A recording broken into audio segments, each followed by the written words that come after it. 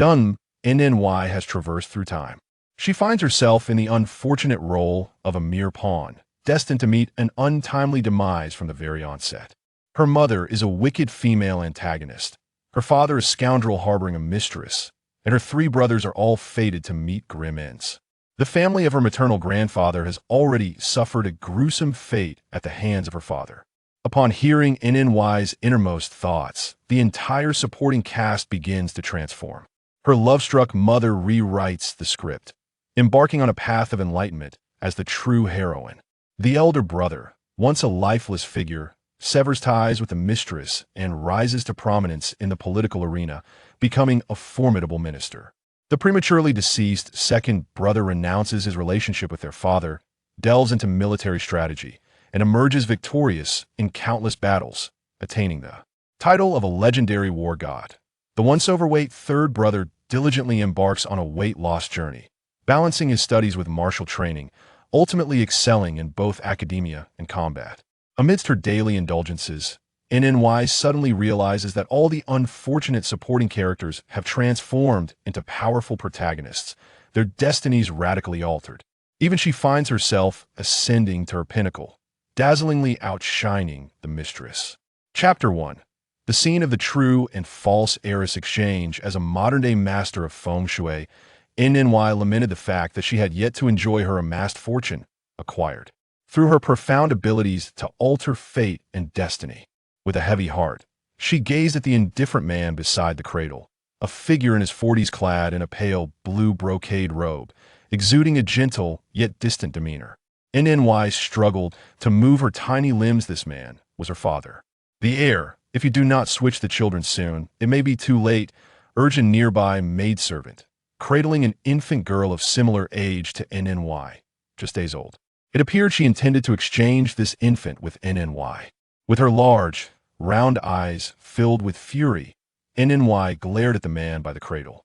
She was all too familiar with this narrative. She was the true heiress destined to be swapped. The maidservant was about to reach into the cradle to take the frail Nan Yi out. Jing Shq, her mother, was known as the wicked female antagonist in this tormenting tale. The story recounts the love between the heir of the Yi Marquis, Nan Yi's unscrupulous father, and the daughter of the family's wet nurse, who fell in love from a young age. Yet, succumbing to familial pressures, he married Jing Shq, the legitimate daughter of the Jing Gugong family. To prevent his beloved's daughter from growing up as an illegitimate child, he swapped her newborn daughter with Nan Yi. Eventually, when her mother unwittingly discovers the truth, she descends into madness, seeking vengeance against the mistress.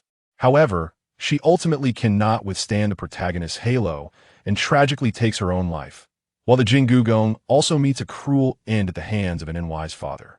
The overarching narrative focuses on the fervent love between the male and female leads, transcending societal conventions and moral boundaries. Unable to suppress her inner turmoil, Nan Yi opened her mouth to speak, only to unleash a wail of despair. Why is she suddenly crying? The scoundrel father furrowed his brow, feeling a growing irritation. He watched as the maid roughly lifted Nan Yi from the cradle, devoid of any paternal affection. This daughter was born of a political marriage with Jing Shq, and he held no warmth for either her or the fragile life she represented. As Nan Yi cried louder, she lamented that this old crone showed no kindness to an infant. She was but days old, yet the maid's harsh grip was merciless. Crying, she struggled to turn her tiny head, hoping to catch a glimpse of anyone who might come to her aid. But upon looking around, her heart sank. In the original narrative, her mother was called away by a maid and was just outside the tranquil courtyard. All she saw was the maid's fleeting silhouette. The maid struck Nan Yi with a harsh blow. She glanced at Duannan Yi, but his expression remained cold, utterly indifferent to Nan Yi's plight. "Mother, save me!" Nan Yi silently cried out in her mind. "If you don't hurry, your daughter will be discarded into the cesspit." At that moment, Jing Shq was hastening toward her chamber when she suddenly heard a faint infant's cry. In a panic, she lifted her skirts and rushed toward her quarters, her personal maid trailing behind. Halfway there, Jing Shq faintly discerned a few words. "I have been swapped, oh, this wretched plot of the true and false heiress." Jing SHQ's body trembled as she hurriedly pushed open the door, catching sight of Duannan Yi standing by the cradle. Where have you been? How can a child be left unattended? The baby is crying, Duannan Yi replied coldly, not allowing Jing SHQ to speak before placing the blame back on her. The maid's explanations were incoherent, leaving Jing SHQ utterly perplexed. Mother, I am right here in this courtyard. The faint voice echoed once more. Stop. Jing SHQ stepped out of her chamber and confronted the maid. What are you hiding in your arms? The maid hurriedly shook her head and attempted to flee. The newborn Nan Yi kicked her tiny feet, emitting a faint cry. In her heart, she screamed, Mother, save me. She wants to take me away. Help! Dear heavens, they are killing the child. This old woman's hands are truly wicked. Determined to fight back, Nan Yi resolved that even if she were merely a pawn destined to perish within 5 days, she would not allow this vile woman to harm her. As Jing SHQ's expression changed dramatically, she rushed forward and pulled back the maid's voluminous sleeves. Let me see what you have. Chapter 2. I am her biological daughter. Sunlight illuminated Duannan Yi's flushed, round face. The maid's expression was one of shock, unsure of how to respond. Nan Yi looked up at her mother, who swiftly struck the maid across the face. You wretched creature, how could you act so cruelly? Then, with determination, she snatched Nan Yi from the maid's grasp. My mother is truly heroic. I am saved, the sweet air of freedom. Jing SHQ, the legitimate daughter of the Jing Gugong, had grown up in a military environment, possessing both skill and strength, easily overpowering the unarmed, power-hungry. Old crone. Nan Yi inhaled deeply, her large, inquisitive eyes fixed upon her astonished mother. Her heart brimmed with curiosity. Her father was indeed a foolish man, squandering his fortune. Jing SHQ, with her rosy lips, delicate skin, and flowing black hair, appeared to be in her 20s despite being 35, thanks to her diligent self-care. Her noble lineage granted her both power and charm. Such a wonderful mother, yet she was forced into the role of a wicked antagonist by Duannan Yi. Not only did he replace me with the daughter of the woman he loves, but he also intended to drown me in the cesspit. Oh, how heartless he is! At this moment, Jing SHQ stood frozen in disbelief. Had she truly just heard that her daughter was to be drowned by her husband, who had replaced her with the child of another woman? Jing SHQ could hardly fathom the depths of Duannan Yi's betrayal. SHQ, the baby has awakened and is looking for you. A masculine voice interrupted her thoughts as Nan Yi and Jing SHQ turned to see Duannan Yi emerging from the quarters, his demeanor unfazed. Seeing Jing SHQ holding Nan Yi, a flicker of disdain crossed Duannan Yi's eyes. Where did this child come from? He inquired with feigned innocence, casting a glance at the maid. The matron immediately knelt on the ground, bowing her head and proclaimed, After all, a newborn girl looks much the same. Nan Yi scoffed coldly. Since her mother had already discovered the truth, this scoundrel father intended to play along, allowing the matron to brazenly carry her out of the Ho residence. How dare you? I am clearly my mother's daughter. This shameless father actually colludes with this matron, shamelessly plotting against me. Nan Yi was infuriated, nearly losing her composure. She had witnessed shamelessness before, but never had she encountered a male lead so utterly devoid of decency, shattering her worldview. She gazed down at her daughter in her arms, soft and delicate, her skin as pale as snow, opening her tiny mouth and energetically waving her little hands and feet. It seemed she was on the verge of distress. With a pout, she emitted a soft whimper. Jiang Shiqi tightened her embrace around her daughter, frowning as she questioned Duanmu Jing, why has this matron brought her granddaughter to my courtyard? Her face clearly displayed disbelief. Duanmu Jing's expression darkened as he kicked the matron on the ground.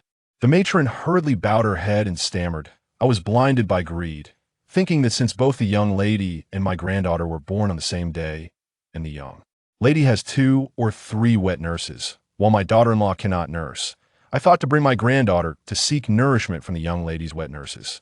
I had no idea I would offend the noble lady. I am deserving of death. Then hurry and take your wretched creature away. Duanmu Jing waved his sleeve, eager to expedite this scheme of substitution. Yes, I shall do so at once. The matron scrambled to her feet, reaching out to Jiang Shiqi intending to take Nan Yi away. "Oh no, do not touch me. Following you would mean certain death. Stay away from me, you old witch." "Mother, please do not be deceived. I am your biological daughter." Nan Yi cried out from her mother's embrace, causing a pang of pain in Jiang Shiqi's heart. Without a moment to think, she swatted the matron's hand away. "Do not touch my daughter," she said coldly. The scoundrel father scowled. "Your daughter is inside the house." Jiang Shiqi retorted. "Does a noble lord not even recognize what his own daughter looks like? While you may not recognize her, I certainly can. How could a mother fail to recognize her own child?" She struggled to contain her chaotic thoughts, her head throbbing from the shocking implications of her daughter's unspoken words. This matron is clearly holding her daughter.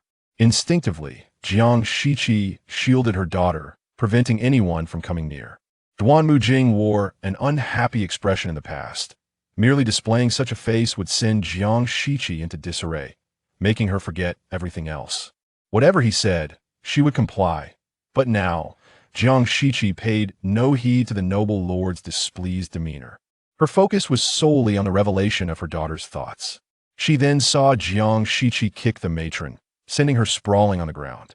With one hand protecting Nan Yi and the other pointing at the matron on the ground, she demanded, "Speak the truth. What are you really here for? Are you trying to swap my daughter?" It was too horrifying to imagine had Jiang Shiqi not heard her daughter's thoughts. Her sweet, soft child would have been carried away by this matron to meet a dreadful fate. The matron whimpered, "Oh dear, what are you saying, noble lady? I wouldn't dare to swap the young lady, not even with 100 lives." Duannan Yi interjected, "Shiqi, have you lost your senses? You claim another's granddaughter is your daughter. Return her at once." At that moment, Jiang Shiqi's maid rushed in, exclaiming, "Noble lady, the one lying inside is not the young lady." Although the infant in the room was of similar age, she was red and wrinkled, lacking any charm. The young lady, on the other hand, was as beautiful as a snow-white dumpling. Nan Yi, who had been wailing, gradually quieted down. The malicious maidservant Chunhua, known for her sharp intuition, had long harbored suspicions that the two children had been swapped by the scoundrel father. From the very beginning, she felt that the swapped child bore little resemblance to the daughter born to Jiang Shiqi. Jiang Shiqi remained steadfast in her affection for the scoundrel father, firmly believing his words, and was quite averse to Chunhua's doubts. Under the scoundrel's manipulation, she even sold Chunhua to a brothel. Poor Chunhua, who sought me until her dying breath, ultimately fell victim to the scoundrel's cruelty. Jiang Shiqi's face turned pale as she cast a glance at Chunhua behind her. Chunhua had served her since childhood, specially trained by the Duke of Jiang as her loyal protector. Chapter 3. "Mother, do not let this old woman go so easily." Jiang Shiqi's heart surged with rage as she recalled that not long ago, Duannan Yi had mentioned to her that if Chunhua truly did not wish to marry, he would take her into his household. At that moment, Duannan Yi had spoken with such helplessness, swearing that he would only grant Chunhua a title and would not lay a finger on her, presenting himself as a paragon of virtue. Jiang Shiqi raised her hand and drew a soft sword from the waist of her maid, Chunhua, pointing it directly at the old woman on the ground. With a cold expression, she demanded, "I shall give you one last chance. Where exactly do you intend to take my daughter? And who is the infant in that room? If you do not speak, you shall die alongside that abominable child." Abominable? Anger flickered in Duannan Yi's eyes. His beloved daughter was referred to as abominable by Jiang Shiqi. Seeing that she was genuinely serious, he pressed his lips together, exuding an air of icy menace. Normally, at this hour, Jiang Shiqi would have been comforting him already. The old woman trembled in fear, stealing glances at Duannan Yi. With a dark expression, Duannan Yi swept his sleeve. "You old hag, if you refuse to speak the truth, must I really kill you with a single strike from the young master's wife?" Nan Yi, with her bright, expressive eyes, lay in her mother's embrace. Observing the fierce demeanor of her mother wielding the sword and the darkened face of her father, she silently cursed, "Pa, what a pretentious show! Mother, do not be deceived by this scoundrel. He is merely seeking a scapegoat." Seeing her mother's firm grip on the sword, standing motionless, Nan Yi felt a surge of sorrow. She thought of how her mother had married this scoundrel at the tender age of 15, entering the declining Ho residence with a lavish bridal procession, and had maintained a respectful distance from him for 35 years. For 20 years, How many lies had this scoundrel spun for her? Nan Yi sensed her mother tightening her embrace. Jiang Shiqi trembled. Had she not suddenly heard her daughter's thoughts? She might have unwittingly aided Duanmu Jing in raising the abominable child with another woman.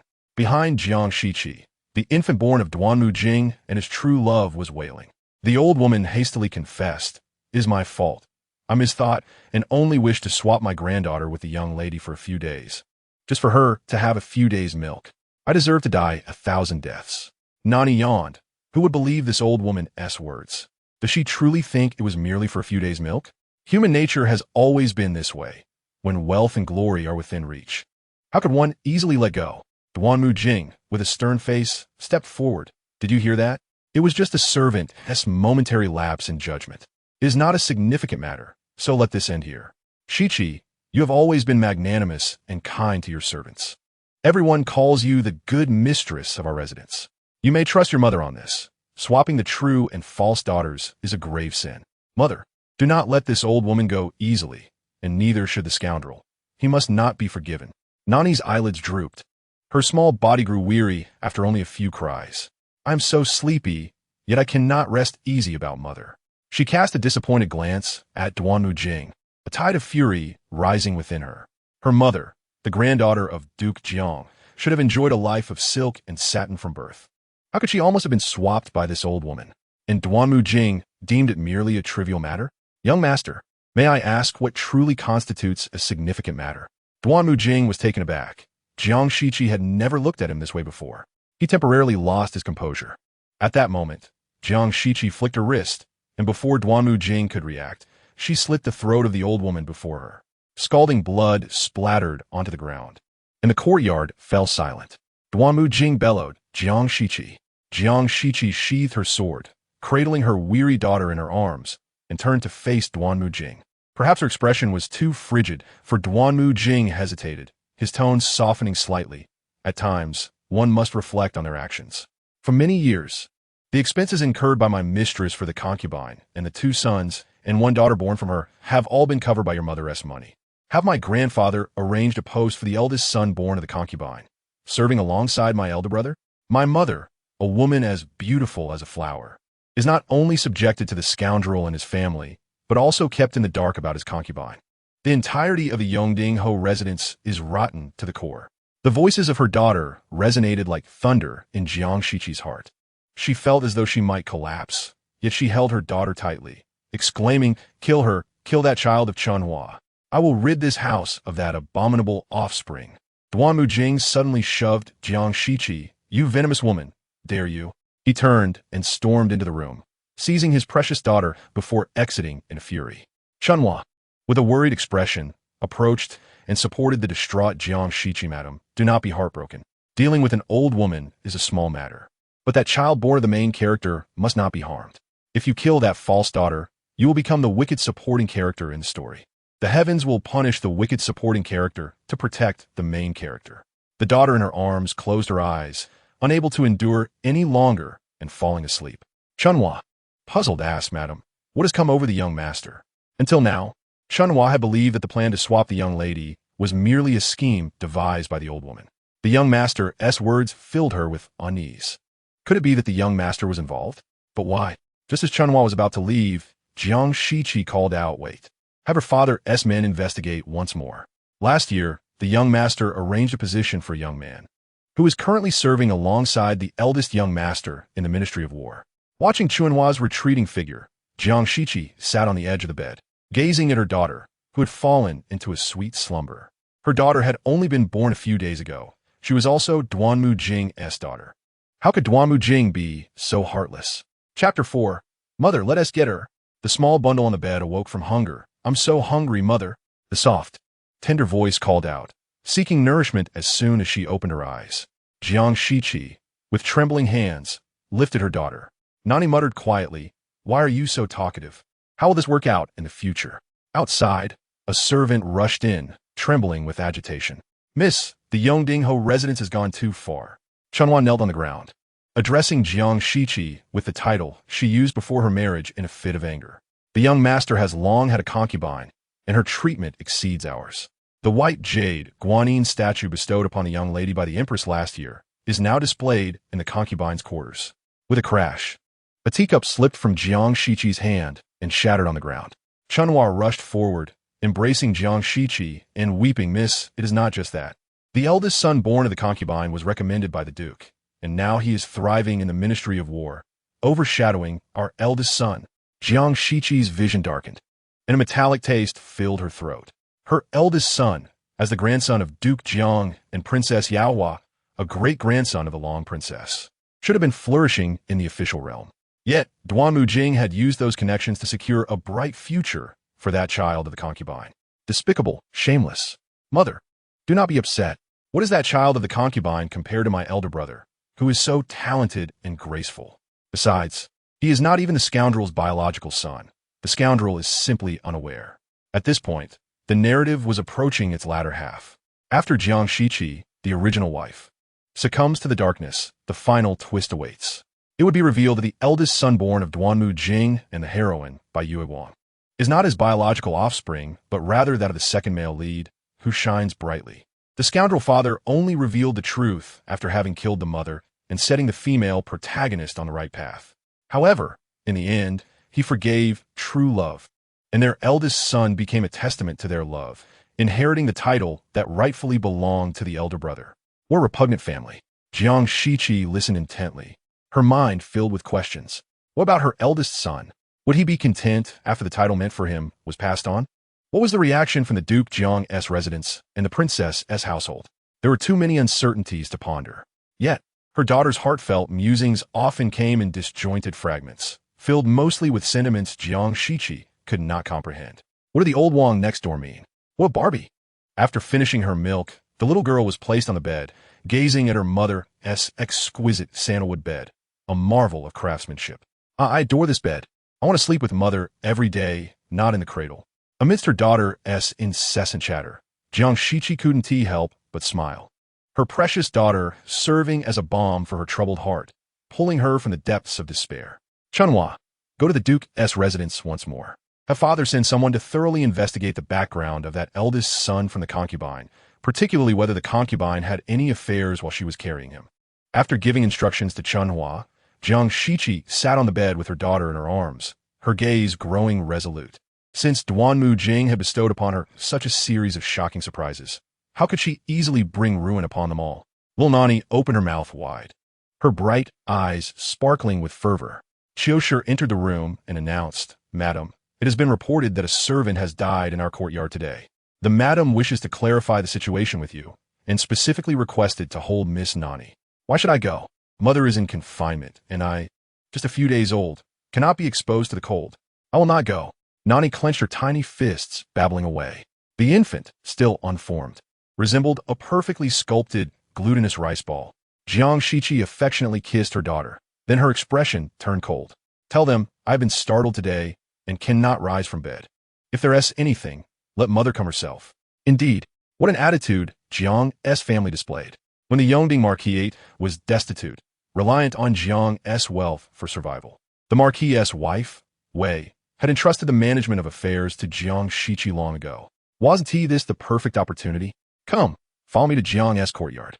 As Wei led a throng of maids and servants into Jiang Shiqi's courtyard, she assumed an air of superiority. Zhou Mama, who served Wei closely, shouted at Jiang Shiqi, "Kneel." Jiang Shiqi paused momentarily upon entering. "Mother, deal with her. What is there to fear? You are the legitimate daughter of Duke Jiang.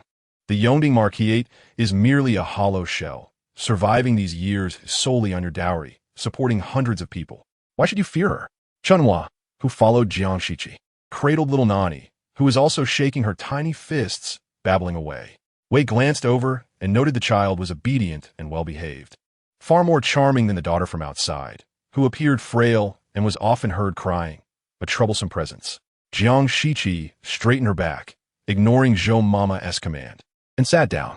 Wei chuckled coldly. "Now that you have given birth to a daughter, your audacity has only grown. You even dare to disregard your mother-in-law's words. If mother is correct, then naturally the daughter-in-law should listen. But why should a daughter-in-law heed an unjust mother-in-law?"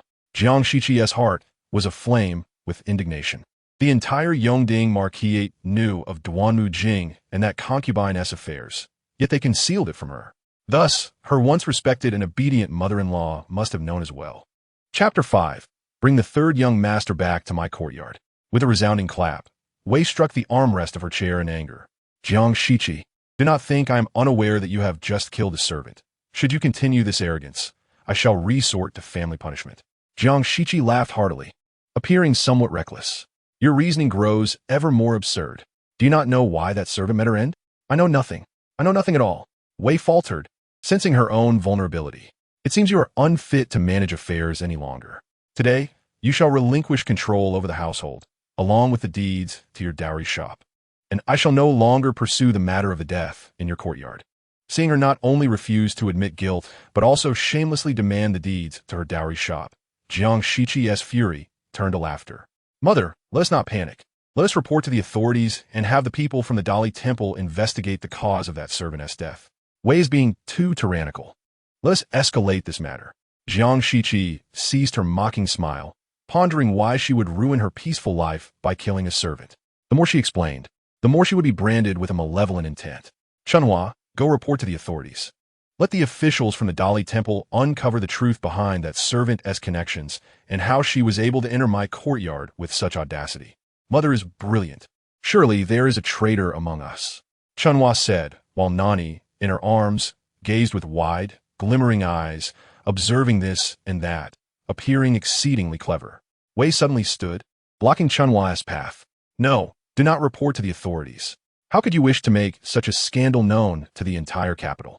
Those in the Yongding Marquisate have taken advantage of my recent childbirth, believing me weak and vulnerable, attempting to replace my phoenix with a mere mountain chicken. Why should I not report this to uncover the truth? Jiang Shiqi's beautiful eyes blazed with fury as she stepped closer to Wei, her demeanor fierce. As she had trained in martial arts and spent years accompanying Duke Jiang in the military, no one in the Yongding Marquisate was unafraid of her. Wei trembled inwardly, scolding Jiang Shiqi as she hurriedly departed, accompanied by Zhou Mama and others, her demeanor quite flustered, perhaps fearing that Jiang Shiqi would truly report to the authorities. Not long after Wei left, Jiang Shiqi's third son arrived. Mother, a mischievous little boy, around 9 years old, adorned in gold and silver, waddled in. Upon entering, he shouted, "Ah, here he comes, mother's foolish son, my third brother." Originally intending to seek justice for his grandmother, Duannan Yi suddenly fell silent. He awkwardly twisted his neck, which was lost amidst layers of fat, trying to locate the source of the sudden noise near his ear.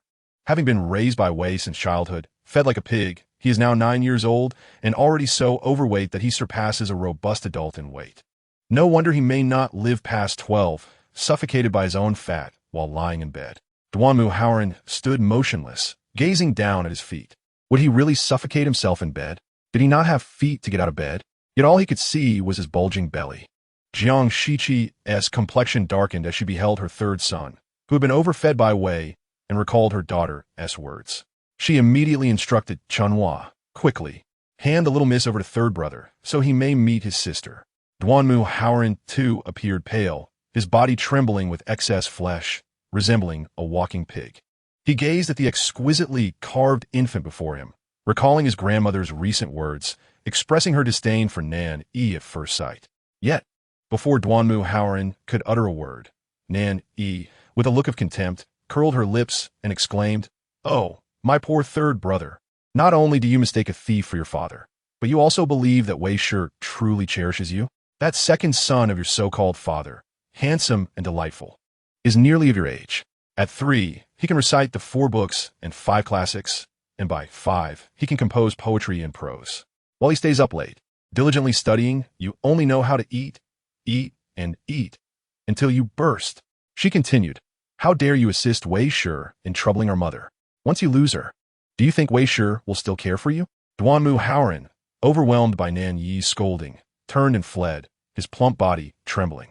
Jiang Shiqi stood in shock, unable to comprehend the situation. She had always believed her third son was favored by Wei Shi and had never considered that Wei Shi would deliberately allow him to become so. Chunhua, holding Nan Yi in her arms, asked with concern, "Madam, how has the third brother gotten even fatter?" Jiang Shiqi trembled, realizing that her son could not continue in this manner. She quickly steeled herself. If she allowed Duannan Yi to go on like this, he would surely lose his life. Feng Hua hesitated, sensing that Wei Shi would likely oppose any intervention, especially since Wei Shi had previously pressured Jiang Shiqi into allowing her to raise the third brother, even going so far as to leverage Duanmu Jing against her. Jiang Shiqi was wholly devoted to Duanmu Jing, fearing that he might grow distant from her. Without waiting for the month of confinement to pass, she reluctantly allowed her third son to be forcibly taken by Wei Shi. "Do not worry, mother. The third brother is your son. What mother would willingly let her son be taken away?" Nan Yi, in Chunhua's embrace, waved her small hand to encourage Jiang Shiqi. Chunhua handed Nan Yi to Qiu Shi and set off to Wei Shi's courtyard to fetch Duanmu Haoran. Nan Yi, with her round, bright eyes, kicked her little feet energetically. Given Wei Shi's notoriously sharp and spiteful demeanor in the original text, Nan Yi knew Chunhua would face obstacles and perhaps even be reprimanded by Wei Shi. "Wait!" Jiang Shiqi called out to the departing Chunhua, instructing Qiu Shi to bring the young miss along as they went to retrieve the third young master. A procession of individuals arrived at Wei Shi's courtyard.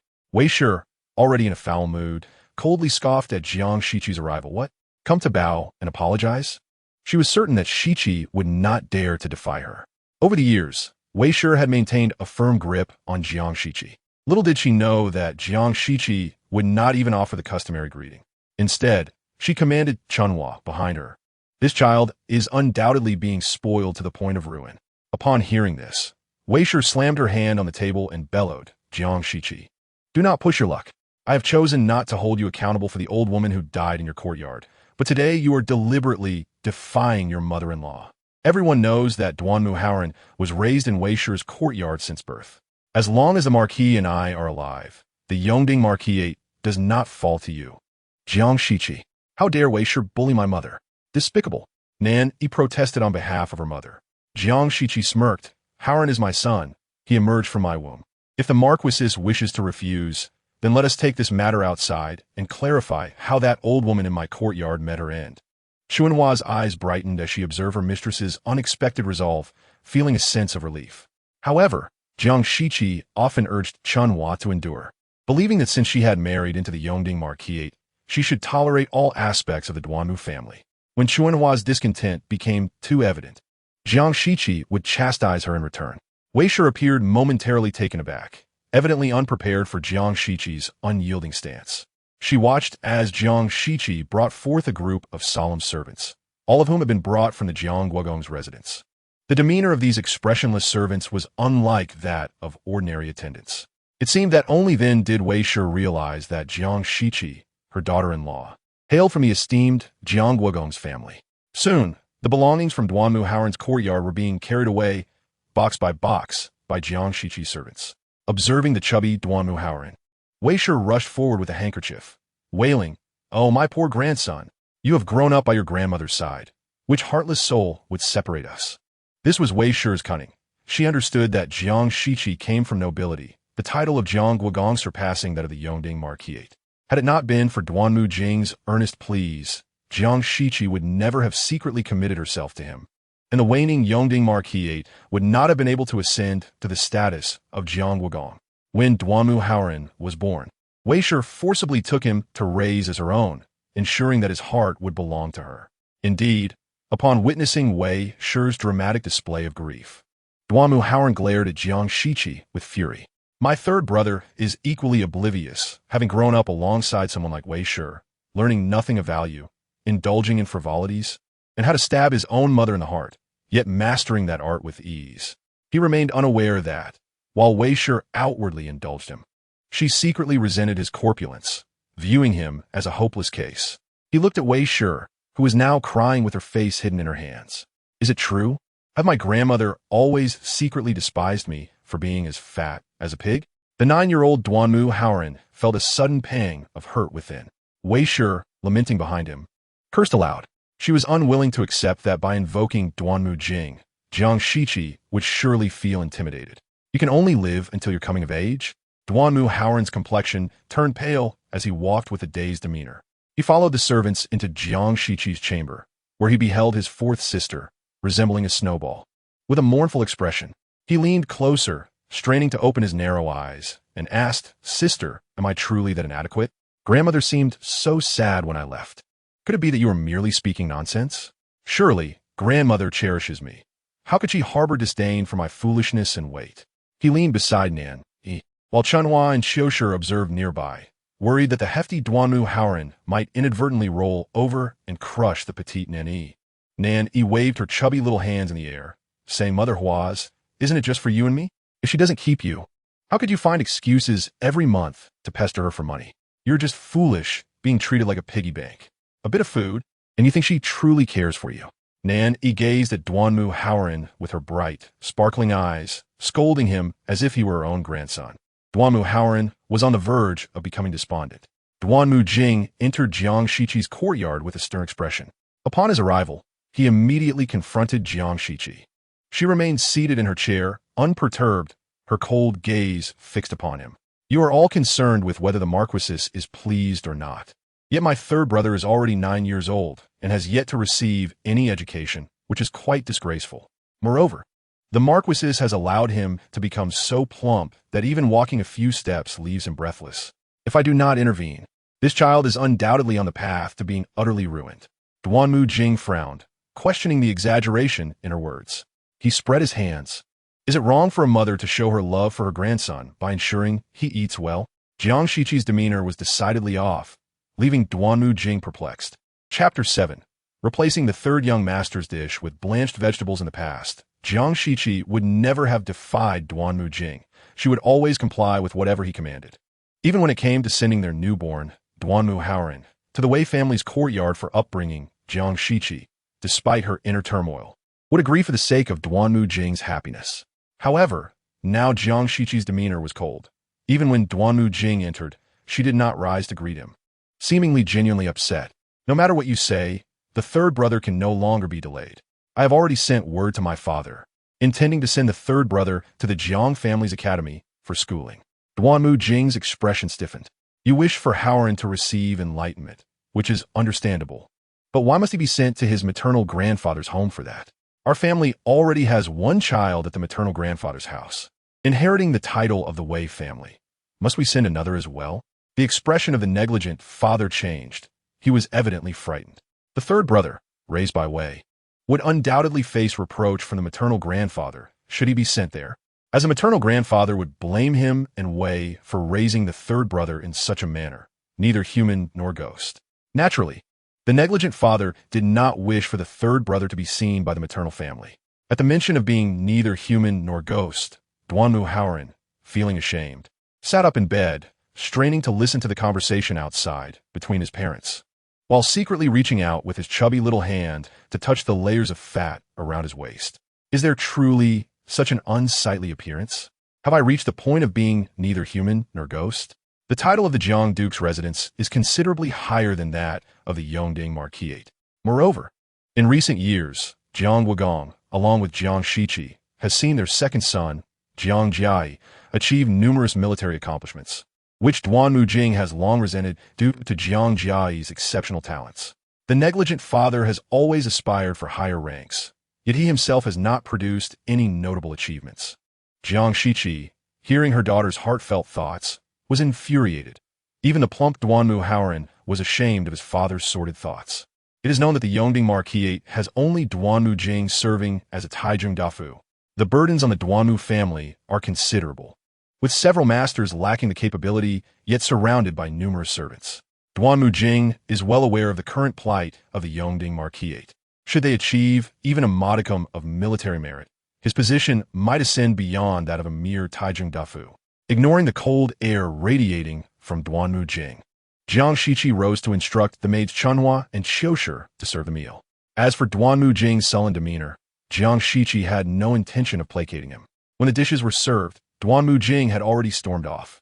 Duanmu Haoran gazed at the dishes before him, his little hands grasping chopsticks reaching for the fatty meat, when suddenly a sharp cry from Nan Yi pierced his ears. Third brother, you are so chubby.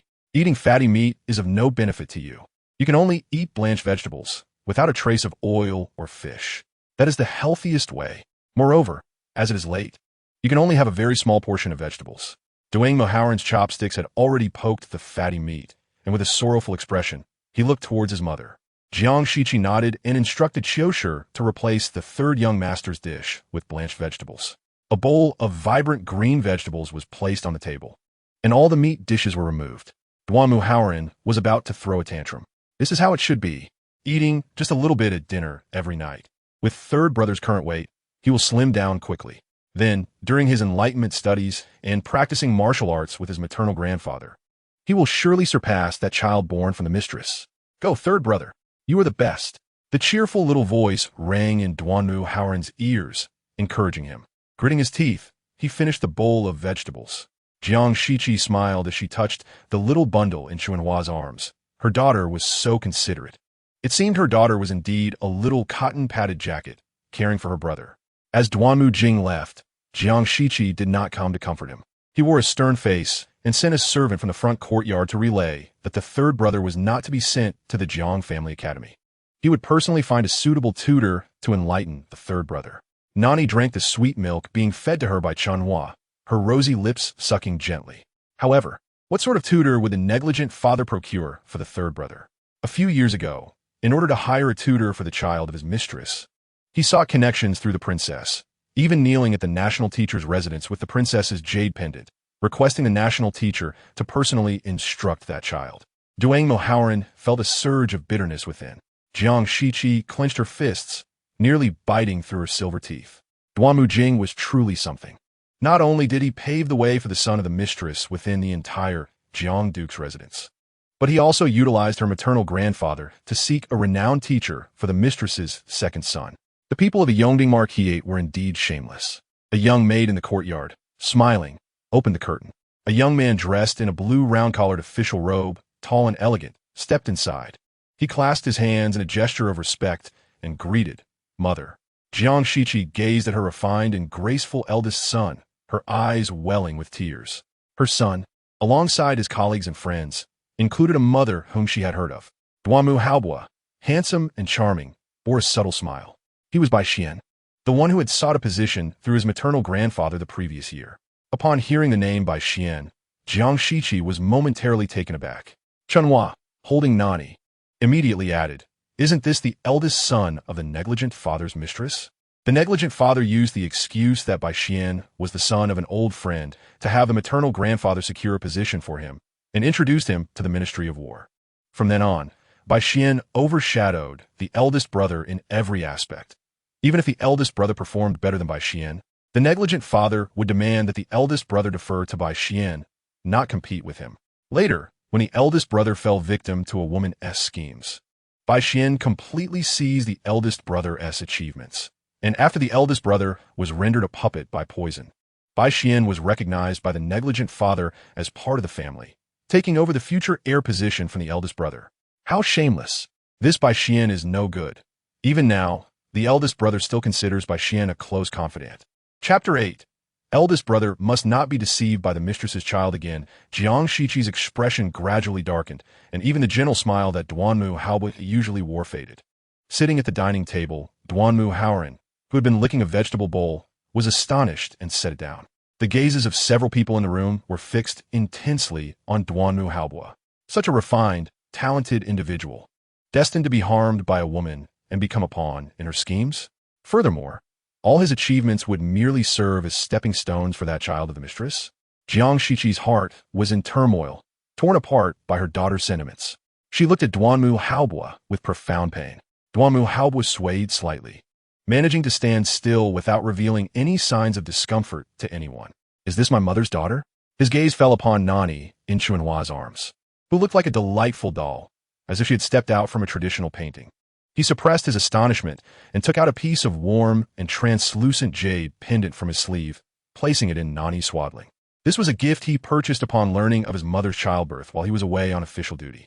Delight sparkled in Duanmu's eyes as he carefully took Nan Yi from Chuanhua, awkwardly cradling the tiny bundle, afraid of dropping or hurting her.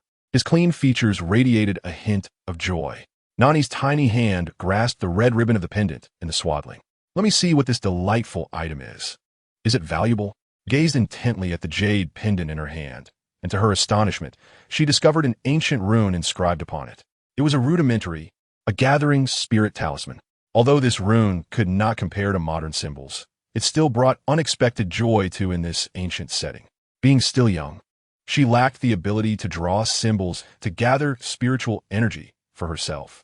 This crude talisman was perfectly suited for her petite frame. It would not overwhelm her with excessive spiritual energy, yet would diligently extract the sparse spiritual essence from the air throughout the day, nourishing her meridians.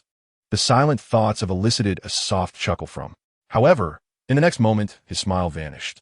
Such a pure-hearted elder brother had been wronged by the illegitimate son, tarnishing the reputation of a noble family and leaving him in despair. His actions were truly outrageous. In her anguish, implored the wayward father to uncover the truth and restore her elder brother's honor. Yet he callously allowed her to kneel at the entrance of the for 3 days and nights without a response. From that moment on, she was afflicted with a leg ailment. S. eyes fell, concealing the coldness within. Her eldest son, who was usually radiant and graceful, had been subjected to such humiliation. The pain in his heart was profound. His mother, of noble birth and royal lineage, had actually pleaded with, kneeling for 3 days and nights. Just then entered, announcing that the heir had summoned them to the dining hall for a family banquet, where the young master of the family would also be present.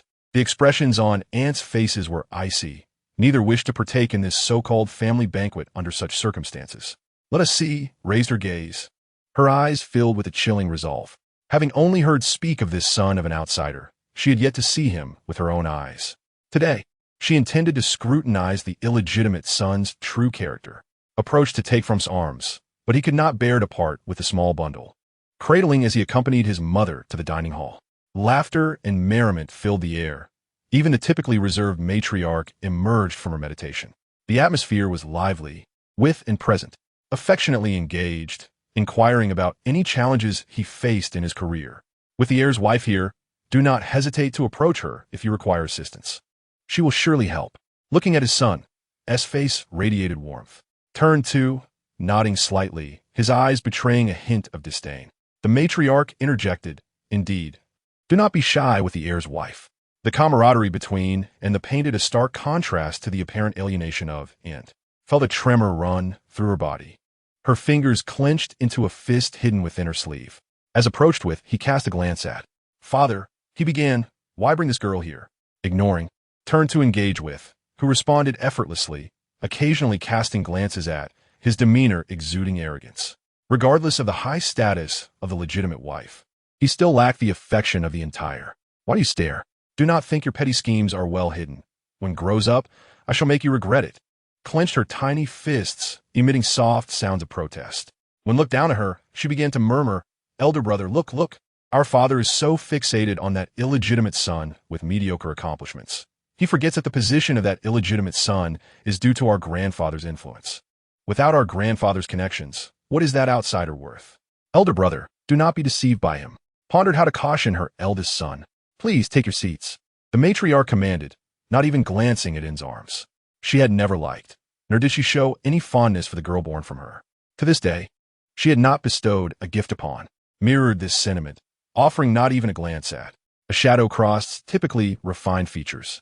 His fourth sister had been mistreated since birth by the family, and even he, a noble who valued fame and fortune, felt the injustice. He did not approach for small talk. Instead, he turned, carrying, and moved to his side. No one noticed anything amiss, as everyone in the regarded with fondness and joy. In the past, would have joined in, engaging happily with, and observing the interaction between, and their father-son bond was evident, rendering his presence unnecessary. As the family settled down, frowned at, who had taken a seat beside. Her expression was far from pleased. Recently, my mother has given birth to a remarkably lovely younger sister. Might the heir's wife be willing to introduce her to the inn? It was customary for women of high status to present gifts to children of other families upon their first meeting, signifying the child's future connections, akin to a modern-day godmother. Fumed internally, that scoundrel father and his illegitimate family are still unabashedly seeking my mother to introduce that false daughter to my great-grandmother. How dare they? The matriarch, and all turned their expectant gazes towards. With a cold demeanor, replied, I have recently been blessed with a daughter, and I must arrange a meeting with my own family, leaving no time for others. The expression on his face immediately soured. Interjected, visibly displeased, the heir just mentioned that if I have any requests, I should feel free to approach the heir's wife. Scoffed, such are mere pleasantries. Does this young master of the family truly believe them? As expression darkened further, continued, smiling. Yet her words held an inscrutable meaning. Both and faltered, and the matriarch slammed her hand on the table, rebuking. This is a family banquet. Has not visited our for a long time, and he enjoys a close rapport with your husband. What is wrong with him joining us for a meal? How can you be so petty? And to even ask me to introduce his sister to the... Do you not realize I also have a legitimate daughter to consider? She emphasized the term legitimate daughter, making it clear to that he and his sister could never hope to compare. Before the matriarch could further escalate the situation, retorted, Mother, you are magnificent. Put them in their place. We'll always support you. The atmosphere shifted dramatically, slightly raised his gaze towards who displayed a fleeting look of panic. Unlike his cunning father, lacked the maturity to navigate sudden shift in demeanor. Smashed his bowl in anger, scolding, if you do not wish to dine. No one is forcing you. His fury was palpable, should have recognized her error and humbly reflected upon it. Instead, defiantly lifted her sleeve. Let us depart. Chunhua swiftly cradled the small Nan Yi in Duanmu Haobu's arms, following Jiang Shiqi as they departed the dining hall. The elderly matriarch, who spent her days in prayer and meditation, shook her head and sighed, lamenting the misfortune that had befallen their household. Little did she know, before the atmosphere settled, Duanmu Haobu, who had already taken his seat, rose. His back was straight as an arrow, standing tall like a pine tree, exuding an aura of purity and elegance. His cold and noble features striking. He bowed respectfully to the matriarch and Duanmu Jing, indicating that while his mother's words held weight, his father needed only by Xian to suffice, and he took his leave.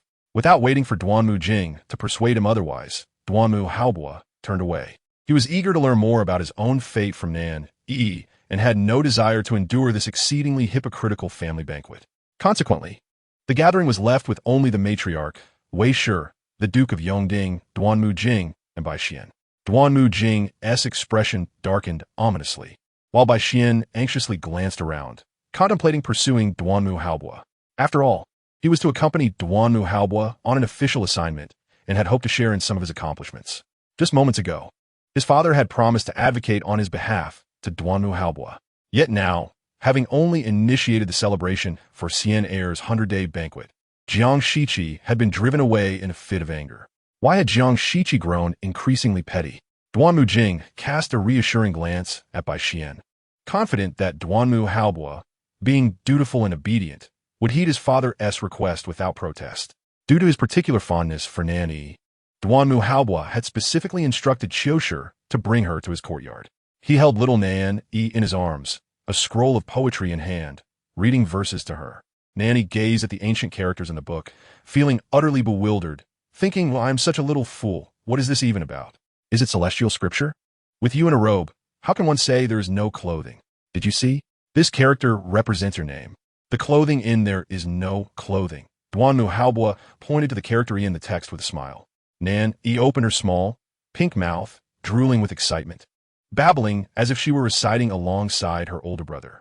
Chunhua and Qiushi, who were attending, stifled their laughter. In a moment of carelessness, Nan Yi's tiny fingers grasped the pages of Duanmu Haobu's book. Chunhua hurried forward, urging, Little miss, please let go quickly. Do not ruin the young master's book.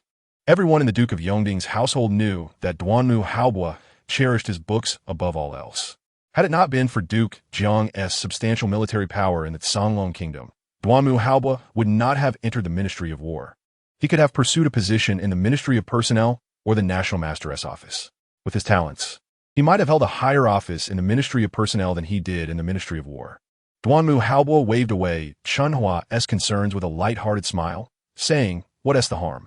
It shows that our Nan Yi has loved reading from a young age. She will surely aspire to become a top female scholar in the future. Nan Yi, thrilled by this notion, giggled in her brother's embrace, exclaiming, Top female scholar. Top female scholar. I want to be a top female scholar, la la la. At that moment, Duanmu Jing entered Duanmu Haobu's courtyard, scolding. What does a little girl like you know about becoming a top female scholar? Nan Yi inwardly retorted. You regard the daughter born from your concubine as a precious gem, expecting great things from her. I have no need for your expectations. The love for my older brother and mother is enough for me. Humph. Chapter 10. A mere, uneducated fool. The soft voice of the little one echoed in Duanmu Haobu's mind. He calmly held Nan Yi, gently patting her, feeling a twinge of pity. His fourth sister, bound to him by blood, was regarded as mere dross in their father's eyes. A hint of gloom surfaced in Duanmu Haobu's usually bright spirit. He offered a soft bow to Duanmu Jing, addressing him as father. Duanmu Jing scrutinized his son, honestly noting that both he and Jiang Shiqi were not lacking in appearance. In fact, Jiang Shiqi was even more beautiful than by Yao Guang, the woman he had raised outside.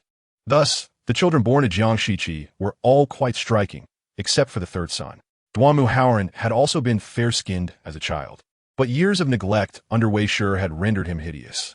Soon, Duanmu Jing expressed his intent. This time you will accompany Xian Er on official business. As you both serve in the same court, Xian Er is just a step away from advancing in rank. You have always been close with him, so you should help him achieve some accomplishments. This time, let Xian Er take the lead. Just say you assisted him a bit. Despite his prodigious talents, Duanmu Haobu was not particularly keen on titles and accolades. He preferred to focus on tangible work. Thus, in the past, what notable achievements had Duanmu Haobu made? Duanmu Jing intended to share half of Duanmu Haobu's merits with Bai Xian, and Duanmu Haobu had no objections. This scoundrel father has bullied my older brother for being indifferent to fame and fortune, and now he wants to rob my brother of his hard-earned achievements. Nan Yi felt a surge of indignation, vowing in her heart, just wait until I can write. I will make sure you regret it. She was still too young. Despite possessing the gathering spirit jade pendant from her older brother, the daily accumulation of spiritual energy was sufficient only to cleanse her foundation, far from the capabilities of drawing talismans or summoning soldiers. Duanmu Haobu merely smiled faintly, saying, I fear that the Bai family brothers may not be able to involve themselves in this matter. My older brother is truly remarkable. Why must his achievements always be shared with that son of the concubine? He only seeks to climb higher by stepping on my brother's back and leveraging the support of our maternal family. Once that ungrateful wretch surpasses my brother's position, he will surely scheme against him. Moreover, he will even attempt to steal my brother's beloved. Duanmu Haobu's eyes darkened ominously. Could Bai Xian truly seek to take his beloved? Duanmu Jing hastily inquired, You have always been generous. Why not allow Xian Er to take part this time? The emperor commands you to provide disaster relief, and the Bai family brothers are to assist, yet they have been lazy and indifferent, neglecting their duties. Even when the local military sought them out, they drove them away with violence, provoking the local duke's dissatisfaction. The actions of the Bai family brothers were observed by the accompanying officials, making it difficult for Duanmu Haobu to favor them. A heavy weight settled in Duanmu Jing's heart. Even so, with your abilities, it would hurt to cover for Xian Er a bit. As soon as the words left his mouth, he met the cold, piercing gaze of Duanmu Haobu. Father, who exactly are the Bai family brothers? Why would you have your son sacrifice his career and create false achievements that would offend colleagues and the local duke? All to support them? Although he had long been aware of Nan Yi's sentiments and understood Bai Xian's true identity as the child of his father's outside concubine, Duanmu Haobu still earnestly questioned his father. If his father were to acknowledge Bai Xian's identity at this moment and sincerely apologize to his mother, Duanmu Haobu would not be opposed to forgiving his father's actions. However, Duanmu Jing's expression was one of anger. I am your father. Can you not even handle this minor request? He swept away in a huff. Duanmu Haobu felt a wave of disappointment wash over him, while Chanhua and Qiushi exchanged glances filled with confusion. Which father would not wish for his son to rapidly accumulate merits and rise in rank?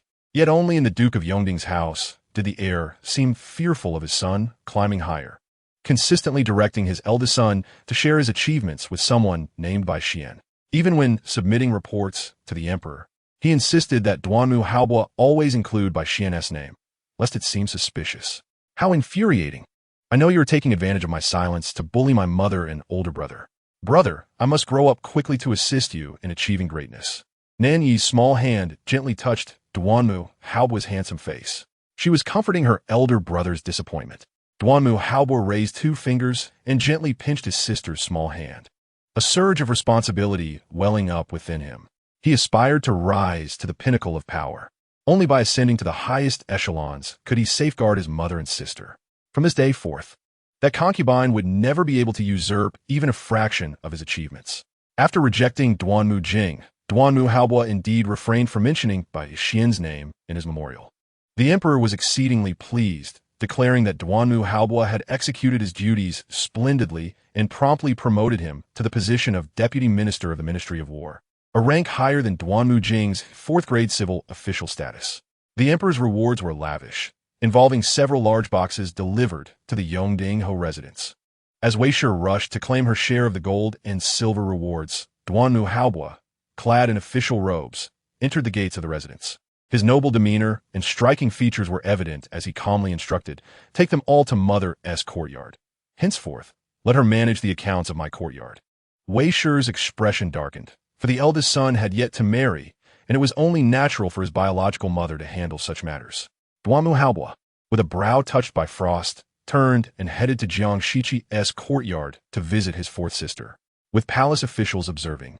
Wei Shi could not throw a tantrum and could only watch helplessly as the boxes were carried away to Jiang Shiqi's courtyard. Frustrated, she tore apart the silk handkerchief in her hands. Previously, any rewards received by the eldest son were directly taken to her courtyard. Now, all of it had been entrusted to Jiang Shiqi. How could Wei Shi accept this? This incident created considerable tension in the Yongding-ho residence, prompting the matriarch to summon Jiang Shiqi for questioning in the Buddhist hall.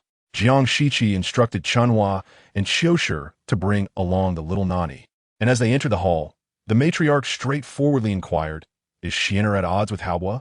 Jiang Shiqi smiled and replied, "Matriarch, there is no disagreement. It is merely speaking the truth.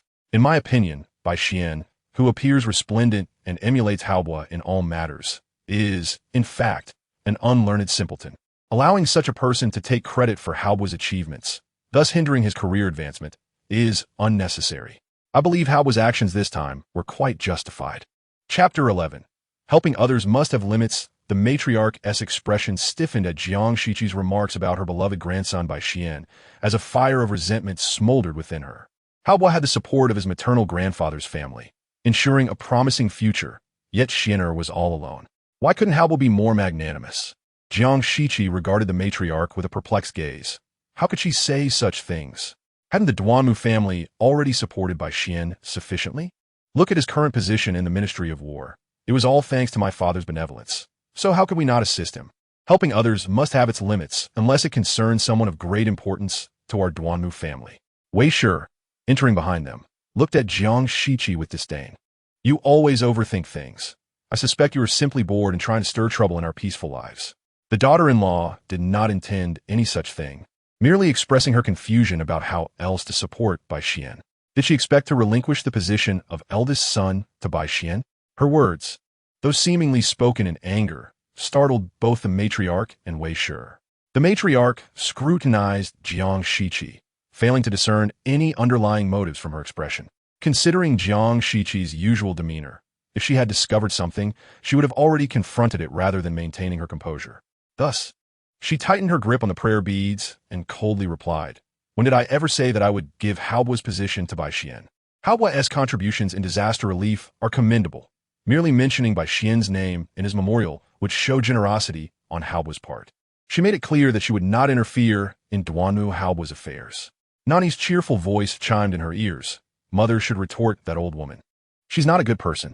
She has long known about father keeping a concubine outside and even instructed to allocate a portion of her share to that concubine by Yaoguang. Shameless. Doesn't she realize that her share also comes from mother's dowry? Jiang Shiqi felt her heart grow colder. The matriarch herself had personally sought out the Duke of Jiang to arrange her marriage to Duanmu Jing. How did the matriarch assure the Jiang couple at that time? She promised that as long as she lived, Duanmu Jing would not take a concubine, and Jiang Shiqi would remain the only wife in the Ho residence. Yet, the matriarch was fully aware of everything, including the romance between Duanmu Jing and the nurse's daughter by Yaoguang. How utterly shameless.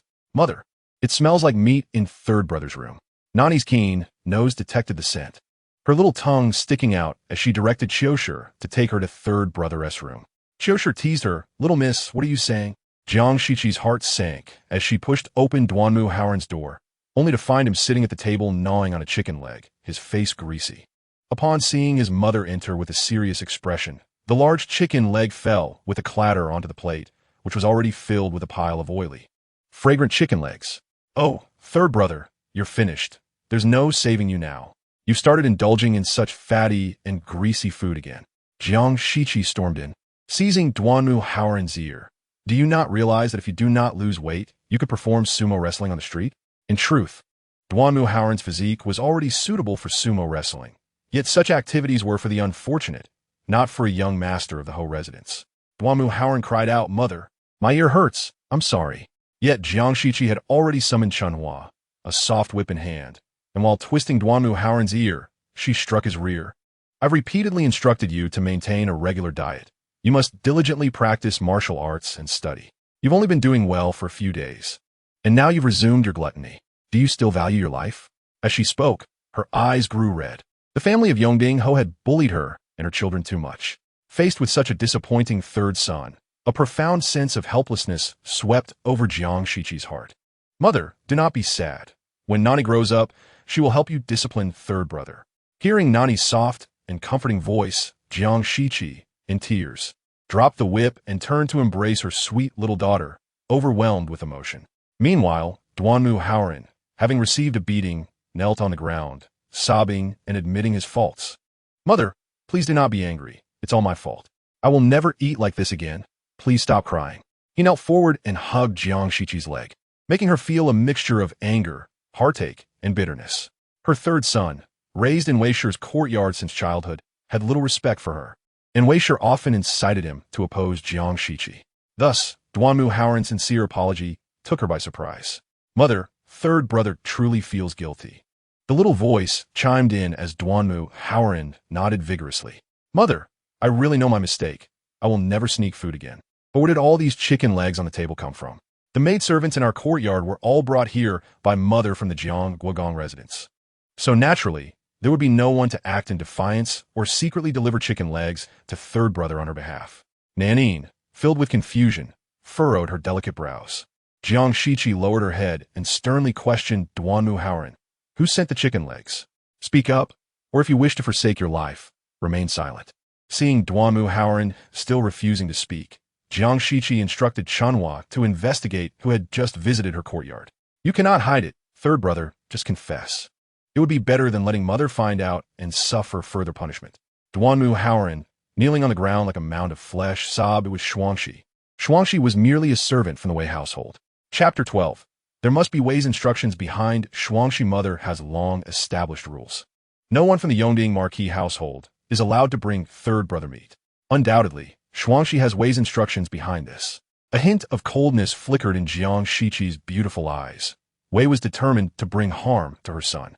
That evening, Shuangxi, carrying a large food box, stealthily entered Jiang Shiqi's courtyard. However, before he could reach third young master's room to deliver the food, Jiang Shiqi's hidden guards surged forward and apprehended Shuangxi. Madam, please spare me, Shuangxi exclaimed in shock as Chunhua seized the food box from his hands.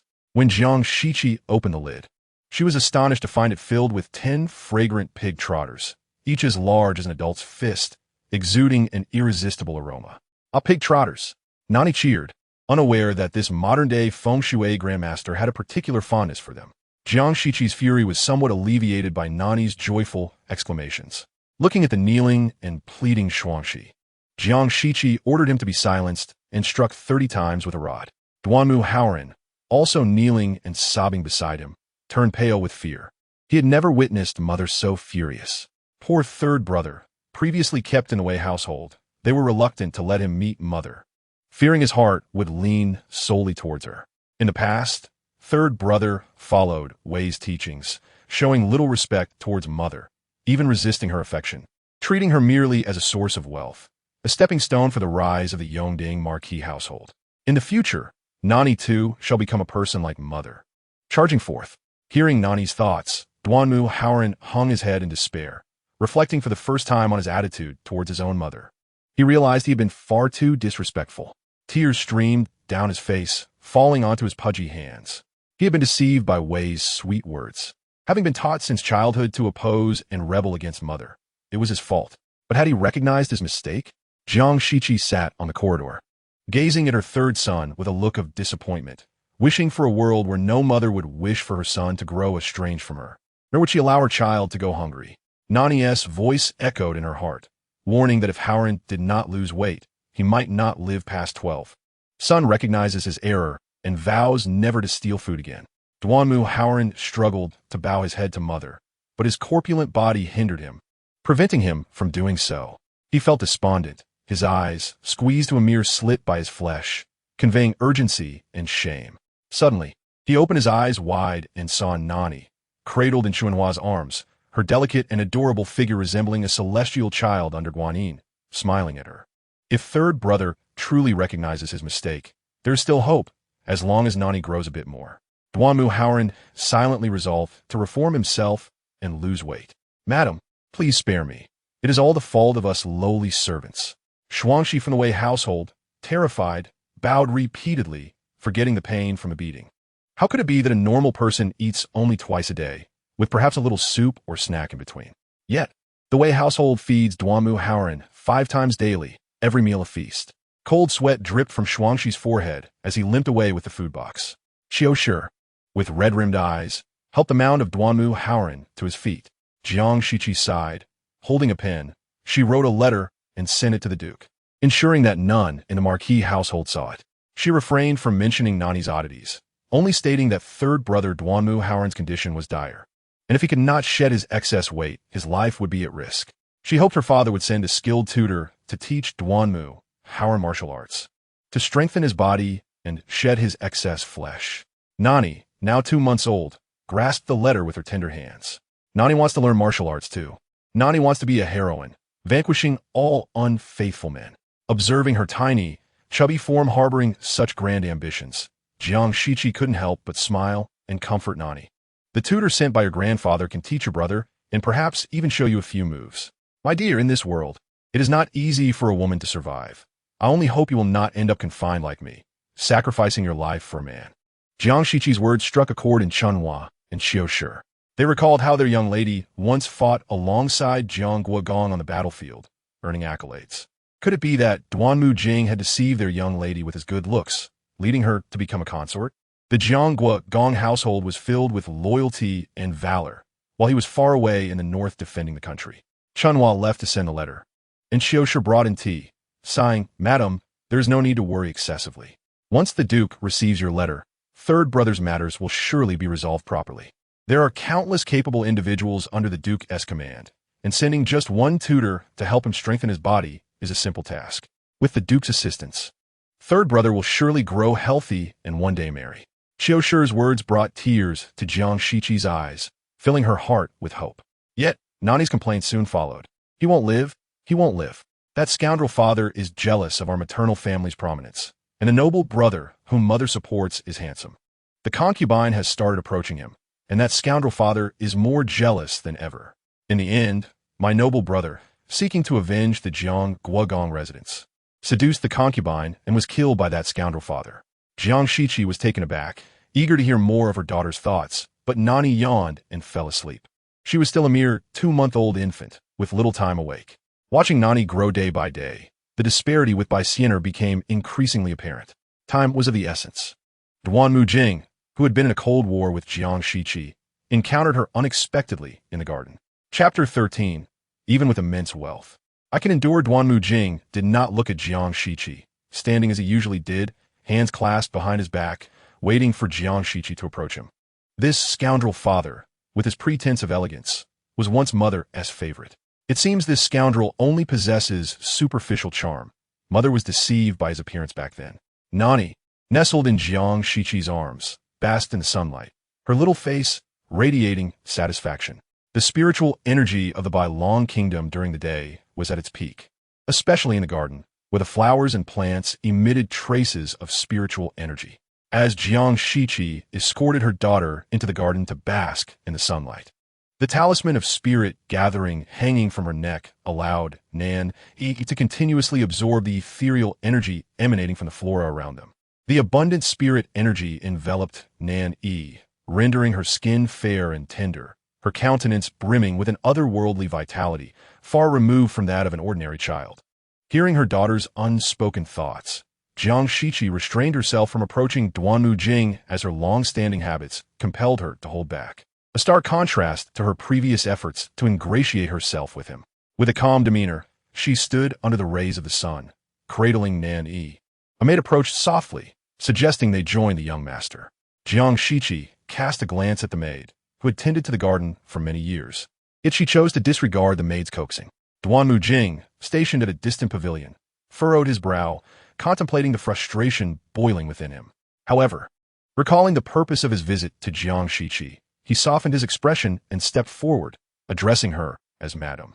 Jiang Shiqi replied coolly, "Young master." The formality in her address caused a slight heaviness in Duanmu Jing's heart.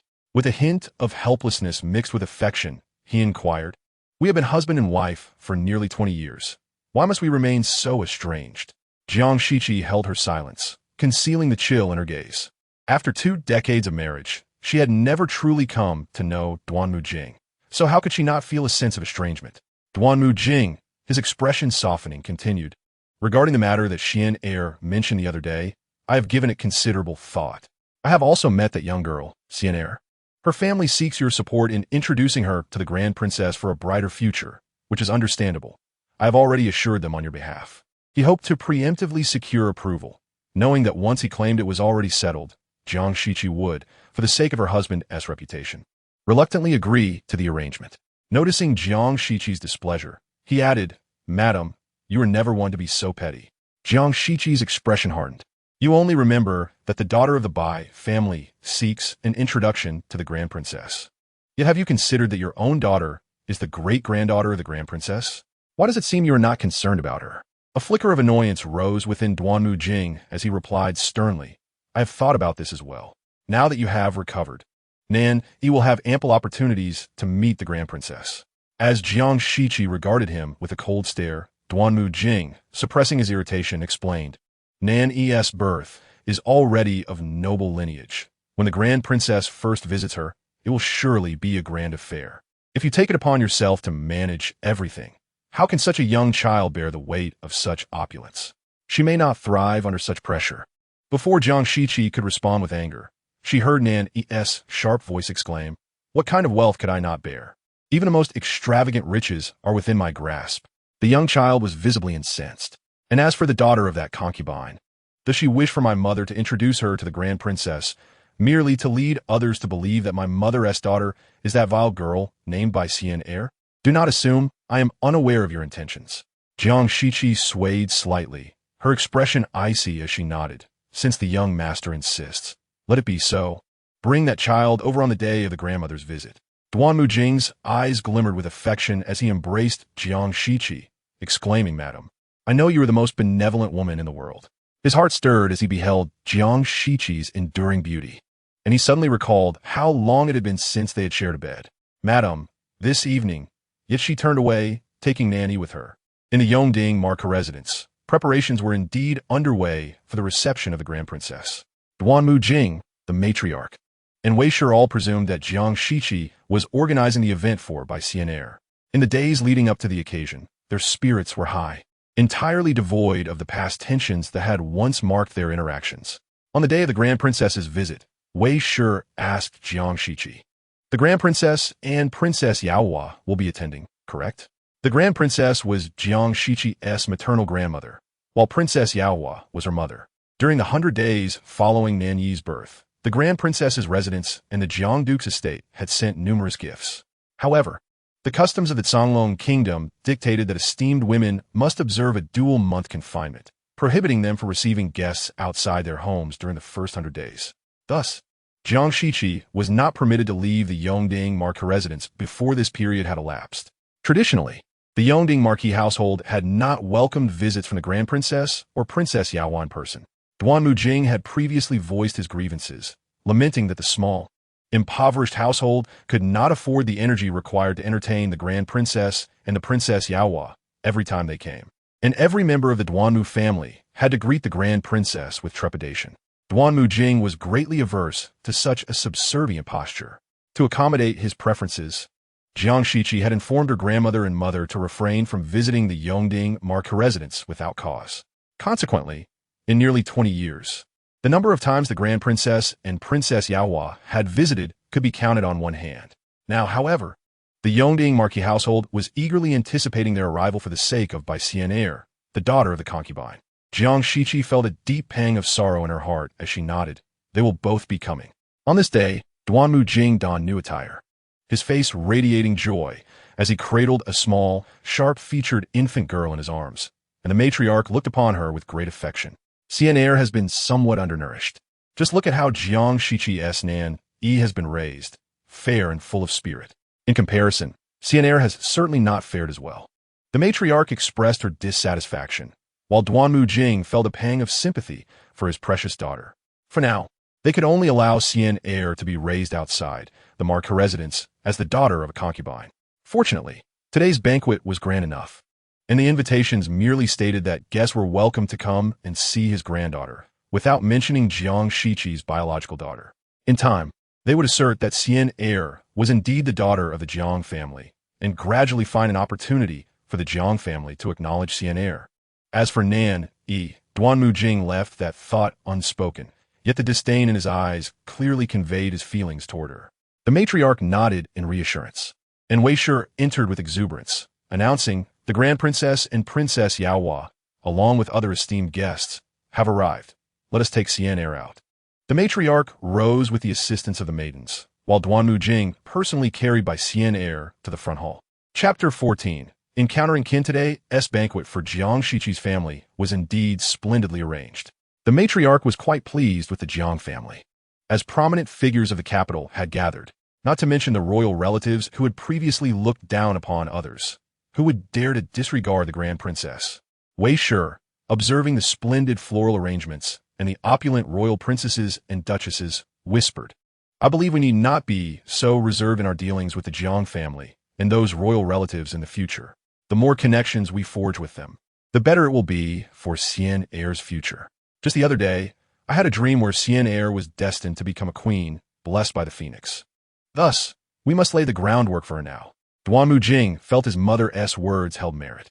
Previously, they had refrained from allowing Jiang Shichi to cultivate close ties with the royal women, fearing she would flaunt her status over the people of the Yongding marquis household. However, should Jiang Shichi establish relationships with the royal princesses, duchesses, and noblewomen, it could also serve to elevate Xian heir in the eyes of the princes. The family of the Yongding marquis, surrounding the sharp-featured by Xian heir, entered the front hall, yet before they could speak, the Grand Princess, seated in the main position with an air of authority, furrowed her brow and remarked, "Today is the day for Nan Yi to meet her kin. Why has the Yongding marquis family arrived so late? It is not that she said her granddaughter is perfect in every way, but rather that the family she married into possesses a status that is somewhat too humble. The title of Yongding Ho is not a hereditary rank passed down from the capital, and has no connection to the esteemed families of the gentry. Instead, it originates from a promise made by the current emperor when he was merely a prince, saved from assassination by a humble farmer. The emperor vowed that if they safely escorted him to the capital, he would grant the farmer's family a noble title. The farmer's eldest son is now the Yongding Ho, who concealed the young emperor within a haystack during their journey, ensuring his ascension to the throne. The emperor, honoring his word, conferred the title of Yongding Ho upon the farmer's son. Initially, the emperor invested significant resources in nurturing the Yongding Ho, engaging esteemed scholars to educate him in the hope that he would become a pillar of the nation. Naturally, to be made a marquis and a minister, one must also serve as a capable statesman. Generous rewards flowed continuously into the Yongding Ho's residence. However, the Yongding Ho proved to be ineffectual. As the son of a farmer, he reached the pinnacle of his aspirations with newfound wealth, leaving little desire for further education or official duties. His idleness led the emperor to shake his head in disappointment, grateful that the family fortune did not collapse under the Yongding Ho's stewardship. Thus, the matriarch of the Ho residence placed her hopes on Duanmu Jing. Little did she know that apart from his handsome visage, Duanmu Jing lacked any exceptional qualities in learning or writing, and to this day, he merely occupies a minor official position due to the Yongding Ho's influence. The matriarch was compelled to swallow her pride, repeatedly visiting the residence of the Duke of Jiang to plead for Duanmu Jing to wed Jiang Shichi. An incident from years ago had tarnished Jiang Shichi's reputation, leading her to willingly marry him, thereby securing nearly 2 decades of prosperity for the Yongding Ho's household. Presently, the family harbors the ambition to cultivate by Xian heir, hoping she will one day ascend to the role of empress, thereby elevating the Yongding Ho status. In the grand hall, Duanmu Jing approached with by Xian heir in his arms, seeking the favor of the Grand Princess, hoping to delight her and receive gifts for Xian heir. ensuring her a favorable start within the upper echelons of the capital. Little did he know, the Grand Princess was already cradling a delicate 3-month-old infant, her large eyes curiously observing by Sienna. The latter, once charming and lovely, now appeared rather unremarkable. According to the tales, Duannan Yi's concubine by Yao Guang bore a daughter renowned for her beauty, raised under Jiang Shiqi's care and well acquainted with the young princes and princesses of the palace. Even at a tender age, her beauty was evident, promising to blossom into a stunning figure. In contrast, by Sienna, whom Nan Yi observed with disappointment, appeared pale and unremarkable, lacking any trace of the future beauty that was to be expected. However, Nan Yi soon comprehended the reason behind this. The precious gathering spirit jade pendant gifted by her elder brother was the source of Sienna's vitality. The pendant, infused with spiritual energy over the years, had nurtured Sienna, enhancing her innate qualities. Today, Nan Yi was adorned in festive attire, her head crowned with a fluffy tiger hat, exuding charm and delight, evoking joy in those around her. Upon entering, the Grand Princess clung to Nan Yi, much to the dismay of her biological grandmother, Princess Yaohua, who longed to embrace her granddaughter but was denied the chance. Observing the scrawny child in Duannan Yi's arms, Princess Yaohua scolded, questioning the origin of this wild child, unaware that today was a momentous occasion for her Nan Yi to meet family. How could a father hold another's child while neglecting his own, especially when Sienna was dressed in vibrant red, clearly overshadowing her own granddaughter? The Grand Princess regarded Duannan Yi with a cold, sarcastic gaze, remarking on the scandalous rumors surrounding the Yongding Ho's household, where even servants were said to swap children. The sight of the Ho's heir carrying an unknown child before her was hardly surprising. The disdainful words of the Grand Princess and Princess Yaohua brought hidden satisfaction to Nan Yi and Jiang Shiqi, who felt justified in their disdain for the Yongding Ho's family. The Grand Princess and Princess Yaohua had always harbored a distaste for Duannan Yi, while Jiang Shiqi devoted herself to him wholeheartedly for decades, even going to great lengths to appease him and the members of the Yongding Ho's residence. Thus, the thought that their own Nan Yi might have been nearly swapped by a servant enraged them further. Had it not been for Jiang Shiqi, the Grand Princess and her kin would have stormed the Yongding Ho's residence to demand an explanation.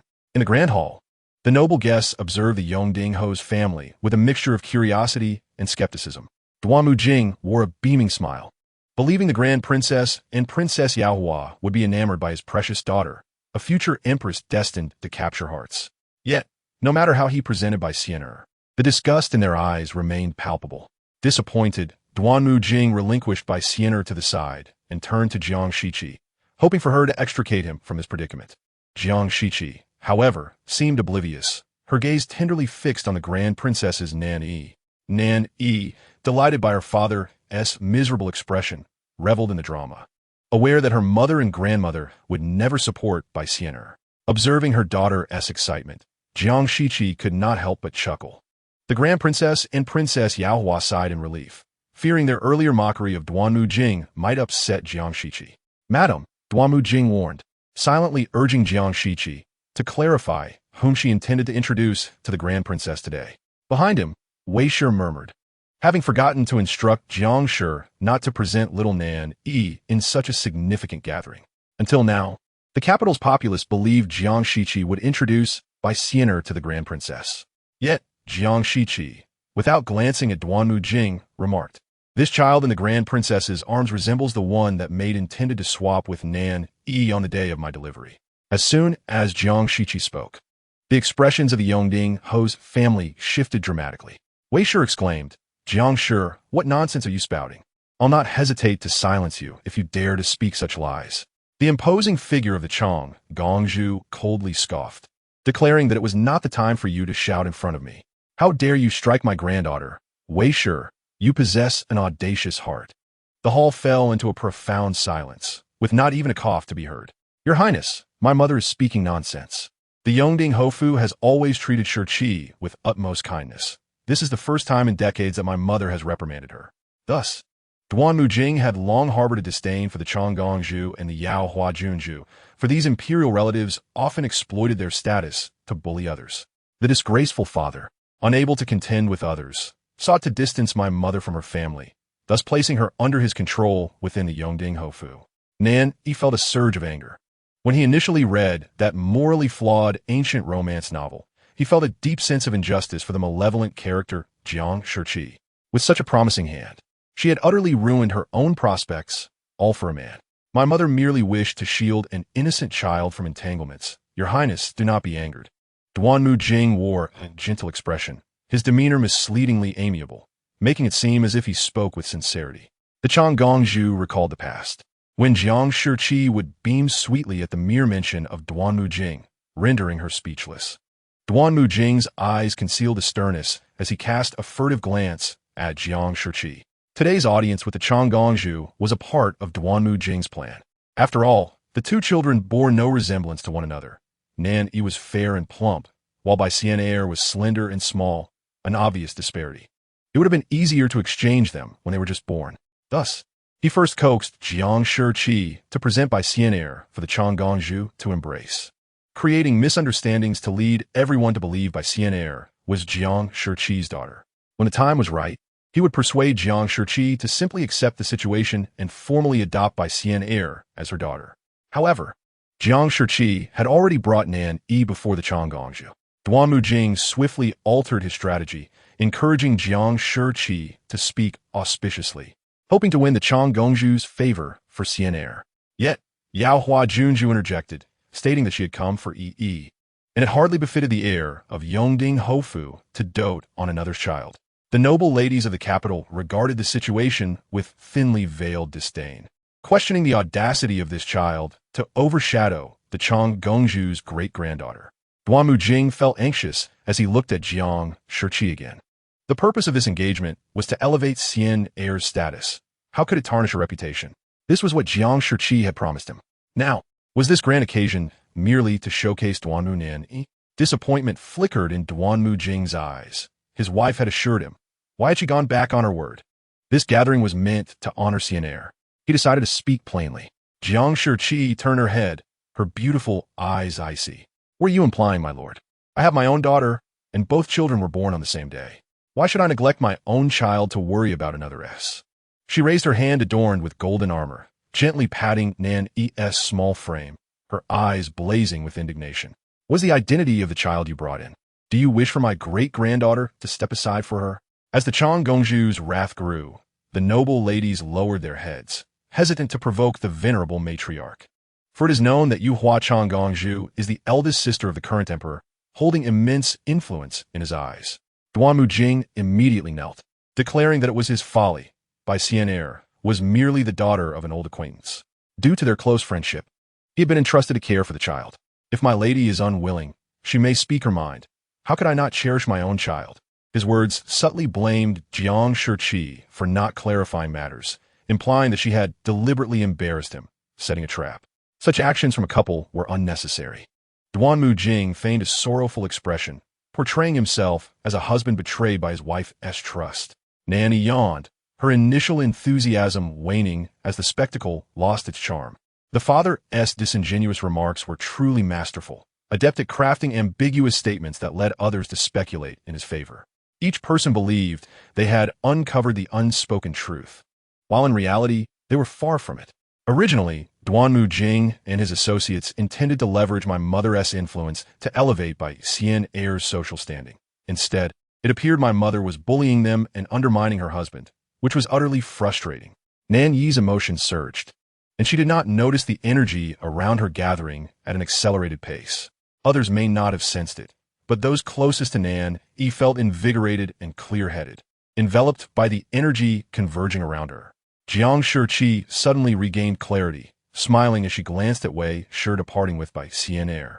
The heir had merely suggested that she introduce the child of her acquaintance to the Changgongzhu. He had never prohibited Yi from meeting her great-grandmother. Besides, the invitations were written by the heir himself, who simply requested guests to meet their little girl. Jiang Shiqi believed that only Yi was suitable for this role. The realization dawned upon the crowd. It was Duannan Yi who had muddied the waters, and now he had the audacity to blame his wife. His display of hurt and disappointment became ludicrous. Very well, the heir had his reasons for grievance. You may bring that child over for the Changgongzhu to see. The elder lady thought it feasible, Since the situation had unfolded this way, it would be best to openly present Bai Xian heir to everyone, showcasing Yongding Hofu's integrity. Duanmu Jing shared this sentiment, promptly calling for Wei Shi. Wei Shi cradled Bai Xian heir with pride, no matter Jiang Shiqi's reluctance. Her daughter was now before the Changgongzhu. Moreover, the Changgongzhu, along with the other esteemed ladies of the capital, had seen Bai Xian heir and learned her name. In the future, whenever her name was mentioned, she would be remembered. By invoking the names of the Changgongzhu and the Junzhu, Bai Xian heir would be held in higher regard. However, the situation took an oddly peculiar turn.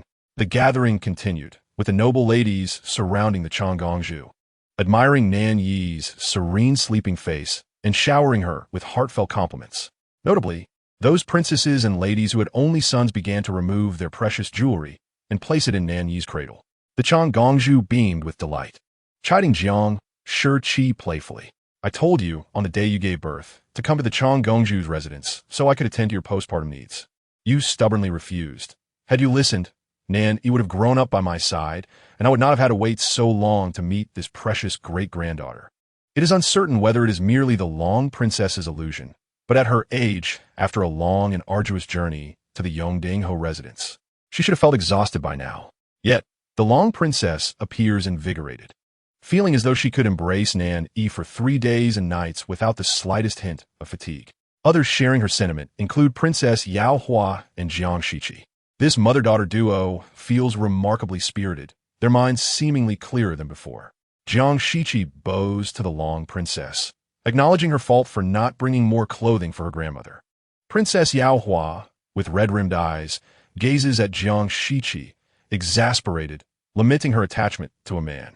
More words linger unspoken as the residents of the Yongdingho residence, shunned and neglected, cradle a small, sharp-featured infant, surrounded by no noble acquaintances to offer compliments or greetings. They scarcely even glance at Bai Xian. Although it was agreed that she would be included in the gathering, the people of the Yongdingho residence feel a profound sense of humiliation. The nobles of the imperial capital make it abundantly clear that in their eyes, only Duanmu, Nan Yi holds significance. The gifts they present are exclusively for Nan Yi.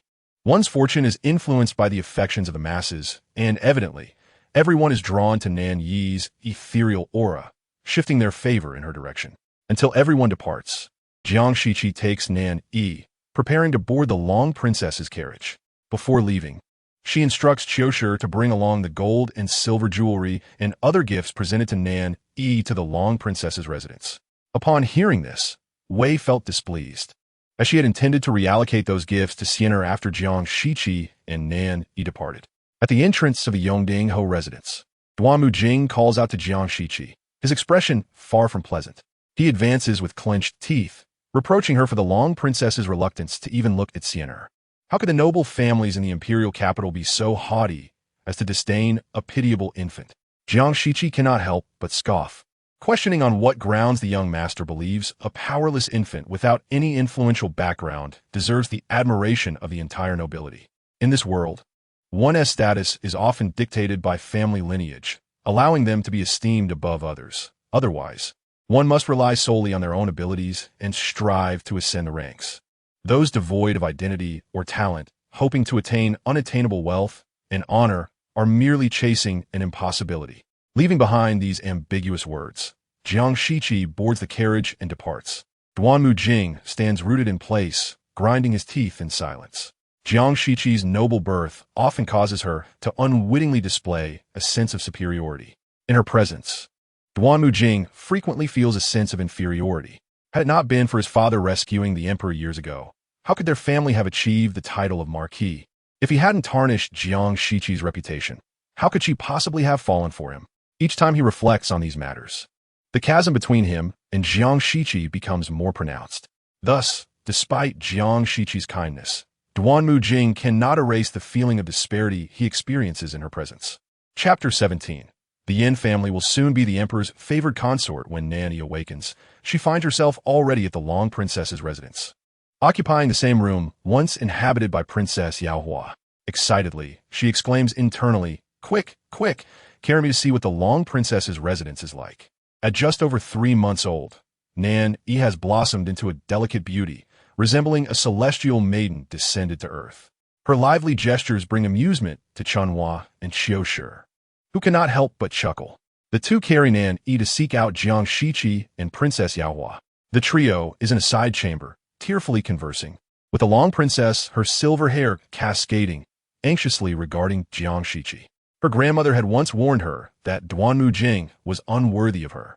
With his background and family lineage, how could he possibly compare to their esteemed lineage that has flourished for generations? Moreover, she possesses royal blood. Sometimes, the notion of social compatibility holds true. Jiang Shiqi, feeling a flush of shame, acknowledges her naivety, imploring her grandmother not to be saddened on her behalf. As she speaks, tears cascade down her cheeks. Beside her, Princess Yaohua, with reddened eyes, embraces her daughter. After Nan Yi's 100 days, the long princess has welcomed Jiang Shiqi to her residence, providing the three generations an opportunity to discuss their circumstances openly. They learn of Duannan Yi's infidelity, maintaining a mistress outside while leveraging connections through Duke Jiang and the Long Princess to secure a future for his lover, Bai Xian. The Long Princess, with regal indignation, expresses her fury, having never encountered such brazen shamelessness from the Yongding-ho residents. Princess Yaohua, holding Jiang Shiqi, wipes her tears and states, "Mother, we must not let such scoundrels in the filth of the Yongding-ho residents go unpunished." The princess nods, turning to Jiang Shiqi. "Now that you know the true nature of your partner, what do you intend to do? Will you continue to demean yourself by serving them?" Jiang Shiqi shakes her head, asserting that she will no longer be foolish. The Yongding-ho residence has reaped countless benefits at her expense, and she refuses to depart without reclaiming what is rightfully hers. As for her daughter Nan Yi, Jiang Shiqi cannot bear the thought of leaving her behind. Just days after Nan Yi's birth, Duannan Yi had brazenly contemplated using the daughter born of his mistress to replace her, showing no mercy or paternal affection. How could Jiang Shiqi trust to leave Nan Yi in the Yongding-ho residence? The Long Princess agrees, respecting Jiang Shiqi's rationale. The desire for revenge is mutual, and the Long Princess, too, cannot simply walk away without addressing this matter. She takes Jiang Shiqi's hand, saying, "As long as you have plans, do not hesitate to call upon your grandmother when you need assistance." Jiang Shiqi nods, realizing that her esteemed lineage grants her family immense power within the Songlong kingdom. Yet, she had viewed herself as insignificant, toiling away as a dutiful wife in the Yongding-ho residence, always at the mercy of the matriarch and Wei. She has lived in such a demeaning manner. Chunhua enters with little Nan Yi. The Long Princess, who initially exuded authority, suddenly transforms, her face softening with affection as she exclaims, "Come, let me hold my little Nan Yi." She gently takes Nan Yi in her arms, cooing to her, anxiously removing her protective armor to avoid harming Nan Yi's delicate skin. Nan Yi beams at the Long Princess, giggling and babbling, evoking envy from Princess Yaohua, who longs to embrace her daughter. "Your Highness, the concubine of Prince Duan has come to pay her respects," a servant announces. The Long Princess furrows her brow, questioning, why is she here again? Nan Yi finds the title of Prince Duan somewhat familiar. Prince Duan? Oh, is that not the one about to ascend the throne? Jiang Shiqi's eyelids flutter. As Jiang Shiqi met the puzzled gaze of Jiang Yihua, the Princess Yuhua elucidated for nearly 20 years. Your thoughts have been confined to the Yongding Marquisate, without any concern for the circumstances of the royal family. The Duke of Duan's mother, a discarded consort, has thus never been favored by His Majesty. Upon reaching adulthood, the Duke was merely granted a title without any fief or sustenance. Consequently, he struggles to maintain the expenses befitting his rank, leading to a rather frugal existence. The Duke's concubine, Nian Shi, relying on her kinship with your late grandfather, sought assistance from your grandmother when her circumstances became untenable. Over the years, your grandmother has undoubtedly provided her with considerable financial support. Princess Yuhua spoke with a hint of impatience, as the prince's consort had passed away many years ago. It is tiresome for anyone to repeatedly solicit aid under the name of someone long deceased, even if they possessed mountains of gold and silver. Yet, Nani's heart echoed with a fervent plea. Providing assistance is paramount. After all, this Nian Shi is destined to become the beloved consort of the new emperor, and her son will ascend to the throne. Ultimately, her son shall wed the enchanting Bai Xian. The confiscation of the princess's estate was orchestrated by Xian. Yet Nian Shi's son played a role in this, perhaps stemming from the resentment due to their maternal ancestors' refusal to assist. Jiang Shiqi's expression shifted subtly. Grandmother, mother, I believe our Yi is indeed fortunate. After her birth, I have gradually discerned the true nature of Duannan Yi, awakening from this protracted deception, thus avoiding greater losses.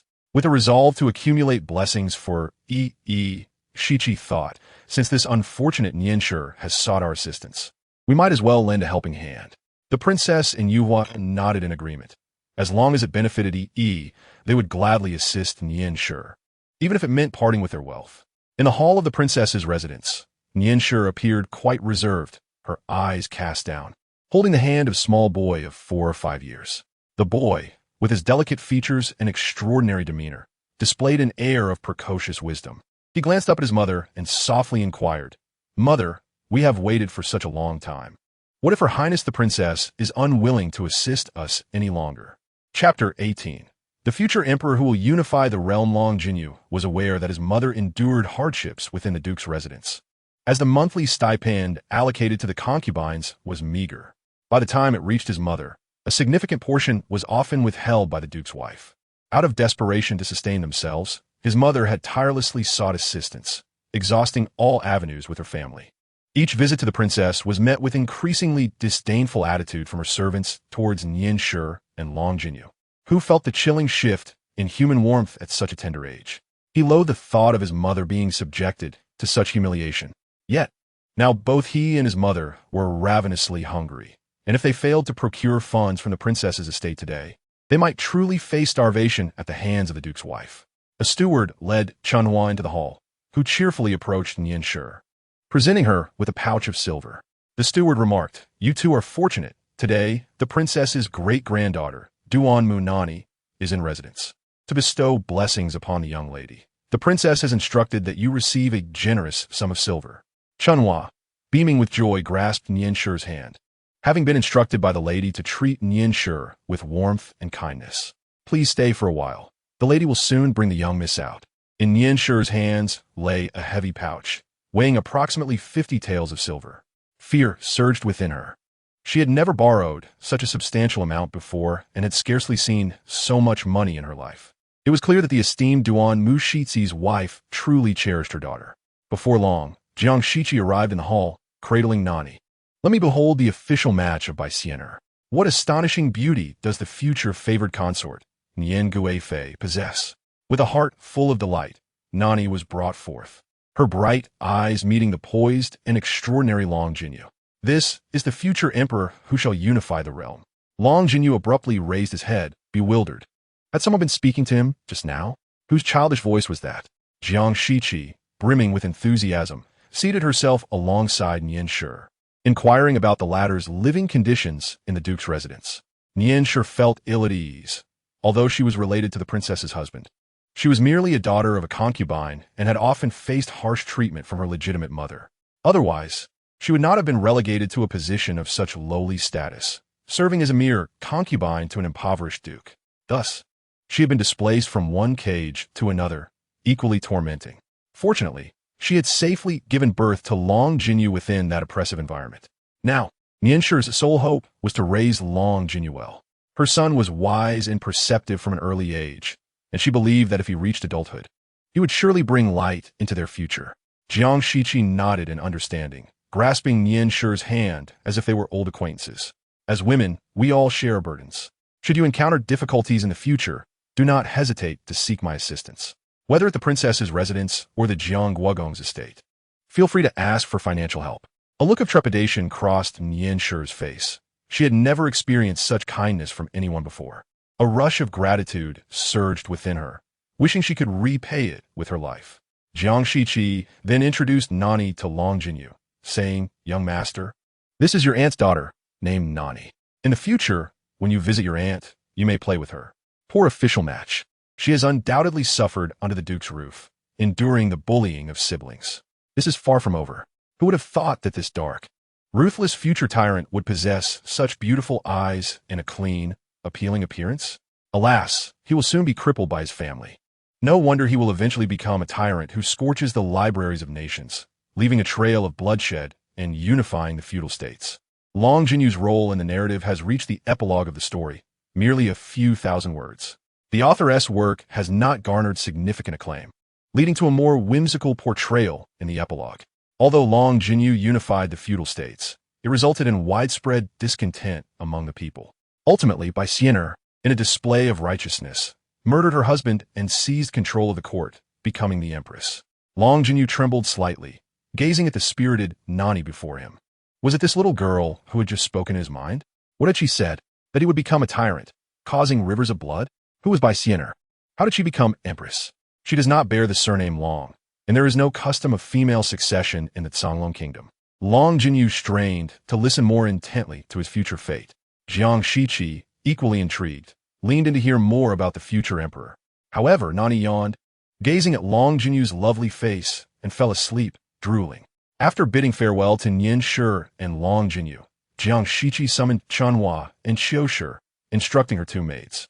In the future, regardless of when the Nian family pays a visit, it is imperative to report to her, and one must never neglect either Nian Shi or Long Jinyu.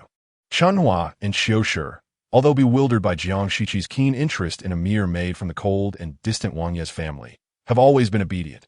Whatever Jiang Shiqi instructs, they would never contravene her wishes.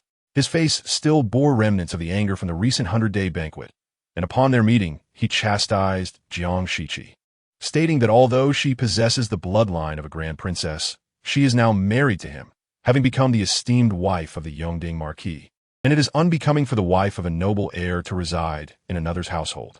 Jiang Shiqi maintained a cold demeanor, remaining motionless in the flower hall of the grand princess's residence.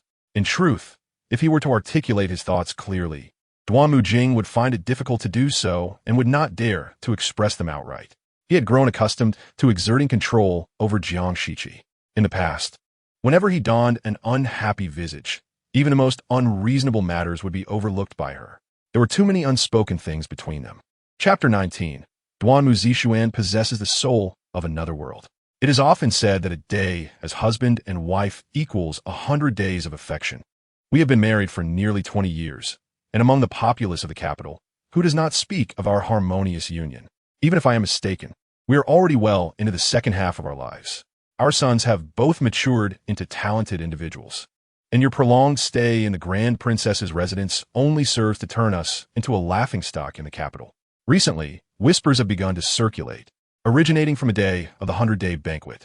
Some claim that Duanmu Jing values the children of his deceased friend more than his own, while others suggest that the white Xian'er he embraced during the banquet is his illegitimate daughter. Although the latter rumor is not widespread, it still sent chills down Duanmu Jing's spine. While he indeed wished for Xian'er to recognize her roots, he did not intend for it to occur in such a manner. Upon witnessing Duanmu Jing performing for her, Jiang Shiqi felt a pang of disappointment. Duanmu Jing, believing Jiang Shiqi had calmed down, hastily brushed aside the events of the banquet without further explanation. Laughter erupted as the modestly dressed second young lady of the Duanmu family, Duanmu Jing's younger sister, emerged, playfully addressing Jiang Shiqi as sister-in-law. This was indeed the younger sister whom Duanmu Jing insisted on marrying off to a poor scholar. The second young lady was of a similar age to Duanmu Haobo, around 18 years old.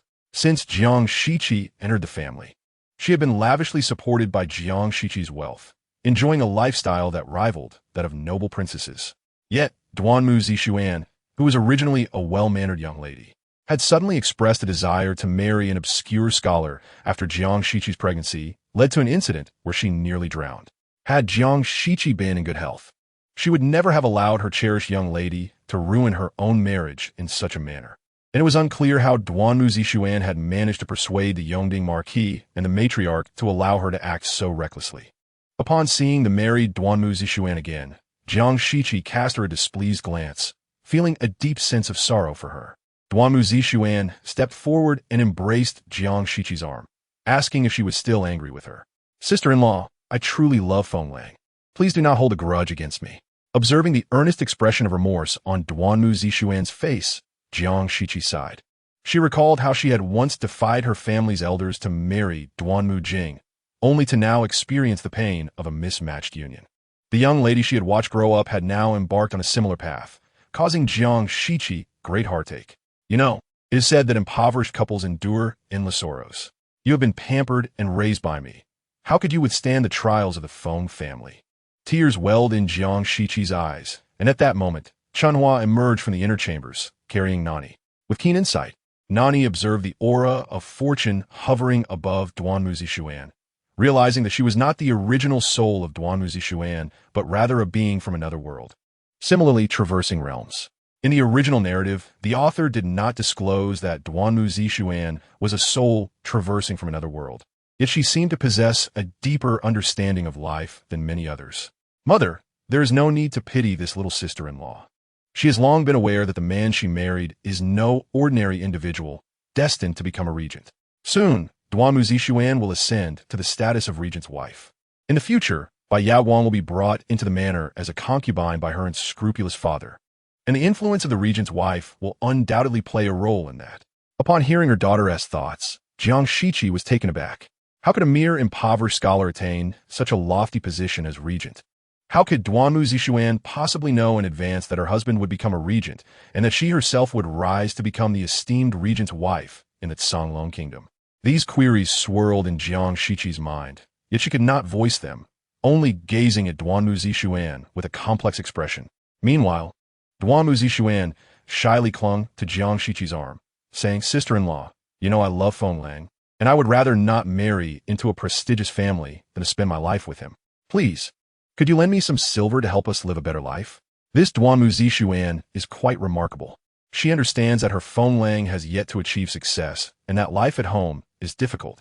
Hence, she frequently comes to her mother for money. My mother is essentially the financial reservoir of the Duanmu family, with each of them extending their hands to request funds from her. When she married, my mother not only prepared a lavish bridal dowry for her, but even the mistress Bai Yaguang contributed to it. Yet she remains unsatisfied, claiming that her life is filled with hardship despite being wealthier than I am. Nan Yi harbored a sense of resentment towards the affluent, contemplating her own modest circumstances.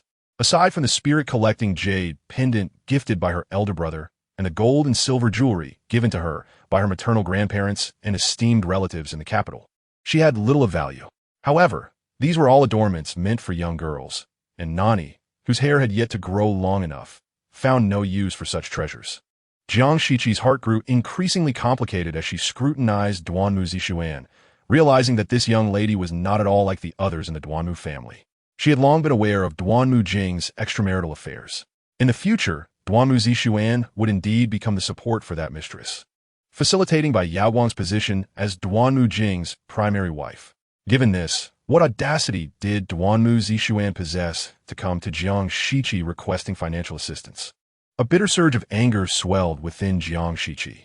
Yet, Duanmu Zixuan remained undeterred, tugging at Jiang Shiqi's sleeve with feigned innocence. "Sister-in-law, my dearest sister-in-law, you would not wish to see me suffer, would you?" Jiang Shiqi, in a fit of rage, found herself laughing bitterly. "Indeed, you're the one I have watched grow up. How could I bear to see you married to a poor scholar, living on meager rations?"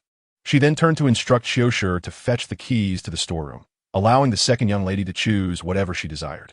Xiushi complied, bowing before retreating to retrieve the keys from the marquee storeroom. Chapter 20. The Scoundrel Who Deceives and Swindles. Duanmu Zixuan felt a sense of unease. Yet upon seeing Jiang Shiqi's beaming smile, which was as warm as ever, she relaxed and followed Xiushi to the storeroom to collect silver and other jewelry. Duanmu Haobo and Duanmu Haoran, the two brothers, were also in attendance. During the gathering, the matriarch tenderly caressed Duanmu Zixuan's hand, exclaiming, "You ungrateful child! Why must you marry those impoverished wretches? Just look at the life you are leading now." Wei Shi, also moved, wiped her tears and turned to Jiang Shiqi, suggesting that Feng Feng appeared to be quite capable and urging her to arrange a better position for him through her father. The tone of this conversation is rather brusque. Those aware of the situation know that Wei Shi is imploring Jiang Shiqi for assistance, while those unaware might mistakenly think it is Jiang Shiqi seeking favors from Wei Shi. Clearly, Wei Shi is still harboring resentment over the matter of the 100-day banquet. The old matriarch also casts an unwelcoming glare at Jiang Shiqi. However, Duanmu Jing discreetly signals to his mother to temper her demeanor. Jiang Shiqi rises, maintaining a composed attitude as a dutiful daughter-in-law should. Nan Yi, playing with her tiny fingers, whimsically attempts to form a spell, but her tender age renders her incapable of controlling her movements. although she feels a surge of anger towards Wei Shi's words.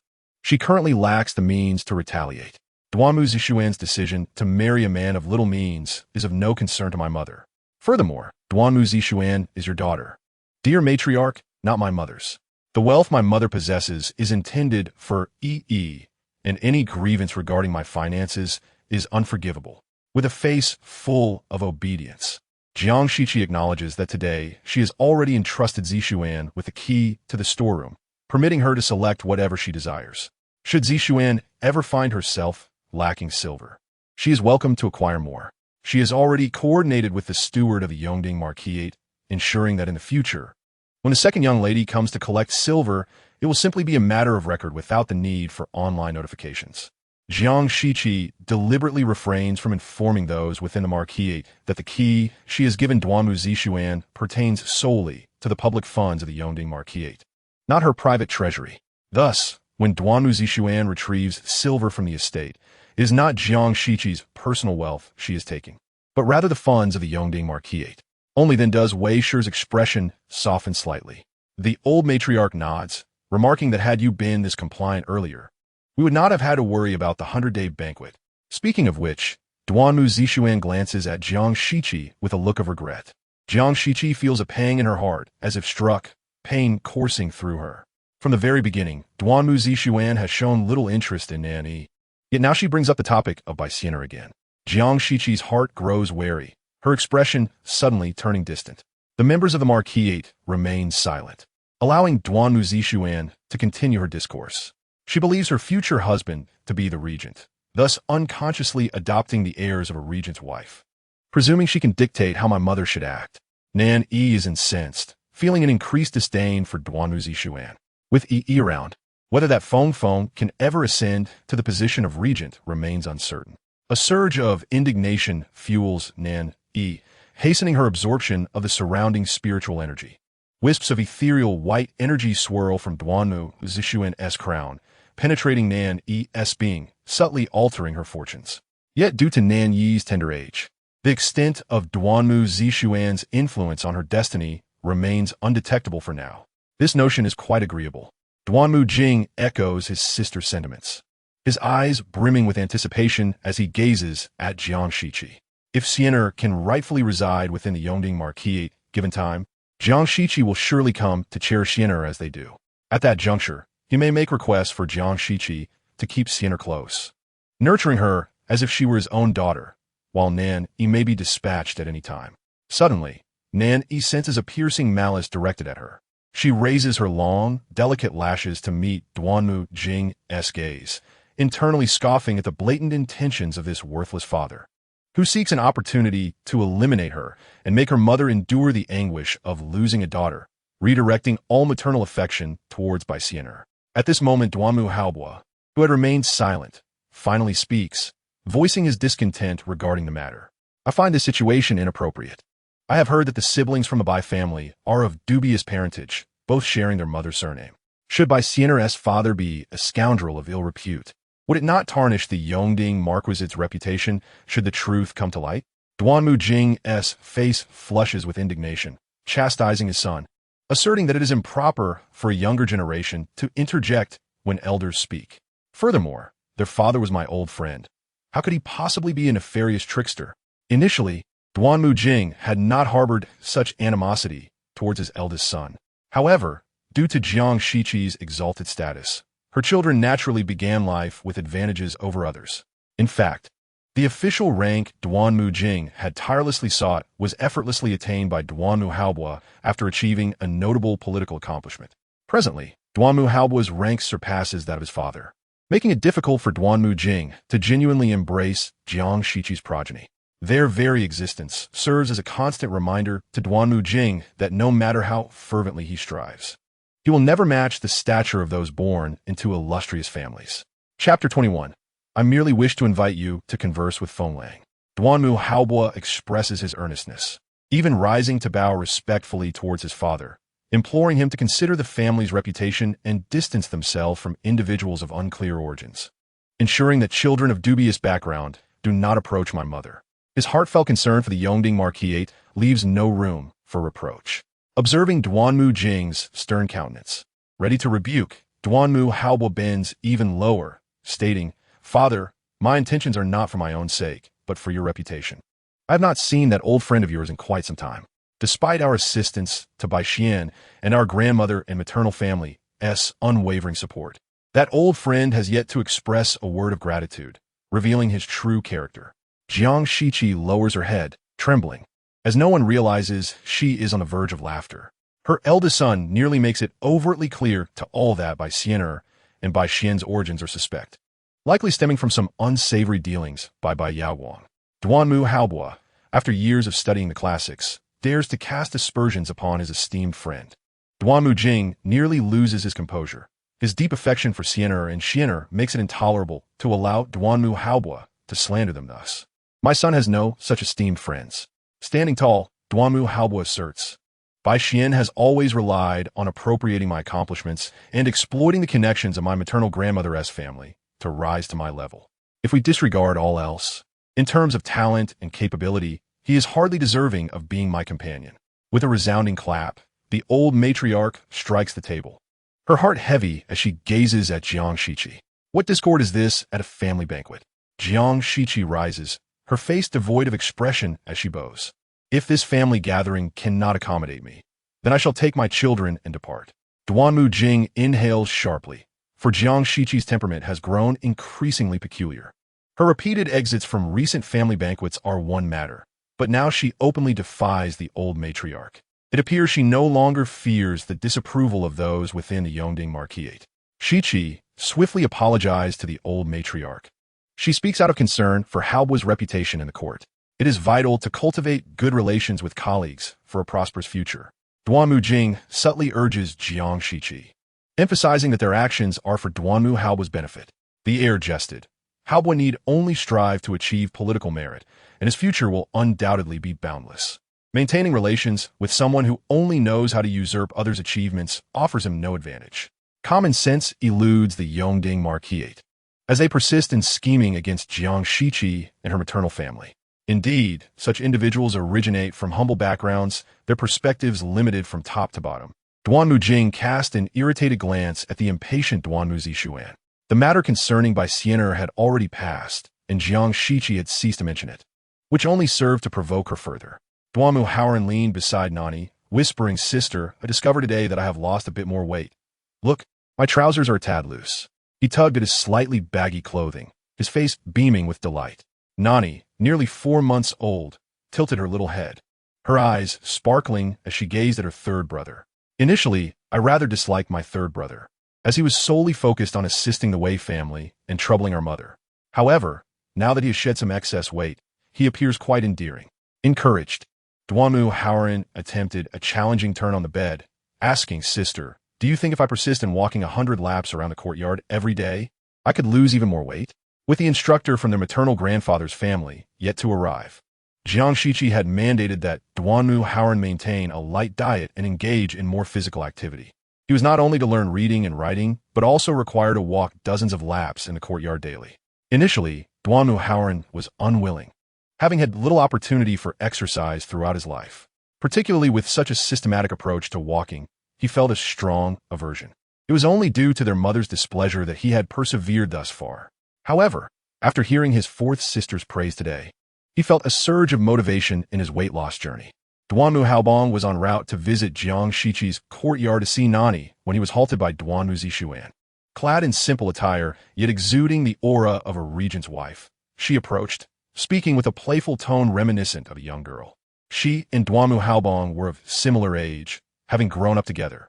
In the past, Duanmu Haobong had not been so indifferent towards her. Officially, Duanmu Zixuan was Duanmu Haobong's aunt, yet he treated her with the affection of an elder brother. Duanmu Haobong maintained an aloof demeanor, standing amidst the night, his gaze downcast, avoiding Duanmu Zixuan's eyes. "Aunt, you yist. Since you are married, it is only proper to maintain a distance to avoid idle gossip." His demeanor radiated integrity and clarity, casting a shadow over Duanmu Zixuan's inner turmoil. Struggling to suppress her regent's demeanor, she stepped forward to grasp Duanmu Haobong's hand, but he retreated a step, clasping his hands in salute. "Aunt, please maintain decorum." Taking a deep breath, Duanmu Zixuan felt a surge of disdain for Duanmu Haobang's righteous facade. In the twilight, a hint of pity flickered in her eyes. You have always cared for me dearly. I merely wish to invite you to the Feng family to meet Feng Lang. Noticing Duanmu Haobang's silence, she continued, Haobang, do you not wish to see what kind of man I am to marry? Do you not care if he treats me well? Furrowing his brow, Duanmu Haobang recalled how he had once cherished Duanmu Zixuan as a sister. However, at today's family banquet, she had spoken in favor of the Bai family, aiming to bring Bai Xian'er closer to the Yongding Marquis' residence, which was undoubtedly a scheme orchestrated by their mother. Duanmu Haobang was no fool. It was evident that Duanmu Zixuan was aware of Duanmu Jing's extramarital affair and the ill intentions of the mistress involved. Chapter 22. A long-planned trap targeting the elder brother. Upon returning to Jiang Shiqi's courtyard, Duanmu Haobang recounted his encounter with Duanmu Zixuan to their mother. Visiting the Feng family to meet Feng. Nan Yi, who had been tugging at Duanmu Haoran's hair, suddenly became engrossed in her brother's words. If you go, you will undoubtedly run into Bai Xian. Together, Bai Xian and Feng will likely intoxicate you, and when you awaken, you will find yourself beside a disheveled, weeping noblewoman. Nan Yi recalled the original story, where Duanmu Haobang faced accusations during his first visit to the Feng family. Bai Xian sought to bring him down from his lofty perch, while Feng had always looked down upon the offspring of noble families, aligning perfectly with Bai Xian's intentions. This is nothing less than a long conspiracy against you. Anxiously, Nan Yi kicked her little feet, discarding her tiny socks. Duanmu Haoran clumsily rolled off the bed, eager to retrieve her socks. With careful hands, he slipped the small socks back on her tiny feet. Oh, how petite and tender my fourth sister's feet are, even smaller than chicken wings. Such an adorable sister. And father wishes to remove her for that monkey. In Duanmu Haoran's eyes, the scrawny Bai Xian'er resembled a monkey and appeared utterly detestable compared to his beloved fourth sister. The thought of their father's murderous intent caused his heart to tremble with pain. He solemnly vowed to Nan Yi, rest assured, sister, I shall diligently lose weight, study hard, and learn martial arts to protect you in the future. Nan Yi wiggled her little feet, the two red pom-poms on her socks swaying. Anxiously, she fretted in her heart. Jiang Shiqi, sensing her daughter's distress, was equally anxious and contemplated how to dissuade her eldest son from attending the meeting. Just then, Duanmu Haobang, with a serious expression, declared, Mother, I have something important to discuss with you. Jiang Shiqi gradually calmed down, nodding as she followed Duanmu Haobang to the garden outside. The garden offered an unobstructed view, ensuring no one could eavesdrop. Mother, I have recently been able to hear some of my fourth sister's thoughts. Duanmu Haobang had deliberated for a long time before deciding to share this matter. Previously, he had refrained from speaking out of concern that their mother was still lost in the beautiful lies woven by their father, unwilling to shatter her perceived happiness. However, having witnessed their mother's attitude towards their father and Duanmu Jing's murderous intent towards Nan Yi, Duanmu Haobang resolved to speak the truth, trusting that their mother would make the right decisions once informed. You can hear too? Jiang Shiqi gazed at her eldest son in astonishment, realizing that they both could perceive Nan Yi's thoughts and glean insights into their future fates. Duanmu Haobang hesitated for a moment before nodding. Mother, now that we know our future is grim, we must not let the Yongding Marquis' residence, the Bai family, or the Feng family escape unscathed. What angered Duanmu Haobang the most was that those within the Yongding Marquis' residence intended to bring Bai Xian'er to their mother to raise, even plotting to eliminate Nan Yi. This was the final straw for both Duanmu Haobang and Jiang Shiqi. The mother and son quietly conspired in the garden. Duanmu Jing summoned Duanmu Haobang, who cast a cold gaze at Duanmu Jing. For just a moment, he lowered his eyes and remained silent. Duanmu Jing continued, Your aunt means well. You must not emulate those noble offspring in the capital who look down upon those from humble beginnings. Duanmu Jing observed his eldest son standing before him, taller than himself, often praised for his handsome appearance. Duanmu Jing was aware that his son possessed an even greater charisma and came from a more esteemed background. Suppressing his disdain, Duanmu Jing's tone turned slightly harsher. Why are you not hastening? Yes, I understand. Yet now, wasn't his father eager to send him to the Feng family? His father was also aware that the Feng family, particularly Feng and Bai Xian, had prepared a grand gift for him. Throughout the journey, Duanmu Zixuan appeared quite cheerful. Yet, Duanmu Haobang seemed impatient with her, his demeanor aloof as they arrived at the Feng residence. Duanmu Zixuan took the initiative to introduce Feng to Duanmu Haobang. On the surface, Feng Feng appeared rather ordinary, his demeanor quite unrefined. The residence they were in was a four-courtyard house that Jiang Shiqi had gifted to Duanmu Zixuan as a dowry. This house featured a hot spring, and in the bustling capital, its value was immeasurable.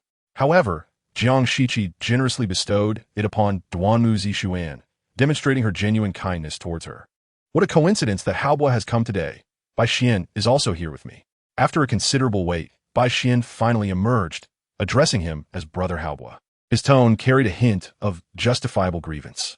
He had numerous tasks at hand and wished for Duanmu Haobo to assist him as he had in the past. Yet, Duanmu Haobo repeatedly brushed him aside, resulting in Bai Xian encountering several issues with his responsibilities. His immediate superior, having been recommended by the Duke of Jiang, had not reprimanded him, but with each mistake, Bai Xian's superior's demeanor grew increasingly stern and impatient. Duanmu Haobo nodded and, under Duanmu Zixuan's guidance, sat down with Feng Feng and Bai Xian to converse. I will instruct the servants to prepare some fine dishes for you to enjoy. You may have a good discussion and resolve any misunderstandings, Duanmu Zixuan suggested before departing. At that moment, Jiang Shiqi was being urged by Wei Shi to select gold hairpins and ornaments at Jin Feng Lu Mother. We are near the residence of the fine young man Zixuan married. Hurry, mother, go rescue my elder brother. Bai Xian and Feng Feng are planning to use today as opportunity to slander my elder brother's character. Nan Yi exclaimed impatiently, squirming in Chunhua's embrace, eager to walk. Chapter 23. Nan Yi's most powerful incantation.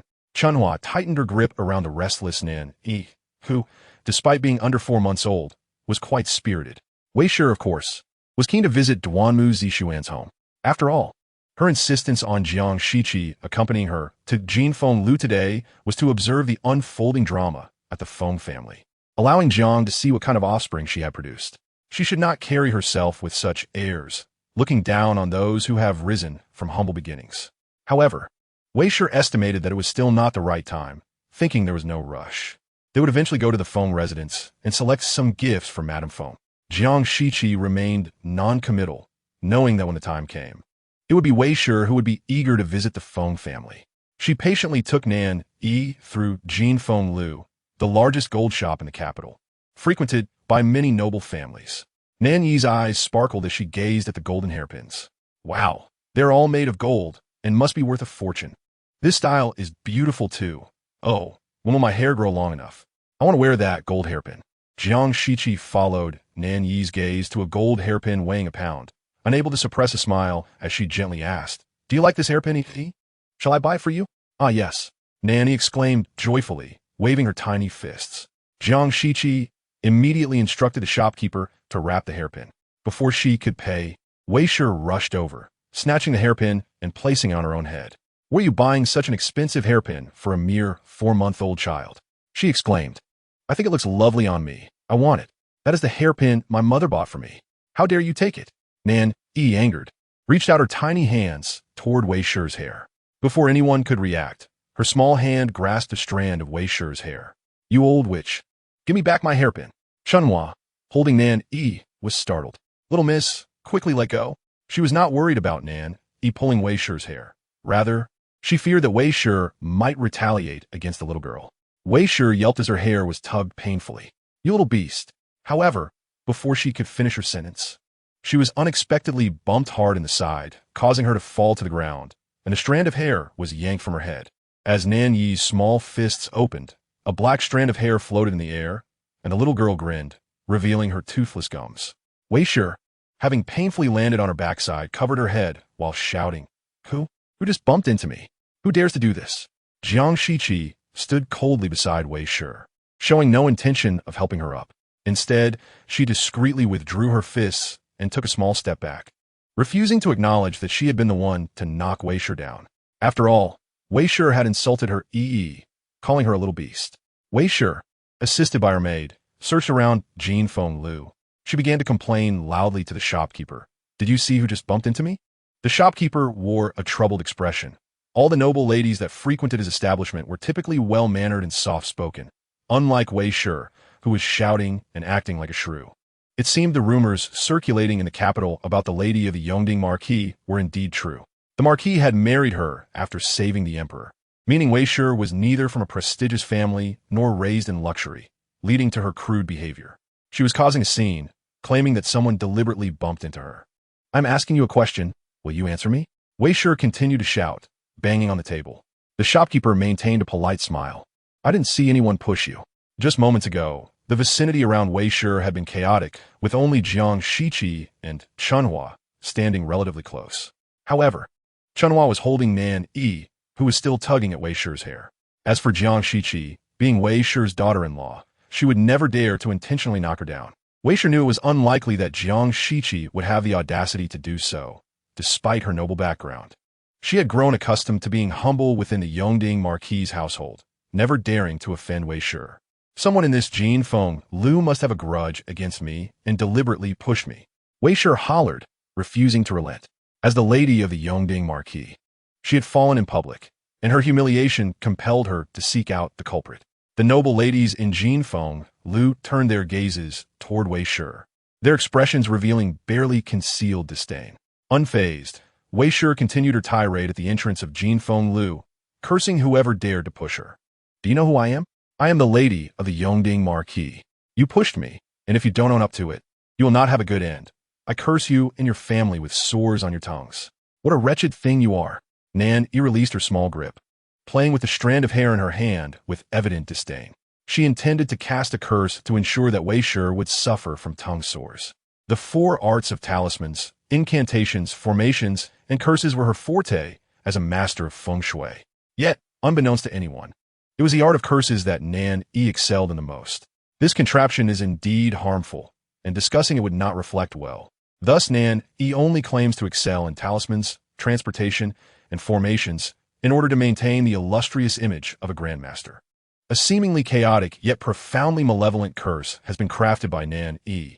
Mother, take me to Wei Shi," Nan Yi urged Jiang Shiqi while clutching a tuft of hair, her small body wriggling in Chunhua's embrace, leaning towards the shop's entrance. Chunhua tightened her hold on Nan, coaxing, "Young miss, your servant can barely hold you any longer. You must be tired of staying here." Jiang Shiqi, perplexed, nonetheless sauntered alongside Chunhua to the irate Wei Shi. Nan Yi waved her tiny hand, casting the curse onto Wei Shi. The malevolent spell instantly penetrated Wei Shi's body. Just as she was hurling insults, Wei Shi suddenly felt a chilling gust wash over her, sensing a fiery discomfort in her tongue. Chapter 24. Await the blisters on your tongue. Wei Shi halted her tirade, glancing at the grim-faced shopkeeper and declared, "Forget it. I shall never return to your wretched establishment." She attempted to leave, but the shopkeeper blocked her path. Having endured her vitriol at the shop's entrance for nearly half an hour, he had been holding back his frustration. Demonstrating great professionalism, he had remained silent thus far. Now, with a beaming smile, he pointed to the hefty gold hairpin atop Wei Shi's head. "Madam of Yongding Ho, this gold hairpin on your head is the pride of our establishment. Surely you cannot leave without paying for our prized possession?" Wei Shi glared at the shopkeeper. "Do I seem like such a person? Ha ha, you do not resemble such a person at all. Does anyone?" Nan Yi, who had just placed the curse on Wei Shi, felt quite pleased. "Your public display of cursing has already caught the eyes of the noble ladies in the capital. What do you think you have achieved?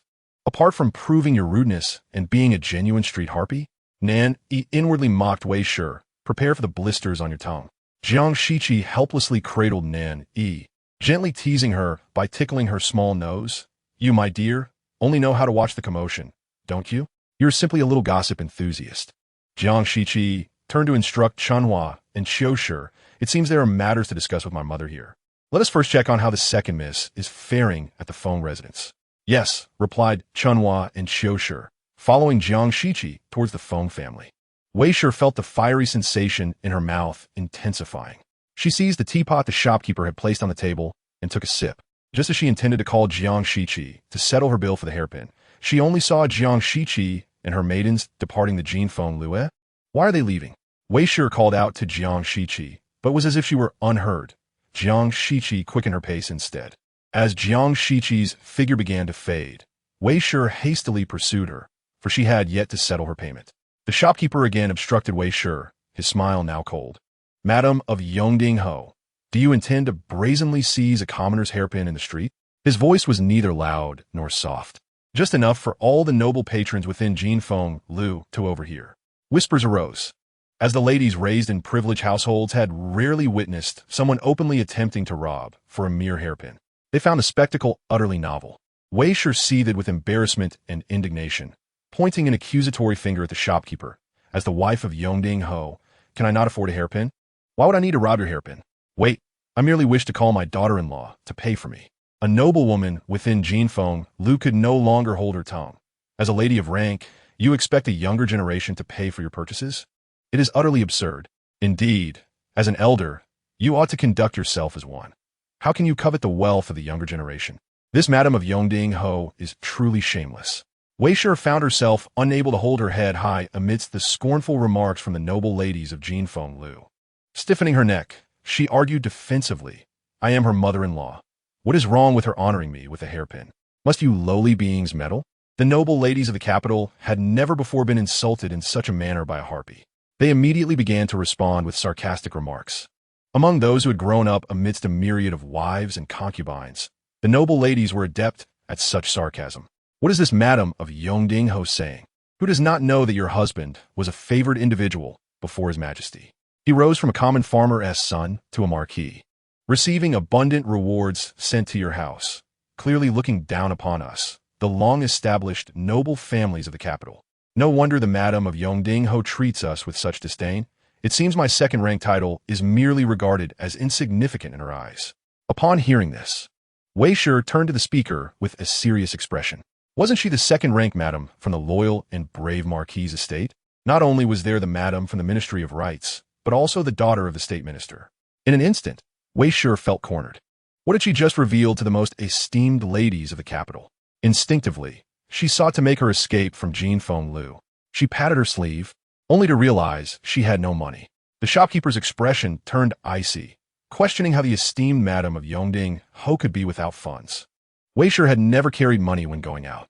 When shopping, it was always Jiang Shiqi who paid, regardless of her desires. As long as she was accompanied by Jiang Shiqi, she had never made a habit of reaching into her own pockets. Thus, she had grown accustomed to this. Amidst the laughter of the onlookers, Wei Shi, feeling humiliated, yanked the gold hairpin from her head and tossed it into the shopkeeper's arms. Fuming, she dashed off to pursue Jiang Shiqi. She chased all the way to the Feng residence's entrance. Before she could question Jiang Shiqi about why she had abandoned her at Jinfeng Lu, she heard a commotion erupt from within the Feng house. Wei Shi's heart leaped with joy. This must be Zixuan and Xianer. They have succeeded. She quickly urged Jiang Shiqi. Let us go in and see what has transpired at the Feng residence.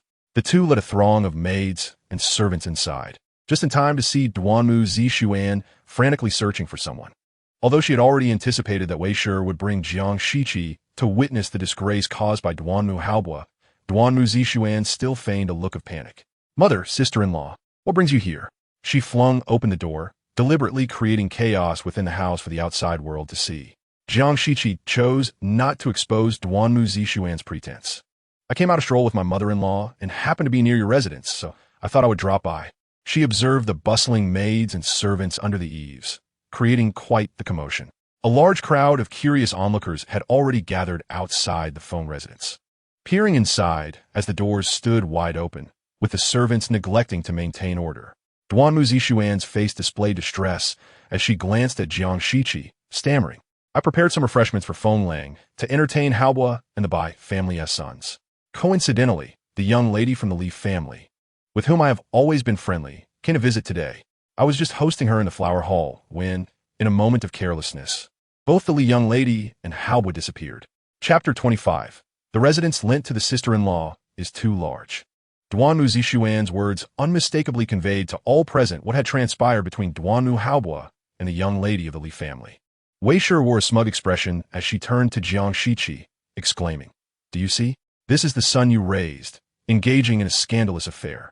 Where does that leave the reputation of our Yongding Ho residence? Initially, Wei Shi intended to humiliate Jiang Shiqi further, but her inflamed tongue ached painfully, and after struggling to utter her final words, she felt as if it might swell. Clearly, her condition was quite serious. Eager to resolve the matter with the Feng family, she glared at Jiang Shiqi, accusing, if a son is not taught properly, it falls upon the mother. Jiang Shi, What punishment do you deserve? That old witch. Her tongue is barely functioning, yet she continues to slander my elder brother. Nan Yi fumed internally. Mother, slap her for me. Jiang Shiqi approached with a stern expression. Raise her hand, but instead of striking Wei Shi, delivered a sharp slap to Duanmu Zixuan. Stunned and covering half her face, Duanmu Zixuan exclaimed, Sister-in-law, why did you hit me? I have 3 reasons for my actions. First, you have yet to find Hao Po and the daughter of the Li family. Yet you recklessly insinuate and tarnish Hao Po's reputation. Second, Hao Po is a guest in your home, and you have failed in your duties as the mistress, unable to care for even your guests. This indicates a lack of proper upbringing from your own family. The onlookers at the gate began to murmur, incensed by Jiang Shiqi's slap, ready to chastise her for her mishandling of discipline. However, upon hearing Jiang Shiqi's reasoned points, they nodded in agreement. Indeed, why has Duanmu Zixuan jumped to conclusions about Duanmu Hao Po and the Li family's daughter? Unless she knew something from the beginning, this seems rather suspect. Nan Yi clapped her small hands. Exactly. They say the eyes of the masses are sharp.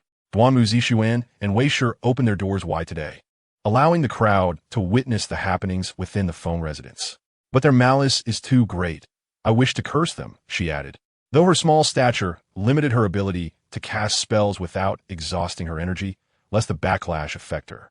Nan Yi gritted her teeth in frustration, mumbling incoherently. Duanmu Zixuan, feeling indignant, turned away her mother. Initially, she had hoped Wei Shi would defend her. Having never been struck before, especially not by Jiang Shiqi, it was a shock. Previously, Jiang Shiqi had always doted on her, never even daring to ruffle a hair on her head. However, Wei Shi had her own thoughts. Jiang Shiqi's third point was indeed quite valid. The daughter of Li Siwu's family was a noble woman. If anything were to go awry, it could implicate the entire Yongding-ho residence. Yet she quickly reassured herself that with Jiang Shiqi around, she would not let their family face disaster. Otherwise, her son Duanmu Jing would surely show Jiang Shiqi a grim face. Wei Shi, emboldened, placed her hands on her hips and declared, Jiang Shiqi, do not try to frighten me. Your son and the daughter of the Li family are both missing, alone together. Who knows what they might be doing? Jiang Shiqi turned away, her expression frosty, regarding Wei Shi as a fool. If that is the case, then let us search for them together. The onlookers echoed their support, stating they could help with the search. Duanmu Zixuan, eager for the chaos to escalate, feigned concern, sister-in-law, the Feng family has limited resources and few servants. This vast estate cannot be searched by just a few of us. We should allow the townsfolk to assist. The more people that helped, the faster the scandal surrounding Duanmu Hao Po would spread. Jiang Shiqi smirked slightly, then let the enthusiastic crowd enter the Feng residence to assist. Raising her gaze to survey the expansive estate, she remarked, with so few servants, it is indeed difficult to manage such a large home. Duanmu Zixuan's heart raced. Before she could fully comprehend Jiang Shiqi's implications, the servants had already allowed the crowd to enter. A throng of people surged into the Feng residence, scattering to various parts of the estate, some to the kitchen, others to the backyard, and some even to the cellar, with a few making their way to Feng Feng's study. Nan Yi leaned against Chunhua's shoulder, her small head feeling heavy with worry. Elder brother lost his ambition due to this false accusation and became despondent. I must treat him better from now on. And that Miss Li from the Li family agreed to conspire with Duanmu Zixuan to ensnare elder brother just to enter the Yongding-ho residence. But after marrying him, she looked down upon him for lacking ambition and low status, even associating with her cousin. Elder brother, despite knowing his wife was unfaithful, did nothing, ultimately falling victim to a scheme where she poisoned him, turning him into a puppet. Miss Li, from then on, brazenly cavorted with her cousin, even engaging in such twisted acts beside elder brother. The individuals surrounding the Yongding-ho residence were truly despicable, engaging in such vile actions. They not only humiliated her son, but also exposed her daughter to these sordid affairs. Jiang Shiqi could not allow the Yongding-ho residence to escape unscathed. Chapter 26. By Xian and the Li family's daughter in a compromising embrace. We found them. We found the eldest son of the Ho residence and the daughter of the Li family, shouted a concerned onlooker, rushing out from the backyard. Wei Shi's face gleamed with triumph as she exchanged a knowing glance with Duanmu Zixuan. The two relished Jiang Shiqi's anger. What do you say now, Jiang Shi? Wei Shi stepped forward, ready to berate Jiang Shiqi, but her tongue throbbed, rendering her incapable of forming the words. Cover her mouth, she groaned. Duanmu Zixuan, feeling anxious, thought it was time for her mother to step in, but what was she waiting for? Duanmu Zixuan, deciding not to wait any longer, produced a handkerchief to wipe non-existent tears from her face, declaring, "Sister-in-law, it was my fault for not keeping an eye on Haopa, leading to such a grave mistake." Jiang Shiqi regarded Duanmu Zixuan with cold eyes, surprised by her poor acting skills.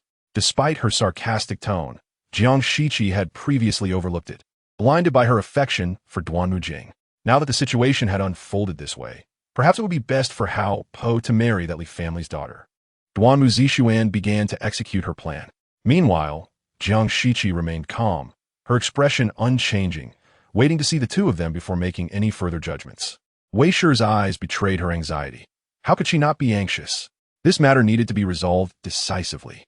Thus, she had deliberately summoned Jiang Shiqi, hoping to showcase her beloved son to diminish Jiang Shiqi's authority. In the midst of the turmoil, the intention was to compel Jiang Shiqi to agree to the marriage of Haobo with the esteemed Li Qianjin of the Li family. After all, the Princess Chaoyang had already been betrothed to Haobo, making her a more suitable match for Bai Xian. However, Wei Shi found herself at a loss for words, her tongue swollen and numb, leaving her anxiously rooted in place. Before long, an enthusiastic commoner, eyes gleaming with excitement, rushed to Jiang Shiqi, gesturing animatedly. They had found Miss Li, who, along with the gentleman Bai Xian, was reportedly entwined in a state of undress, lost in slumber. Duanmu Zixuan promptly exclaimed, "Sister-in-law, did you hear that? This time it's not that I, as your younger sister, am failing to assist you. It would be wise for Haobo to prepare the betrothal gifts sooner rather than later. Did you not hear? They mentioned Bai Xian and Miss Li in a state of undress." Nan Yi chimed in, feigning a quarrelsome stance. Yet, Jiang Shiqi turned around, her expression stern as she commanded Qiushi to cover the young lady's ears. Qiushi, blushing, stepped forward to muffle Nan Yi's ears. Internally, Nan Yi cried out for the details. Her curiosity piqued. Observing her eager, bright eyes, Chunhua felt a sense of helplessness. Perhaps she should not have brought the young lady along. Jiang Shiqi turned, fixing a cold gaze upon Duanmu Zixuan. "Are you certain it was Haobo with Miss Li?"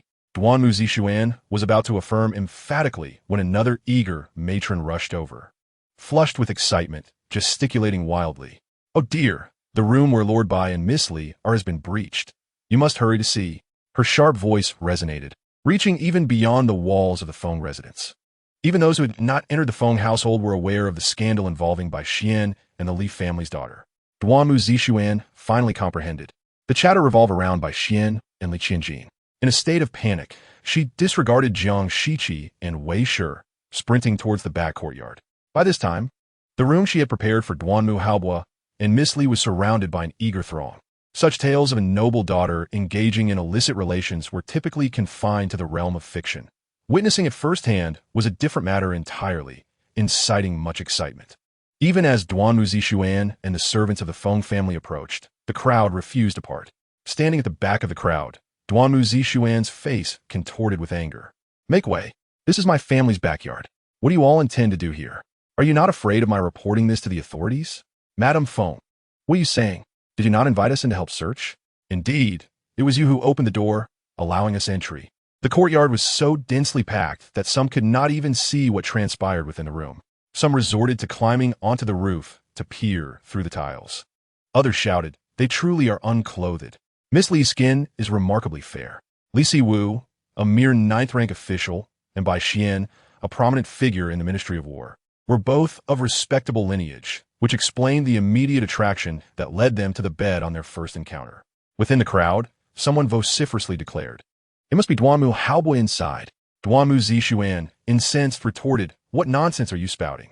It should be Duanmu Haobo in there." Yet, Lord Bai is embracing Miss Li in full view of everyone.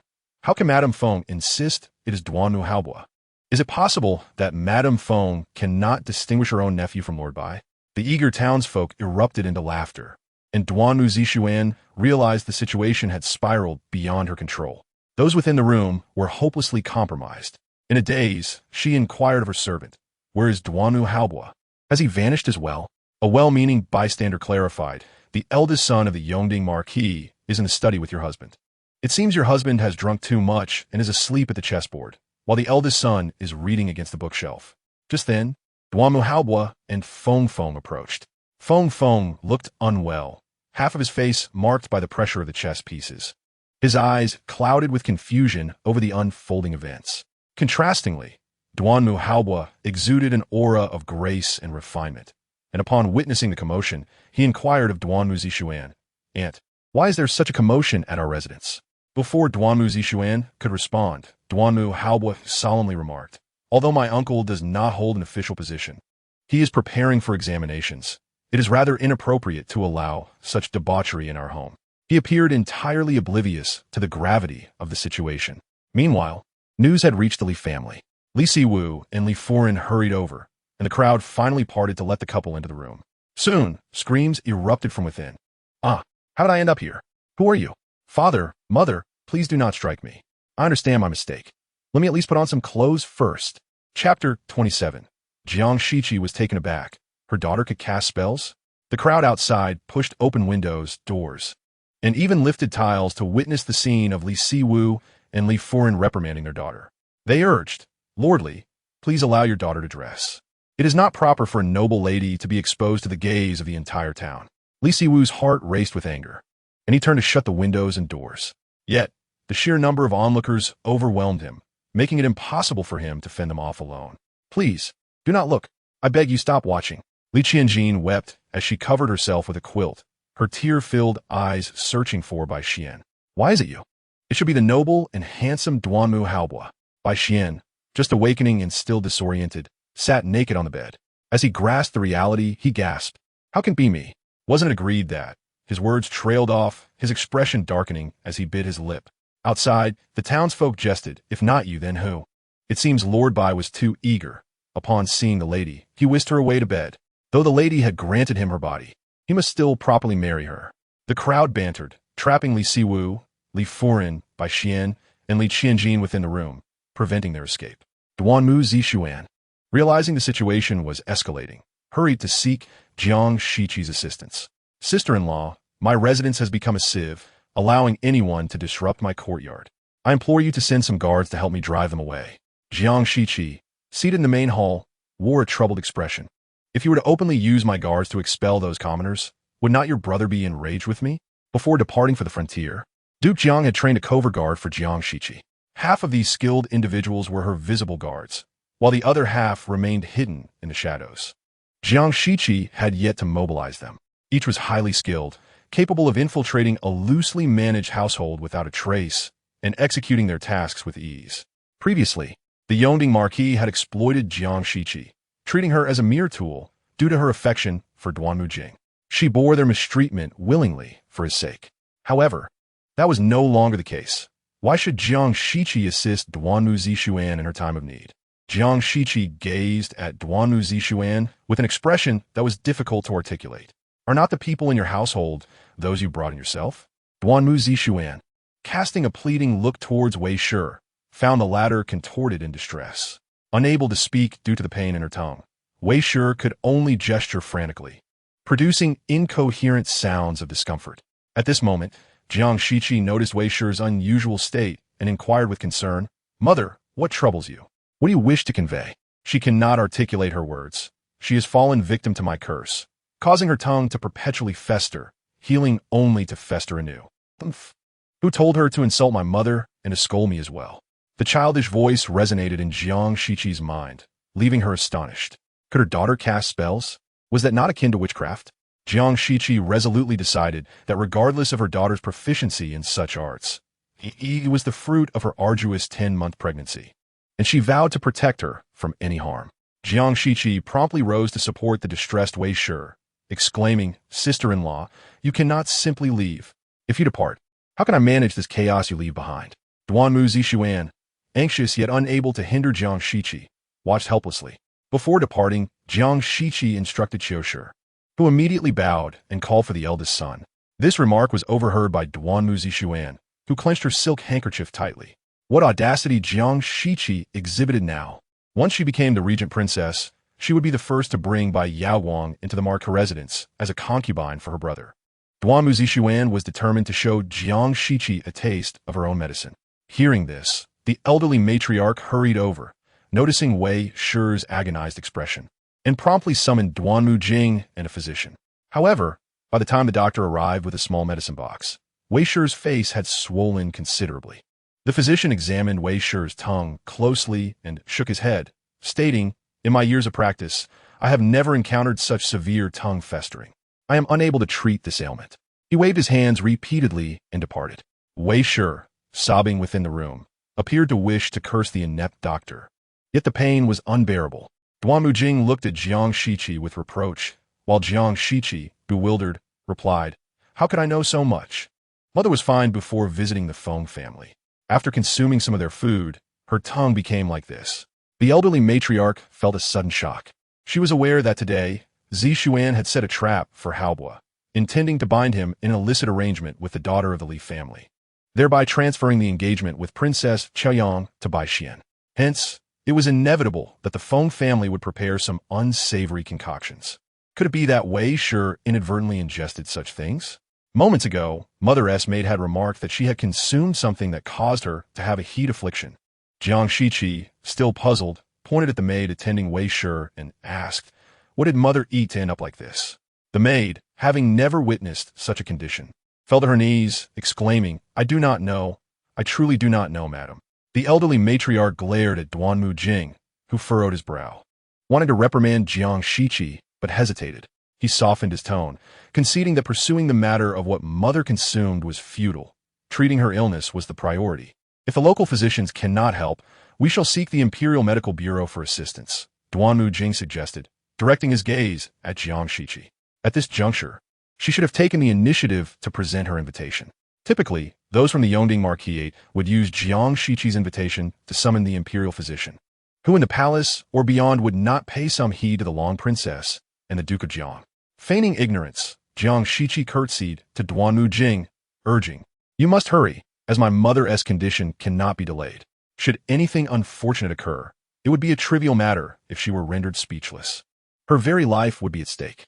She refused to write the invitation, reflecting on how the people of the Yongding Marquisate were utterly absurd. They exploited her status for convenience and benefits, yet resented her superiority in private. What kind of arrangement is this? They expected her to toil while bowing and scraping, all the while tending to their pride. They were not weary, but Jiang Shiqi was fatigued. Duanmu Jing, frowning, scrutinized Jiang Shiqi intently. Why had she not simply taken care of the invitation? The elderly matriarch, leaning on her cane, took a long moment to comprehend, her gaze following Jiang Shiqi's departing figure. Duanmu Jing pressed his lips together, realizing his earlier tone had been too hasty. Jiang Shiqi was likely sulking again. He gritted his teeth, unwilling to relent. The Jiang family had been part of their household for many years, yet she still bore such a temperament. This time, he would seize the opportunity to temper her arrogance. The elderly matriarch nodded, concerned that Zhang's noble lineage might overshadow the people of the Marquisate. Therefore, whether it was Duanmu Jing, Wei Shi, or even the matriarch herself, they had all intentionally treated Jiang Shiqi with undue harshness. They aimed to make Jiang Shiqi understand that once she crossed the threshold of the Yongding Marquisate, she became one of their own. No matter how noble her origins, within their household, she would only be regarded as someone to serve them. "I shall personally visit the Imperial Medical Bureau." Duanmu Jing, being a fourth-rank official, believed the imperial physicians would accord him some respect. After years in the capital, he was determined that he would not always have to trouble Jiang Shiqi for such matters. Upon returning to her courtyard, Jiang Shiqi felt exuberant. Having safeguarded her eldest son for being falsely accused of tarnishing the reputation of an official's daughter, her spirits soared. As she entered the courtyard, she spotted her third son, Duanmu Haoran, jogging around the small pond, sweat glistening on his brow. He cheerfully waved at Jiang Shiqi, declaring, "Mother, fourth sister, look, I have run 50 laps today." Jiang Shiqi beamed with pride, while Nan Yi cheered in her heart. "Go, third brother. You are the best. You're growing slimmer, and you will undoubtedly become the most handsome man in the capital. Once third brother has slimmed down, we shall take down that second son from the concubine." Encouraged by their praise, Duanmu Haoran quickened his pace. "Mississippi." A familiar voice reached Jiang Shiqi's ears. She turned to see a woman dressed in male attire, standing in the courtyard and saluting her. Jiang Shiqi was momentarily stunned, her eyes brimming with tears. The woman in men's clothing knelt on one knee, hands clasped in salute, performing the military salute of a vice commander to a general. It was unfortunate that Jiang Shiqi, yearning for a life away from the battlefield, had chosen to marry Duanmu Jing and retreat into the confines of the Yongding Marquisate to bear him children. Miss, please do not take offense. I am overjoyed that you have come to my aid. How could I possibly hold any resentment? Duanhong's eyes were also misty, reminiscing about the days when the daughter of the Duke of Jiang stood resolutely on the battlefield like an indomitable sword. Yet, years of life in the inner chambers had etched lines of worry upon her once vibrant visage. She turned her head, gathering her emotions, and choked out a new topic. Is this the young lady? Duanhong's gaze fell upon Nan Yi. Wow, she looked at me. She looked at me. Master, hug me. Bah, gee, saliva dripped down. Duanhong's heart brimmed with affection as she gazed longingly at the young miss. Yet, without Jiang Shiqi's consent, she could not embrace the young miss, no matter how much she desired to do so. Jiang Shiqi nodded. Yi adores you. Henceforth, Yi and Haoran shall be your disciples. Yi wishes for your embrace. Indeed, my mother understands me well. They say that no one knows a daughter better than her mother, and this saying rings true. I do not wish for anyone to discover that Haoran and Yi are secretly training in martial arts. Thus, I must trouble you to assume the role of a nurse and remain close to Yi and Haoran. Duanhong nodded, understanding this was a natural course of action. The Duke considered this aspect as well, not wanting to raise the suspicions of the Yongding residents, which is why he chose me as the tutor for the young miss and young master. Hearing that her father had thought this through so meticulously brought tears to Jiang Shiqi's eyes. With reddened eyelids, she asked, is father and Jia Yi well? Her father had been away at war for years, and even her second son, Jiang Jia, who had been adopted into the Jiang family to inherit the duke's mantle, had also long been stationed at the frontier. It had been many years since Jiang Shiqi had last seen her father and her second son. Duanhong, the duke is in good health. He has gradually entrusted military affairs to the second young master, who has achieved numerous victories without a single defeat. The people at the border call him the god of war. My second brother is indeed impressive. Chapter 29. Disturbing her sweet dreams. Her mood is quite dismal. Jiang Shiqi tightly clenched her sleeves, suppressing the panic within her. It won't be long. Duanhong's eyes glimmered with yearning. Jiang Shiqi silently noted the days, hoping to glean from her daughter's thoughts how Duanmu Jing would conspire against the Jiang Duke's residence. However, Nan Yi was too young. Her attention could easily be diverted, even beyond her own control. Wow, this dagger is truly beautiful. Can it cut through hair and slice through iron like mud? He loves it so much. Oh dear, my dagger. I want to touch the blade. Touch it. Touch it. Jiang Shiqi pressed down Nan Yi's outstretched little hand and instructed Chunhua to call in Duanmu Haoran, who was outside running and sweating profusely. From now on, your master will be by your side, disguised as a nurse. You must not reveal your master's identity to anyone. Jiang Shiqi looked at Duanmu Haoran with a serious expression. Duanmu Haoran knelt on the ground, his chubby round face serious. Mother, I understand. Moreover, their master would one day be torn apart by father in order to protect the second brother. With this in mind, Duanmu Haoran would never defy his master. Madam, the matriarch requests for you to serve the lady of the house some food. A maid entered, conveying the matriarch's message. Duanmu Jing had gone to the Imperial Medical Institute to personally summon a physician. After tending to the lady of the house for a while, the matriarch had grown tired and asked Jiang Shiqi to attend to her. Jiang Shiqi pressed her forehead. Young miss, how could the people of the Ho residence ask you to personally serve? In noble families, ladies seldom serve others personally. Most merely feign such gestures. The tasks of serving medicine and attending to others are typically handled by the lower servants. Jiang Shiqi forced a bitter smile, wondering who was to blame. Was it not herself who had spoiled the people of the Yongding Ho residence? Wei Shi had spent half the night sighing, waiting for Jiang Shi to serve her. Yet neither had her son Duanmu Jing brought a physician. Where's the madam? The steward cautiously stepped forward to inquire.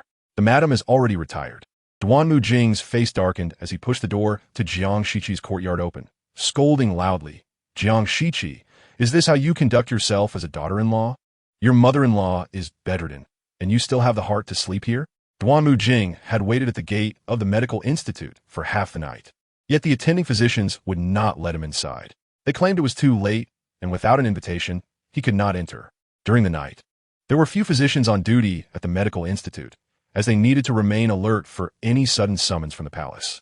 At that moment, if the medical institute lacked physicians, the entire institution would bear the blame should the emperor inquire. Duanmu Jing had never realized how grand the medical institute had become. Even as the heir of a noble family, he could not summon a physician. The capital had entered late autumn, and the temperatures had dropped significantly.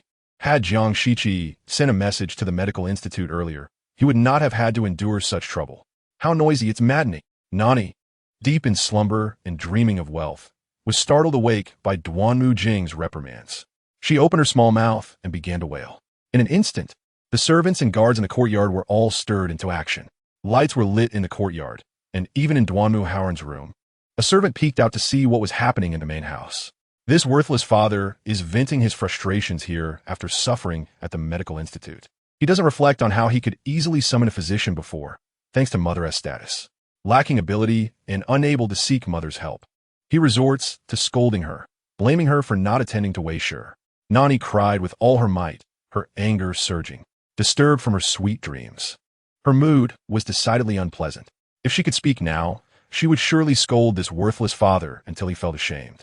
Duanmu Jing had intended to come to Jiang Shiqi to unleash his anger, making her feel anxious and uneasy, reflecting on where she might have fallen short. Fearing she would lose his favor, he expected her to offer to go to the medical institute to summon a physician. Yet, the entire household of servants was preoccupied with comforting Nan Yi. Jiang Shiqi was also awakened, her hair disheveled as she cradled Nan Yi, walking back and forth in the room. She gently soothed her daughter. Be good, Yi, don't cry, it's time for Yi to sleep. Duanmu Jing stood at the doorway, impatiently saying, let the servants take her away to comfort her. At such a young age, she only knows how to disturb her parents. Duanmu Jing's disdain for Nan Yi grew. He awaited Jiang Shiqi to draw her attention to him, to inquire why he was in such a foul mood. However, Jiang Shiqi, distressed by Nan Yi's wailing, had no energy left to concern herself with Duanmu Jing. She merely cradled her precious daughter and whispered soothingly. The servants swirled around the two of them, creating a chaotic scene. Just throw her out. Duanmu Jing shouted angrily, stepping forward, intending to snatch Nan Yi from Jiang Shiqi to pass her to the servants for care. Jiang Shiqi turned her head.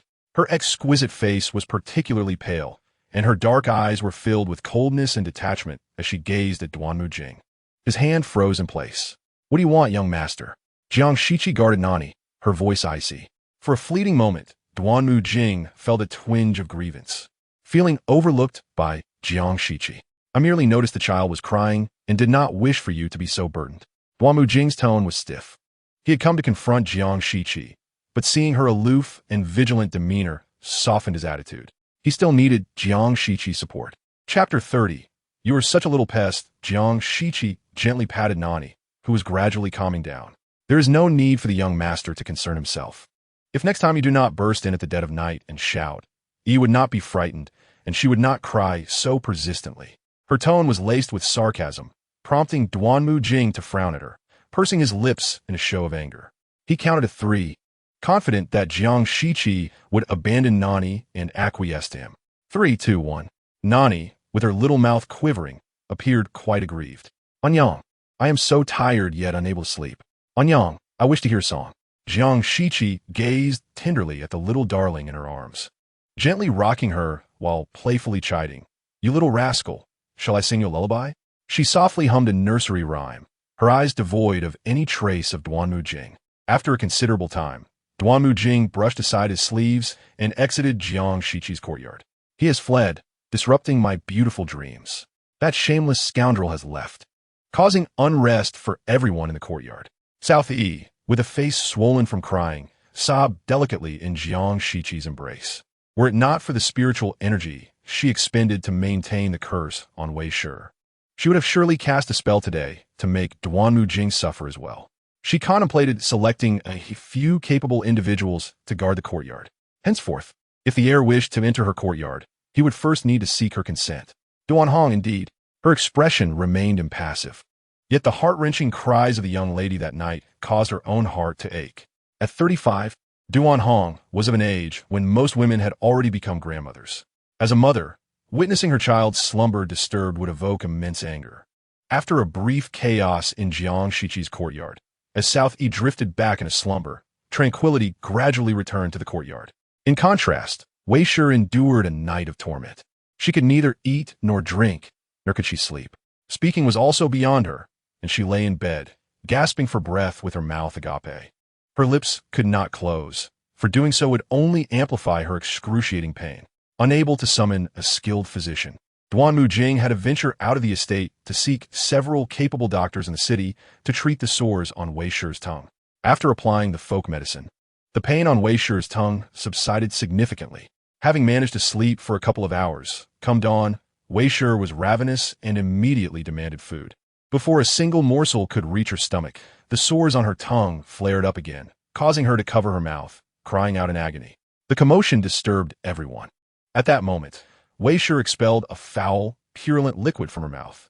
After enduring such torment for so long, the Yongding Marquis could no longer withstand it. Pinching his nose, he hurriedly exited while carrying his birdcage, concocting an excuse to leave, claiming he wished not to disturb the Marquisess during her treatment. But in truth, he hastily instructed the servant to relocate him away from the Marquisess's courtyard. He intended to wait until the Marquisess's sores healed before visiting her. The truth was, the stench from the pus oozing from the Marquisess's tongue was unbearable. Wei Shi could not close her mouth while sleeping at night, her breath reeking of a strong, foul odor. If this continued, it would not be long before the Yongding Marquis himself would succumb to illness. At this time, Duannan Yi was attending court. The elder lady was in the temple, while Wei Shi writhed in pain in the courtyard, clutching her mouth. After some time, she vomited a mouthful of foul pus, leaving her maids and servants questioning their existence due to the stench. The servants could endure no longer and reported Wei Shi's condition to Jiang Shiqi. Last night, the young lady had been startled, and today her health remained poor. My wind cold has not improved, so I shall not enter the lady's courtyard. You must attend to the lady with utmost care. If anything were to happen to her, beware of your skins. Jiang Shiqi sat in the pavilion, holding South Yi.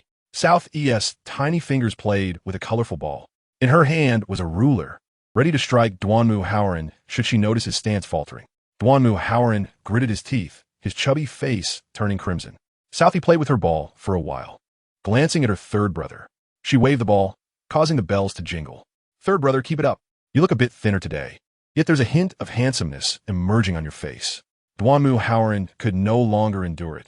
His face was forlorn. Master, it hurts so much. Look at my third brother's perseverance, enduring this horse stance for so long without begging for mercy. When he grows up, she will be like her third brother. No, she will endure even longer than him. Just as he was about to whine and refuse to maintain the stance, Duannan Yi stubbornly persisted, determined to set a good example for his younger sister. The servant from the Marquis's estate craned his neck to peek into Jiang Shiqi's courtyard, but was blocked by Chunhua and Xiushi. As evening fell, Wei Shi's courtyard had become reeking with foul air, the most undesirable place in the entire estate. Her tongue sores were not life-threatening. With the application of the physician's medicine, she would recover. Eating and drinking were not problematic. However, she would intermittently expel foul pus from her mouth. The critical issue was that even once the pus was cleared, the putrid odor lingered for an extended period. South Yi, having enjoyed several peaceful days, woke each morning to partake in feasting and merriment. Pointing at the garden outside the window, she exclaimed, "Ah, ah, ah." She wished for her mother to carry her outside to bask in the sun and absorb spiritual energy. With that energy, she would maintain the curse she had cast upon Wei Shi. This wicked old woman dares to bully her mother. Humph. Chapter 31. No one can break South Yi's curse. When South Yi was 5 months old, Duannan Yi visited once more, directly confronting Jiang Shiqi. Sister-in-law, I have heard that mother has been ill for quite some time. Why do you not intervene? Jiang Shiqi, perhaps under her brother's instructions, had come to reprimand Jiang Shiqi, hoping to soften her stance and provide Duannan Yi a way out. Duannan Yi and Jiang Shiqi had entered a cold war. Rarely did they encounter each other in the vast estate, and when they did, they merely exchanged indifferent glances as they passed by.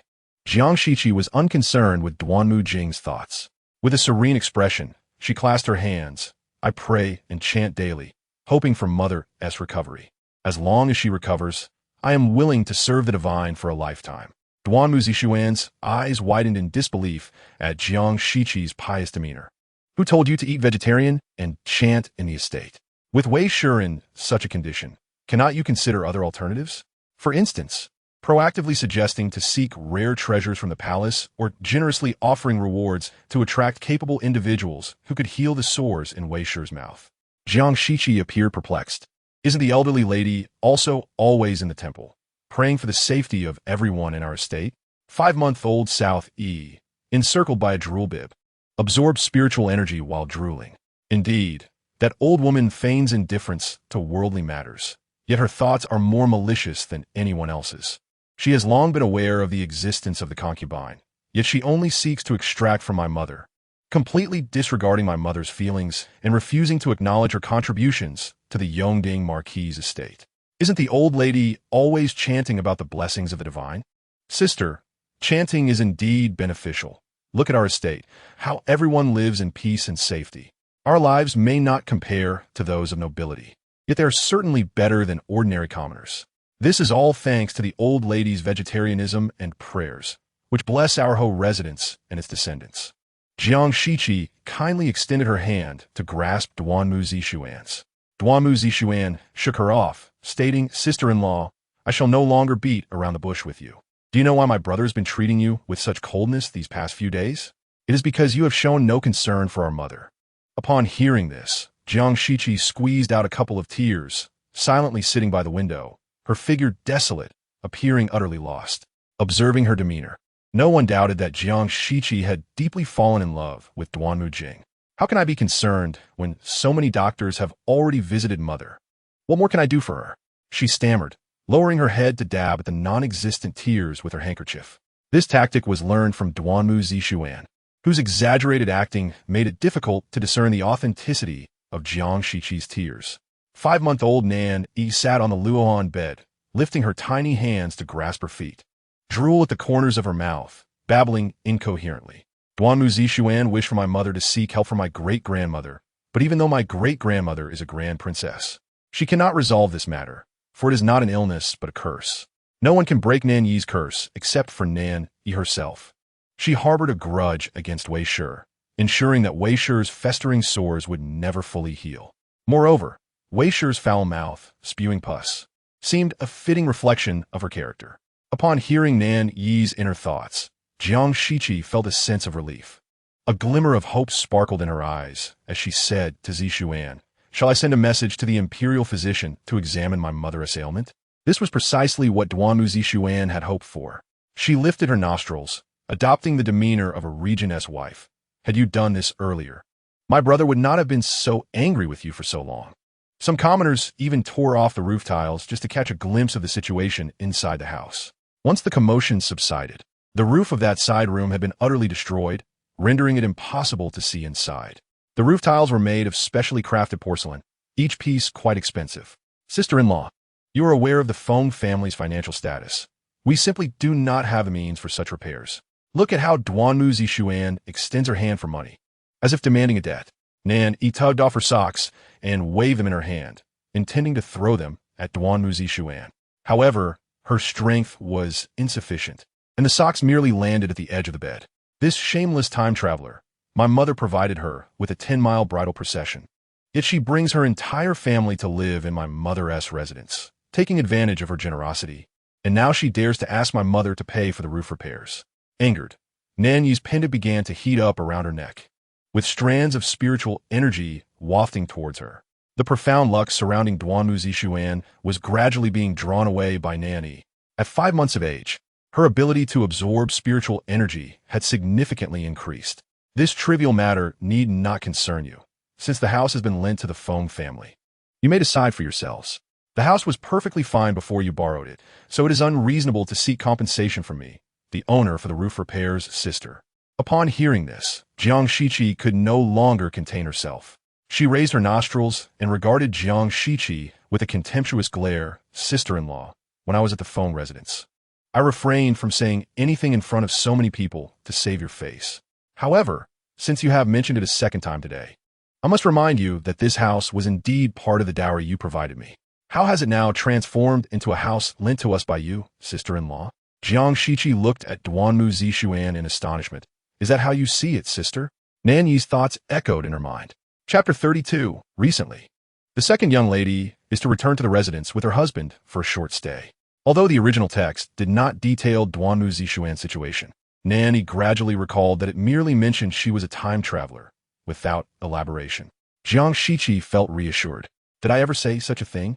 Wasn't that house one you were quite fond of, claiming the Feng family had just moved to the capital and had nowhere to live, thus temporarily residing in that house? When you said that, I was in the throes of childbirth and did not respond much. The dowry you desired was to be compared with my dowry list, allowing you to pick and choose what you liked. However, I have noticed that the property deed for that house is still in my possession, indicating that it was never included in your dowry list. Duanmu Zixuan was taken aback. How could she have forgotten to obtain the deed for the house where the Feng family resided? It became evident, just as Jiang Shiqi stated, that the house was only a temporary residence for the Feng family. She felt a pang of regret, her mind swirling, and she argued, in that case, sister-in-law, since you're the owner of this house, you should settle the expenses for the roof repairs. Each porcelain tile costs 1 tael of silver, and the entire roof of the side room needs replacement, amounting to several thousand taels of silver, a sum Duanmu Zixuan could never afford to pay herself. Jiang Shiqi's previously graceful smile gradually faded. Duanmu Zixuan threatened Jiang Shiqi fiercely, sister-in-law, if you do not pay this sum, I will have to report you to my brother. You know he has been quite displeased with you lately, and this may well lead to a rift in your marriage. A cold smile crept onto Jiang Shiqi's lips. Did Duanmu Zixuan really believe she could still use Duanmu Jing to threaten her? In an instant, she suddenly adopted a cordial smile. Since you wish for me to pay for the roof repairs, I shall ensure my family's house is properly maintained, and I will have to trouble you and your husband to temporarily vacate this residence. How can that be? Without this house, where shall we live? How can Feng Lang study in peace? If Feng does not study diligently to achieve success, how will he become a prince or minister? How shall I become the regent's wife? A familiar, ingratiating smile returned to Jiang Shiqi's face. This is quite simple. Our Yongding Ho residence is undoubtedly grander and more splendid than that house, is it not? Duanmu Zixuan hesitated. Jiang Shiqi gently held her hand and patted it. Sister, I can see that your husband is destined for greatness. You should let him reside in the Ho residence, where he can mingle with the marquis and the heir, thus gaining the advantage of proximity. Duanmu Zixuan's heart stirred. She looked at Jiang Shiqi, not swayed by the connections between the Yongding Ho and Duanmu Jing, but by the connections Jiang Shiqi had through the Grand Princess and Jiang Wugong. Sensing the opportune moment, Jiang Shiqi raised her hand, gently tapping her temple. Today, my mother sent someone to inform me that she wishes to see Yi. You know, my mother and father have long been separated, and my mother is always eager to engage with those of royal blood, maintaining excellent relations with the royal family.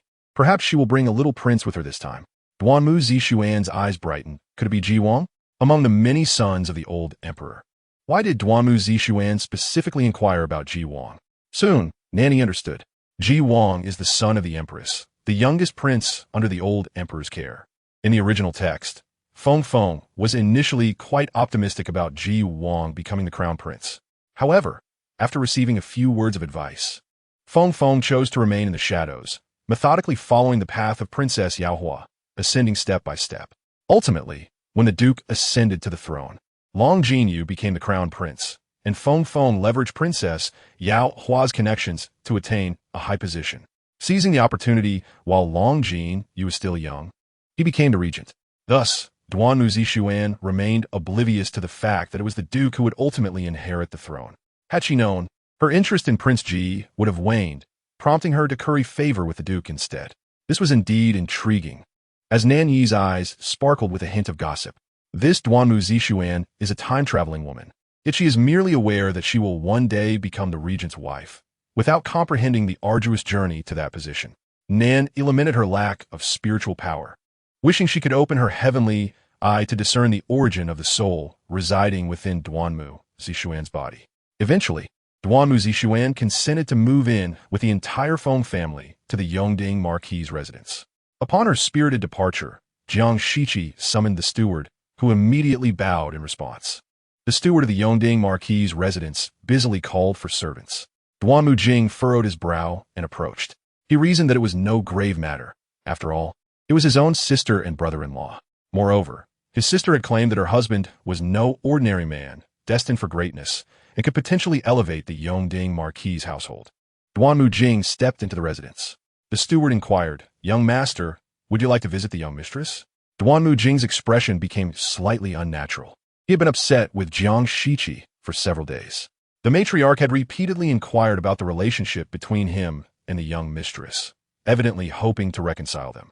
Could she not be eager for the Cold War between Jiang Shiqi and Duanmu Jing to end swiftly? She was impatient to push Jiang Shiqi to attend to the loathsome Wei family. Chapter 33. They were showing disdain to their mother. The servants of the Yongding Marquis's residence naturally wished for Duanmu Jing to cease any further discord with Jiang Shiqi. Previously, Duanmu Jing had treated Jiang Shiqi favorably, and her good spirits would lead her to reward the household servants generously. However, now that the young master was ignoring Jiang Shiqi, she seldom left her courtyard if there was nothing else to attend to. The servants lamented the loss of their rewards and complained to the steward.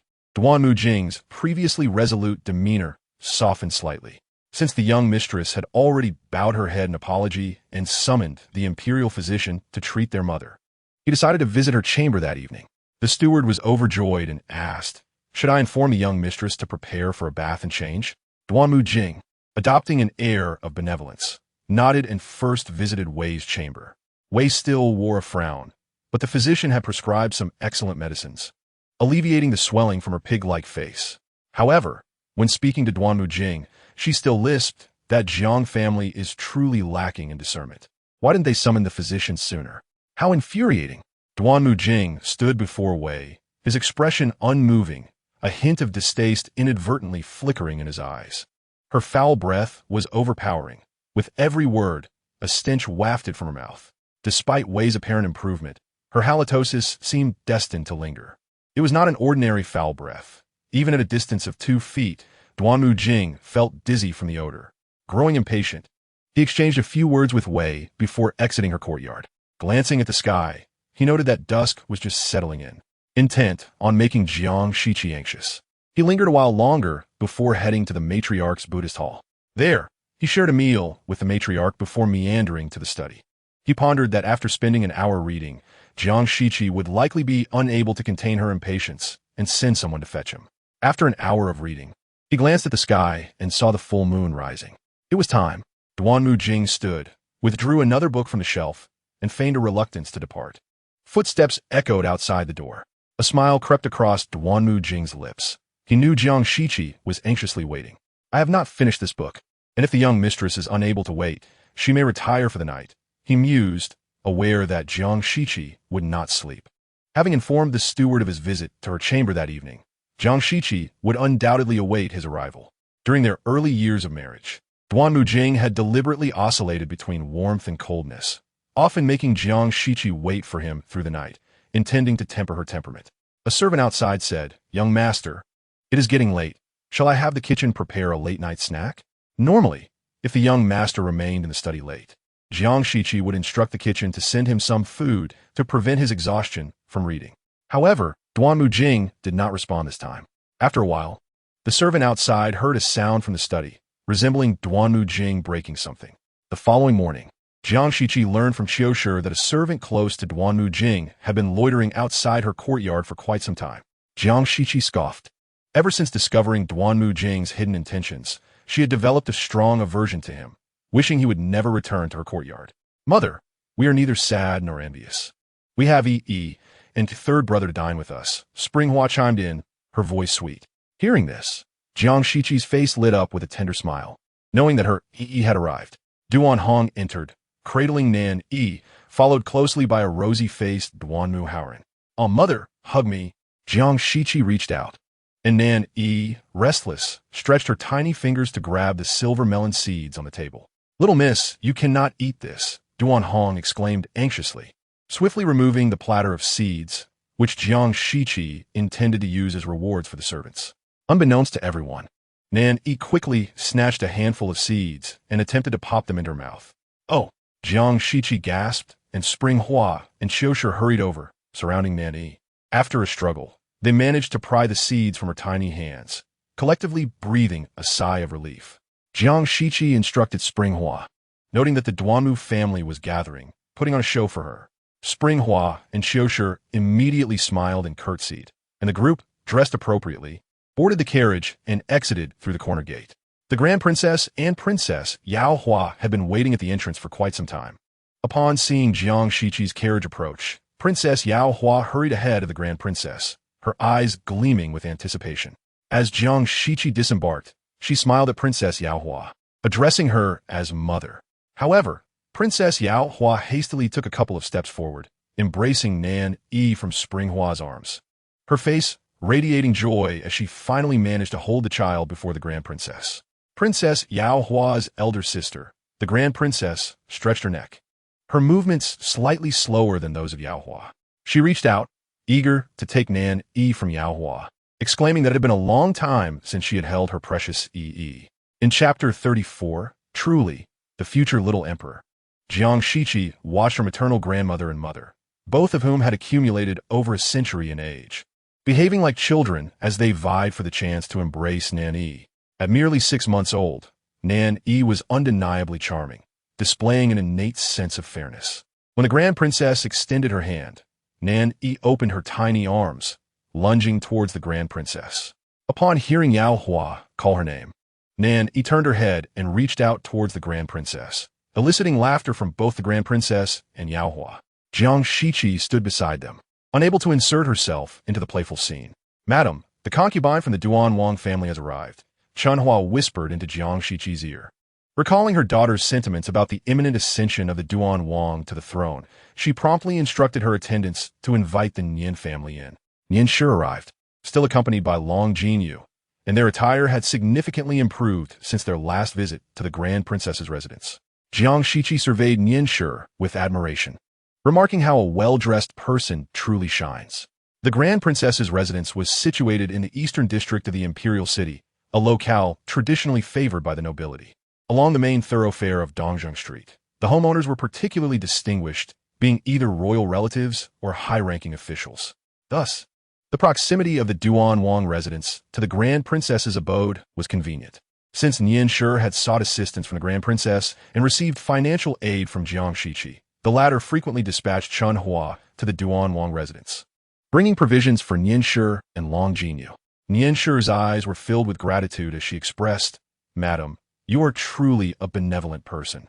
Jiang Shiqi smiled, acknowledging that had she not heard her daughter's thoughts, she would not have been so attentive to Nian Shi and Long Jinyu. She warmly invited Nian Shi to sit, and they engaged in casual conversation about family matters. After a while, Yaohua brought Nan Yi over, prompting Nian Shi to rise and greet her.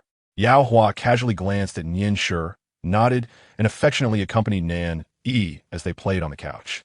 Nan Yi's tiny feet rested on Yaohua's knees, while she was cradled under Yaohua's arms, playfully stomping her little feet. Turning her head back towards Long Jinyu, Nan Yi smiled widely, her gums visible and slightly white. "Our Yi likes this brother." Yaohua beckoned Long Jinyu to come closer.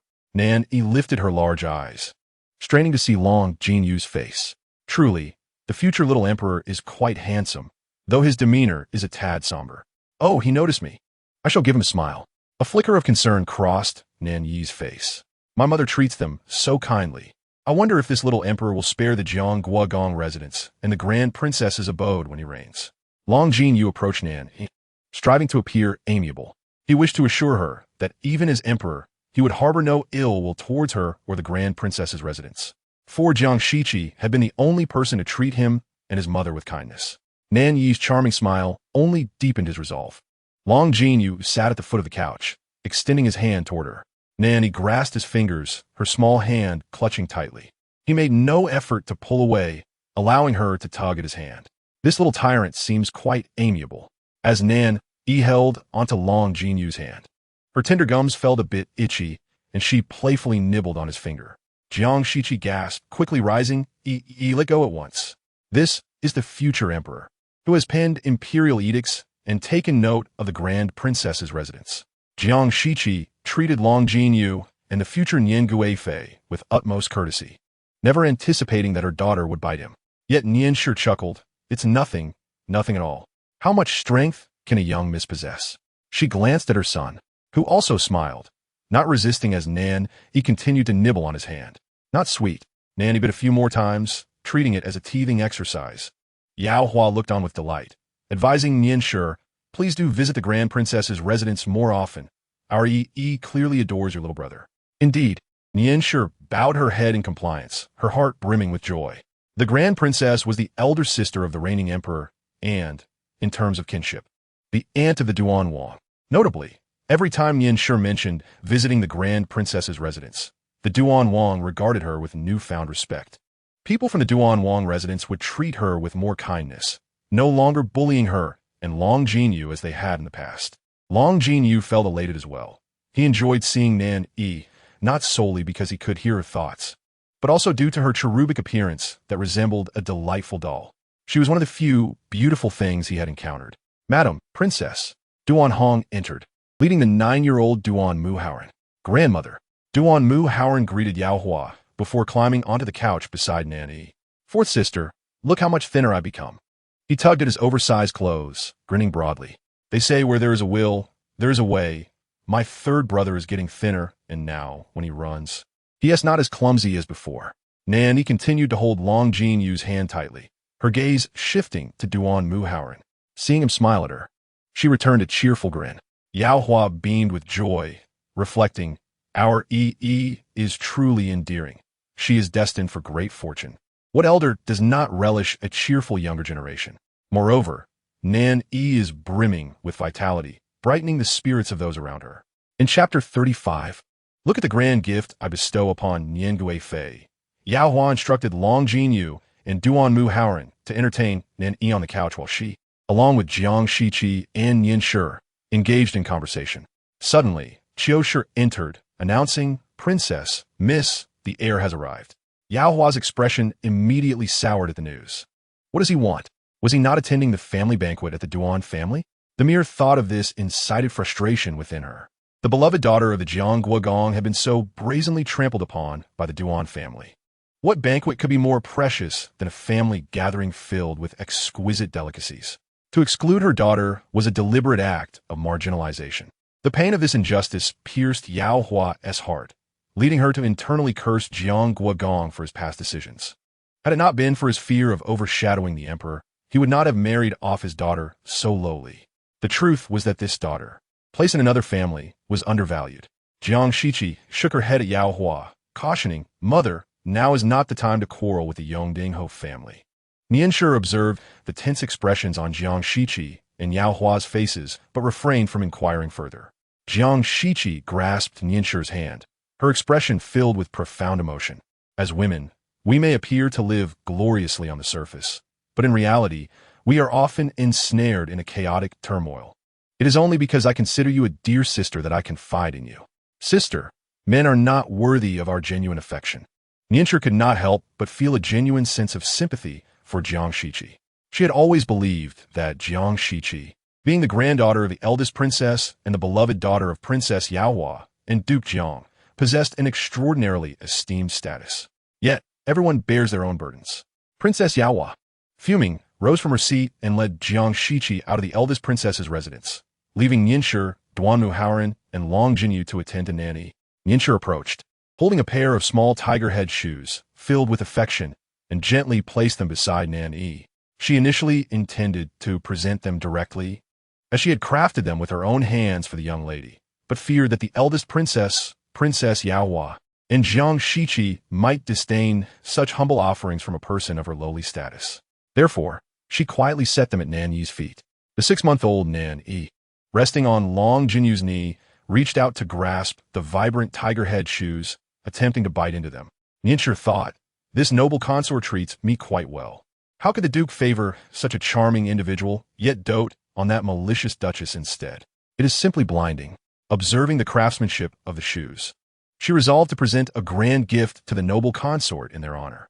As Nan Yi's drool fell upon the tiger head shoes, Nian Shi found the chubby child irresistibly adorable. Unable to resist, she lifted Nan Yi into her arms, pondering how joyful she would be if she had such a beautiful daughter.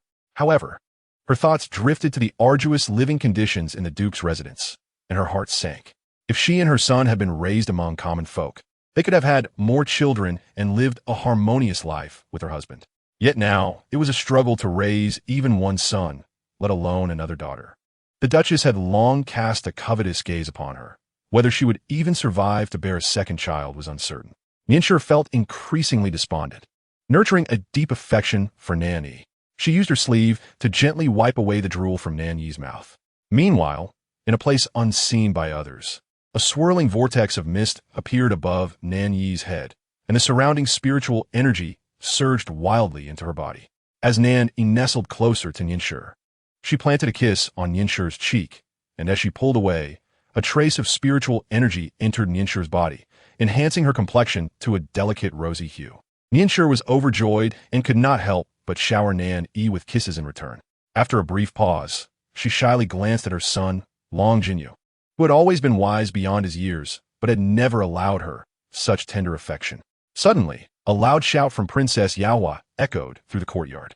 Duanmu Haoran quickly leaped down from the couch and dashed toward the main entrance. Duan Hong furrowed her brow slightly, and Ningshi hurriedly cradled Nan Yi, following closely behind Duanmu Haoran. There stood Princess Yaohua upon the steps, pointing a finger at Duanmu Jing. I married my only daughter to you, so that you would cherish and love her, not to have your family mistreat her. Pray tell me, what has my daughter done wrong? Your entire family feasts merrily while not a single servant informs my daughter. Is this any way to treat her as a member of the Duanmu family? Duanmu Jing's face darkened with anger, and though he wished to retort, he remembered that he was merely a fourth-rank official, while Princess Yaohua was the daughter of the eldest princess and the rightful wife of Duke Jiang. To openly defy her would only invite ridicule.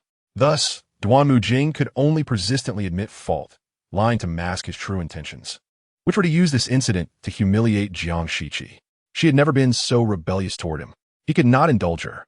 She must understand that without her husband's affection, she would face a fate of isolation within the Duanmu family. Jiang Shiqi felt a pang of sorrow as she listened to her daughter's heartache. Was it so glaringly obvious? Even her daughter could see it. Yet, for the past 20 years, Jiang Shiqi had remained oblivious.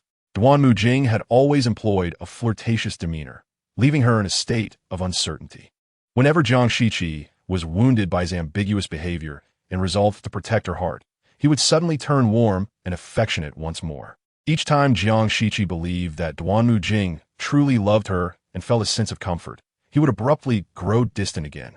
Jiang Shiqi was left bewildered, constantly questioning her own shortcomings. This incessant push and pull left her heart firmly ensnared in his grasp. No matter how unreasonable Duanmu Jing's demands were, she complied without hesitation. Reflecting on it now, one could see how cunning he truly was. He had orchestrated these events to ensure Jiang Shiqi willingly toiled for the Duanmu family, sacrificing herself to elevate their status, all while scheming against her for 2 decades. Raised in the protective embrace of the eldest princess's residence and Duke Jiang's household, how could she ever hope to contend with him? Jiang Shiqi pressed her hand against her heart, her face betraying her anguish. Her body swayed unsteadily, supported by her maids, Chunhua and Qiushi. Madam, please do not be upset, they implored, their eyes glistening with tears. Duanmu Jing stood at the foot of the steps, feigning a posture of contrition, yet his gaze continually drifted toward Jiang Shiqi. Though he could not contradict Princess Yaohua as a junior, Jiang Shiqi had the freedom to do so. In the past, whenever Duanmu Jing erred and faced reprimand from the eldest princess, Princess Yaohua, or Duke Jiang, it was Jiang Shiqi who would step in. She would even stir trouble with her family on his behalf. She loved him so fiercely that she would not allow her family to criticize him in the slightest. She feared that if her family angered him, he would no longer shower her with affection. In a sense, Jiang Shiqi's love for Duanmu Jing had been deeply humble.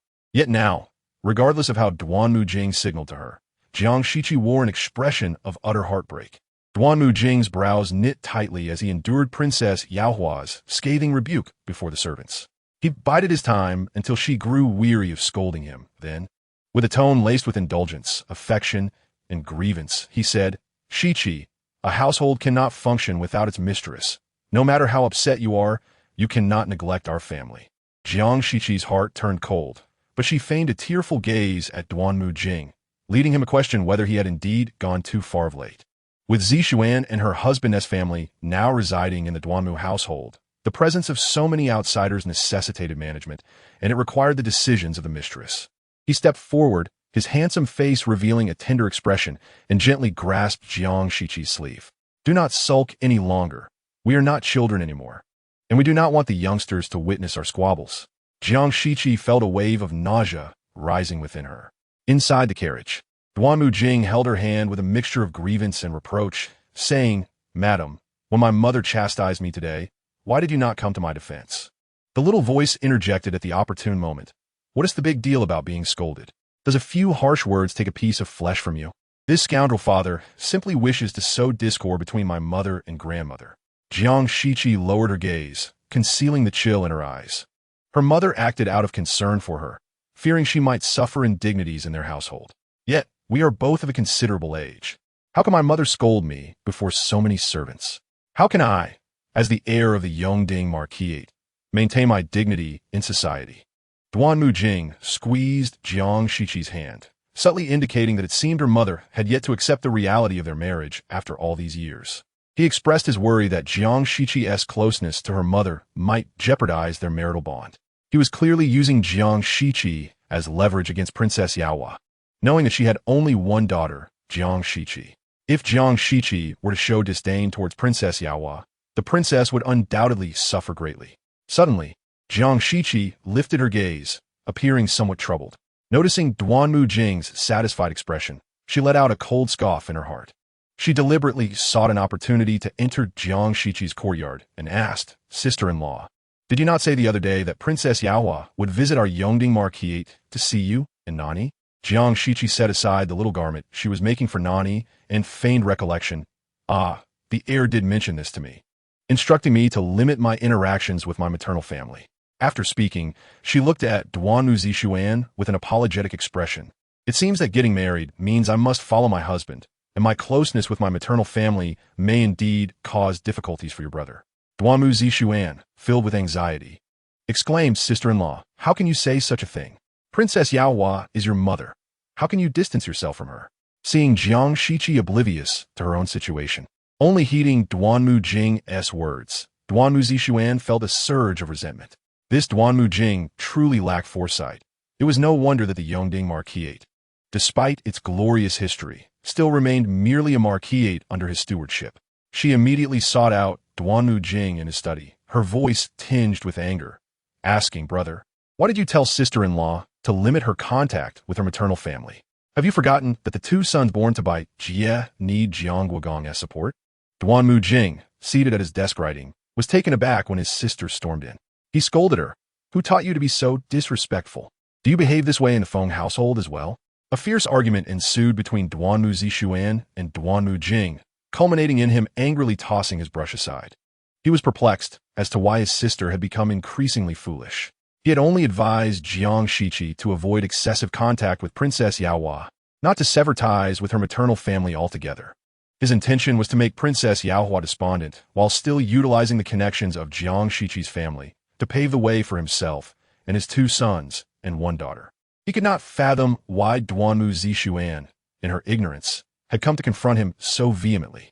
With a fierce glare, he pointed towards the door of his study, commanding, "Get out." Chapter 37.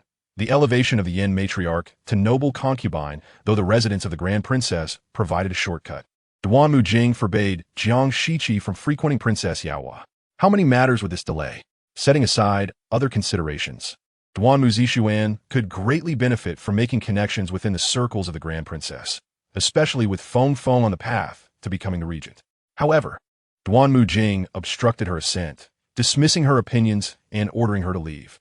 Duanmu Zishuan confronted Duanmu Jing. "You must realize that if the old lady learns about this quarrel between you two, it will only bring shame upon our Yongding Marquisate." The old lady, who had always doted on Duanmu Zishuan, emerged from her meditation room, leaning on her cane as she entered the study, her face etched with concern. "What is this quarrel about? You're making a spectacle for outsiders to mock us." The old lady had always favored Duanmu Zishuan, even though her character had grown bolder since her fall into the water. Nevertheless, she was still fundamentally the same. Previously, Duanmu Zishuan had harbored resentment towards Jiang Shiqi, but kept it to herself. Now, however, she was determined to devise schemes against Jiang Shiqi openly. In contrast, the old lady actually preferred this more assertive version of Duanmu Zishuan, who now actively sought to extract benefits from Jiang Shiqi. Fuming, Duanmu Zishuan was pulled down to sit by the old lady, who wrapped her arm around her, listening as she recounted the entire situation.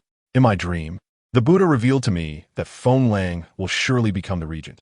You must believe me, grandmother." The old lady, tenderly stroking Duanmu Zishuan's head, replied, "Of course. Grandmother believes you. Having devoted her life to faith in deities, the old lady was already half convinced by Duanwu Zixuan's words. The old lady's envoy indeed found members of the Feng family in the location Duanwu Zixuan had indicated. Consequently, she fully trusted Duanwu Zixuan's assertions, which was a key reason for agreeing to marry her off to Feng Feng. Yet, her brother remained obstinate, harboring resentment over being reprimanded by Princess Yaohua, thus forbidding Jiang Shiqi from further contact with her. Now that Princess Yaohua no longer visited their Yongding marquisate, how was she, as the future regent's wife, to network among the influential in the capital? With family members present, Duanwu Zixuan felt no need to feign politeness, directly referring to Jiang Shiqi by name. The old lady, upon hearing this, refrained from scolding Duanwu Zixuan and turned a stern face towards Duanwu Jing, saying, "This is where you are mistaken. Consider that Zhang's close ties with her maternal family will ultimately benefit Xiener." Duanwu Jing lowered his head in silence. He had always considered himself extraordinary. Yet he was merely a low-ranking official. He had no capacity to contemplate matters concerning the Feng family. Whether Feng Feng would ascend to the position of regent was a matter for the future, and he was preoccupied with how he had been humiliated in front of so many servants by Princess Yaohua, wishing to make her suffer in return. The old lady supported Duanwu Zixuan, expressing her fondness for Feng Feng, and declared, "I will take charge of this matter. You go to Jiang and invite the Grand Princess and Princess Yaohua to our residence." "Thank you, grandmother," Duanwu Zixuan replied joyfully as she departed. She found Jiang and adopted a patronizing demeanor, stating, "Sister-in-law, I had a fierce argument with my brother on your behalf. You need not worry. You may continue to interact with your maternal family. My brother will not object." A look of gratitude washed over Jiang Shiqi's face as she grasped Duanwu Zixuan's hand, saying, "Good sister, your kindness has not been in vain."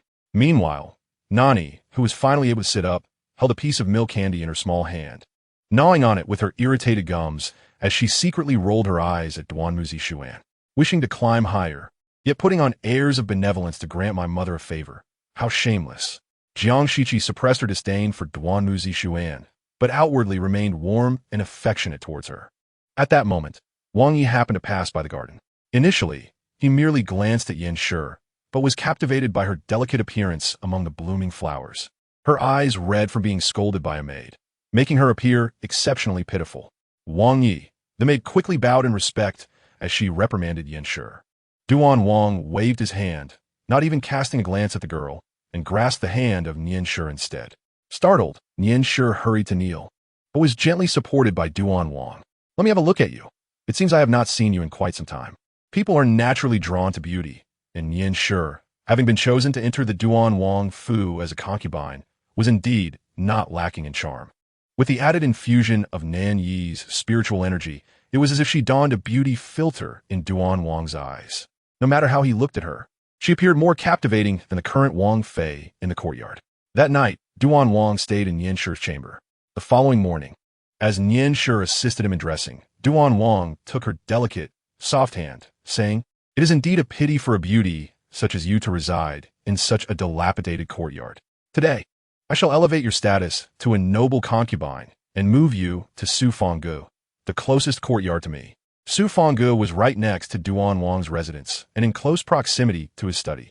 Whenever he was weary from reading, he could easily visit her. Yan Shi was taken aback, her head spinning from this unexpected fortune. Kneeling, she exclaimed, "Your Highness, please do not treat me so well. I am unworthy." The more she refused, the more unique she appeared.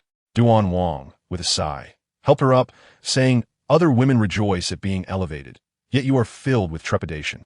This only deepens my affection for you. From today onward, your monthly allowance will be doubled, and I shall assign more servants to attend to you." Chapter 38. To the Enlightenment School. Upon receiving her rewards, Long Jinyu was immediately informed. He approached Yan Shi, who, adorned in new garments and surrounded by several maidservants, wore a delighted expression. Long Jinyu recalled Nan Yi's words, who had promised to present a grand gift to his mother. Could this be the gift? The image of Nan Yi's cherubic face filled his mind. "You heir," Yan Shi beckoned, embracing her son, her eyes glistening. "Your father has granted permission for you to attend the Enlightenment School beneath the Guozijian." This had long been a source of concern for Yan Shi, as the back courtyard of the Duan Wang Fu was dominated by the Wang Fei. Many children in the household were not educated until the ages of 8 or 9, while Long Jinyu, who was exceptionally bright, would soon turn 5. As a concubine's daughter, Nianshi had little opportunity to learn reading and writing. She had taught all she could to Long Jinyu, who absorbed knowledge swiftly. Beyond that, there was little more she could impart. The fact that Duan Wang had permitted Long Jinyu to attend the Enlightenment School brought Nianshi greater joy than her elevation to a noble concubine. She feared that her inadequacies as a mother might hinder her son's future. Long Jinyu furrowed his brow. But if I go to the Enlightenment School, what will happen to you, mother, here alone in the Duan Wang Fu? Since he could remember, they had always supported one another, becoming inseparable. What if he left and the Wang Fei bullied her? Nianshi lovingly ruffled her son's hair, assuring him, "Do not worry. Your father knows of my friendship with the young lady of the Yongding Ho Fu and has granted me the freedom to come and go from the Duan Wang Fu. If you are not here, I can avoid the Wang Fei. Besides, the third son of the Duan Mu family will also be at the Enlightenment School, so you shall not be alone." It was typical for children to begin their education around the age of 6. Yet, the third son of the Duan Mu family was already 9 and had only just begun his studies, making him somewhat out of place among his peers. Nianshi and all the nobility in the capital speculated that Duan Mu Hao Ran's intellect might not be sound, and his rotund appearance only served to reinforce their suspicions. Reflecting on Duan Mu Hao Ran's foolish demeanor filled Nianshi with regret. She gently told Long Jinyu, "Although you are younger than the third son, you must look after him at the Enlightenment School to prevent him from being bullied by the other children." Nianshi had faith in her son. In the Duan Wang Fu, their survival amidst the Wang Fei's challenges was a testament to Long Jinyu's intelligence, which had allowed them to navigate perilous situations. Thus, Nianshi had no concerns about her son being victimized. Rather, her worry lay in the possibility of him becoming a tormentor himself. Therefore, she urged him to take special care of Duan Mu Hao Ran as a way to repay Jiang Shiqi for her kindness towards them. Long Jinyu obediently nodded. Meanwhile, Jiang Shiqi was busy sewing a small backpack for Duan Mu Hao Ran. Beside her, Duan Mu Bo held several books, earnestly advising his younger brother, "No slacking off. You must study as diligently at the school as you do at home. I'll be sure to test your knowledge." Duan Mu Hao Ran nodded, the flesh on his face quivering. He had indeed lost considerable weight recently, and the clothes that had been altered just days prior now hung loosely on him. Once Duan Mu Hao Ran had the stamina to endure a full day, Jiang Shiqi planned to send him to the Enlightenment School. With a beaming smile, she slung the small backpack onto Duan Mu Hao Ran's shoulders, instructing him to listen attentively to the teacher. "I do not expect you to learn much. Just avoid causing trouble." Jiang Shiqi's children needed only to follow the rules to ensure a promising future, given her illustrious family background. Duan Mu Hao Ran's face was tense as he obediently carried the backpack, assuring his mother, "Do not worry. Big brother has already taught me some characters. I will study hard at the school." He was aware of his own limitations, having been told since childhood that he was the dullest in the family, destined only to enjoy a good meal without concern. Entering the school was an opportunity he had never dared to imagine. Nan Yi, perched on a small cushion, watched Duan Mu Hao Ran with wide, bright eyes. As he approached, she affectionately patted his head, earnestly advising him, "If you encounter any little tyrants at the Enlightenment School, do not rush to defend anyone, or they may hold a grudge against you." Filled with concern, she wished she could accompany him to school. Grasping his fingers, she infused him with a touch of spiritual energy to enhance his clarity of thought. Duan Mu Hao Ran felt a surge of mental acuity and waved cheerfully at Nan Yi before bidding farewell to his mother, holding hands with his elder brother as they made their way to school. Upon arriving at the entrance of the Yongding Ho Fu, they were greeted by an unpleasant stench. Moments later, they saw Wei Shi emerging from her quarters, followed at a considerable distance by her maidservants. Everyone knew of Wei Shi's foul odor. Just a word from her could overwhelm anyone. Spotting Duan Mu Hao Ran with his little backpack, she shrieked, "Where are you going?" "Sanguaire, come to grandmother's courtyard, where she has delicious treats for you. Let's not embarrass ourselves outside. You are aware that those outside disdain your lack of intelligence, and should you venture out, they will surely mock you." Each word she spoke seemed to drag along a foul stench. The two brothers, Duan Mu Haobo and Duan Mu Haoran, recoiled in distaste. "Grandmother, I take my leave." Duan Mu Haoran grasped his elder brother's hand, hastily escaping from the gates of the Yongding Marca residence and swiftly boarding the carriage. The coachman, unable to endure the foul odor, cracked the reins and vanished in an instant. Chapter 39. She loathed the feeling of being unable to control Duanmu Haoran.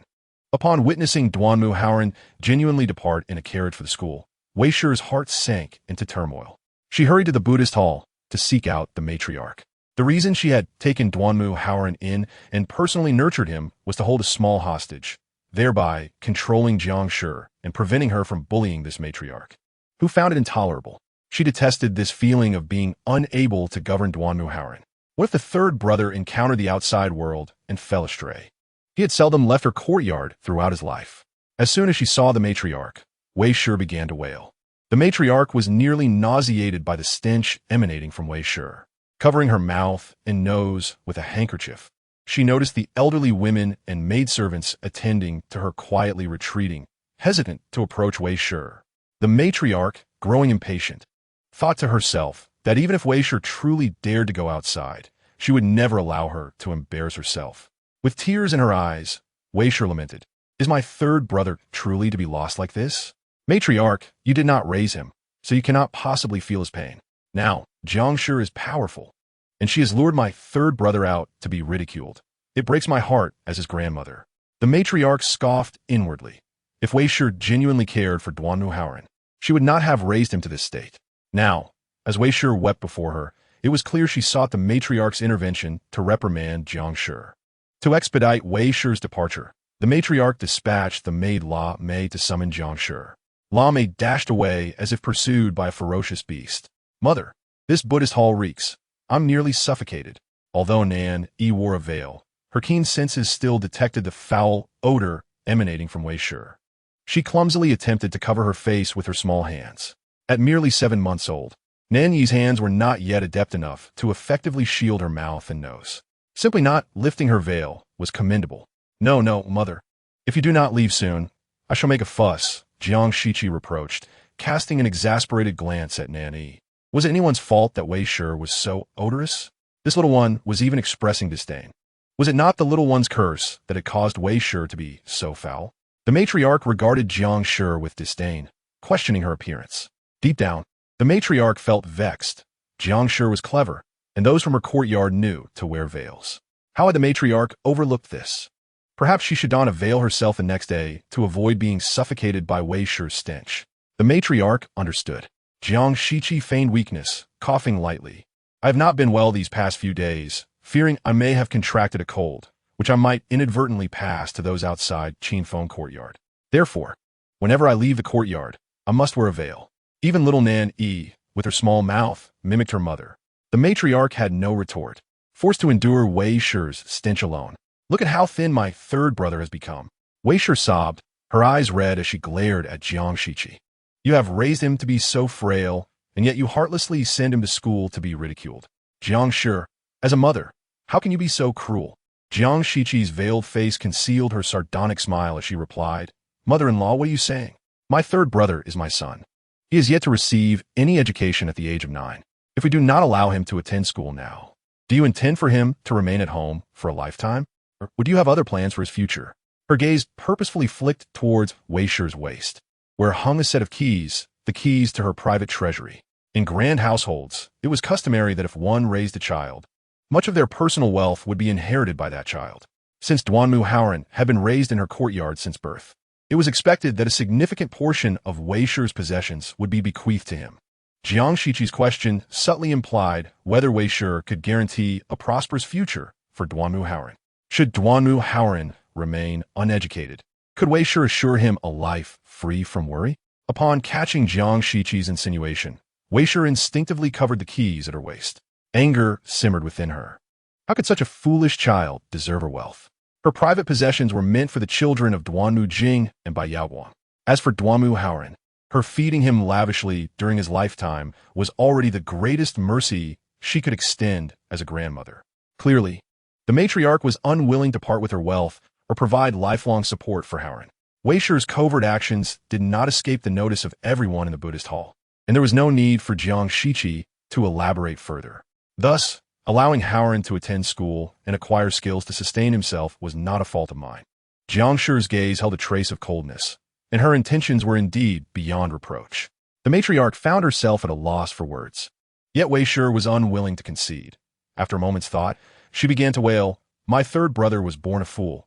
He can hardly recognize a few characters. Why must you send him out to be humiliated?" Before Jiang Shiqi could respond, Wei Shi turned to the matriarch. "It is not merely my third brother's shame. Our Yongding marquis residents shall share in the ridicule.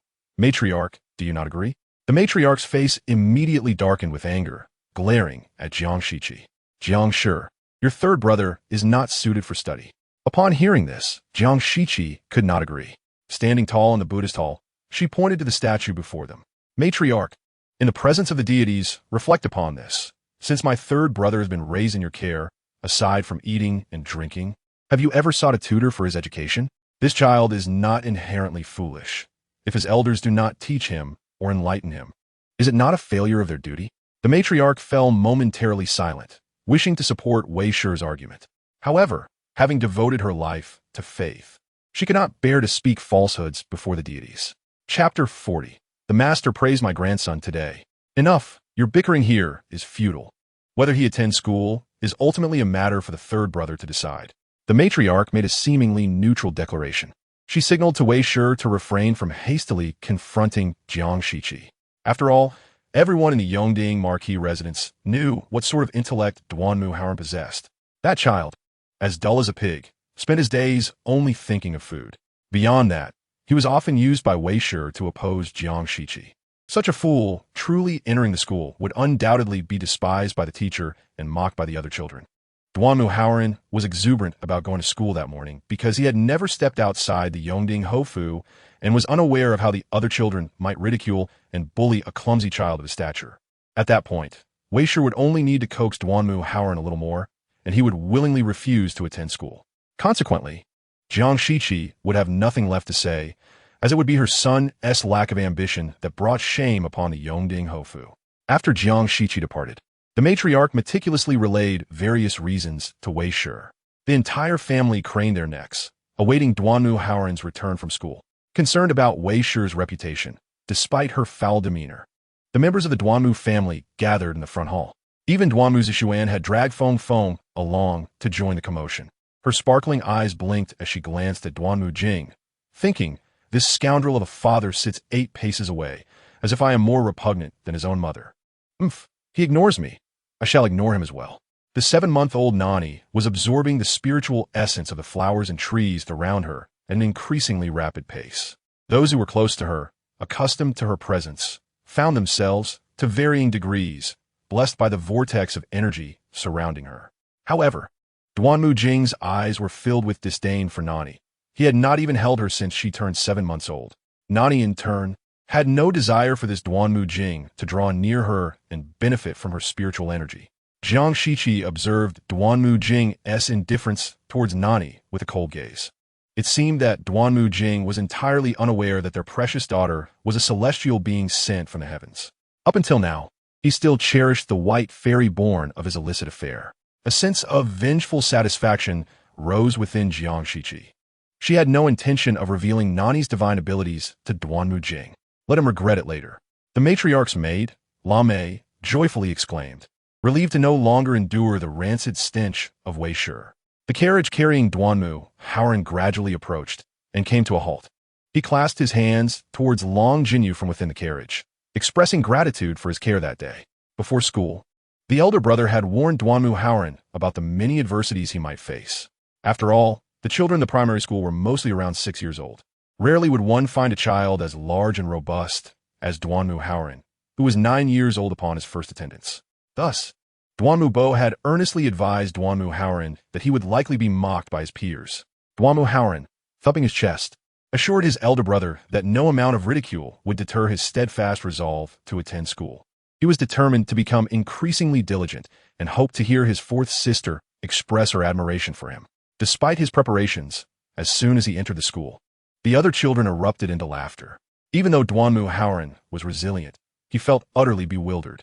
At that moment, Long Jinyu rose to put an end to the laughter. Duanmu Haoran soon realized that Long Jinyu possessed an innate leadership quality. In just a morning, he had managed to gain the loyalty of most of the children in the school. Ironically, Long Jinyu was the youngest among them. Whenever Duanmu Haoran stood beside Long Jinyu, none of the children dared to mock him. Long Jinyu, seated in the carriage, also bowed to Duanmu Haoran, and the two boys exchanged knowing smiles, communicating everything without words. Duanmu Haoran descended from the carriage, his plump body struggling to cross the threshold of the Yongding Hofu. Jiang Shiqi smiled and nodded, observing her third son's joyful demeanor. She lifted her silk handkerchief to wipe the sweat from his forehead. Before Jiang Shiqi could speak, the foul-smelling Wei Shi rushed forward, pushing Jiang Shiqi aside. With a look of feigned compassion, Wei Shi gazed at Duanmu Haoran, inquiring, "Third brother, did you suffer greatly today?" As she spoke, she reached out to take Duanmu Haoran's hand. However, Duanmu Haoran forcefully shook her off, stepping back 2 paces, his eyes filled with righteous indignation. Nan Yi squinted, her laughter ringing like silver bells. "I truly wish to pretend I cannot see Wei Shi's face, which resembles someone who has just consumed excrement." Chapter 41. Who says her third son is as foolish as a pig? Wei Shi stared at Duanmu Haoran in shock, as if she were meeting him for the first time. In her mind, this child had always been as dim-witted as a pig. Everyone in the world might love to learn, but Duanmu Haoran was an exception. She stepped closer, leaning towards Duanmu Haoran with a seemingly affectionate smile. "Third brother, don't joke around. Can you even understand what the books say?" She remained skeptical of Duanmu Haoran's dedication to his studies in school. The matriarch also approached, stating, "Living a life free from worries about food and clothing is sufficient for you." Duanmu Jing and the Yongding Ho remained silent, clearly agreeing with the matriarch's words. Jiang Shiqi's fists clenched tightly. She had never encountered such a demoralizing family. Duanmu Haoran felt somewhat lost. Why did he find studying quite interesting? Yet his family insisted he was incapable? "Third brother, don't listen to them. Once he grows up, she will beat them until they are left searching for their teeth. As long as third brother enjoys it, he should hold steadfast to his interests, regardless of what others say." Nan Yi fervently encouraged Duanmu Haoran, equally disgusted by the Duanmu family's selfishness and their ugly faces. Duanmu Haoran steadied himself, shaking his head. "No, the teacher said I am very clever. I have memorized everything the teacher taught me today." Without waiting for others to inquire further, he began reciting the teachings of the day. Human nature is inherently good. We are all similar by nature, but our habits differ. His clear recitation echoed throughout the hall. Jiang Shiqi gradually relaxed her clenched fists, casting a cold glance at Wei Shi and the others. Who said her third son was as foolish as a pig? Just listen to the clarity of her third son's recitation. Could Wei Shi manage such a feat? Although Duanmu Haoran was reciting the 3-character classic, an elementary text for 6-year-olds, he did so with remarkable fluency. This indicated that he had indeed gained knowledge at school. The key was that he had the desire to learn. The rarity of a genuine interest in education far surpassed all else. "I knew third brother is impressive. He is not as foolish as Wei Shi claims. It is simply that Wei Shi believes him to be dim-witted and does not wish for him to become particularly clever. In Wei Shi's mind, my third brother is merely a pawn to manipulate my mother. She doesn't want him to achieve anything significant. Ideally, everyone should believe third brother is foolish, even if he himself thinks so. That would please Wei Shi." Nan Yi opened her little arms towards Duanmu Haoran. Leaning down, Duanmu Haoran embraced Nan Yi. A rich spiritual essence surged from her into his embrace, penetrating his mind. Duanmu Haoran felt a surge of clarity. Everything the teacher had taught that day was firmly etched in his memory. He disregarded Wei Shi's rigid expression and, holding Nan Yi, hurried toward Jiang Shiqi's courtyard. This evening, he must resolutely strive for excellence. Not only should he thoroughly assimilate the lessons taught by the teacher today, but he must also prepare in advance for the content that the teacher will impart tomorrow. Observing his spirited and ambitious demeanor, Jiang Shiqi felt her eyes welling with emotion. Her fingers trembled with excitement, concealed within her wide sleeves. What a splendid child he is. Yet, due to the selfishness of Wei Shi, he nearly faced ruin. Jiang Shiqi reached out to intercept Wei Shi, her expression icy. "Mother-in-law, it would be best to refrain from interfering. It is rare to see Haoran so filled with zeal. Look at the smile on his face, a vitality I have never witnessed before." Wei Shi, with a flick of her sleeve, unleashed a foul stench that nearly caused those in the hall to retch. "I say, Haoran is not truly happy. He merely feigns a smile." It seemed as though she were blind. "Jiang Shi, do you truly wish for your son to become the laughingstock of the capital? It is one thing to mock your son, but to ridicule the Yongding Ho residents is unacceptable." From this point onward, She would not permit Duanmu Haoran to step outside the courtyard. Jiang Shiqi slightly raised her chin. Her figure was already quite graceful and standing tall before Wei Shi. She surpassed her by half a head. In this capital, only those devoid of knowledge are ridiculed, and I'm bewildered as to when it became a jest to be diligent and eager to learn. Can mother-in-law not clarify this confusion for me? Why must she hinder Haoran's aspirations? Wei Shi, with a flick of her sleeve, faced Jiang Shiqi's confrontational stance, at a loss for justification for her current behavior. She turned to the Yongding Ho, approaching him with feigned charm. The host shivered, intending to reprimand Jiang Shiqi, but upon opening his mouth, he turned away, unable to suppress a bout of retching. The stench was unbearable, as if Wei Shi were a walking mass of excrement. While retching, the Yongding Ho waved his hand. I'm unwell, truly unwell. Saying this, he fled from the hall. Wei Shi's face contorted in anger as she looked towards Duanmu Jing. However, Duanmu Jing's countenance reflected contemplation, and he did not accede to Wei Shi's desire to chastise Jiang Shiqi. Why do you not speak on my behalf? Are you merely going to watch as Sangu is tormented by Jiang Shi? Wei Shi cast a disgruntled gaze at Duanmu Jing. What does reciting the three-character classic amount to? Any child can accomplish that. Lang mastered it long ago. Lang was the second son of Duanmu Jing and his concubine, Bai Lang. The old lady was also waiting for Duanmu Jing's words. Yet, Duanmu Jing remained pensive. I have heard that the teacher invited to the Enlightenment Academy is Mr. Xia, a disciple of the Crown Prince's tutor. Upon hearing this, the old lady's face displayed a fleeting look of surprise. It is said that Mr. Xia is highly regarded by the Crown Prince's tutor and possesses considerable knowledge. Duanmu Jing continued, in due time, Mr. Xia will undoubtedly enter the Hanlin Academy. The old lady's expression transformed into one of deep contemplation. Jing, do you mean? Duanmu Jing spoke softly. If Lang could receive the recommendation of the Grand Princess and become a student of Mr. Xia, would that not mean he is of the same school as the future emperor? Chapter 42. This residence no longer belongs to the Feng family. The current emperor is aging, and yet the Songlong kingdom has yet to establish a successor, unless unforeseen circumstances arise.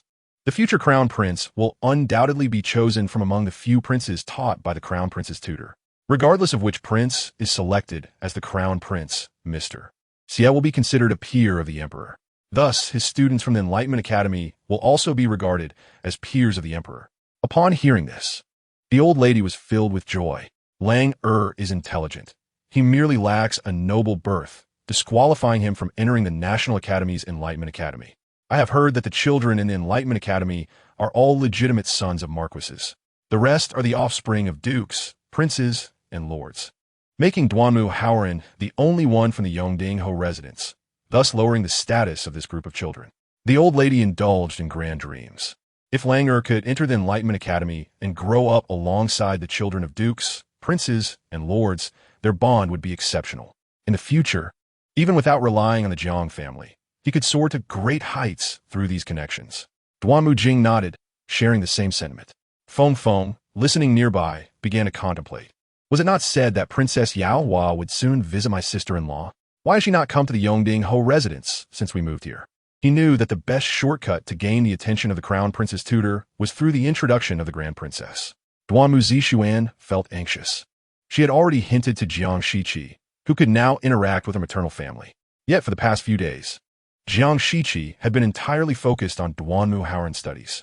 Not only had Princess Yao Hua not visited the Yongding Ho residence, but there was also no mention of her or the Grand Princess.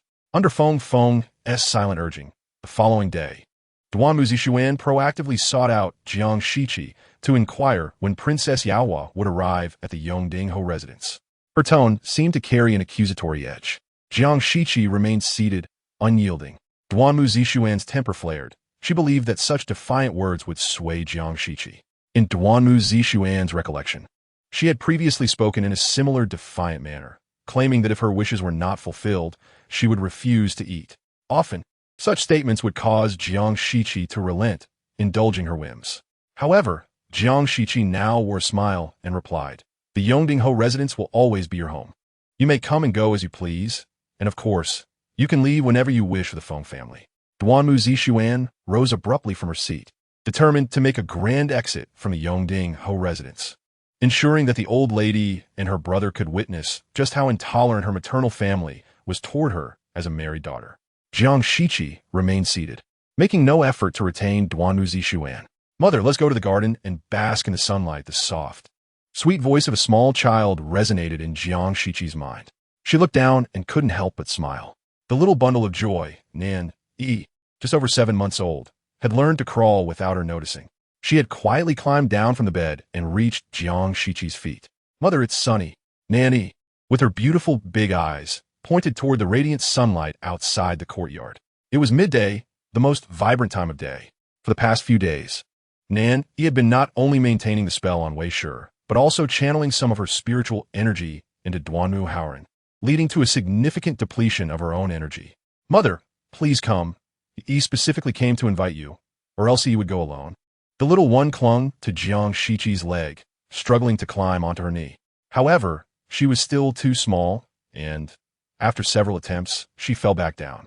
With a quivering lip, it seemed she was about to cry. Jiang Shiqi, feeling a pang of affection, bent down and lifted the little girl. "Mother will take you out to bask in the sun." She coaxed the little one into the garden, with a child's frown transformed into a beaming smile. Her eyes squinting in delight, and laughter like silver bells filled the air. At that moment, Chunhua hurried over. "Madam, the second young lady has already left with those from the Feng family." As Nan Yi basked in the sun, she slightly opened her eyes. "This is splendid.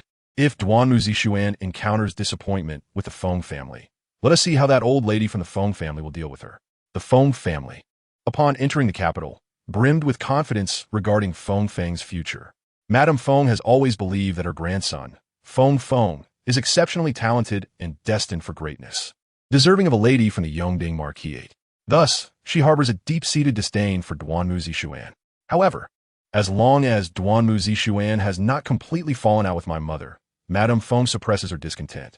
It is evident that Madame Feng possesses a remarkable ability to torment others. She instructed those guarding the residence to keep a vigilant watch at the door, ensuring that no outsiders enter. Duanwu Zixuan arrived at the previous residence of the Feng family, laden with numerous packages and boxes. Upon arrival, she discovered that the locks had already been changed. "Madam, this residence has been leased out," a servant informed her. Feng Feng's expression darkened considerably as he glared at Duanwu Zixuan, the reproach in his eyes unmistakable. This residence no longer belonged to the Feng family. It was part of Duanwu Zixuan's dowry. A long line of people had gathered on the street, drawn by the commotion. The onlookers began to murmur, questioning if the Feng family had been denied their share of the Yongding Marquisate's fortune. Both Feng Feng and Madame Feng wore ominous expressions, while Duanwu Zixuan furrowed her brow, desperately attempting to defend herself. "This residence rightfully belongs to the Feng family. These people have unlawfully taken what is ours." Upon hearing this, the current occupants of the house immediately protested. The door swung open, and a throng of guards emerged. A steward appeared, brandishing a leasing document, unequivocally stating that this residence was leased by them, and questioned how it could possibly be considered the Feng family's. This leasing document was duly registered with the authorities. While Duanwu Zixuan attempted to escalate the situation, Madame Feng, with a darkened countenance, quietly chastised, "Have you no shame? Depart at once and think of another solution." Fuming, Duanwu Zixuan stormed into Jiang Shiqi's courtyard, exclaiming, "Sister-in-law, why did you lease our house to someone else?" Suddenly, a small child, named Nan Yi, crawling on the Luohan couch, eagerly turned and began to absorb the auspicious energy emanating from Duanwu Zixuan. It is known that those of great wealth and status possess fortune, and those who can influence the nation's fate are often surrounded by auspicious energy. The density of this energy correlates positively with one's fortune. Duanwu Zixuan was extraordinarily fortunate, endowed with both fortune and auspicious energy, a natural trait that did not require mutual enhancement.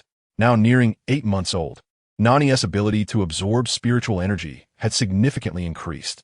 The spiritual energy could facilitate fortune and auspicious energy. Presently, Nan Yi could actively draw upon the auspicious energy of others. As she absorbed both spiritual and auspicious energy, the flow of fortune from Duanwu Zixuan cascaded into Nan Yi's being. A mist of purple energy began to envelop Nan Yi, who then crawled onto Jiang Shiqi's lap. "Mother, I bring you some good fortune," Nan Yi exclaimed, wrapping her little arms around Jiang Shiqi's neck and planting a kiss on her cheek. The strands of auspicious energy intertwined with spiritual energy swiftly penetrated Jiang Shiqi's skin, revitalizing her spirit and enhancing her complexion. Feigning surprise, she remarked, "After completing renovations on my residence, a wealthy merchant from the south inquired about it. The profits this year were substantial, making it impossible for me to refuse, hence I agreed to lease it." She continued, "Sister, had you informed me that you still intended to reside with the Feng family, I would not have leased it." Duanmu Zishuan was at a loss. "But that is our house." "Yet," Jiang Shiqi countered, "the lease is indeed mine, and I believed we had settled this matter without further contention." Jiang Shiqi, with an apologetic expression, suggested, "The Yongding Marquisate possesses numerous residences. Feel free to select any that you prefer. However, the estates of the Yongding Marquisate could not compare to the properties owned by Jiang Shiqi, the granddaughter of the Grand Princess." Duanmu Zishuan seethed with frustration, declaring, "Then I shall take the one on South Zheng Street." She found that residence quite appealing, as it was in close proximity to the Grand Princess's estate. "Please hand over the key and transfer the title deed to my name." Yet, Jiang Shiqi shook her head. "I am afraid that residence has also been leased out." Duanmu Zishuan was taken aback. "How could it have been leased out again?" Jiang Shiqi, smiling, explained, "The past few years have been prosperous for the Canglong Kingdom, with many people entering the capital. All the properties I hold have been leased." Whether or not the properties were genuinely leased was something Jiang Shiqi would not disclose to Duanmu Zishuan, regardless of which property she referenced. Jiang Shiqi had a leasing contract to present, all properly recorded with the authorities. Enraged, Duanmu Zishuan stormed away, initially intending to report to Madame Feng and confront Jiang Shiqi. However, upon exiting Jiang Shiqi's courtyard, a maidservant by Madame Feng's side called out, "Madame Feng requests your presence." Madame Feng had long harbored dissatisfaction toward Duanmu Zishuan, and today's incident had crossed a significant line. She summoned Duanmu Zishuan to establish some ground rules. Qiushi reported the information she had gathered to Jiang Shiqi, while holding a handkerchief, smiled and remarked, "Madam, you should have seen it." Duanmu Zishuan stood at Madame Feng's door for a full 2 hours, and when finally called in, her face was a pallid hue. Jiang Shiqi, preoccupied with examining the characters penned by Duanmu Haoran, responded with a neutral expression. Beside her, Chunhua scoffed. "She brought upon herself this predicament, taking so much of our madam's dowry, yet still coveting a residence worth thousands. Those dowries will eventually have to be repaid by Duanmu Zishuan," Yi commented, crawling around Jiang Shiqi's side and occasionally glancing at Duanmu Haoran's writings. Although third brother's calligraphy still requires improvement, it is already considered elegant compared to that of other children just beginning their education. Standing before Jiang Shiqi, awaiting her critique, Duanmu Haoran straightened his posture, feeling a surge of confidence, especially since his fourth sister had praised his writing. Jiang Shiqi displayed satisfaction, while Nan Yi, drooling, turned to Duanmu Haoran, generously sending him some spiritual and auspicious energy, playfully singing, "La la la, I'm the sister of the top scholar, la la la." The spiritual energy would sharpen Duanmu Haoran's mind and enhance his memory, while the auspicious energy would bring him fortune in officialdom. Fire ignited in Duanmu Haoran's eyes as he resolved to strive for the title of top scholar, wishing to have his fourth sister known as the sister of the top scholar. His zeal for learning had reached a fervent level, bordering on obsession.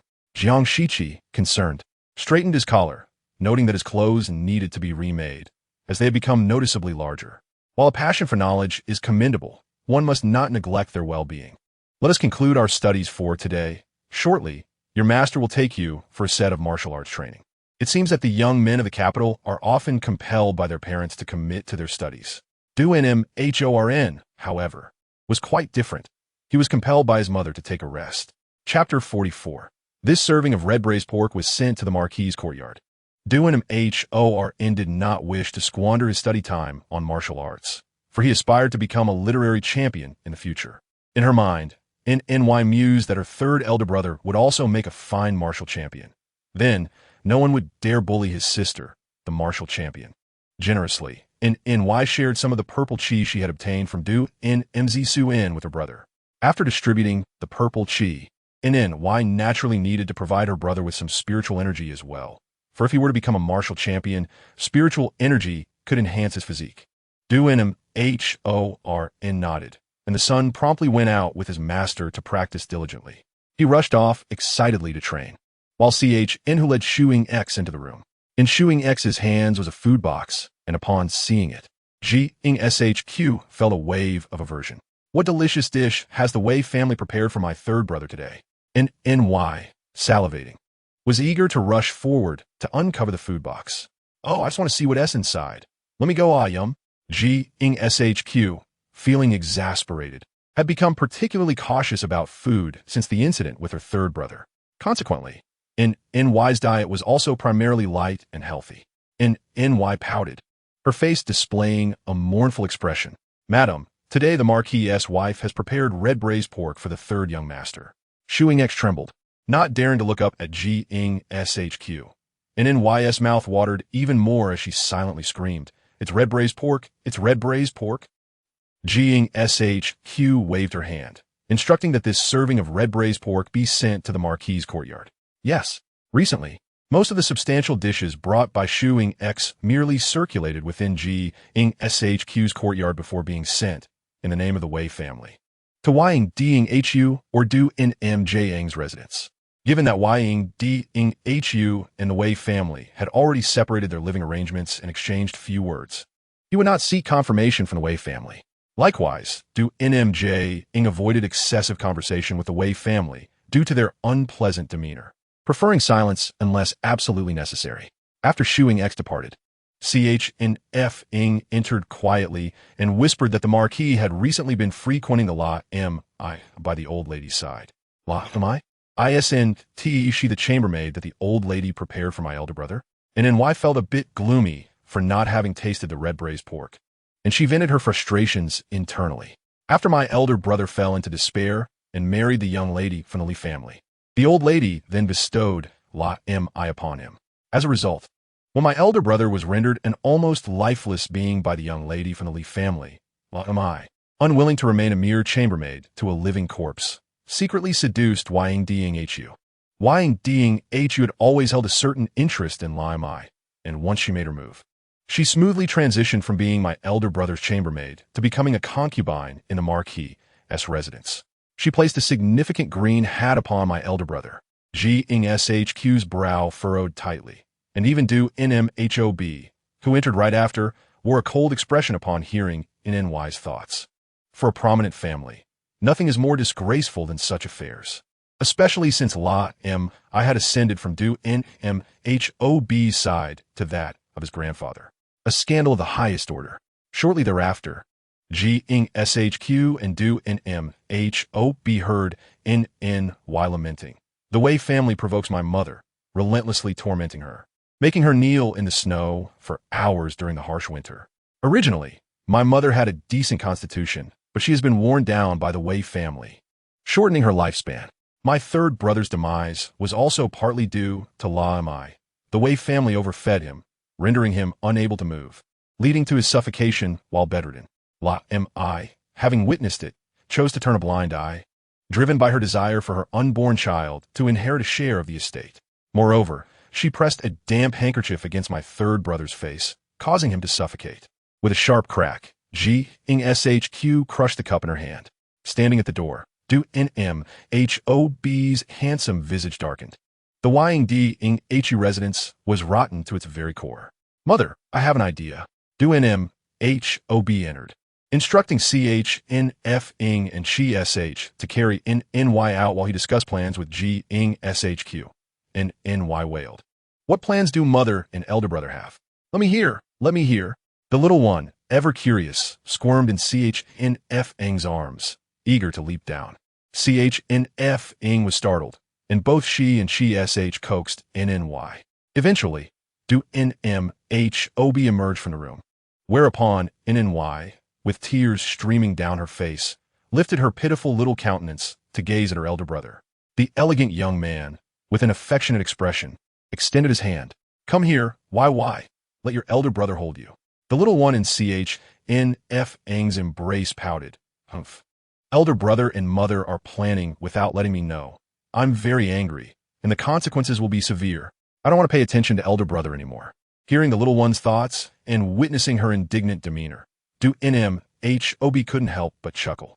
He reached into his hand, revealing a small silver ingot. All right, is YY upset with elder brother? Here is something for you. At the sight of the silver ingot, Nan Yi's previous anger dissipated, and she broke into a wide grin, displaying her tiny white teeth. My elder brother really knows how to please me. She stretched out her chubby little hand, grasping the silver ingot with both hands, unable to hold it with just one. Observing her greedy delight, Duannan Yi let out a hearty laugh. He scooped Nan Yi into his arms, playfully poking her tender cheeks, his voice laced with affection. You little money grubber. How can you love silver ingots at such a young age? Shq emerged from the room, just in time, to see Nan Yi attempting to stuff the damp silver ingot into her mouth. You truly have no experience. How can you give such a dangerous object to such a small child? Shq snatched the wet silver ingot from Nan Yi's hands, glaring at her eldest son. Duannan Yi hadn't anticipated that his fourth sister would directly attempt to put the silver ingot in her mouth. Chapter 45. Wei family now tastes the bitterness of betrayal by a man. As night fell, Nan Yi lay beneath a small blanket, nestled on Shq's bed, fast asleep. Sh entered, lowering her voice. Madam, I has already gone to the Marquis's courtyard. Shq remained seated before her vanity, her long hair cascading down as she lifted her gaze slightly to observe Sh's reflection in the mirror. Have you ensured everything is done properly? Sh nodded affirmatively. She had instructed the maid to whisper sweet words into Yi's ear, praising her beauty and suggesting she should not settle for being just a maid. Furthermore, she incited Yi, stating that you had long been estranged from the Wei family, having moved to a separate courtyard for quite some time, and was currently in need of companionship. If I were to align herself with Yu at this moment, she might have the chance to become the primary wife of the Marquis in the future. I, with her lofty ambitions, had always seen herself as exceptional, especially knowing that the old lady hoped she would eventually become the chambermaid to the eldest son. The eldest son was handsome and charming, which tempted Yi. However, she was also aware that the old lady and the Marquis favored by Guang's daughter, by Su-in. In truth, it was by Su-in who had the brighter prospects. Hence, I was not particularly inclined to become the chambermaid to the eldest son. The little girl, with a few whispered suggestions, stirred the heart of Yi. Rather than being a mere concubine, she preferred to be the side wife of the Marquis. It seemed that the Yongding-ho harbored similar intentions towards Yi. Gazing at her daughter's innocent and serene sleeping face, she silently vowed that no one could harm her children. This was her ultimate bottom line. No wonder she felt this way. The following morning, Wei stood at the entrance of Yongding-ho's residence, determined to obstruct Duanmu. She was resolute in preventing him from attending school that day. With her hands firmly placed on her hips, she blocked his exit, declaring that the third young master could not leave today. She was merely acting to preserve the dignity of the Yongding-ho's household and to prevent it from becoming the laughingstock of the entire imperial capital. Before she could finish her words, a maid rushed in, breathless, exclaiming, "Madam, the young lady, it's terrible." The Marquis and The maid hesitated, and Jiang Shiqi patted Duanmu-Howren's back, signaling him to proceed to school on his own. Third brother, hurry. The Marquis's residence is about to erupt. Little Nan Yi, cradled in Qiushir's arms, waved her tiny hands in excitement. Duanmu-Howren slipped past Wei, who was momentarily distracted by the maid's news. With a flick of her sleeve, feeling utterly helpless, she hurried towards the courtyard where the Yongding-ho resided. Upon pushing open the door, she was met with the scandalous sight of the Yongding-ho and Yi entwined together, still in slumber. Jiang Shiqi followed closely behind, her face obscured by a veil, while Nan Yi, wide-eyed, urged, "Quick, let me see what is happening inside."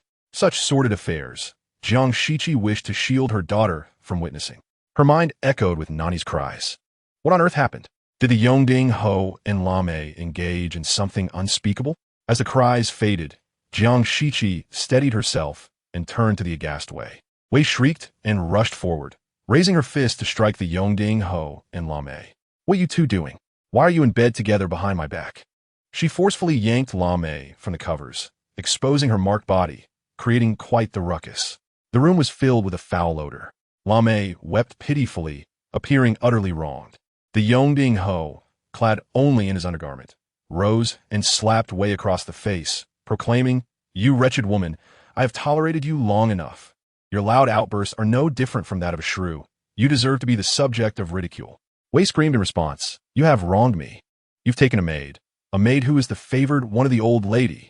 She leaped forward to confront the Yongding Ho, while a crowd of maids, servants, and even Jiang Shiqi, his daughter-in-law, gathered at the door, observing the commotion. How ironic. Jiang Shiqi wore a smirk of derision.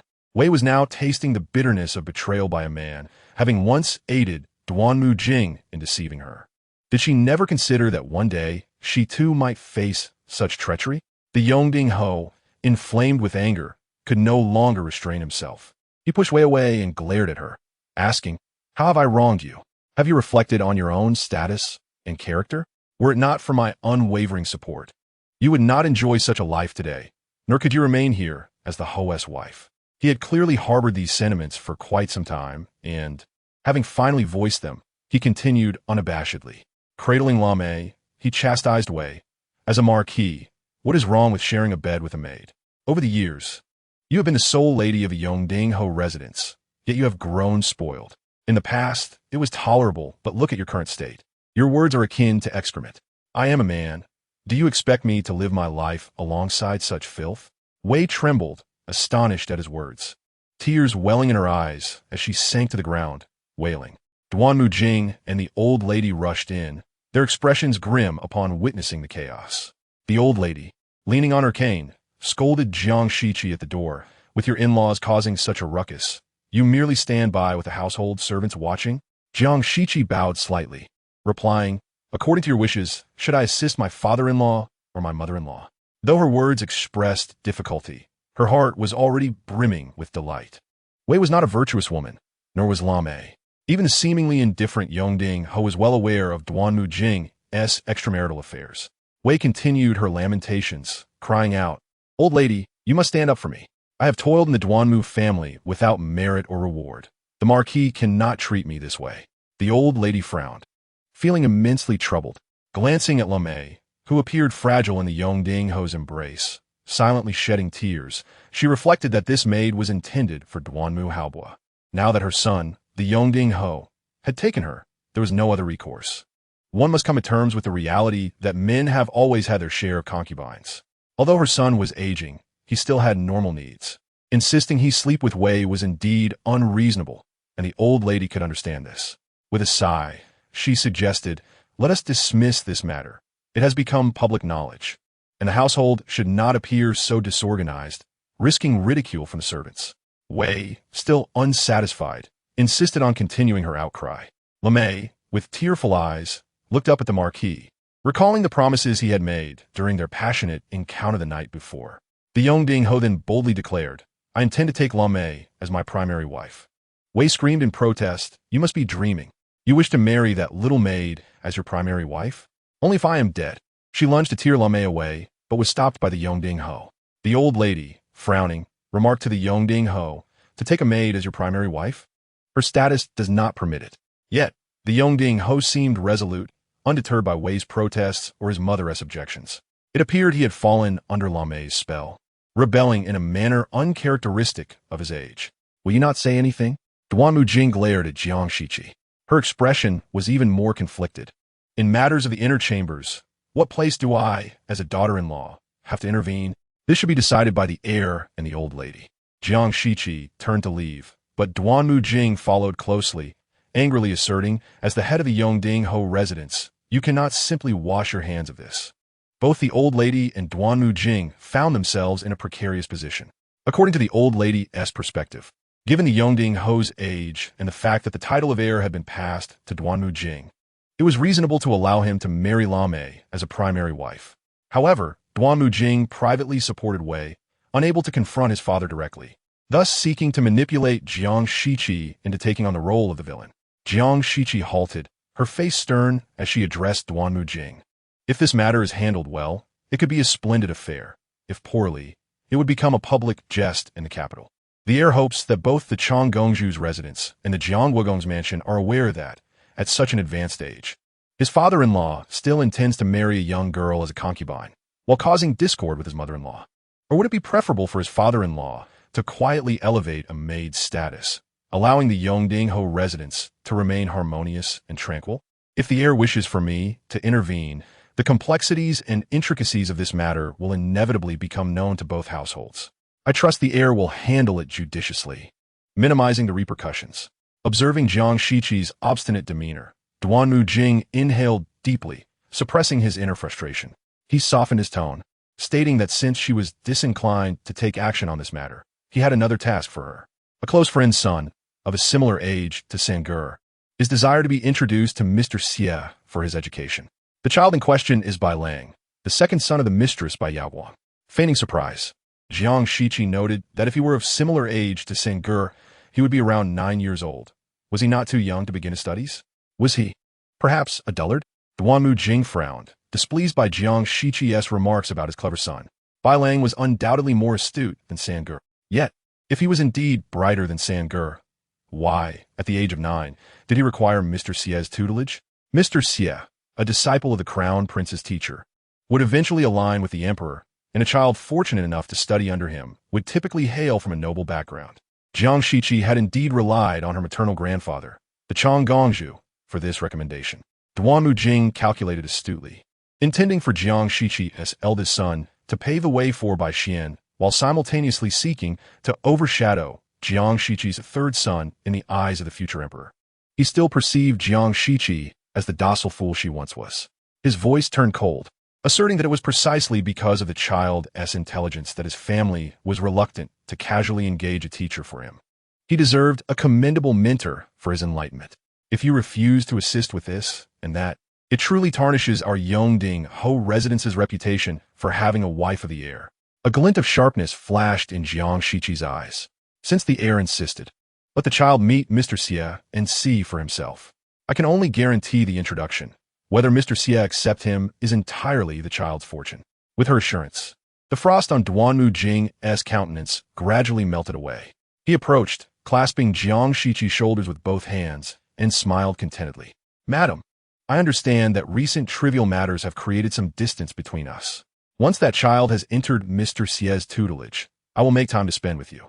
His gaze was imbued with warmth, yet it was challenging to believe the cold steel within him. Jiang Shiqi, harboring a sense of detachment, slowly stepped back, freeing herself from his grip.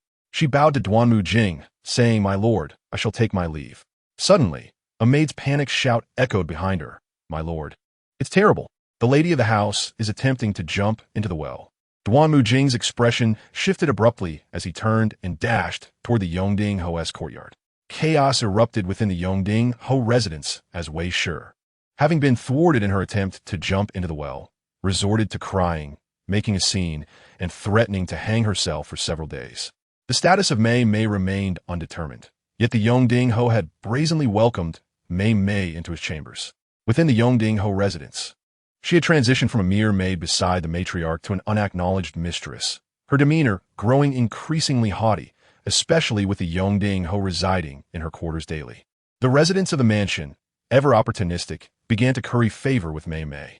In this turbulent atmosphere of the Yongding Ho residence, Duanmu Jing steadily moved forward with Bai Lang's introduction to Mr. Xie for his education. Sangur's mistress's second son is coming to overshadow you, Nan Yi exclaimed as she crawled into the study where Duanmu Haoran was practicing his writing. Upon seeing Duanmu Jing had come to speak with their mother about Bai Lang, she angrily sought out Duanmu Haoran to lodge a complaint. Having just finished a set of exercises, Duanmu Haoran put down his book and quickly scooped up his younger sister. He gently rubbed her knee, feeling a pang of sympathy. Though 8 months old, she had made a long journey from their mother's room to his study, clearly exerting herself to relay the message. Nan clung to Duanmu Haoran's neck. "Sangur, do not be disheartened. Nan Yi will send you auspicious energy. You must study diligently and train hard to outshine that mistress's second son and restore our family's honor." The auspicious energy she spoke of was drawn from Duanmu Jing, as her anger had compelled her to absorb it greedily, thinning out her father's aura. In the ancestral home of the courtyard, Jiang Shiqi appeared somewhat languid and indifferent. After all, he was merely a 9-year-old child yet to embark on his studies. Did her maternal grandfather, at such an advanced age, truly need to escort him to Mr. Xie's residence? Was he a prince or a noble lord, so exalted in status? Duanmu Jing's anxious demeanor was entirely unwarranted, yet Jiang Shiqi had not previously perceived this. In her blind faith in Duanmu Jing, She had even pressured her elderly father to take Bai Xian around, laying the groundwork for him before his military campaign. Reflecting on this, Jiang Shiqi clenched her hands tightly, her nails nearly piercing her palms. As a daughter, she felt profoundly unfilial. Duanmu Jing, with an air of entitlement, insisted that if the Chang Gongzhu personally accompanied Lang to Mr. Xie, the latter would undoubtedly take greater notice of him. Jiang Shiqi raised an eyebrow, noting that whenever Duanmu Jing mentioned the Chang Gongzhu personally escorting by Lang to Mr. Xie, she would remind him that the Chang Gongzhu and Princess Yaohua were currently in the palace attending to the Empress Dowager. Duanmu Jing's expression soured, and his tone became firmer. Jiang Shiqi laughed softly, suggesting they should inquire with the Empress Dowager. After all, she was merely the daughter of a minor duke and lacked the audacity to confront the Empress Dowager. Her gaze fell upon Duanmu Jing, implying that perhaps he should go and ask the Empress Dowager instead. Duanmu Jing perceived a hint of sarcasm in Jiang Shiqi's words, yet her demeanor seemed submissive, allowing him to dismiss his suspicions. That was not my intention. Over the years, the Empress Dowager has never held me in high regard. This was also the reason for Duanmu Jing's disdain for Jiang Shiqi's family, who consistently displayed their dissatisfaction and contempt towards him so overtly. The Empress Dowager was, after all, Jiang Shiqi's great-grandmother and Nan Yi's ancestor. Although Nan Yi had been born for 8 months, neither she nor Duanmu Jing had yet had the opportunity to meet this venerable ancestor. As an external minister, Duanmu Jing had little interaction with the Empress Dowager, having spent 20 years married to Jiang Shiqi with only a handful of encounters. Duanmu Jing felt somewhat despondent. Lang could no longer be delayed. Observing the recent strain in Duanmu Haoran's relationship with Bai Xian, it was evident that without Duanmu Haoran sharing his political achievements with Bai Xian's ascent in the political arena would be fraught with difficulty. Duanmu Jing placed his hopes upon Bai Lang. If the prince lacked time, then let him compose a letter of recommendation, which I shall personally deliver to Mr. Xie on behalf of Lang. Jiang Shiqi readily agreed, swiftly providing a letter of recommendation to Duanmu Jing. Having received the letter of recommendation, Duanmu Jing rose and exited Jiang Shiqi's chamber. As he stepped into the courtyard, he was greeted by a melodious voice reading aloud. Pausing in his tracks, he discerned the fluidity of the reading, clearly indicative of a deep familiarity with the text. Even the obscure characters were pronounced with clarity and precision. Captivated, he followed the sound and gradually approached the small study of Duanmu Haoran. The window of the study was ajar, and the plump Duanmu Haoran sat upright at his desk, engrossed in a book, reading aloud with vigor. Beside him sat a chubby little girl, her bright eyes fixed on the pages, babbling as if she were reading along with him. Chunhua entered the study, her face etched with anxiety. Upon seeing Nan Yi sitting peacefully beside Duanmu Haoran, she let out a sigh of relief. "My little lady, how did you manage to climb in a third brother's room? You had me worried sick," she exclaimed, stepping forward to lift Nan Yi. However, Nan Yi twisted away, clinging tightly to one side of third brother's waist. Her arms were too short to encircle his sturdy form entirely. I won't leave. I want to accompany third brother in his studies. I will supervise him to ensure he becomes the top scholar in the future," she declared fervently in her heart. Duanmu Haoran embraced Nan Yi's small frame, pleading with Chunhua, "Aunt Chunhua, please allow fourth sister to stay with me. If she studies with me, I shall learn even better." He understood that during his studies, fourth sister would channel her energy into him, keeping his mind sharp, enhancing his memory, and even making his thoughts more agile. With fourth sister by his side, every reading session would be unforgettable, and his progress would be swift. Yet, the act of studying with a younger sister at his side seemed frivolous to outsiders. Duanmu Jing observed the scene, shaking his head. Historically, which scholar ever had a child causing mischief beside him while he diligently pursued his studies? He found Duanmu Haoran's attitude rather childish. However, it was no surprise. He had never placed much importance on this son of his. The following day, Duanmu Jing brought Bai Lang to the Enlightenment Academy. Duanmu Haoran was seated at his desk, deeply engrossed in his studies. Beside him, the young heir of the Qinjun Wang family nudged his elbow. "Brother Haoran, your father has arrived."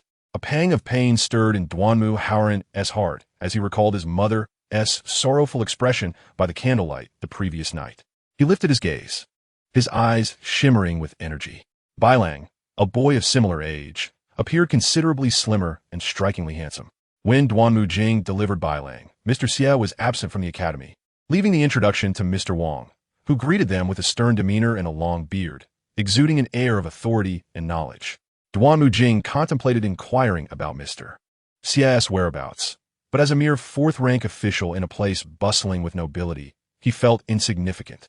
Noticing Duanmu Jing lingering, Mr. Wang, stroking his beard, inquired sharply, "Does the heir of Yongding Marquis have further business?" "No, I. Duanmu Jing stammered. He had previously learned that several other teachers were present at the academy. Mr. Wang, having served in the Hanlin Academy, was indeed knowledgeable. He surmised that as long as Bai Lang attended the Enlightenment Academy, he would also partake in Mr. Wang's lessons alongside Mr. Cs. Duanmu Jing had no intention of offending Mr. Wang, and thus withdrew respectfully. Bai Lang had been cautioned by his father to appear uninitiated upon arriving at the academy, aiming to win Mr. Cs' favor, for he would one day be a peer of the future emperor. Mr. Wang's expression revealed his discontent. A 9-year-old boy lacking enlightenment was either foolish or excessively pampered at home, much like Duanmu Haoran. Duanmu Haoran was a prime example of being spoiled by his family. In truth, his intellect was not lacking. However, Bai Lang's physique suggested he had not been overindulged with rich food, implying a different predicament, perhaps an issue with his intellect. In that case, come with me. We shall have music class today. The princess had written to Mr. Wang, requesting special attention for this child named Bai Lang. Mr. Wang leaned over Duanmu Haoran's desk, whispering, "Did your father not inquire that Mr. Wang specializes in music before sending that child here?" Though both Mr. Wang and Mr. Xia taught cultural courses at the academy, those with an earnest desire to learn music would seek Mr. Wang privately. Children like Bai Lang, who were 9 years old yet uninitiated and required special care, were generally deemed exceptional, needing only to learn music and not partake in cultural studies with the other children. In essence, it implied a slight deficiency in intellect, limiting them to a singular area of expertise. Duanmu Haoran blinked innocently and shook his head. The young heir from Chunjun Wang intended to inquire further, but Long Jinyu, sitting beside Duanmu Haoran, interjected with a stern expression. These matters must not reach that child named Bai Lang. The other children in the classroom nodded in agreement. Over time, Long Jinyu had emerged as the leader among them, and no one dared defy his words lest they be ostracized by the entire academy. Though merely 5 years old, Long Jinyu had surmised that Bai Lang was likely the child of Duanmu Jing's concubine, as all the children here were either wealthy or noble, attending the academy not solely for music lessons, but to forge connections with future leaders and secure esteemed mentors. Bai Lang's current predicament was undoubtedly orchestrated by his mother. Yet, Long Jinyu remained indifferent, having seldom experienced kindness in his life. Only Yi and Jiang Shiqi had shown compassion to them. Consequently, driven by both intention and circumstance, the entire Enlightenment Academy began to consciously avoid Bai Lang. Even when Bai Lang attempted to mingle with the aristocratic children post-music class, he found it impossible to integrate into their circles. In contrast, Duanmu Haoran, after class, was eagerly pulled by Long Jinyu into the throng of children, where laughter and camaraderie quickly ensued. Bai Yao approached Bai Lang, inquiring about his day at the academy. After a moment of thought, Bai Lang replied honestly, "The teacher provided me with a one-on-one lesson today, mentioning that the princess had requested special consideration for me." Upon hearing this, Bai Yao's face lit up with pride. What of Jiang Shiqi's esteemed background? What does it matter? In the end, all of Jiang Shiqi's resources would be devoted to her children. You should study diligently in the study tonight. I shall not disturb you. You must not disappoint the expectations of your teacher, Bai Yao said with a smile as she left her son in the study. Once Bai Yao departed, Bai Lang took out the music score Mr. Wang had given him that day and immersed himself in it. Whenever Bai Yao passed by the study, she would glance in and see Bai Lang sitting by the window, engrossed in his reading. She felt an overwhelming sense of joy. Her son was so diligent that, given time, he would surely achieve great success. The true test lay in whether the children of the aristocracy had a solid foundation of knowledge acquired at the Enlightenment Academy. The day before the small assessment, the internal affairs director of the princess's residence specifically visited Mr. Wang's home. He hinted to Mr. Wang that Bai Lang was not particularly studious and mentioned that Bai Lang's parents were aware of this fact. Therefore, they were indifferent about Bai Lang's performance on the assessment, content with merely a pleasing grade. Though Mr. Wang was highly knowledgeable and a distinguished figure in the Hanlin Academy, he was also sycophantic, eager to curry favor with the powerful. Thus, when the internal affairs director of the princess's residence made such remarks, Mr. Wang certainly took note. On the day of the assessment, Mr. Wang did not even allow Bai Lang to participate in the examination. Instead, he found a capable child to complete the test for Bai Lang. Mr. Wang awarded Bai Lang a distinction in the assessment. After lunch, Jiang Shiqi was strolling in the small garden with Nan Yi when she encountered Duanmu Jing. Today, she learned from Bai Lang's family that he was performing quite well at the Enlightenment Academy and had received a distinction, for which she expressed her gratitude to the lady. Duanmu Jing's eyes were gentle, gazing at Jiang Shiqi as if they were filled with water. In the past, Jiang Shiqi would have blushed under such affectionate scrutiny. Nan Yi, nestled in Duanmu's embrace, couldn't help but comment, "What family does Bai Lang have? Clearly, it is just Bai Lang's concubine mother." Jiang Shiqi maintained her composure and, amidst Duanmu Jing's deliberate flirtation, offered him a courteous bow, stating, "It is good that the heir has his wishes fulfilled. I must attend to some household matters. Please excuse me." Duanmu Jing, clad in azure attire, was momentarily taken aback, unable to believe that Jiang Shiqi would simply walk away. That night, he approached the entrance to Jiang Shiqi's courtyard, intending to enter, but was stopped by 2 guards stationed at the gate. What audacity! The guards remained expressionless, unperturbed by Duanmu Jing's displeasure. "The lady has instructed us. There are external males residing in the marquee, which presents many inconveniences, and we must guard the courtyard. No one is permitted to enter without the lady's permission." "I'm not just anyone." Duanmu Jing, filled with ire, insisted that the guards recognize his status. "The lady's order is that no unauthorized persons may enter her courtyard." The stubbornness of the guards was alarming. Duanmu Jing flicked his sleeves and motioned for his attendant to step forward, pointing a finger at the guards. "Are you new here? This is the heir. He is to rest in the lady's chamber tonight. How dare you obstruct him?" Regardless of the attendant's protests, the guards remained unmoved, displaying an impenetrable demeanor. The attendant attempted to force his way in, but the guards unsheathed their swords, the sharp blades gleaming menacingly in the moonlight. The attendant finally realized that the lady had her own guards, who were not from the Yongding Marquis but from the Jiang Duke's residence. The Jiang Duke's household was composed of warriors, and even the servants had martial training. The attendant retreated, unwilling to continue the confrontation. Having been coddled by Jiang Shiqi for 20 years and recently rebuffed in matters of intimacy, Duanmu Jing, a proud and tempestuous man, would not persist in a futile pursuit at a woman's door. Due to Jiang Shiqi's prior orders, this incident did not reach her ears that night.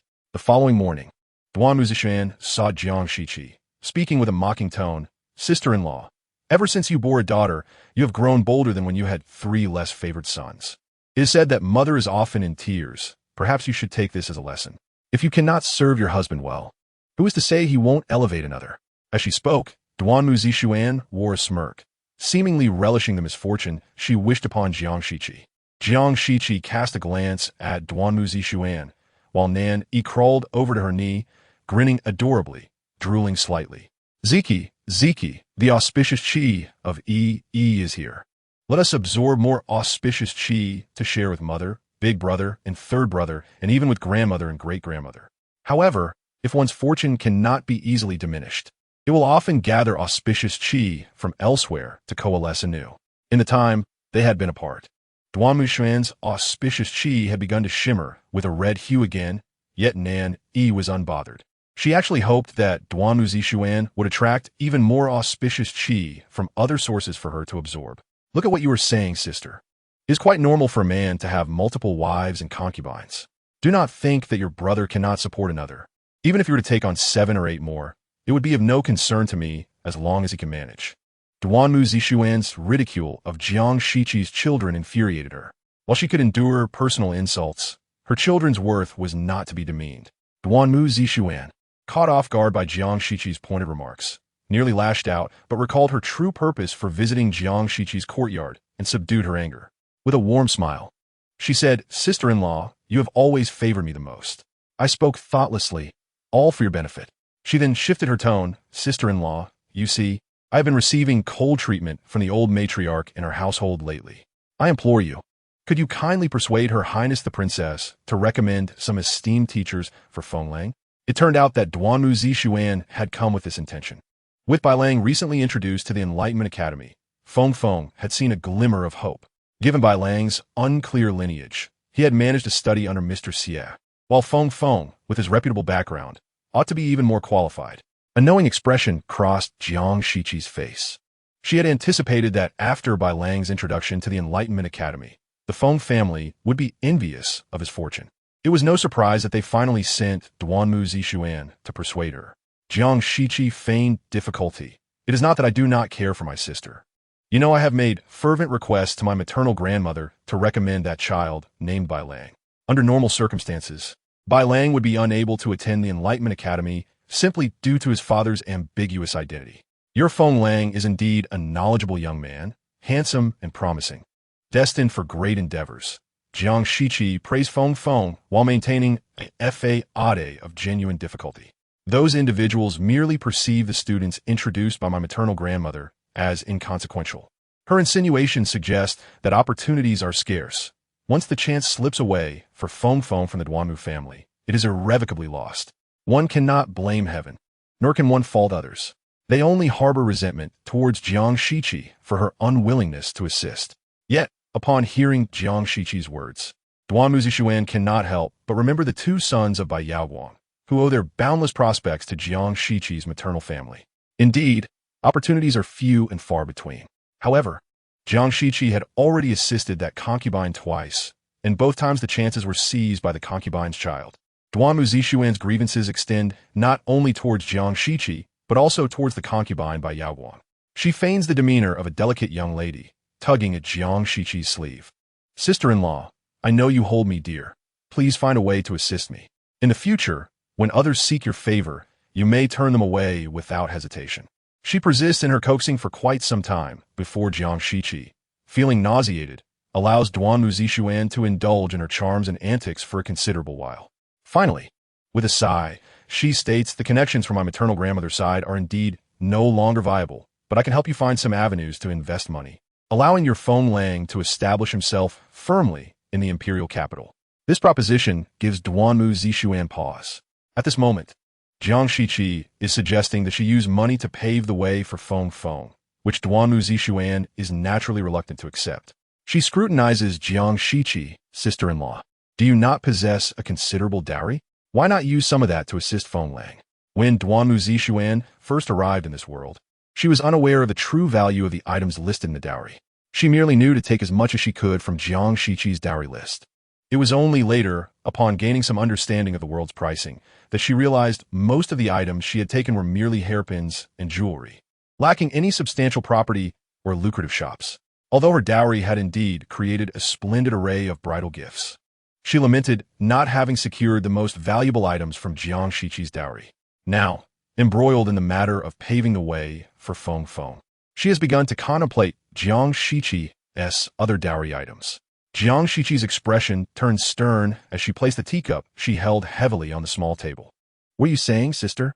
Since marrying into your Duanmu family, I have always adhered to propriety, never entangled with men outside our family. You now wish for me to use dowry money to support your husband. If others were to learn of this, they would surely spread unfounded rumors about me. Her expression reflected humiliation, which Duanmu Zixuan found contemptible. Women in this era are indeed particular. Is it not merely using one's own dowry to support a younger sister's husband? Does it warrant such a breach of decorum? Duanmu Zixuan maintained a smile, even exhibiting a sense of pride, and called for Old Lady Feng to listen in. She aimed to demonstrate to Old Lady Feng that although she had failed to assist the Feng family in domestic matters, she still held considerable value. Were it not for her, the opportunity to invest money for Feng would have eluded the Feng family altogether. Indeed, Old Lady Feng's demeanor softened somewhat as she held a cup of tea, stating, since your sister-in-law is the granddaughter of the Grand Princess, she is naturally capable of facilitating opportunities for Feng heir. You must invest the necessary funds. Yet, she made no mention of how much the Feng family ought to spend in this endeavor. Duanmu Zixuan felt a twinge of concern. However, by nightfall, as Feng embraced her, whispering sweet nothings in her ear, Duanmu Zixuan capitulated. After all, if Feng were to become the regent, what would she have to fear regarding wealth and status in the future? This small sum of money could easily be acquired through pawning some gold and silver jewelry. Qiushi discreetly reported to Jiang Shiqi, whispering in her ear that those watching the Feng family had relayed that early this morning. A maidservant by Duanmu Zixuan's side had taken a large pile of jewelry to the pawn shop. The servant had already made arrangements with the pawnbroker to keep the price low. Duanmu Zishuan, short on money and with little knowledge of market prices, pawned valuable jewelry at a price akin to that of common trinkets, signing a death contract. Jiang Shiqi sat before a bronze mirror, adorning her earlobes with a pair of emerald green earrings.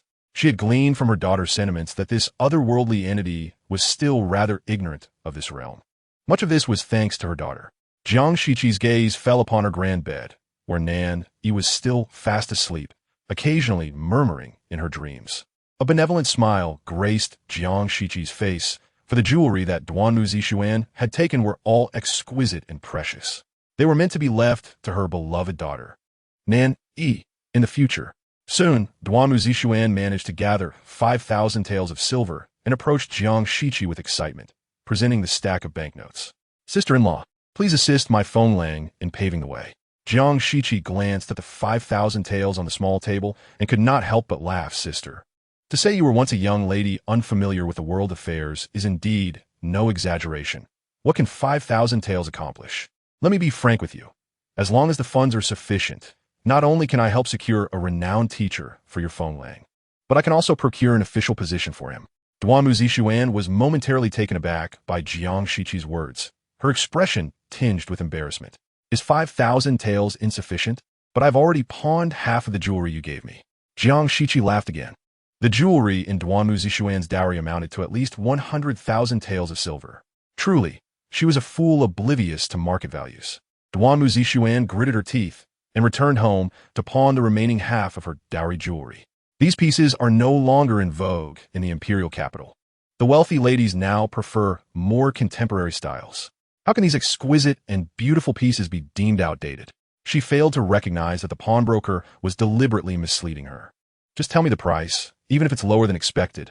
I urgently need the money. The pawnbroker feigned a troubled expression. If you insist on pawning, I cannot tarnish my shop's reputation. Here, the deal. I will offer you 2,000 taels for these pieces. But the pieces I pawned earlier were worth 5,000 taels. How can these only be worth 2,000? Duanmu Zishuan felt a surge of anger. Scoundrel, this trickster is certainly taking advantage of my urgency for cash. The pawnbroker, however, shrugged off her indignation. If you are unwilling, go inquire elsewhere. I run the largest pawnbroker in the imperial capital. If anyone offers you a higher price, I will sever my own head. His adamant declaration made Duanmu Zishuan's heart race. These pieces were all from Jiang Shiqi's dowry, dating back 20 years, and indeed, they were remnants of styles long past. Perhaps the pawnbroker's claims held some truth. Fine, I shall accept 2,000 taels. Just ensure I receive banknotes. The pawnbroker chuckled, promptly instructing his staff to procure 2,000 taels in banknotes for Duanmu Zishuan. With a flourish of his sleeve, he summoned the pile of gold and silver jewelry behind Duanmu Zishuan. Duannan Yi found it difficult to part ways. With lingering reluctance, she cast a final glance at her collection of gold and silver jewelry before slowly departing from the pawn shop. The proprietor, turning away, instructed his assistant to package the jewelry and send it to Ji Ying SHQ. He shook his head, thinking that Ji Ying SHQ was a fool beyond remedy. Did she not inquire about the most venerable and largest pawn shop in the imperial capital, which had once belonged to the Duke of Jiying? When Ji Ying SHQ married, she had bequeathed this pawn shop as part of her dowry. The assistant nodded with a smile and departed. That evening, the 2,000 taels of silver notes that left the pawn shop found their way to Ji Ying SHQ's table, delivered by Du and MZ Su-An's sister. With just 7,000 taels of silver, what do you expect me to do? Ji Ying SHQ remarked with a hint of mockery in her eyes as she regarded Du and MZ Su-An. The latter, feigning a coy demeanor, tugged at Ji Ying SHQ's sleeve, saying, "Good sister-in-law, this is all I have. I pawned all the dowry you gave me to gather this 7,000 taels. I truly cannot produce more. If you could assist me with a little extra for arranging matters with Ling, I would be most grateful." Ji Ying SHQ sighed in apparent resignation. All right, I truly cannot argue with you. She watched Du and MZ Su-An leave, her back radiating joy. Reclining on the Luohan bed, Nan, who was absorbing the purple energy, let out a burp, exhaling purple mist. She had been overwhelmed by the purple aura emanating from Du and MZ Su-An. The smoke settled upon Ji Ying SHQ. A deliberate gift from Nan, Du NMZ Su In's frequent visits had resulted in NNY voraciously absorbing the purple energy from her. All who were close to NNY received her generous endowment of purple energy. I recall that Du NMZ Su In's husband, F. Ing, followed the path laid out by my mother, eventually becoming a junior official in the Ministry of Personnel. F. Ing knows how to navigate social circles. And with the recommendation of Princess Y. O. Hu, coupled with the backing of my great-grandmother from the royal family, he is held in high regard by those in the ministry. Later, F. Ing appointed many of his own acquaintances to positions within the court, gradually elevating himself to the role of Minister of Personnel, eventually reaching the pinnacle of power and securing the title of regent from the young tyrant. I wonder what position my mother will secure for F. Ing this time, through my grandmother. Hearing NY's thoughts, G. Ing SHQ discreetly dismissed the option of the Ministry of Personnel. F. Ing must not be allowed to approach that ministry, nor should he be permitted proximity to its members. Thus, G. Ing SHQ devised a suitable position for F. Ing. She summoned CH N who was waiting outside, and instructed her to prepare ink, deliver this letter to my mother, and ensure it is handled properly. After providing silver, Duannan Yi In could not remain at home in peace. She dispatched a young maid to secretly watch over G. Ing SHQ's courtyard. Upon seeing CH N who, G. Ing SHQ's maid, deliver the letter to the princess's residence, Duannan Yi In finally felt at ease. Within days, Duannan Yi In approached G. Ing SHQ with a cheerful demeanor. Sister-in-law, has everything been arranged? G. Ing SHQ playfully chastised her. Holding a letter from the National Masteress residence. This vacancy at the National Masteress office was procured through my mother's efforts. Your husband will serve under the esteemed disciple XCH of the National Master, and although it is termed as serving, it is an opportunity for him to learn immensely from XH, who is renowned for his intellect. This will pave a smoother path for your husband when he later enters the officialdom, elevating his status among scholars. Each word from G. Ing SHQ was carefully crafted for F. Ing's benefit. Upon learning that her sister-in-law had recommended F. Ing to the National Masteress office, Duannan Yi In felt a surge of delight. With an air of pride, she exclaimed, "The National Master is a pillar of C. Ing country, reputed for his divine talent, and his esteemed disciple XZH is revered throughout the capital as a paragon among scholars. F. Ing, if you can serve alongside XEH, your future will surely be prosperous." Her words elicited great joy from the F. Ing family, particularly from the matriarch, who now regarded Duannan In with newfound favor. F. Ing was equally exhilarated, grasping Duannan In's hand with affection, expressing gratitude solely towards her, neglecting to mention G. Ing SHQ or Princess Y.O. Hu. Duannan In basked in the adoration, her expression reflecting unwavering devotion. "As long as you can achieve greatness, my sacrifices will be worth it." In the midst of all this, a sense of indignation lingered on her face. That Duannan In has been so unkind to us. Madam, I truly do not understand why you would assist her husband in securing such a favorable position. G. Ing SHQ was engrossed in discussions with Duannan Hob. Upon hearing these words, she smiled and asked QUSH, "Do you genuinely feel this way? Even you think this is a commendable position. It is no wonder the Effing family is so jubilant." Sitting nearby, Duannan Hob raised a teacup steadily. Lifting the lid, he skimmed the froth from the surface of the tea.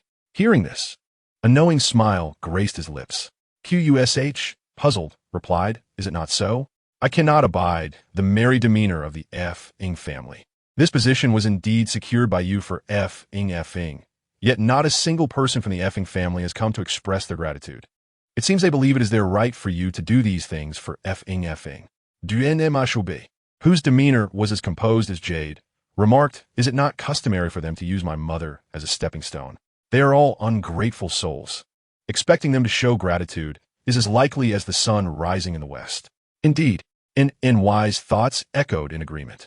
Duannan Hob cast a sidelong glance towards the corner, where NY's small foot peeked out. This little one had been crawling faster lately, even learning to eavesdrop. However, Duannan In and the Effing family are celebrating prematurely. Do they truly believe my mother has secured a worthy position for Effing?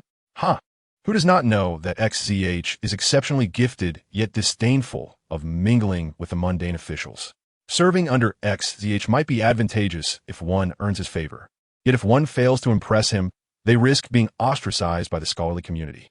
The crux of the matter, as Nan Yi perceived, was that with Feng's dubious character, passing muster with XZH would be a formidable challenge. The National Master's current achievements largely stem from his brilliant disciple, XH.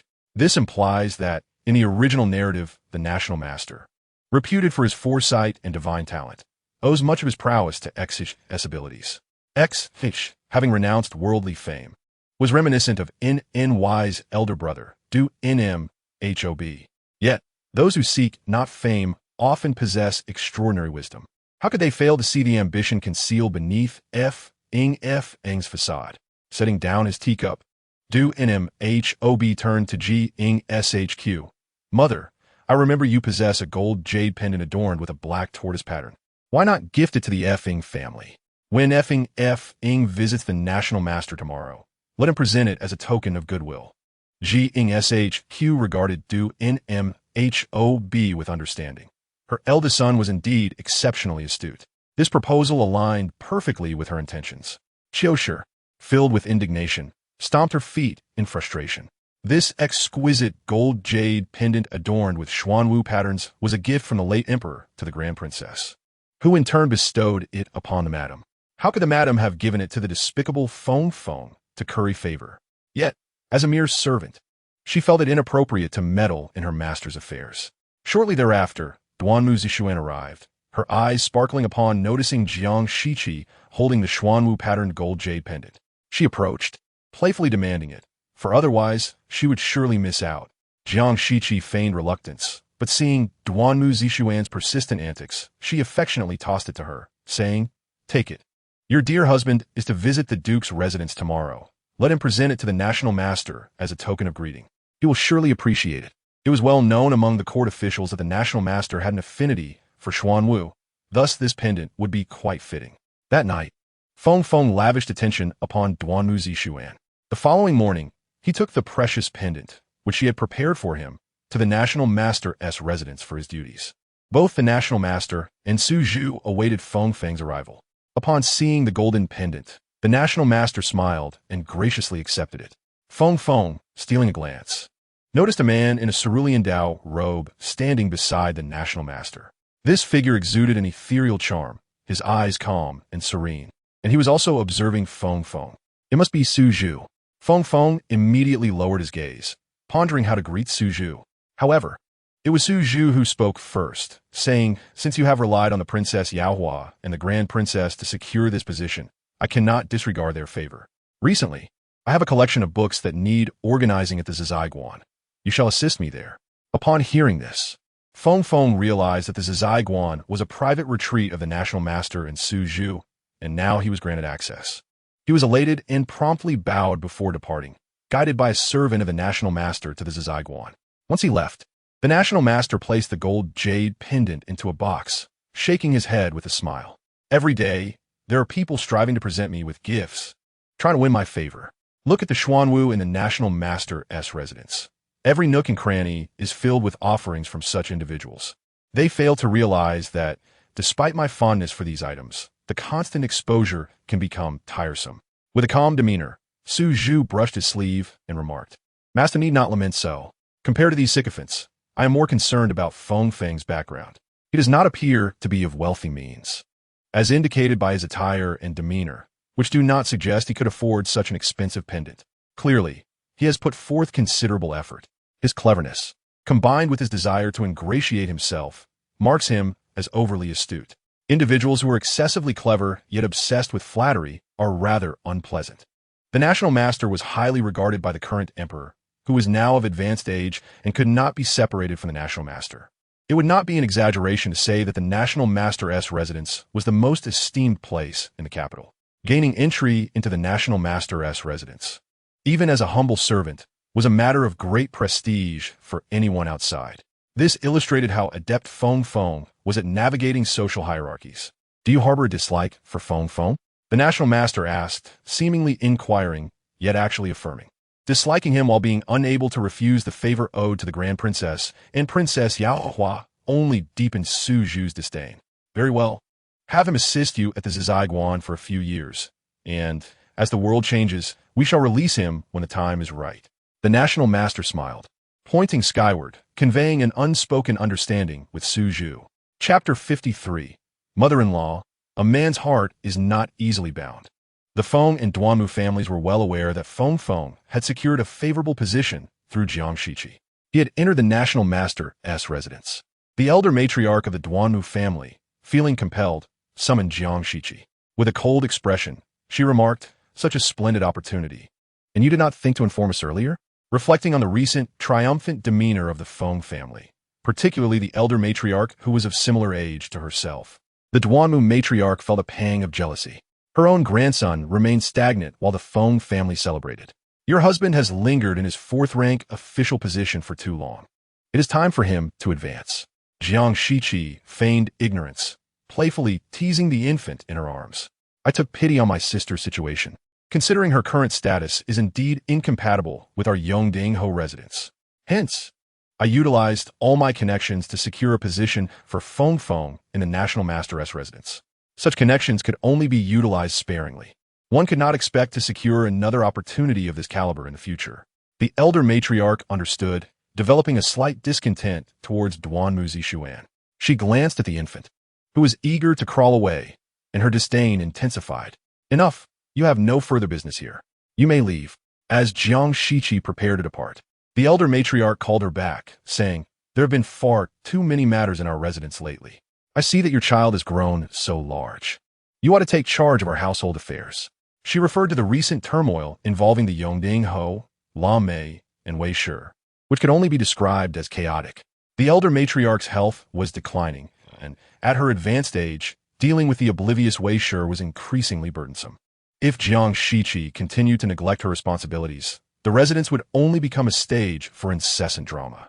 According to the daughter-in-law's perspective, since the Marquis favored La Mei and the matriarch objected to La Mei becoming a primary wife, they might as well compromise and allow La Mei to become a cherished concubine.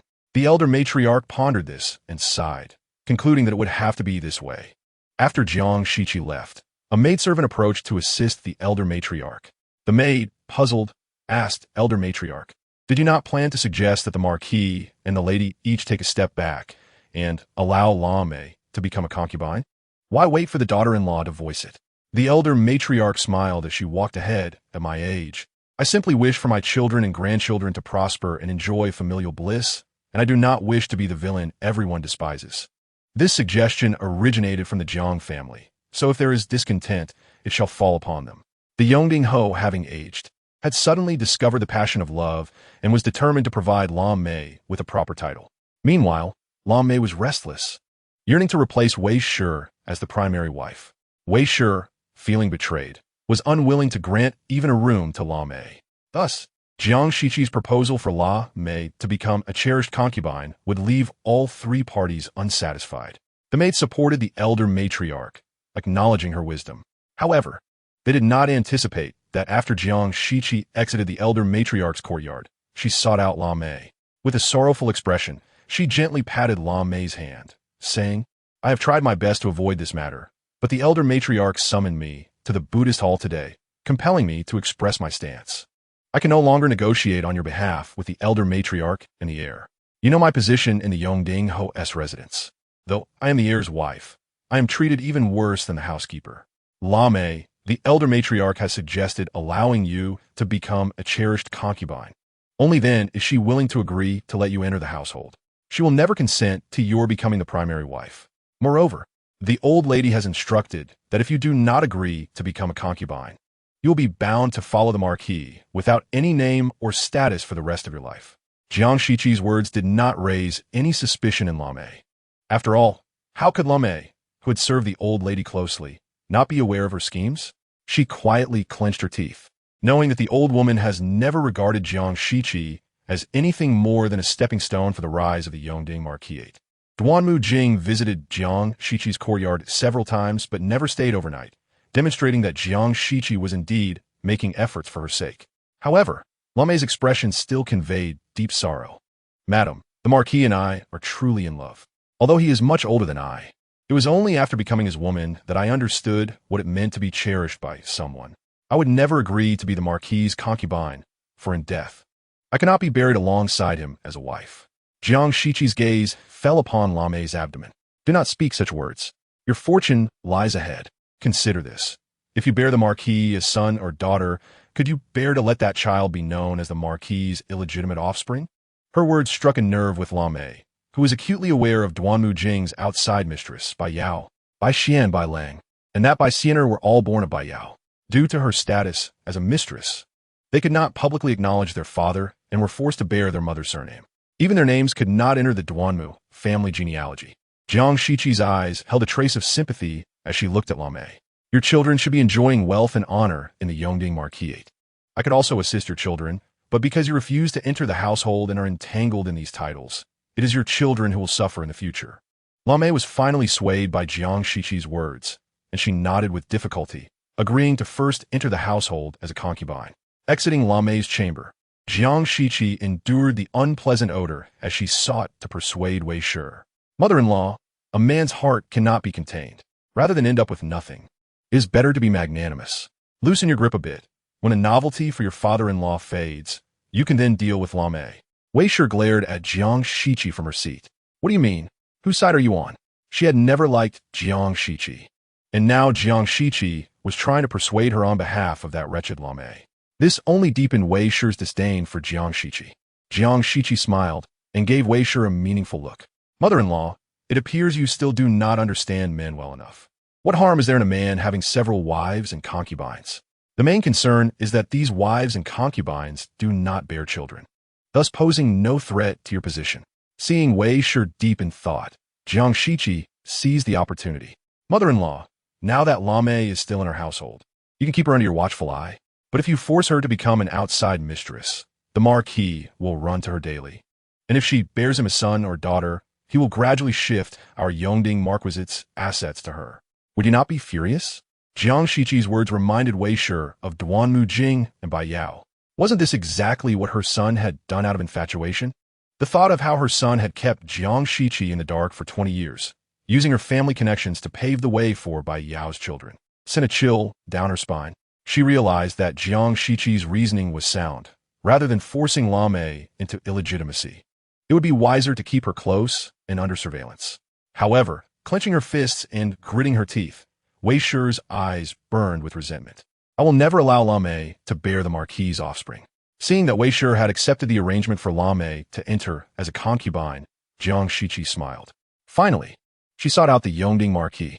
Jiang Shiqi saluted the Marquis, her face reflecting concern. Father-in-law, you and mother-in-law cannot remain so obstinate. A harmonious family leads to prosperity. The Yongding Marquis felt somewhat embarrassed facing his daughter-in-law. After all, this was a matter of his household, and now his daughter-in-law was intervening, leaving him unsure of where to place his dignity. Observing the sudden change in the Marquis's expression, Jiang Shiqi quickly added, in my opinion, to ease mother-in-law's mind and maintain harmony at home, it would be best to first welcome Lamei as a concubine. If she bears a son or daughter, then you will have an excuse to elevate her status to that of a legitimate wife. At that point, neither the old lady nor mother-in-law will oppose it. The Yongding Marquis stroked his beard, contemplating while holding a birdcage. Wei Shi had only borne him one son and one daughter throughout their lives. The vast Yongding Marquisate was indeed too monotonous. If Lamei could truly bear him offspring, it would be a blessing in his old age. He would certainly ensure Jiang Shiqi would provide for his old age child with a prosperous future. Thus, the Yongding Marquis granted Jiang Shiqi a measure of respect and agreed to welcome Lamei as a concubine. With all parties in agreement, the matter was settled. Miss, why are you so busy over this matter? She still addressed Jiang Shiqi as Miss in her unmarried state.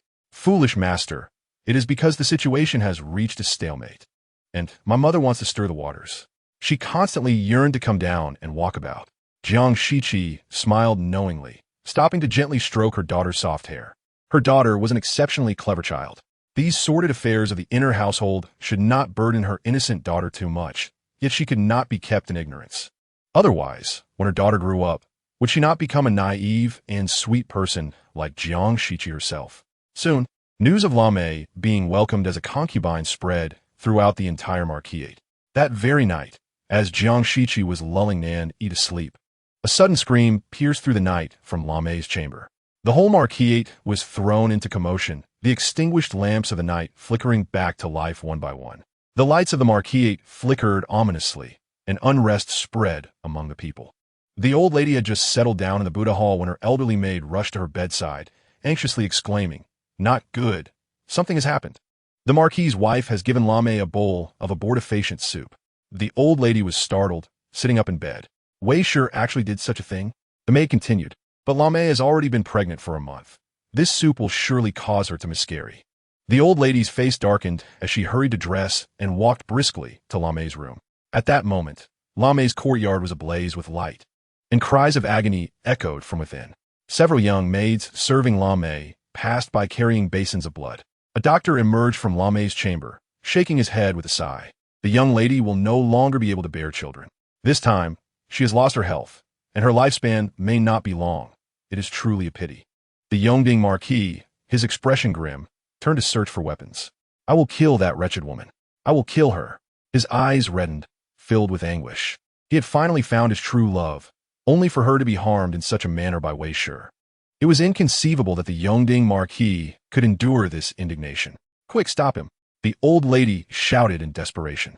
It must be noted that Wei Shi and the Yongding Marquis had been married for many years, and they had a son who had already established his own family and inherited the title of heir to the marquisate.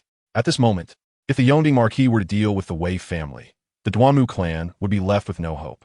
A throng of maids, matrons, and young servants rushed forward to obstruct the Yongding Marquis, forcing the furious nobleman to pace restlessly in the courtyard. Meanwhile, the anguished cries of La Mei echoed through the yard, exclaiming, "Wei family, you have wronged me. You have wronged me. I will not let your child rest, even in death." The Yongding Marquis residence was in disarray, the entire household devoid of peace. He struck Duanmu Jing across the face, lamenting, "Wei is your biological mother. Why do you not take care of her at home and instead venture out to cavort?" He was well aware that his son had not spent the night at home, but rather at Bai Yaoguang's abode. Consumed with loathing for Wei, he directed his contempt towards the son she bore. After enduring a slap from his father, Duanmu Jing seethed internally, knowing well that his mother had acted reprehensibly. Not only had she administered an abortive concoction to Lamé, but she had also caused Lamé to lose her child in an opportune moment. In noble families, lineage is of utmost importance, and thus, Duanmu Jing could only endure the Yongding Marquis wrath. The dog outside barked furiously, while Jiang Shiqi lay on the bed, gently patting her daughter, who was sprawled out in a slumber. The cacophony outside seemed unrelated to the mother and daughter, unknown to anyone in this secluded tranquility. A smile graced Jiang Shiqi's lips. Chapter 55, anticipating the sight of that adorable little child. Lamé's courtyard was in turmoil throughout the night. The next morning, Duanmu Zixuan prepared herself and sought an audience with Old Lady Feng, expressing her desire to visit the Wei family. Old Lady Feng, with her eyes drooping and voice icy, retorted, "Your Duanmu family stirred up such a commotion yesterday, and you still wish to go there? In my opinion, it would be prudent for you to refrain from visiting that place in the future, lest you be tainted by this atmosphere." Although Old Lady Feng rarely ventured into the courtyard or meddled in the Duanmu family's affairs, they currently resided within the Yongding Marquis estate. The previous evening's uproar was bound to have reached her ears in whispers. Duanmu Zixuan felt a surge of urgency, as she simply wished to check on her mother. She had perfectly inherited the original memories and held some familial affection towards the members of the Duanmu clan. After all, Wei was her biological mother. Emotionally and rationally, she felt compelled to visit. Yet, Old Lady Feng slammed her hand on the armrest of her chair, admonishing, "Are you truly unaware of your mother's actions? She has caused your father's long-awaited child to be lost. How can a matriarch behave in such a manner?" Old Lady Feng, aging and yearning for grandchildren, was deeply disturbed by Wei's actions, which struck at the core of every grandmother's desires. Tears welled in Duanmu Zixuan's eyes as she cast a pleading glance at Feng Feng, hoping he would speak on her behalf. However, Feng Feng merely lowered his head, focusing on the breakfast before him. Once he finished, he placed his chopsticks down and bowed to Old Lady Feng, stating, "I must now proceed to the national teacher's residence. Grandmother, please rest well." Old Lady Feng gazed at Feng Feng with affection, Not Ingo, do not delay. Duanmu Zixuan felt a pang of sorrow. When Feng Feng needed her, he was exceedingly gentle.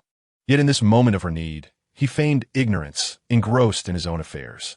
Observing Duanmu Zixuan's despondent demeanor, old lady Feng felt disdain and irritation, remarking, "If only you possessed a fraction of your sister-in-law's capability and virtue, I would not reproach you. Look at your sister-in-law. She did not mingle in the elder's courtyard during this tumult, yet you eagerly rush in. Do you not realize you were raised in this marquis household?" Duanmu Zixuan's complexion paled. She was indeed not the daughter of a noble family. In her previous world, she was merely a lowly clerk, utterly ordinary. Even though she had seamlessly merged with the original memories, many customs of noble families still eluded her. Old Lady Feng's scolding ultimately deterred Duanmu Zixuan from visiting Wei. With a heavy heart and deep disappointment, she left, her head bowed. Observing her distracted state, Old Lady Feng shook her head. Ultimately, this granddaughter-in-law's heart was not fully aligned with the Feng family. If she truly cared for Feng Feng, she would not have allowed such disgrace to occur in the Duanmu family while eagerly seeking to get involved. Even if it were a minor issue, we should expedite our departure from the Yongding Marquis estate, lest this group disrupt our fortune and cause irreparable loss. Old Lady Feng spoke to the maidservant attending her. When Jiang Shiqi awoke, she heard Chunhua entering with a smile, informing her that Wei had been confined to the courtyard and was no longer permitted to come out. Jiang Shiqi nodded with a calm demeanor. Behind her, Nan Yi stirred. "I did not sleep well. It seemed there was a commotion in the estate last night." Lying on her small bed, her cherubic face was flushed and drool pooled beneath her cheek. Her eyes struggled to open, and ultimately she surrendered to sleep, only to find it elusive. "Oh, how vexing. I'm still just a baby. Why can I not fall asleep?" Nan Yi slightly opened her drowsy eyes, her mouth dripping with saliva, and crawled down from her bed, eager to find her third brother. Just as she reached the threshold, her dear mother scooped her up. Third brother, I want to hear him read to me. Listening to him is like a lullaby, helping me sleep well. I'm just over 9 months." She had never crawled so adeptly, rushing outside without even washing her face upon waking. Nanny protested, No, I want to wash myself." After a few moments of wailing, her drool-drenched face was cleaned. Jiang Shiqi then dressed her in a fresh outfit. The atmosphere in the mansion was dismal. They would head to the Enlightenment Academy to check on her third brother's studies. Initially resisting her mother's efforts to dress her, Nan Yi ceased her struggles upon hearing the destination, obediently allowing her mother to adorn her beautifully, including a charming red cape, leaving behind the estate's troubles. Jiang Shiqi carried Nan Yi away from the Yongding Marquis residence, boarding a carriage bound for the Enlightenment Academy. Due to Nan Yi's late-night antics, Jiang Shiqi's schedule had to align with her daughter-S, resulting in late nights and late mornings. Given the ongoing uproar at Wei's place, Jiang Shiqi was spared the need for early morning salutations. When they arrived at the academy's entrance, surrounded by the sound of children reading, Nan Yi's bright eyes scanned the surroundings. "Wow, this is the Enlightenment Academy. I can smell the fragrant ink from so far away, and I can hear the melodious sounds of music while little friends are studying up ahead." Her sweet voice resonated, reaching the ears of Long Jinyu and Duanmu Haoran. Duanmu Haoran cast a glance at Mr. Xie, who held a ruler, and discreetly peered toward the academy's entrance. Long Jinyu mirrored this gesture. Though he appeared more composed than Duanmu Haoran, his expression betraying a sense of anticipation to see that adorable little child. Chapter 56. Indeed, bad bamboo yields bad shoots. Draped in a crimson cloak, Nanny was cradled by Jiang Shiqi as they passed through the doorway. Duanmu Haoran could not help but stretch his neck, yearning to call out to his mother and younger sister. However, with lessons in session, he could only suppress his impulse, bow his head, and read his book absent-mindedly. Who would volunteer to read aloud the content that had not yet been covered? How could one read what they had not learned? Mr. Xie had strict standards. If a character was mispronounced, he would certainly express his displeasure. At that moment, Nanny, clad in her red cloak, was searching everywhere for Duanmu Haoran. A sense of urgency gripped his heart. Suddenly, Long Jinyu, seated beside him, raised his hand and stood up, declaring, "Sir, I will read." "Ah, I see the little tyrant," Long Jinyu thought, his heart skipping a beat. He feigned calmness while holding his book, standing out among the other students as he began to read aloud, a subtle smile playing at the corners of his mouth. The little girl had noticed him first, before she even saw Duanmu Haoran. Finally, the lesson concluded and the children exited the classroom. Jiang Shiqi found Mr. Xie and engaged him in conversation about Duanmu Haoren's studies. Upon realizing that Jiang Shiqi was the mother of Duanmu Haoren, Mr. Xie's face broke into a wide smile. Haoren is one of the 2 brightest students I have taught. If nurtured properly, his future is undoubtedly promising. He praised Duanmu Haoren profusely, extending his respect to Jiang Shiqi as well. It was rare to see a child from a noble family as diligent as Duanmu Haoren. While perhaps his intellect did not match that of Long Jinyu, his diligence was commendable. This spirit of self-improvement is indeed rare, especially among children. If your child had been sent to me for enlightenment earlier, he would surely surpass the young master of the Duanwang family by now, Mr. Xie lamented, visibly pained at the thought of a talent unrecognized. Jiang Shiqi's gaze dimmed momentarily. It was her oversight for not realizing sooner that the 3rd son, whom the Duanmu family had regarded as a failure, was actually quite gifted in his studies. With Mr. Xie's approval, my 3rd brother will surely carve out a vast future for himself, independent of his maternal grandfather. Nan Yi mused as she played on Jiang Shiqi's lap. For the past few days, I have been sending him spiritual energy. If he still cannot read, it would render my efforts futile. Upon seeing Mr. Xie rise to retrieve Duanmu Haoren's schoolwork, Nan Yi quietly slipped off Jiang Shiqi's lap. Clad in her red cloak, she crawled out the door. I am Little Red Riding Hood. I am off to find my 3rd brother and the little tyrant. Where could they be? Navigating the corners of the walls. She was unfamiliar with the way to the Enlightenment Academy. Following her past life's knowledge of feng shui, she crawled along the Bagua diagram, seeking the right direction. This academy housed children from influential families, and though the classroom appeared small, each child was imbued with a distinct aura. As these auras converged, they soared skyward. After a while, Nan Yi grew weary and leaned against an unoccupied wall, gazing at the dense purple aura before her. Within it, she detected a faint trace of dragon energy, which she recognized as belonging to the little tyrant. If she found him, she would surely locate her 3rd brother as well, for they attended school together. After a brief rest, Nan Yi embarked on her arduous journey to find her brother. Suddenly, a pair of feet blocked her path. With a tumble, she fell to the ground and looked up to see a 9-year-old boy standing before her, bearing a striking resemblance to Duanmu Jing. Isn't this Bai Lang, the 2nd son of Bai Yueguang? In the Enlightenment Academy, all the children were around 5 or 6 years old, making it easy for Nan Yi to deduce his identity. What are you doing here alone? Let me take you to play, Bai Lang said, bending down to scrutinize Nan Yi. Jiang Shiqi's daughter, in his eyes, was far more beautiful than his own younger sister, Xian Er, and exuded a charm that made her appear even more intelligent. Bai Lang recognized her instantly, having previously seen Jiang Shiqi accompanied by a throng of servants as she left the house. Unlike his mother, who, despite being his father's favored woman, would only have one maid in tow. Today, upon seeing Jiang Shiqi carry Nan Yi into the academy, he immediately recognized her. Glancing around to ensure no one was watching, Bai Lang concocted a plan. He reached out to scoop Nan Yi into his arms to take her to a secluded spot. Nan Yi pursed her lips, neither crying nor causing a scene, regarding Bai Lang with a scrutinizing gaze. What does this boy intend to do? Where does he plan to take me? Soon, she understood Bai Lang's intentions. This mischievous child sought to sneak her into a storage room at the Enlightenment Academy. Let us play here for a while, Bai Lang suggested, squatting before her, his eyes glinting with obvious scheming. At his age, his motives were not hard to decipher. He aimed to isolate Nan Yi in a deserted area. When Jiang Shiqi's servants began to search for her anxiously, he would claim to have found a wandering Nan Yi, hoping to earn her gratitude and favor. This would create a favorable impression, allowing him to draw closer to Jiang Shiqi and, consequently, to Duanmu Haoren.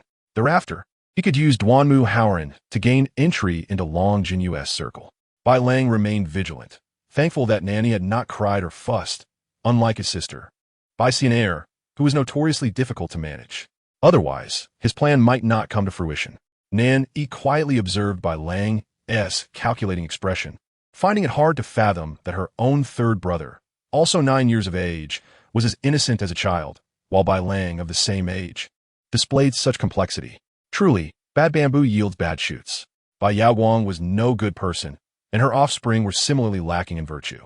Soon, the sound of hurried footsteps echoed within the Enlightenment Academy. Little miss, where have you gone? Chapter 57. I still prefer that beautiful little tyrant. The storage room was dimly lit. Nan Yi watched as Bai Lang feigned urgency, keeping a close watch on the outside. Meanwhile, Long Jinyu and Duanmu Haoran were anxiously searching for Nan Yi. Long Jinyu even enlisted the help of all the children in the academy, neglecting his lessons. Determined to find her, he hurriedly passed by the storage room door when he suddenly heard a small, soft voice saying, "I want to see how long this Bai Lang intends to keep up this charade. Isn't he just trying to take advantage of my mother?" The door to the storage room was abruptly kicked open, revealing Long Jinyu, his delicate face clouded with frost. Bai Lang sprang to his feet in alarm. "Jinyu, why are you here?" Though he stood, Long Jinyu was still a head shorter than Bai Lang. Yet, in the presence of Long Jinyu, Bai Lang appeared particularly diminutive. There was no denying that within the Enlightenment Academy, Long Jinyu was the undisputed authority among the children. Surrounding Long Jinyu are the scions of the most esteemed noble families in the imperial city. It can be said that once one steps in a Long Jinyu's circle, Bai Lang's life is already half successful. The remaining half relies on the support of the esteemed teachers at the Enlightenment Academy. Noticing Long Jinyu's silence, Bai Lang immediately assumed a posture of self-importance, saying, "Brother Jinyu, I have found the young miss of the Duanmu family. It was I who discovered her. This little girl, for reasons unknown, had climbed to the firewood room alone. It seems the servants of the Duanmu family are quite negligent. They should be ashamed. In truth, it was he who had carried her to the firewood room." Bai Lang is indeed a deceiver, now attempting to curry favor with the young tyrant to ingratiate himself further. In her eyes, Nan Yi held a look of grievance as she sat on the dusty ground, her beautiful red cloak covered in straw and wood shavings. The once fair and delicate child now bore much dirt on her small face. Long Jinyu, feeling a pang of sympathy, ignored Bai Lang's obsequious demeanor and stepped forward to extend his hand towards Nan Yi. She reached out her tiny arm, saying hug hug. Her repeated use of hate for Bai Lang revealed her deep-seated aversion towards him. Long Jinyu picked up Nan Yi and turned to leave the firewood room, his mind echoing with her childish babble. Bai Lang, now having gained the young tyrant's trust and favor, would inevitably become his most trusted minister, with many of the young tyrant's cruel deeds likely suggested by this villainous Bai Lang. Yet, the book states that Long Jinyu is not inherently malevolent. Having grown up in the Duanwang Fu, he has seen much darkness, and his sense of right and wrong is rather blurred. If surrounded by more virtuous individuals who could guide him correctly, perhaps he would not become a tyrant. At least, the 5-year-old Long Jinyu, who appeared to rescue her, proves he is not as cruel as depicted by the author. Bai Lang followed closely behind Long Jinyu, fearing that he might steal his glory, thus jeopardizing his chances of winning Jiang Shiqi's gratitude and affection. Therefore, he incessantly babbled, "I was the first to discover Duanmu Nan Yi, Brother Jinyu. When we present her to Jiang Shiqi, you must tell her that I was the first to find her." Long Jinyu suddenly halted and turned around. With one arm cradling little Nan Yi in the other, he pushed Bai Lang down to the ground. Bai Lang, stunned, looked up at the 5-year-old Long Jinyu, whose eyes reflected a hint of darkness and ferocity. Nan Yi detested Bai Lang, and Long Jinyu shared her sentiments. It was Bai Lang's selfishness that led to the innocent Nan Yi being placed in such a filthy environment. In that moment, Long Jinyu struggled to contain the surging wrath within him. If Bai Lang were to incite him into becoming a tyrant, it would be better to eliminate the threat now. Long Jinyu approached Bai Lang step by step, his gaze turning ominously dark. "What is wrong, young tyrant?" His expression is frightening. No, I still prefer the previous beautiful young tyrant," Nan Yi thought, clutching Long Jinyu's neck, sensing his murderous intent towards Bai Lang. As Long Jinyu drew closer to Bai Lang, he paused, taking a deep breath, and said in a calm tone, "Why are you so careless? Get up." Nan Yi disliked his earlier demeanor, so he repressed it within himself. Bai Lang, confused, felt an increased sense of trepidation towards Long Jinyu. Yet this fear did not deter his ambition to gain Jiang Shiqi's appreciation. Thus, he followed Long Jinyu into the courtyard of the Enlightenment Academy. Duan Hong rushed over first, snatching Nan Yi from Long Jinyu's arms. "Little ancestor, where have you been?" Jiang Shiqi soon followed, having likely searched for Nan Yi extensively. Her hairpin slightly askew from her frantic movements. "Nan Yi, my child, if anything happened to you, I would be heartbroken," she exclaimed. Duanmu Haoran, with reddened eyes, embraced his mother and reached out to touch Nan Yi's soiled cloak, filled with wood shavings.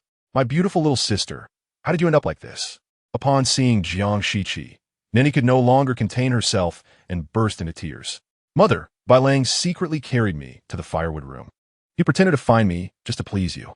Mother, it was so dark in the firewood room, and it smelled terrible. He just threw me on the cold ground. It was so frightening. Her fear escalated from a little to a lot, resulting in her sobs. Jiang Shiqi's expression hardened, while Duanmu Haoran clenched his fists tightly. Meanwhile, Long Jinyu cast a cold gaze at Bai Lang. Unbeknownst to Bai Lang, his self-serving charade had incited the ire of everyone present. Chapter 58. The curse of glory and honor. Bai Lang believed he had concealed his actions well. When he took Nan Yi away, he had deliberately ensured no one was nearby. After all, they were all children.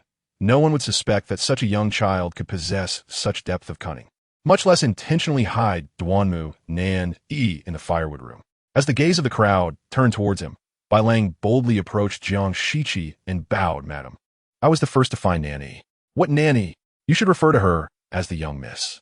Jiang Shiqi's voice was somewhat cold, suppressing the urge to slap Bai Lang. She exerted great effort to maintain a normal tone as she addressed him. "Since you saved my daughter, what reward do you seek?" The thought of giving Bai Lang a blade as a reward was almost unbearable.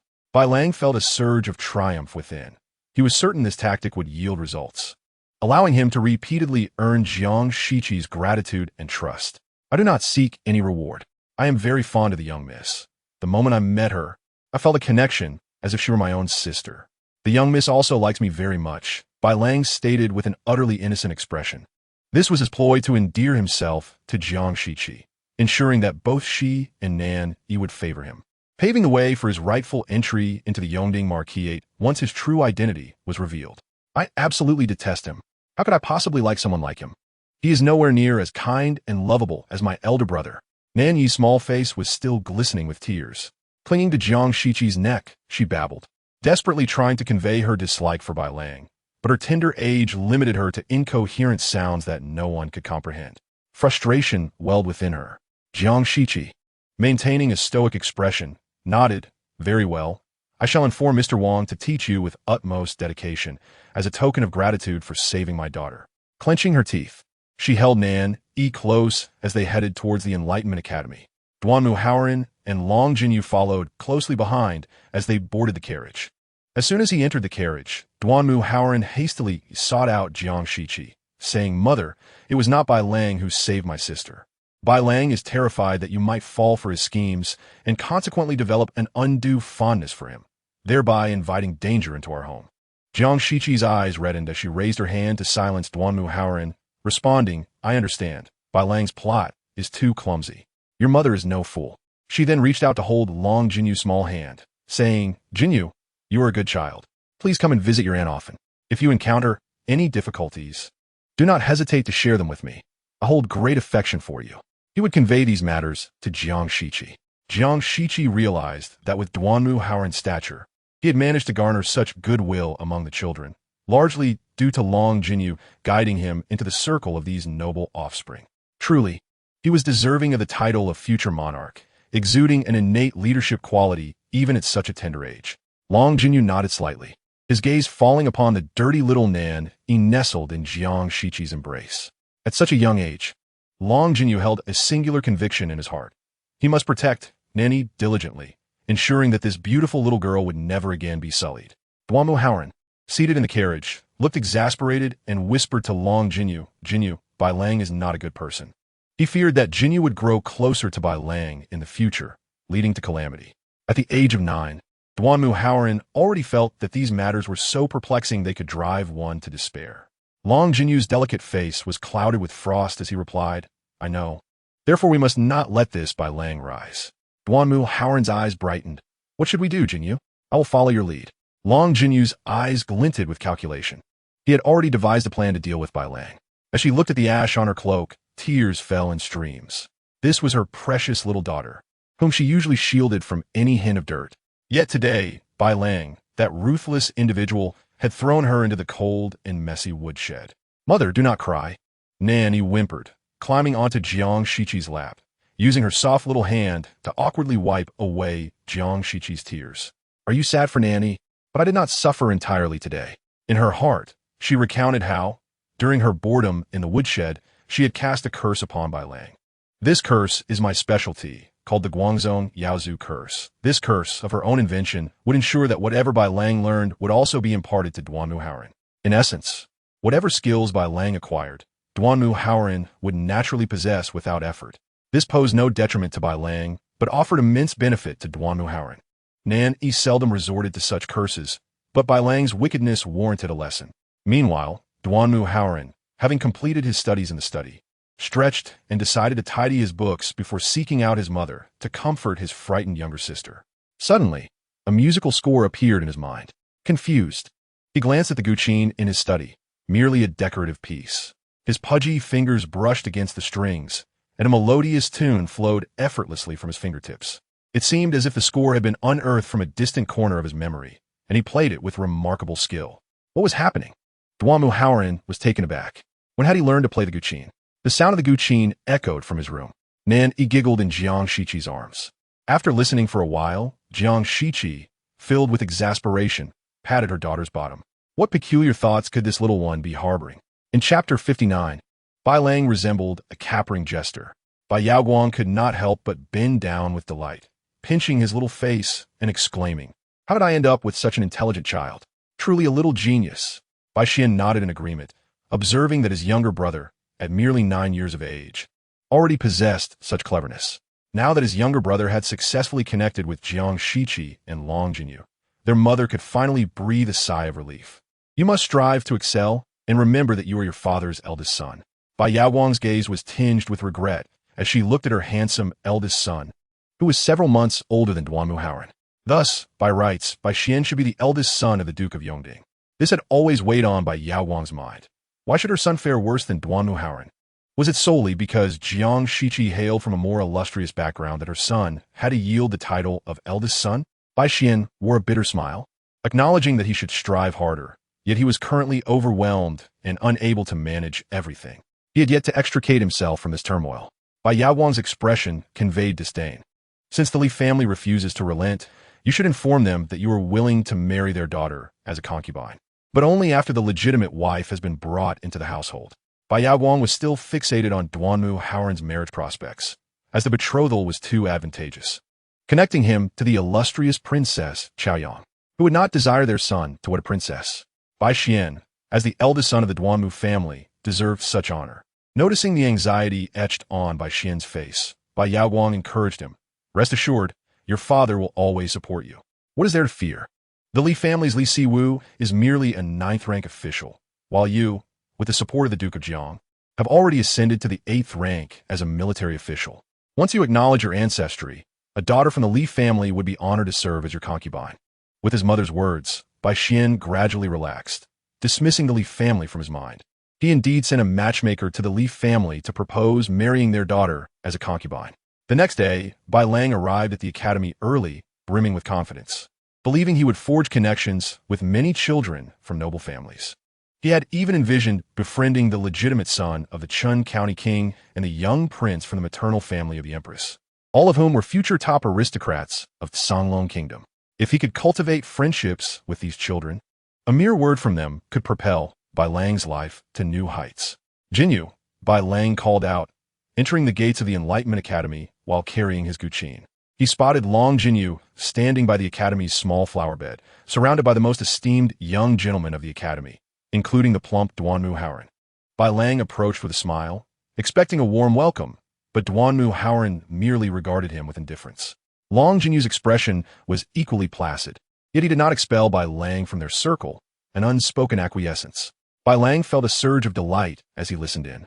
It turned out that the young master of the Chun County king was inviting the academy's young gentlemen to his residence to celebrate his birthday. The young master of the Chun Junwang family specifically mentioned to Duanmu Haoran that he should bring along his 4th younger sister as well. "Yesterday, she had come to our academy and was greatly frightened, so I instructed our cook to prepare some delicious food for her." Duanmu Haoran initially intended to decline, but then recalled that his 4th sister could now eat some softer dishes. Bai Lang's thoughts raced, and he immediately approached the young master of the Chun Junwang family, offering to bring his own sister along. The young master, already informed by Long Jinyu, was aware of Bai Lang's activities the previous day. He smiled and nodded, agreeing to the suggestion, but then scrutinized Bai Lang's attire, remarking, "You do realize we are from the royal family. Those who enter our household are either affluent or noble. Yet you remain unaware of your parents' identities. and your clothing does not reveal your family status. The implication was clear. He was questioning Bai Lang's background and whether it was sufficient to attend his birthday celebration. Bai Lang hurriedly replied that he was recommended to the Enlightenment Academy by the Grand Princess, thinking this would suffice. The surrounding young nobles burst into laughter, including Long Jinyu and Duanmu Haoran, who could not help but chuckle. In such a setting, claiming to be introduced by the Grand Princess was nothing short of a jest. It was merely a recommendation. These children hailed from either the prince's or the duke's residence, and if they desired the Grand Princess's endorsement, they could easily obtain it. Some kindly advised Bai Lang that merely having a recommendation was insufficient. On the day of the birthday, if he could persuade the Grand Princess to personally bring him and his sister along, then that would demonstrate his worth and earn our respect. This blatant humiliation flushed Bai Lang's face with embarrassment. Most would have retreated at this point, recognizing their status did not align with their peers. Yet how could one so easily withdraw? That day, Bai Lang pursued Long Jinyu relentlessly after his music lesson. Whenever he saw Long Jinyu speaking with someone, he would sidle up to join the conversation. Long Jinyu did not deter him, allowing Bai Lang to infiltrate his circle of friends. Unsurprisingly, Bai Lang was met with various forms of ridicule from the noble young masters. To those born with silver spoons and steeped in luxury, Bai Lang appeared no more than a buffoon. Initially, they did not harbor much disdain for him, but his lack of self-awareness in trying to ingratiate himself only fueled their contempt. Within a single day, the entire academy's elite young masters had come to see Bai Lang for what he was. The less one possesses, the more one yearns for it. Bai Lang's family lacked power and wealth, hence his desire for those very things. Chapter 60. To save face for the third young master and fourth young lady that evening. Jiang Shiqi was strolling in the courtyard, cradling Nan Yi in her arms. Recently, there had been considerable commotion at home, and Duanmu Jing could no longer enter Jiang Shiqi's courtyard. Consequently, he had been suppressing his feelings and had stopped seeking her out. Naturally, he had paid a visit to Bai Yaoguang. However, as time passed, Jiang Shiqi continued to lead her life with Nan Yi, not once considering dispatching a servant to inquire about Duanmu Jing's whereabouts. Duanmu Jing repeatedly reminded himself that he would not have sought out Jiang Shiqi if it were not for his languor. As he gazed at Jiang Shiqi, illuminated by the moonlight, his heart stirred. For some reason, after such a long time, without truly observing her, he found that under the moonlight, Jiang Shiqi's skin appeared exceptionally smooth and delicate, as if she were enveloped in a soft glow. She seemed several degrees more beautiful than he remembered, even appearing younger than before. I have a matter of great importance that requires the Grand Princess's assistance. Do you recall that, Bai Lang, whom the Grand Princess recommended to the Enlightenment Academy? It is said that he has recently won the favor of his peers at the Academy. The young master of the Chun Junwang family has specifically invited him to the birthday celebration, hoping the Grand Princess will escort him. Initially, Jiang Shiqi intended to engage in some polite banter with Duanmu Jing, but upon hearing his words, she could not help but laugh. Although my grandmother has left the palace. Who is this Bai Lang? What justification do I have to ask her to accompany an unrelated child to the Qinjun Wang family? Her statement conveyed to Duanmu Jing that Duanmu Haobo, Duanmu Haoran, Jiang Jiayi, and Yi were the true blood relatives of the Grand Princess. While Bai Lang bore no familial ties to her, Duanmu Jing remarked, "This child Bai Lang is exceptionally intelligent. I heard he saved Nan Yi a few days ago, saying that seeing her was like seeing his own sister. I thought, since this child has a connection to us, perhaps we should adopt him under your name. This way, Bai Lang would not be entirely unrelated to the Grand Princess." Jiang Shiqi regarded Duanmu Jing, noting that he indeed seized every opportunity to elevate himself at her expense. Given what the heir has said, I too find Bai Lang to be quite remarkable. Since he saved Yi, I naturally owe him a favor. Seeing the delight on Duanmu Jing's face, Jiang Shiqi added, "However, the matter of adopting him under my name is out of the question. I already have 3 sons and a daughter. I do not lack for sons nor daughters. Since that is the case, let the heir take this Bai Lang to the Chun Junwang residence. For a son of a marquis, to personally accompany an unknown child to a birthday celebration already granted Bai Lang some measure of dignity. If Bai Lang were still unsatisfied, one might truly question his intentions." Duanmu Jing's expression darkened as he turned on his heel and departed. He could indeed take Bai Lang to the Chun Junwang residence to celebrate the young master's birthday, but his status could not compare to that of the Grand Princess. If she were to make an appearance, Bai Lang would find himself in a far more favorable light among the children at the Enlightenment Academy. How ridiculous that an unknown child should require my grandmother to personally escort him to some young master's birthday celebration, Duanmu Jing thought without concern for Bai Lang's future. Nan Yi, nestled against her mother's shoulder, absorbed the essence of the flora and fauna in the courtyard while internally critiquing Duanmu Jing's audacity. Has no one ever questioned the relationship between him and the Bai family children? His support for them exceeds the bounds of ordinary understanding. It was evident to all observant individuals that something was amiss. Jiang Shiqi gently patted Nan Yi's small back. Look, even my daughter Nan Yi can perceive the connection between Duanmu Jing and the Bai family. For Duanmu Jing's behavior was unmistakably apparent. Yet, she had previously been blinded by the affection he had crafted around them. Fortunately, her daughter's insights had brought her to clarity, and from now on, she would not be swayed by Duanmu Jing's sweet words. The birthday celebration of a young master of the Chunjun family was indeed a grand affair. Duanmu Jing indeed brought Bai Lang to the residence of the Chunjun family. Accompanying them were Bai Xian, Bai Lang, and the little Bai Xianer cradled in Bai Xian's arms. Upon seeing Duanmu Jing leading 3 members of the Bai family to his residence, the Chunjun felt a twinge of confusion. However, without further contemplation, he welcomed Duanmu Jing inside the estate. Just as Duanmu Jing settled in with Bai Xian and Bai Lang, a servant announced from outside that Her Royal Highness, the princess, along with Princess Yaohua, and the wife of the heir of the Yongding Marquis, had arrived with their 3rd son and 4th daughter.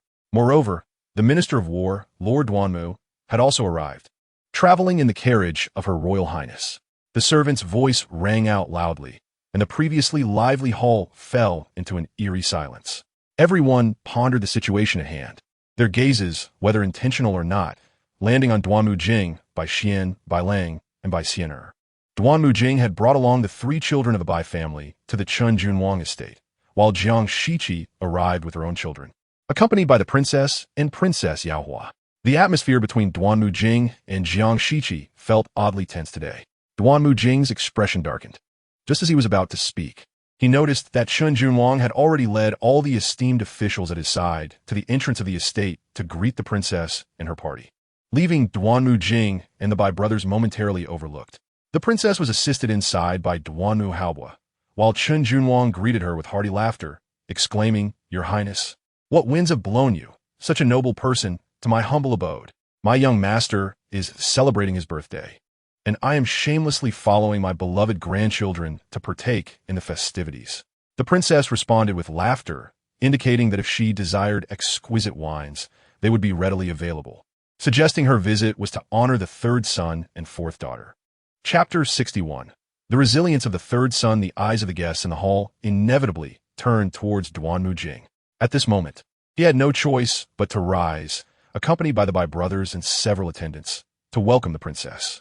After paying his respects, he cast a reproachful glance at Jiang Shiqi, inquiring why she had not mentioned her presence at the estate today. Had he known she would be here, he would have brought Xianer, Langer, and Xianer along to meet her. On their journey, it would have allowed the princess to see his exceptional children, and he was confident that she would favor them over Jiang Shiqi's less impressive offspring.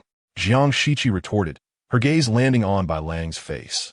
Duanmu Jing seemed oblivious to the fact that Duanmu Haoren, the 3rd son of the Yongding Marquis, was his peer, while Bai Lang's origins were unclear, having only gained admission to the Enlightenment Academy through the princess's introduction. There was no way that the young master would bypass Duanmu Haoren to extend an invitation to Bai Lang. Duanmu Jing should have understood by now that Duanmu Haoren would also be present today. His thoughts were solely on the Bai children, and he had entirely disregarded Duanmu Haoren, a neglect that had become a norm for him. However, in front of so many guests, this indifference was ill-timed, especially with the princess and Princess Yaohua in attendance, who were the great-grandmother and grandmother of Duanmu Haoren, respectively. The princess and the late-year duke had only one daughter, Princess Yaohua, who, in turn, had only given birth to Jiang Shiqi. Naturally, Jiang Shiqi's children were cherished by the princess and Princess Yaohua. Their expressions darkened. Duanmu Jing's gaze fell upon the pudgy Duanmu Haoren, and he was taken aback to find that the once plump boy had slimmed down considerably. Though still somewhat stout, he now bore an air of scholarly charm, looking quite endearing, reminiscent of a chubby child from a traditional painting. Duanmu Jing was surprised to find his son surprisingly agreeable. He nodded, acknowledging that the 3rd son had been performing well recently and deserved to experience the world outside. Standing behind Duanmu Jing, Bai Lang clenched his fists tightly. Despite being of similar age to Duanmu Haoran, Bai Lang was technically his elder by a few months due to the order of birth. Whenever Duanmu Haoran was mentioned, Duanmu Jing's face would twist with disdain, followed by effusive praise for Bai Lang. It could be said that Bai Lang had grown up in the shadow of comparisons to Duanmu Haoran, naturally feeling a sense of superiority when standing before him. Young master. Bai Lang stepped forward, positioning himself alongside Duanmu Haoran, intent on letting Duanmu Jing assess who was the more exceptional of the two. The gazes of Chen Junwang and the others flitted between Bai Lang and Duanmu Haoran, as those who had achieved such high status were certainly not lacking in discernment. Some began to question Bai Lang's audacity in wanting to compare himself with Duanmu Haoran, wondering what right he had to stand beside the third son. How ridiculous! A mere outsider daring to stand alongside my third brother. What does he hope to achieve? To make others believe he is more handsome than my brother? But in circumstances such as these, what does looks matter?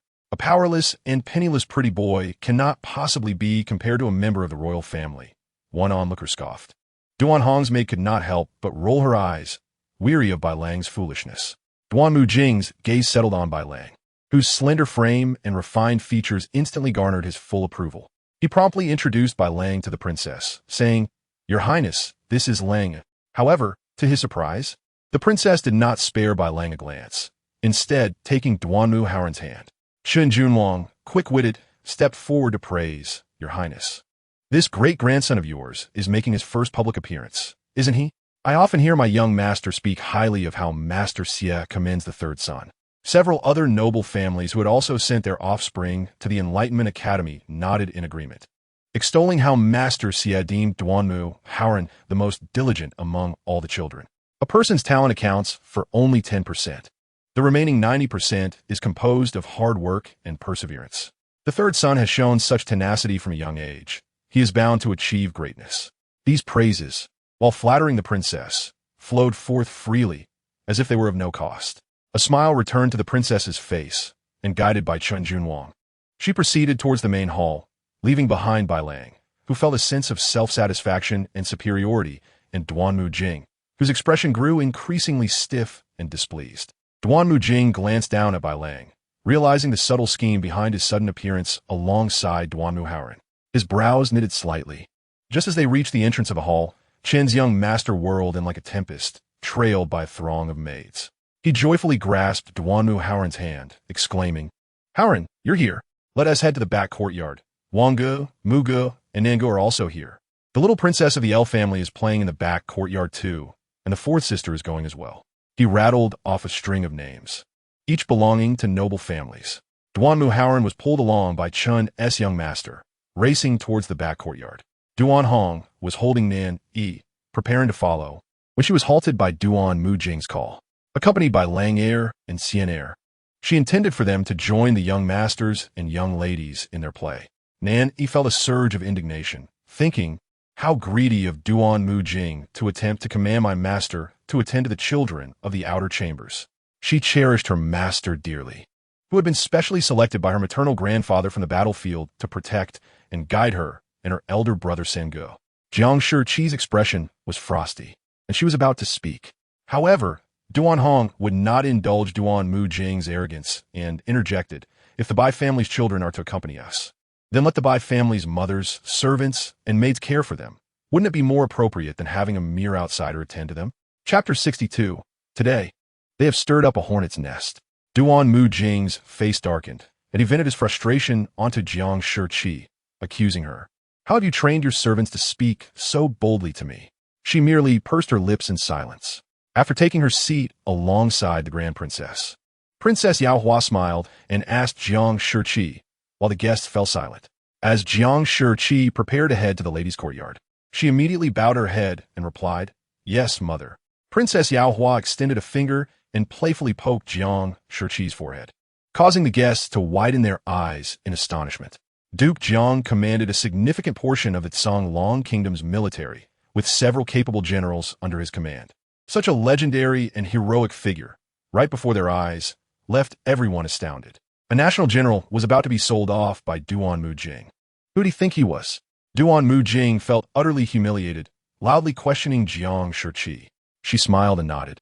Though she had initially intended to keep the training of Nan Yi and Duanmu Haoran a secret, she could endure the indignity, but Princess Yao Hua could not. Despite her long residence in the imperial capital, her husband was Duke Jiang, the hero who defended the Songlong kingdom's borders with his life. With a cold demeanor, Princess Yao Hua sat upright, her stern gaze fixed on Duanmu Jing, stating that he could even provoke conflict with the entire Songlong kingdom. The label of harming loyal subjects was a burden Duanmu Jing could not bear. Feeling as if he stood in icy water, Duanmu Jing thought he could feel Princess Yao Hua's reprimands ringing in his ears. He immediately bowed his head and clasped his hands, conceding, "It is my fault." In the main hall, all the ladies had moved to the rear courtyard. After a while, the Grand Princess, accompanied by Princess Yao Hua and a group of maids and servants, also proceeded to the rear courtyard, leaving only Duanmu Jing and a few brothers from the Bai family behind. The Grand Princess did not invite the Bai brothers to join them in the rear courtyard, so they, along with a group of maids and servants, remained in the main hall. The Bai family maids felt quite embarrassed, and the situation for the two Bai brothers was equally awkward. Someone beside Chun Junwang whispered, "Is Duanmu Jing's mind somewhat unclear?" It was evident to everyone that Jiang Shiqi's status far exceeded that of Duanmu Jing. Even if one were to single out a mother who cared for children in Jiang Shiqi's courtyard, she would still be a loyal general worthy of respect. Yet, Duanmu Jing was conversing with the Bai children in the main hall, trying to pave the way for them. His intentions were too obvious. Today, the Grand Princess and Princess Yao Hua's attitudes towards the Bai brothers were also clear. The scheming nobles understood that if they truly assisted the Bai children, they would be opposing the Grand Princess and Duke Jiang. While they could not state this outright, they could only show more enthusiasm towards Duanmu Haoran. Everyone gathered around Duanmu Haoran, discussing matters of state.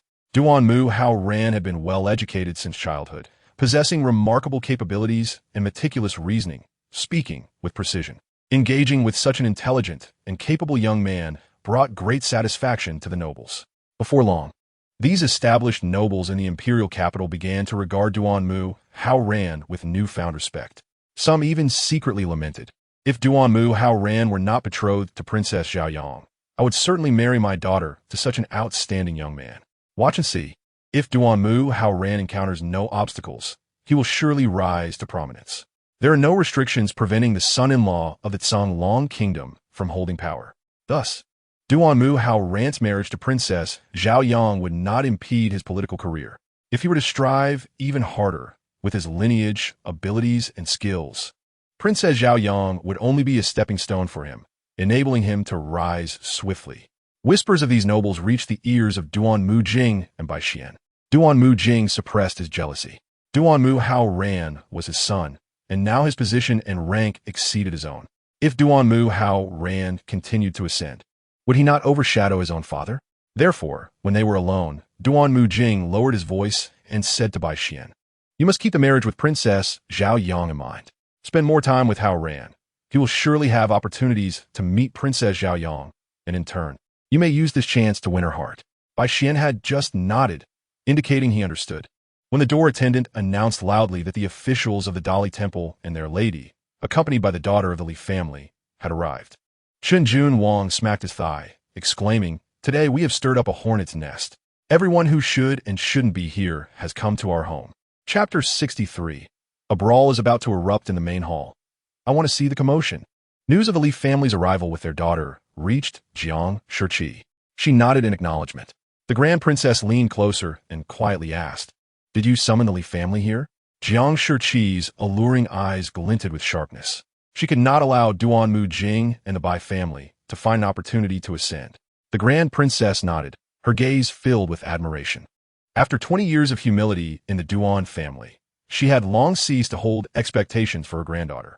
Yet unexpectedly, the girl had finally stood up for herself. On the spotless floor, Nan Yi was crawling, eager to witness the excitement in the main hall involving Duanmu Jing and the Bai brothers. "Let go of me! Let go of me! A fight is about to break out in the main hall. I want to see the commotion." The Grand Princess, observing Nan Yi's unwilling expression, could not help but smile. "Come here, dear Yi, to your great-grandmother." The Grand Princess caressed Nan Yi's tender little face and turned to Princess Yao Hua, saying, "This child resembles you when you were little." Princess Yao Hua looked at Nan Yi with a face full of affection. Seeing Nan Yi's restless demeanor, Jiang Shi gently scolded. Stay here with your great-grandmother. The main hall is likely to be chaotic.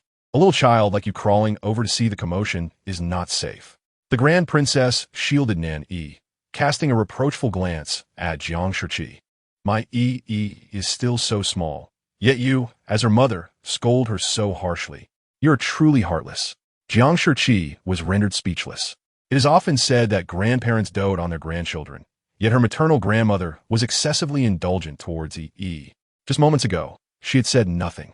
Princess Yao Hua watched the scene with amusement, finally seeing her daughter receive the Grand Princess's reprimand. In the past, when Princess Yao Hua had raised Jiang Shi, the Grand Princess had never allowed her to scold Jiang Shi. Everything good to eat or drink was reserved for Jiang Shi. Now the tables had turned, and all the Grand Princess's affection had shifted to Nan Yi. Princess Yao Hua found the situation quite delightful. Before long, a nurse entered the flower hall, leading the daughter of the Li family, who was indeed the daughter of the Li family's official. Her face was etched with sorrow as she silently sat in the flower hall after greeting the Princess Chong, Princess Yao Hua, and Jiang Shi. It turned out that she was the one responsible for transforming my elder brother into a living dead person, Li Qianjin. Fortunately, in this lifetime, my elder brother has not been tainted by this Li Qianjin. Nan Yi leaned against the Princess Chong, her large eyes gazing at the haggard Li Qianjin. Other noble women and daughters of prominent families were also seated in the flower hall. However, upon the arrival of Li Qianjin, they all found excuses to rise and prepare to leave. The reputation of the daughter of Li Siwu in the imperial capital was rather unfavorable, and everyone feared being associated with her, which could tarnish the reputation of their own virtuous daughters. The Princess Chong exchanged a glance with the Duchess of Chun. The Duchess immediately stood up and suggested, "Your Highness, why not move to the hall in the back courtyard?" She understood that the Princess Chong and the others did not wish to see Miss Li. Unbeknownst to her, the Princess Chong was about to rise with Nan Yi in her arms. Suddenly, Li Qianjin knelt on the ground, bowing several times to Jiang Shi and the Princess Chong. "Your Highness, Lady Heir, please save this little girl. I do not wish to marry Bai Lang as a concubine." The crowd in the flower hall was taken aback, and the Duchess of Qin's expression turned quite grim. "Miss Li, please rise. I will immediately summon your father. If you have anything to say, you may speak to Li Siwu directly." Today was the birthday banquet of the young master of the Chun Jun royal family, with guests being either affluent or noble. Ordinarily, Li Siwu, a mere ninth-rank official, would be unqualified to attend. However, since he was already present, it would be inappropriate to turn him away on such a joyous occasion. Yet, as soon as Li Qianjin entered the flower hall, she began to kneel and plead with the Princess Chong and Jiang Shi. What kind of performance was this? Li Qianjin felt a connection with the Yongding marquis household, and thus believed she had a bond with the Princess Chong. Ignoring the Duchess of Chun, she cried out, "Duanmu Zishuan and her husband Feng clearly told me that they would facilitate a match between me and Duanmu Dapeng. But for some reason, I woke up beside Bai Lang after getting drunk. Your Highness, Lady Heir, I only went for Duanmu Dapeng. You shameless creature, having sullied your own reputation. Yet you wish to entangle my brother." Jiang Shi's face turned ashen. She turned to the maids and servants beside her and commanded, "Bring Miss Li's father to the flower hall. I wish to inquire how he has raised his daughter." The onlookers began to murmur among themselves, criticizing Li Qianjin. "Duanmu Dapeng is a person of remarkable grace and virtue, and yet, Miss Li, since you have already been compromised by Lord Bai, what more do you seek?" Li Qianjin closed her eyes, tears streaming down her face. She was simply unwilling to accept that marrying Bai Lang would mean being a concubine. Yet, she clearly had the opportunity to marry into the Yongding marquis household as the main wife. The Bai family had the Yongding marquis household as their backing, and as a mere ninth-rank official, the Li family could not afford to offend them. Thus, she could only seek assistance from Jiang Shi. Soon, Li Siwu arrived, accompanied by Duanmu Jing and the two Bai brothers, Bai Xian and Bai Lang.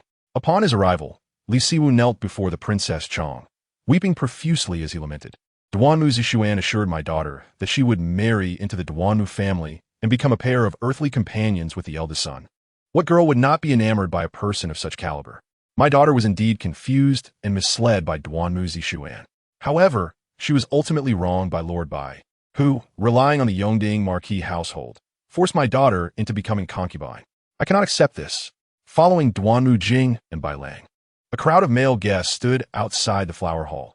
observing the spectacle of Li Qianjin and her father kneeling on the ground. The Princess Chang's face turned an ominous shade of green. Nan Yi, nestled in her arms, reached out her small hand to touch the rigid lines of the Princess Chang's face. She infused her great-grandmother with a surge of spiritual energy, allowing her to gradually relax and avoid fainting from the turmoil. Chapter 64. The fourth sister is still young. I hope my elder brother will temper his anger. The Princess Chang's once muddled thoughts became clear in an instant. Though her age had rendered her somewhat weary, she now felt invigorated. She looked down at her little ancestor in her arms, her emotions having calmed considerably. Duanmu Jing, what do you have to say? The eldest son of the Marquis has been wronged and had his reputation sullied. Do you believe this reflects well on you, Duanmu Jing, or on the Yongding Marquis household? The Princess Chong feigned heartache as she gazed at Duanmu Jing, her eyes filled with disappointment. And what of your sister? Does she understand what she is doing? Duanmu Jing was greatly shaken, realizing that he must distance himself from the Bai family to protect himself. He turned and struck Bai Xian across the face, exclaiming, "How dare you use the influence of a Yongding Marquis household to force the daughter of the Li family into becoming a concubine? You have the audacity to tarnish my family's name using Zishuan's reputation. You have great boldness." In just a few words, he neatly absolved himself of any responsibility, leading everyone to believe that Bai Xian and Li Qianjin's affair had been discovered, and they were now attempting to drag the Yongding Marquis household into the fray to protect themselves. What a heartless father! He can abandon his most cherished son born of an extramarital affair, revealing his selfish nature. Nan Yi rubbed her eyes, yawned, and nestled in her great-grandmother's embrace. Feeling too comfortable to miss this dramatic scene, Bai Xian immediately knelt beside Li Qianjin, expressing his willingness to marry her as his legitimate wife. If Bai Xian did not marry Li Qianjin as his legitimate wife, he would face public scorn. The Princess Chong snorted. Lord Bai had better fulfill his promise. I am already aware of this matter. If Lord Bai shows any neglect towards the daughter of the Li family after marriage, or holds a grudge against her, I will not let this rest. After speaking, she left with the already sleeping Nan Yi, exiting the flower hall. The tumultuous farce temporarily came to a close. However, the gazes directed at Duanmu Jing now held a hint of scrutiny and caution. Duanmu Jing's character was dubious, and he was deemed unworthy of association. The situation had escalated to such a degree that Bai Xian felt compelled to excuse himself from the Chun-Jun royal family. Finding an excuse, he departed from the Chun-Jun royal residence. Observing this, Li Siwu followed closely behind Bai Xian. He naturally aimed to seize the opportunity to finalize his daughter's marriage and have her positioned beside Bai Xian as his legitimate wife. Otherwise, the rest of his daughters would suffer from the fallout on their reputations and would find it challenging to secure a match with a prominent family in the future. Nan Yi took a brief nap in the guest room of the Chun-Jun royal residence. When she awoke, she heard Chunhua and Qiushi conversing outside. Rubbing her eyes, she turned over in bed and quietly crawled to the window. She intended to stealthily escape and indulge in some merriment. A gentle whisper emanated from the artificial mountain outside the window. "Eldest son, I have followed your instructions and caused a stir today. Will Bai Xian resent me from now on?" It was the voice of Li Qianjin, imbued with worry. After a brief pause, Nan Yi heard the calm and detached voice of her elder brother, Duanmu Haobua, resonating clearly. "You have support behind you, even if Bai Xian harbors resentment. As per our great-grandmother's words today, you may walk freely within the Bai household. Henceforth, as long as you remain by Bai Xian's side and avoid causing trouble, you shall reap the rewards." Hidden behind the artificial mountain, Li Qianjin's eyes brimmed with tears as she gazed at Duanmu Haobua with a hint of resentment. No one anticipated that today's commotion was orchestrated by this man, revered by many as a paragon of virtue. Naturally, Li Qianjin had no desire to become Bai Xian's concubine. Coincidentally, Duanmu Haobua had approached her, instructing her to create a scene at the Chun-Junwang residence today. This man's heart was truly ruthless. Not only had he schemed against Bai Xian, but he had also tarnished the reputation of his father, Duanmu Jing. Yet, the fiercer the man, the more alluring he became. Li Qianjin's heart raced uncontrollably for Duanmu Haobua. Perhaps initially, she had been lured by Duanmu Zishuan's words, attracted by Duanmu Haobua's status and position. However, now, Li Qianjin genuinely found herself enamored with Duanmu Haobua. She was utterly captivated by him. Standing before her, Duanmu Haobua wore a tranquil, yet unforgiving expression. "You may leave." He felt no fondness for this woman who had caused him to become a living corpse in his past life. and beneath his facade lay a profound disdain for Li Qinjin. Were it not for today's scheme, he would not have endured her presence to listen to her words. Ah, what performance is this? Has my elder brother turned to darkness? Truly, my brilliant elder brother is unmatched with his wisdom. As long as he avoids this woman and remains ambitious, he is destined for greatness. As Duanmu Haobo adjusted his sleeves, he suddenly heard the sweet voice of his fourth sister. A flicker of tenderness appeared on his otherwise expressionless face. Turning around the artificial mountain, he caught sight of his little sister, who was poised to tumble from the window. Alarmed, Duanmu Haobo rushed forward and caught her just in time, his complexion darkening as he swatted her little bottom. Nan Yi, do you realize you almost injured yourself? Even the stoic Duanmu Haobo's hand trembled slightly. It was unimaginable what would have happened had his little sister's lovely head been harmed. This was the first time Nan Yi had been scolded by her elder brother, and tears welled up in her eyes as she looked up at him, pitifully saying, "You are being mean to me, brother. You must not love me anymore. I am but a poor little girl without a brother's affection. Woe is me." Outside the courtyard, Duanmu Haoren hurriedly entered with Chun Zai and Long Jinyu. He rushed to his elder brother and fourth sister, bowing anxiously to Duanmu Haobo. "Brother, may I ask why you're angry? If Yi has offended you in any way, please feel free to reprimand me. She is still young. I implore you to temper your anger." Long Jinyu, with a serious expression, also bowed to Duanmu Haobo, offering to take any punishment directed at him. In Chapter 65, it seemed that many were concerned about his little sister, eager to claim her for themselves.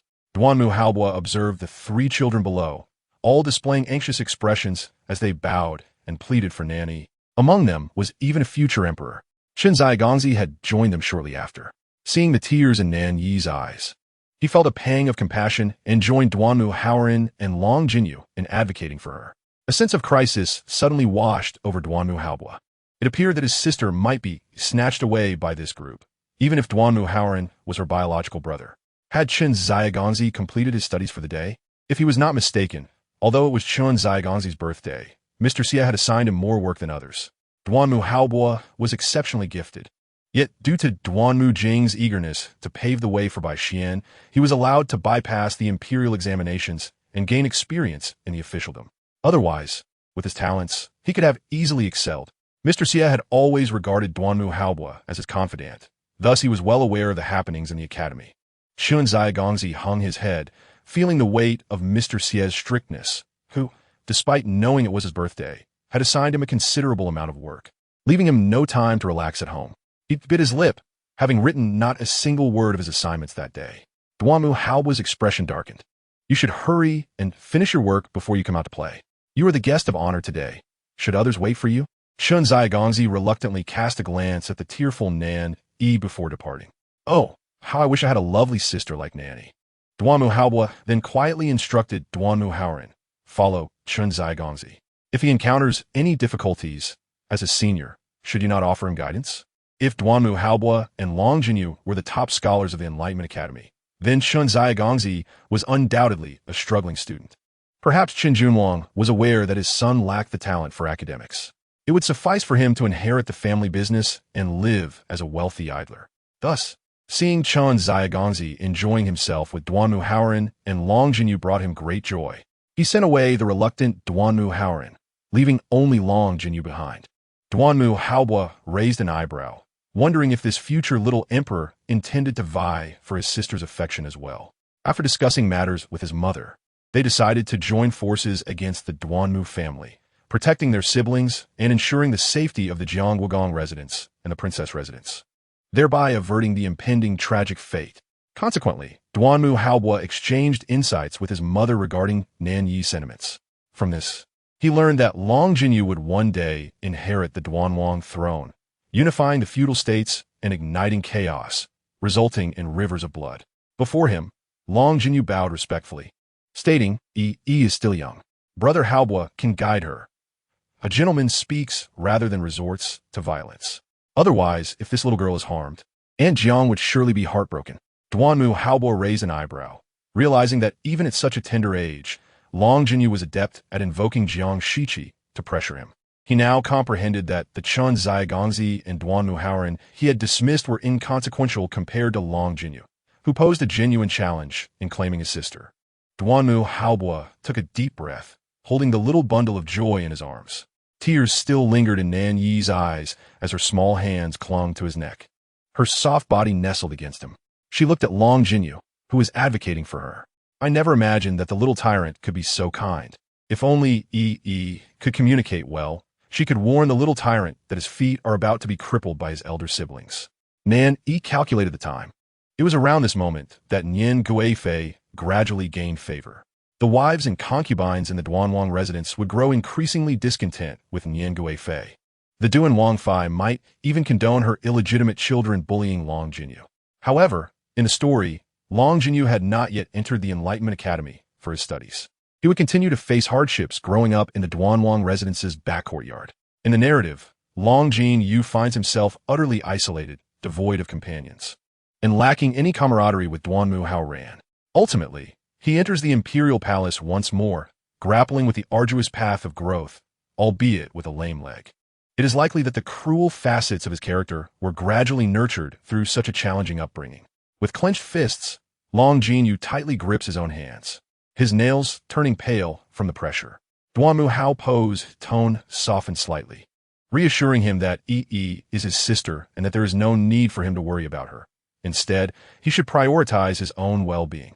After this, Duanmu Hao presented a token from his sleeve, handing it to Long Jinyu, explaining that it is a pass from the officialdom. Should Long Jinyu require assistance, he may have someone bring the token to the official office to seek him out. Duanmu Hao resolved to cultivate a rapport with Long Jinyu. From Yi's heartfelt sentiments, he learned that Long Jinyu would one day issue an edict to confiscate the residence of the Princess Chang, and he would eventually unify the Six Kingdoms. What a monumental ambition! However, the act of burning the libraries of countless nations, resulting in a sea of bloodshed, would indeed tarnish this future emperor's legacy.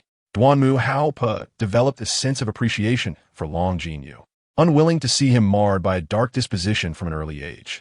Long Jinyu accepted the token from Duanmu Hao, his expression unchanging as he tucked it away, bowing respectfully and imploring. I hope brother Hao can promise me that he shall never lay a hand on Yi again. Despite accepting the token, his resolve to protect Nan Yi remained steadfast. Duanmu Hao, somewhat vexed, lamented that he could not discipline his sister for her misdeeds, as there were many who coveted his fourth sister. His voice turned icy as he turned to leave, dismissing the impassive Long Jinyu. Upon entering the flower hall, he found the Princess Chang, Princess Yaohua, the Duchess of Chun, and Jiang Shiqi engaged in light-hearted banter. Upon seeing Duanmu Hao carry the slumbering Nan Yi from the room, Princess Chang's expression was one of maternal concern. Oh dear, how can this little ancestor awaken from such a brief slumber? With her silver hair cascading, she cradled the child lovingly. Beside her, Princess Yaohua looked on with envious longing, realizing that as long as her mother was present, she would never be able to hold little Yi. Duanmu Hao, with a hint of trepidation, recounted to the gathering the incident of Nan Yi awakening alone and climbing through the window. The crowd was momentarily stunned, while Jiang Shiqi shot an anxious, scolding glance at Nan Yi. Had they not been in company, she would have given Nan Yi a few swats on the backside. Nan Yi, sensing the attention, nestled closer into Princess Chang's embrace, babbling in a language incomprehensible to the others. Princess Chang, filled with affection, lamented that the servants had been remiss for allowing Yi to sleep alone. Such indulgence. Princess Chang's doting on Nan Yi had reached an almost outrageous level. In Chapter 66, the narrative shifts to a discussion regarding identity and maturity. Jiang Shiqi, both amused and exasperated, observed Princess Chang's protective demeanor. Grandmother, this child cannot be so spoiled. With so many doting on her, what kind of temperament will she develop in the future? Princess Chang shot Jiang Shiqi a disapproving glance, asserting that at her age, she could not bear to see little Yi suffer any indignities. And what harm was there in indulging her a little more? Just then, Bai Lang entered the hall accompanied by a maid who held by Xian Air. Your Highness, Princess Yaohua, Lady of the Air, Bai Lang addressed them with impeccable courtesy. The women in the flower hall paused, casting their gazes upon Bai Lang, silent.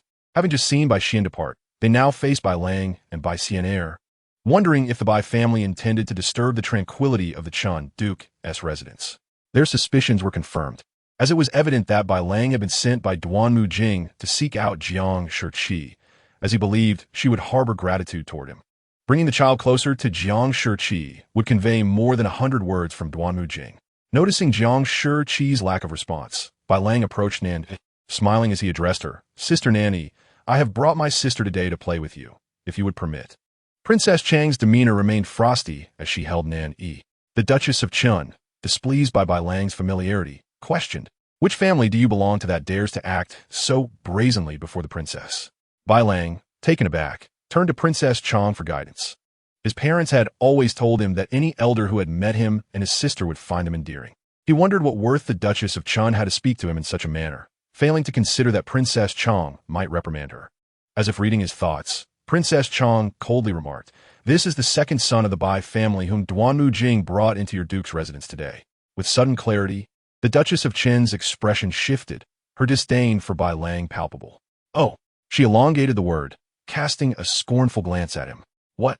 Has our Chun duke's residence offended your Bai family? On such a fine day, you brothers have come to stir trouble. Do you think us easy prey?" Bai Lang, taken aback, quickly shook his head, clarifying that he had no such intentions, merely seeking to pass the time with his sister in the backyard, hoping to foster some camaraderie with Jiang Shiqi and the princess. He yearned for a life of privilege and ease. "I mean no offense. I simply wish for my sister Xian'er to meet Nan Yi. Perhaps they might become good friends in the future." Jiang Shiqi scoffed, her words laden with double meaning. "In what lowly status does your sister possess that she could possibly befit my daughter as a companion?" Bai Lang, undeterred by his sister's status, gestured for the maid to present Xian'er to Nan Yi. The maid, somewhat dim-witted, placed the 9-month-old Bai Xian'er directly before the delicate Nan Yi. Bai Xian'er, with her sharp features and dark complexion, was far from an appealing sight. Witnessing the cherubic Nan Yi surrounded by affection, she felt a twinge of jealousy and raised her thin hand to scratch Nan Yi's face. Nan Yi cried out, bursting into tears. Princess Chang swiftly struck Bai Xian'er's hand away and kicked the maid who held her. Enraged, she exclaimed, "Are you all intent on courting death? Kneel before me." Bai Xian'er, stung by Princess Chang's slap, began to wail. The flower hall erupted into chaos. Duanmu Haopo's expression darkened as he seized the maid holding Bai Xian'er by the collar, delivering a kick to her knee. While he would reprimand his sister for her errors with nothing more than a gentle pat on the back, he would not tolerate such aggression towards Nan Yi. The maid, unprepared for the sudden turn of events, fell to the ground, pleading for mercy from both Duanmu Haopo and Princess Chang. The Duchess of Chun trembled in fear, her gaze fixed on the red scratches marring Nan Yi's fair face. Bai Xian'er's actions had been cruel indeed. "Someone, fetch a doctor at once," she commanded urgently, aware that their noble family lacked the means to produce a noteworthy heir, and their decline was all but inevitable. Unlike Duanmu Haopo and Duanmu Haoran, the distinctions between them were evident, both in their backgrounds and their fates, relying on the formidable support of the Changgongzhu and the Jiangguogong residents. The future seems boundless. Moreover, Duanmu Nani's elder brother, Jiang Jiai, is destined to inherit the title of Jiangguogong and command the military. Upon witnessing this, Bai Lang felt his legs weaken in fear. He fell to his knees in the flower hall, trembling with terror, exclaiming, I do not know how Xian'er could act in such a manner. We were ignorant. Your Highness, please quell your anger." Bai Lang's words only served to intensify the Changgongzhu's ire. "Ignorance? What possessed your unsightly and detestable sister to approach me, presenting herself before my garments? Is this ignorance of one's identity as well?" The Chunjun Wang Fei chimed in. "Indeed, who permitted you to come, you shameless wretch, akin to your sister who harms others? Such hearts deserve punishment." Although the Chunjun Wang Fei was not entirely aware of Bai Lang's background, it was evident that he shared some connection with Duanmu Jing. Her support was not solely to curry favor with the Changgongzhu and the Jiangguogong residents, but also stemmed from her disdain for duplicitous men. She could not abide seeing women subjected to such humiliation. Bai Lang, at such a tender age, had always been surrounded by praise and affection. Never had he faced such universal disdain. As he knelt on the ground, tears streamed down his face, and the grievances within him surged like a relentless river. After all, both he and Xian'er were children of their father. If Xian'er had marred Duanmu Nani's face, what of it? It was merely a matter between sisters. In the main hall, engaged in conversation with Chunjun Wang, Duanmu Jing abruptly received word from a servant that Bai Lang had caused trouble. He hurriedly accompanied Chunjun Wang to the flower hall in the rear courtyard. upon hearing Xian's cries and witnessing his son kneeling on the ground, besieged by a throng of adults, Duanmu Jing felt as though his heart were being wrenched. He approached with a stern countenance, positioning himself protectively in front of Bai Lang, and, suppressing his anger, inquired of the Changgongzhu, what transgression has this child committed to warrant such a severe rebuke? His words implicitly accused the Changgongzhu of bullying a mere child. Chen Junwang, following behind Duanmu Jing, could not help but gasp at his audacity. Surely, a favored individual could act without fear of consequence. Did Duanmu Jing truly recognize to whom he was speaking? Opposite him sat the Changgongzhu, the elder sister of the current emperor. Duanmu Jing stood tall before the Changgongzhu, radiating a defiance that suggested he would not bend to power. The Changgongzhu, infuriated, coldly chuckled as she caressed Nan Yi's delicate face. You, as a father, are blind to the state of your daughter's face, which has been marred so? Only then did Duanmu Jing notice that Nan Yi, cradled in the Changgongzhu's arms, was also crying, albeit her cries lacked the sharpness of Xian's. Observing the women in the flower hall, each wore a frown, disturbed by Xian's piercing cries. Such lamentations were excessively grating, stirring within them a sense of irritation. They too had children, yet rarely did they encounter a child whose cries were so vexatious that they wished to cover their ears and flee. Duanmu Jing furrowed his brow, listening as the women chattered about the incident, gradually uncovering what had transpired in the flower hall. It turned out that Xian had inadvertently scratched Nani's face. Merely a thoughtless act between children, Duanmu Jing dismissed it with indifference. Jiang Shiqi, incensed, stepped forward, noting by siblings' grievances, and was astonished at Duanmu Jing's audacity to confront the Changgongzhu's wrath head-on, exuding a spirit of defiance. Yet, upon seeing his daughter's injured face, Duanmu Jing felt no sympathy, deeming the matter trivial. He even remarked it was just a scratch after all. The Changgongzhu and Princess Yaohua were seething with righteous indignation. Even Duanmu Hapuo regarded Duanmu Jing with cold disdain. Chen Junwang and Chen Junwangfei remained silent, merely observing the unfolding drama. Clearly, Duanmu Jing was prepared to alienate himself to defend the two children of his extramarital affair. Jiang Shiqi pointed at the bright, tender skin of Nani's face, now marred by vivid scratches, exclaiming, "How crucial is a young lady's visage! I need not elaborate to you, my lord. These two children of the Bai family, ignorant of propriety, presumptuously approached us, and now, Xian has resorted to violence. Will you simply overlook this?" Duanmu Jing, filled with impatience, retorted, "It's merely a few scratches. What significance does it hold? Jiang, do not be overly concerned. Are you so petty as to quarrel with children? Have you no regard for the dignity of the Jiangwugong residents?" The Changgongzhu clapped her hands against the small table beside her. "Duanmu Jing, I have merely reprimanded these two bastards from outside your family, and you rush to their defense. You must distinguish who your daughter is and who these outsiders are." With tears adorning her cheeks, Nani gazed up at her great-grandmother with admiration, sparkling eyes reflecting her awe of the silver-haired Changgongzhu. Well said. Great-grandmother should scold them thus. Bai Lang and Xian are but two little wretches. Duanmu Jing trembled with rage. These privileged individuals, born into wealth, were astonishingly petty. He glared at Jiang Shiqi, questioning her blindness to the fact that the Changgongzhu was chastising him, directing her ire at him. At this moment, Jiang should have intervened to rescue him. Historically, Jiang Shiqi had always defended Duanmu Jing whenever he had angered the Changgongzhu or the Jiangwugong. Yet now, Jiang Shiqi, her expression furious, swept her sleeve aside, rebuking, "Unless the Bai family offers a satisfactory explanation today, I shall not let this matter rest." Duanmu Jing turned to those he had hoped would speak in his favor. However, he was met with a shocking realization, whether it was the Changgongzhu, Princess Yaohua, or Chen Junwang and his wife. Even his own eldest son, Duanmu Hapuo, all regarded him with expressions of ire. They were united against him. Taking a deep breath, Duanmu Jing recognized that the situation was more powerful than he. Patience was required to navigate this predicament. "Then I shall apologize on behalf of these two children." At this declaration, the Chen Junwangfei could no longer contain herself. With a sardonic tone, she remarked, "I am curious about the connection between these two children of the Bai family and the young master. Their elders do not appear, yet they trouble the young master to apologize. One might mistakenly think the young master is their elder." Duanmu Jing, holding back his fury, retorted. "The father of these two by children has passed away. He was my close friend and entrusted me to care for his children. Is it wrong for me to honor my friend's request?" In mere moments, Duanmu Jing had crafted himself into a figure of loyalty and righteousness. Jiang Shiqi scoffed. "While the young master is guiltless, the true fault lies with these two by children, who are ignorant of their station. According to your account, the father of the by children has departed, leaving behind orphans.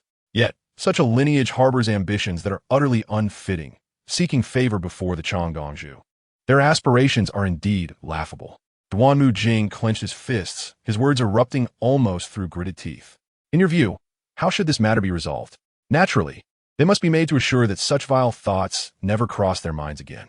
Each person must accept their fate, as humble as that of an ant, and cease comparing themselves to the resplendent moon above." Jiang Shiqi's enchanting eyes glimmered with a sharpness as she regarded Duanmu Jing. Her words carried profound implications, aimed at conveying to him the stark reality of life's inequalities, while Duanmu Jing endeavored tirelessly to pave the way for the mistresses. These few have been destined from birth to remain at the lowest echelon. Should Duanmu Jing insist on pursuing this folly, the ultimate outcome would be nothing short of his own downfall. Chapter 68. The aristocratic scion has its foundation. Duanmu Jing appeared to regard Jiang Shiqi as a stranger, his gaze filled with unfamiliarity. "Do you not realize that your words today have shattered my heart?" His hand, hanging by his side, was tightly clenched into a fist. The Jiang Shiqi of yore had not been like this. She had once fiercely defended his dignity, never daring to utter such words to him. Although Jiang Shiqi spoke of the Bai family, her remarks struck a sensitive chord within Duanmu Jing. The scions of noble families possess inherent depth. Even children like young Master Chun, who are naturally ill-suited for academia, can discern the difference between jade and agate. Yet Duanmu Jing could not. He prided himself on having achieved some measure of success in his studies. But the essence of a noble lineage, imbued through generations with the temperament and perspective of affluence, was something he could never attain. Jiang Shiqi was acutely aware of Duanmu Jing's shortcomings. Thus, she refrained from using ambiguous words to imply anything about him. She understood that he had never relished hearing such things. However, now standing before him, the captivating Jiang Shiqi's demeanor was marked by an aura of coldness. Duanmu Jing even detected a hint of animosity within her gaze.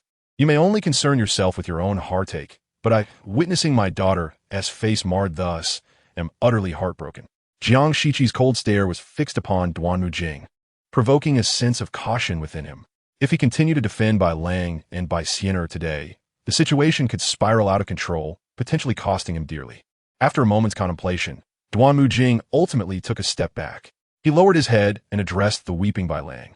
"Then you shall assure these lofty individuals that you will harbor no further ambitions for what does not belong to you." He understood this was merely a temporary measure. If Bai Lang did not make such a promise, Jiang Shiqi and her companions would not relent. Bai Lang bit his lip, gazing pitifully at his father. Did his father not see that he too had been wronged? That Nan Yi had merely endured a fleeting scratch on his face. Yet he was being forced to make such a promise? Why? He was reluctant to give such an assurance. The Grand Princess scoffed. "Do you see? This child harbors ambitions beyond his station. At such a tender age, he harbors thoughts of ascending the heavens. Who knows what future harm he might inflict upon others?" Jiang Shiqi and Duanmu Haobo were deeply impressed by the Grand Princess's discerning gaze. Although the Grand Princess could not hear Nan Yi's inner thoughts, she could discern from Bai Lang's demeanor what he might do in the future. Duanmu Jing kicked Bai Lang in frustration, suppressing his inner agony. "Hurry and make your assurance. Do not linger here." Bai Lang, still young, was oblivious to the disdainful and mocking expressions cast upon him by those around. Yet Duanmu Jing, as an adult, was acutely aware of the scornful glances directed at Bai Lang, kneeling on the ground, and Bai Xian'er, cradled in her mother's arms. Should Bai Lang continue to wail and cling stubbornly, it would certainly become a laughingstock. Such small-mindedness would not dare to aspire to wealth and glory not rightfully theirs. Kneeling on the ground, Bai Lang gritted his teeth and made his promise. His face flushed with humiliation. The once pampered darling of his parents had never endured such a profound disgrace. After uttering his promise, Bai Lang did not wait for the Grand Princess to grant him permission to rise. He stood abruptly and fled the Chun Junwang residence in tears. The Chun Junwang Phi gasped. "What a lack of decorum! No wonder he hails from such a lowly lineage. The mother, cradling by Sienna, gazed at Duanmu Jing with a look of despair. Duanmu Jing promptly instructed, "Go after the second young master." Thus, this farce concluded in such a manner. The grand princess, still seething with anger, did not wait for Duanmu Jing to speak. She lifted the exhausted Nan Yi, who had cried himself to sleep, from her embrace. Left alone, Duanmu Jing turned to Duanmu Haobua. Adopting an authoritative tone, "You witnessed your father subjected to such humiliation. Why did you not speak up on your father's behalf? Have you fulfilled your duty as a son?" Duanmu Haobua clasped his hands in a bow. Yet he pointed out that their father, upon seeing the injuries on his sister's face, had neglected his paternal responsibilities to protect his daughter. With that, Duanmu Haobua flicked his sleeve and left Duanmu Jing, who stood there dumbfounded, in the Chun Junwang residence. The guests finished their meals and began to disperse. Young Master Chun clung to his mother, playfully saying, "Mother, please give me a beautiful sister like the fourth sister." The Chun Junwangfei was at a loss, reminiscing about the adorable Nan Yi and sighing, "That fourth sister you speak of is indeed lovely. I wonder if her injuries will heal? Such a beautiful child, and her delicate face marred thus.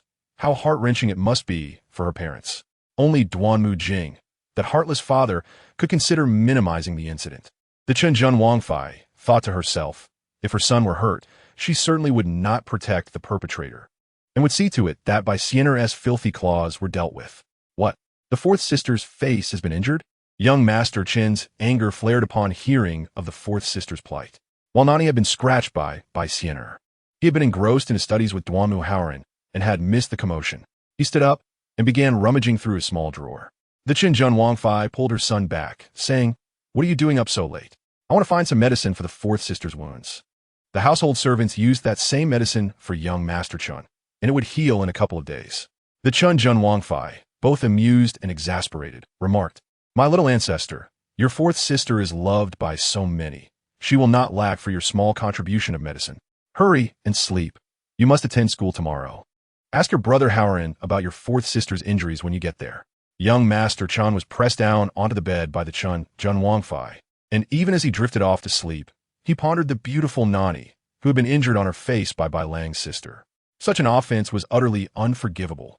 His disdain for Bai Lang swelled further. Such a person should not be allowed at their Enlightenment Academy, utterly unaware of their own limitations. Chapter 69. Does the little tyrant have a limp today? The next day, Bai Lang arrived at the Enlightenment Academy with swollen eyes. From a distance, he overheard young Master Chen speaking of Nani's cuteness. "I too wish for a sister like that, soft and squishy like dough." Last night, he had pleaded with his mother for an hour, hoping she would grant him a sister just like the fourth sister. Hearing young Master Chen's words revived Bai Lang's spirits, he immediately rushed forward, grasping the hand of Chun Zai-Gongzi, and earnestly said, "Chun Zai-Gongzi, you did not see my sister Sienna yesterday. May I bring her to your home to play today? My sister Sienna adores your family." Now, Sienna is already over 9 months old, nearing 10 months, and it is the time for her to recognize people and express her likes and dislikes. I hope that both you and the Chun Junwang family will come to appreciate Sienna. This way, I can take the opportunity to grow closer to the Chun Junwang family by bringing my sister to visit. Little did he know that upon seeing Bai Lang, Chun Zai-Gongzi's expression turned icy, as if to say, "Who cares for your family's large, rat-like sister?" Nearby, other young masters who had attended Chun Zai-Gongzi's birthday banquet the previous day were present. Some were in Chun Zai-Gongzi's study, accompanying him and Duanmu Haoran in reading and completing their studies, while others were in the courtyard, engaging in games with their peers. Most of the young masters were aware that Bai Sienna had scratched Nan Yi's face yesterday. Some chimed in, "I saw your sister yesterday, and compared to our fourth sister, she pales significantly." Bai Lang acknowledged that Nan Yi was indeed much more attractive than Bai Sienna. In terms of appearance, Bai Sienna could never compete with the fair and delicate Nan Yi. Consequently, his mother had tried numerous methods, such as bathing Bai Sienna in milk daily, yet her naturally dark skin remained unchanged no matter how much milk she used. Coupled with her sharp features, resembling a malnourished visage, and a head full of dry, split, tangled yellow hair, when compared to Nan Yi, Bai Sienna appeared even more unattractive.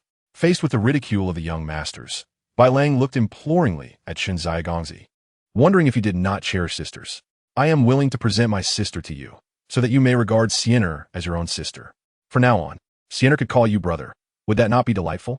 Zai was nearly infuriated into laughter, retorting, as if you were making a painful sacrifice out of generosity. Who does not see through your obsequious intentions? What status does your family hold to be worthy of being my sister? Although the Junwang residents had not produced any remarkably outstanding sons in this generation, unable to uphold the family business, the estate was still significant. If Zai could maintain the family's wealth, the Junwang estate could easily thrive for several generations.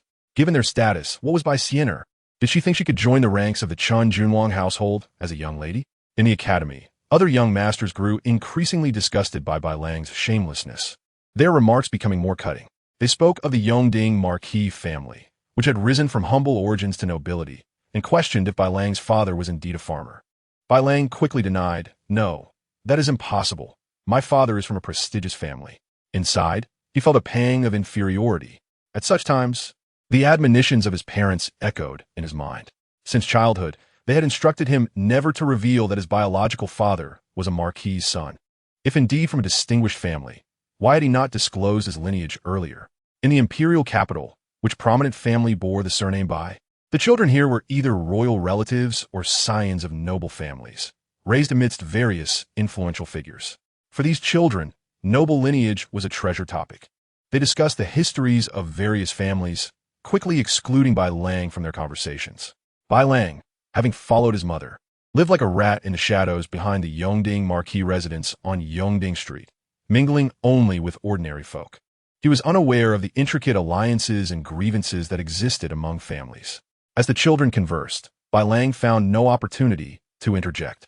His feelings of inadequacy and dark desires grew ever more pronounced amidst such stark contrasts. It was at this moment that Duanmu Haoran and Long Jinyu entered the academy, and Bai Lang rushed toward them as if they were his salvation. "Brother Haoran, having angered your mother and Her Royal Highness the Princess yesterday, how about I bring Xian'er to the princess's residence today to apologize?" His father must have advised Duanmu Haoran to look after him at the academy, just as he had instructed Duanmu Haoran to assist Bai Xian in the official realm. Duanmu Haoran's face was a mask of fury as he saw Bai Lang daring to approach him. He pushed Bai Lang back a few steps with a forceful hand. Clenching his fist, he glared at Bai Lang, saying, "You and your sister should keep your distance from my fourth sister. Your sister has martyr face." Having accompanied Chunhua Qiushi to the princess's residence, he had seen the damage done to his fourth sister's face, leaving him restless throughout the night. Long Jinyu wore a cold expression, his piercing gaze fixed on Bai Lang, who suddenly felt intimidated. This day was particularly harsh for him at the academy, where noble offspring thrived. He quickly realized that he could no longer engage with these privileged children, no matter how hard Bai Lang tried to ingratiate himself with them. It was futile. He was treated like an outcast, an anomaly in a world that did not belong to him. Upon seeing Nan Yi, Zai and Long Jinyu approached. "The little tyrant has come to see me. Does the little tyrant have a limp today?" Nan Yi's delicate face bore several bright red claw marks. Yet her eyes sparkled as she sat on an embroidered couch, gazing up at the little tyrant, a piece of white milk cake in her hand. Looking both pitiful and adorable, she offered the milk cake, which bore the marks of her teeth, to the little tyrant, saying, "Here, eat this. Once you finish the sweet milk cake, the pain will go away." However, the animosity from the Wang Fei had been ongoing for quite some time.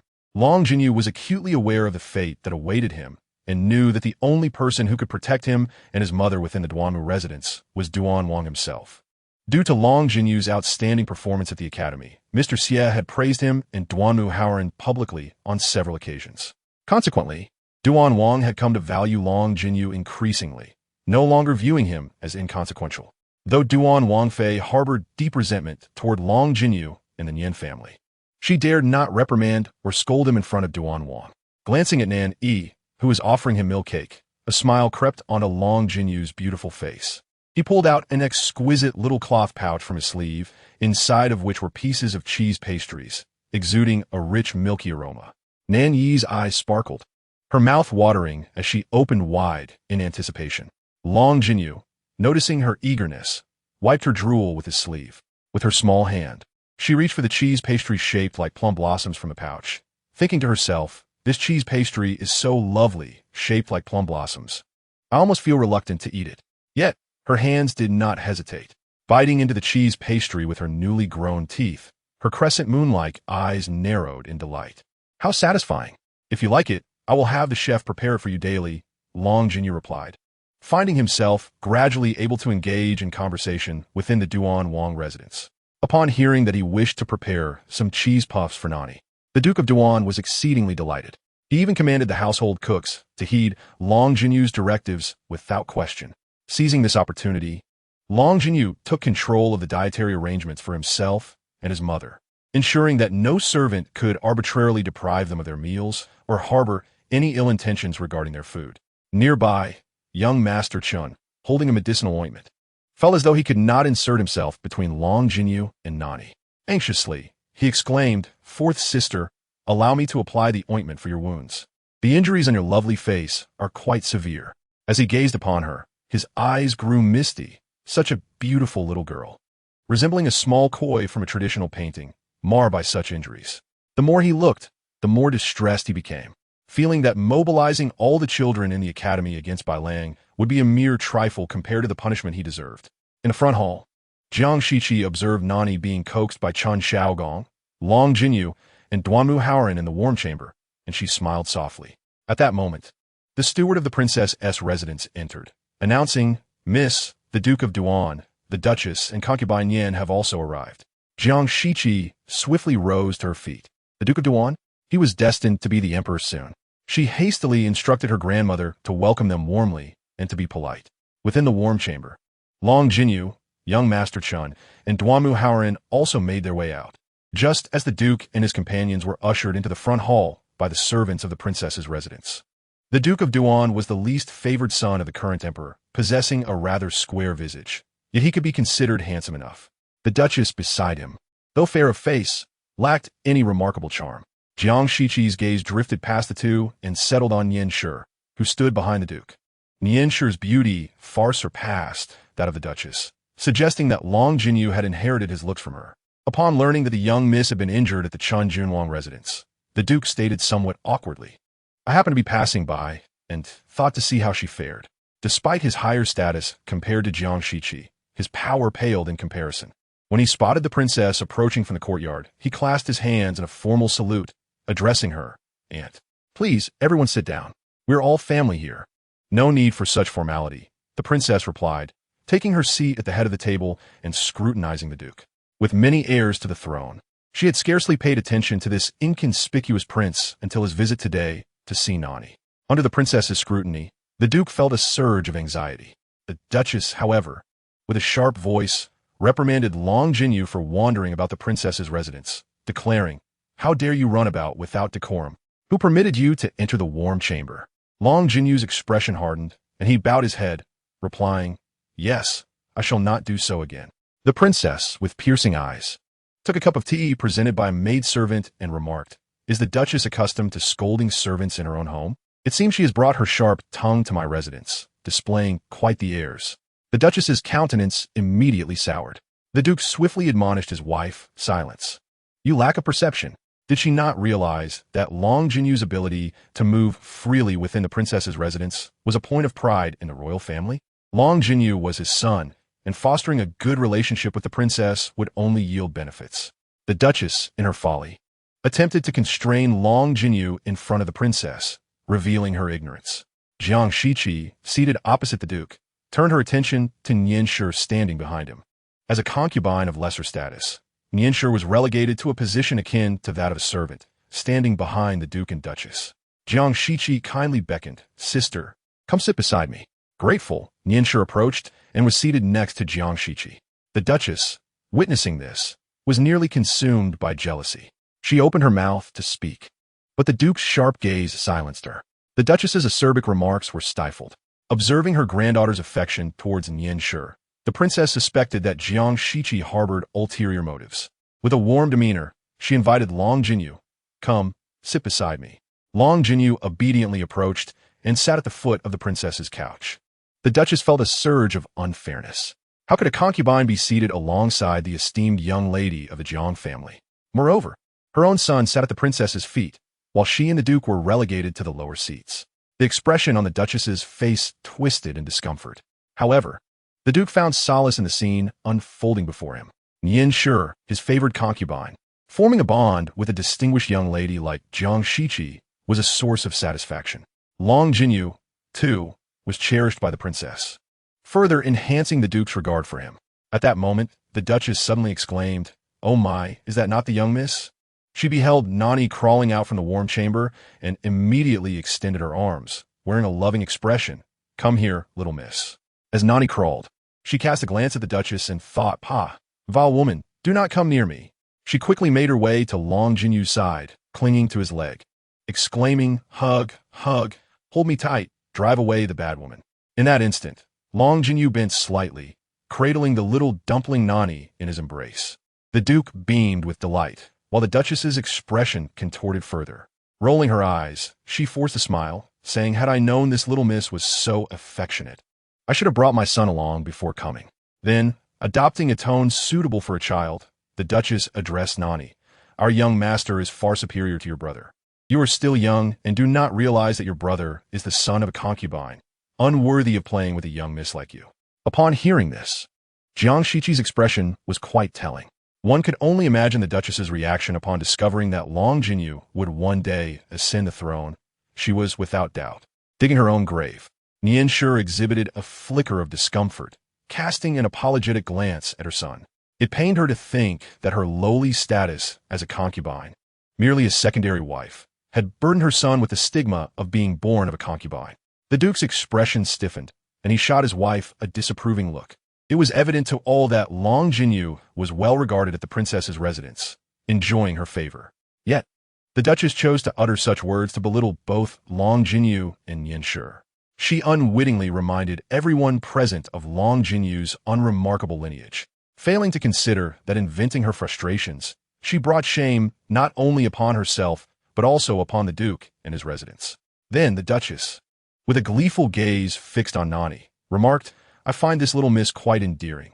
I truly wish for her to become my daughter-in-law." Such words carried an unmistakable hint of probing. Nan Yi turned away, disregarding the duchess entirely, wrapping her little arms around Long Jinyu's neck, exclaiming, "Who would want to play with the young master of your duke's residence? He is nothing but a foolish child and will grow into a notorious lecher. At merely 12 years of age, he has already entangled himself with the maidservants in the household. The future of the woman destined to marry that young prince appears grim. Before even stepping through the threshold, she is already surrounded by a multitude of illegitimate offspring from the prince, reminiscent of my own despicable father." Upon hearing Nan Yi's words, the expressions of Long Jinyu, Duan Muhao ran, and Jiang Shiqi turned grave. The grand princess forcefully placed her tea cup upon the table, revealing her genuine anger. "Duan Wang, I have observed you since childhood, and you have never stood out among the princes. I am pleased that you have come to visit my great-granddaughter today, and I am willing to grant you this opportunity. However, I am not yet so senile as to overlook your intentions regarding my great-granddaughter. What merit does your Wang Fei possess that she would dare to set her sights on her?" The grand princess, being the elder sister of the current emperor, had traversed more roads than these young ones combined. The Duan Wang's son, so young, had already gained a reputation for keeping concubines, a fact that had long circulated among the royal family. Furthermore, the son had a mother whose words were as sharp as her heart was cruel. The Duan Wang's face turned ashen, his gaze towards the Duan Wang Fei transcending mere reproach. It was filled with loathing. He despised the foolish woman who had become his legitimate wife. He reprimanded her in hushed tones. The Duan Wang Fei, visibly indignant, opened her mouth to retort, but upon seeing the grand princess's stern countenance, she quelled her defiance momentarily. Instead, she lowered her head, tugging at her handkerchief, muttering softly, "Is it not natural for a girl to be married off after being raised? Isn't it normal to arrange a marriage?" Her murmurs, not too loud yet perfectly audible, reached the ears of those present in the hall. The Duan Wang's fist clenched, his body trembling with rage. Jiang Shiqi observed the Duan Wang Fei with cold disdain, asserting that no one should dare to target his daughter. The Duan Wang Fei, in a fluster, sought to hastily arrange a marriage for her son. Yet did her son even consent to this? It was rumored that he was quite taken with several concubines. And while it was not for a junior to comment on, the young master was still at an age where he should be focused on his studies, nurturing his potential. Both the Duan Wang Fei and her son ought to channel their energies into learning rather than indulging in frivolous thoughts, which would only lead to their downfall. This seemingly heartfelt admonition left the Duannan Fei blushing with embarrassment. How could she fathom that Jiang Shiqi was so well informed about her son's affairs? The Duannan Fei pondered how to craft an excuse for her son to maintain his good reputation. Suddenly, the Grand Princess broke into a smile. She beckoned Nan Yi to stand before her. The Grand Princess grasped Nan Yi's hand, patting its back. "You are a considerate one. I notice you stand here silently, never vying for anything for your son. Your modesty pleases me." Nan Yi, lowering her gaze, cast a sympathetic glance at Nan Yi. Indeed, she was not one to compete. Yet, witnessing the Duannan Fei's blatant ambition, Nan Yi had already envisioned Nan Yi as her own daughter in her heart.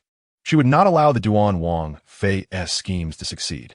The Grand Princess then addressed the visibly anxious Duannan with a smile. "It is said that one should choose a virtuous wife. You have chosen well, even if your concubine is a relative of the late Fu Ma. How can relatives of the Fu Ma not qualify as your secondary wife?" Nan Yi was taken aback, unsure of the Grand Princess's intentions.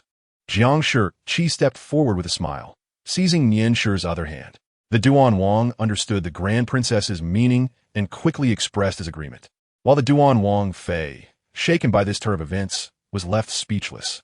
The Grand Princess nodded in satisfaction, casting not even a glance at the Duannan Fei, but instead engaged with Nan Yi. "Once you become the Duannan's secondary wife, do not forget this old woman. You must often bring your young son to visit me. I have affection for both of you, and with my support, who would dare to bully you two in the Duannan Fu?" Jiang Shiqi promptly added, "Those who dare to bully you will not only be opposing the Grand Princess's estate, but also mine, the Jianggua Fu." Her eyes sparkled with mirth, as she sought a means to extend her favor to Nan Yi and her son. With the Grand Princess advocating for Nan Yi, the young Master Longjin, you would hardly have the audacity to challenge her authority. Chapter 72. "Come, father will take you home." She looked at her son with a mixture of uncertainty and affection. Longjin, though merely 6 years old, had become Nan Yi's pillar of support. His delicate features bore an air of composure as he shook his head at Nan Yi, signaling her to remain calm. What was once the case remained unchanged. Upon entering the hall, the Duannan Fei approached, seizing Nan Yi's arm and striking her face with a resounding slap. "Ah, you vixen! I wondered why you were following us to the Grand Princess's estate today. It seems you schemed for her to elevate your status." The bright red imprint of her hand stood out against Nan Yi's fair skin, rendering her even more pitiable.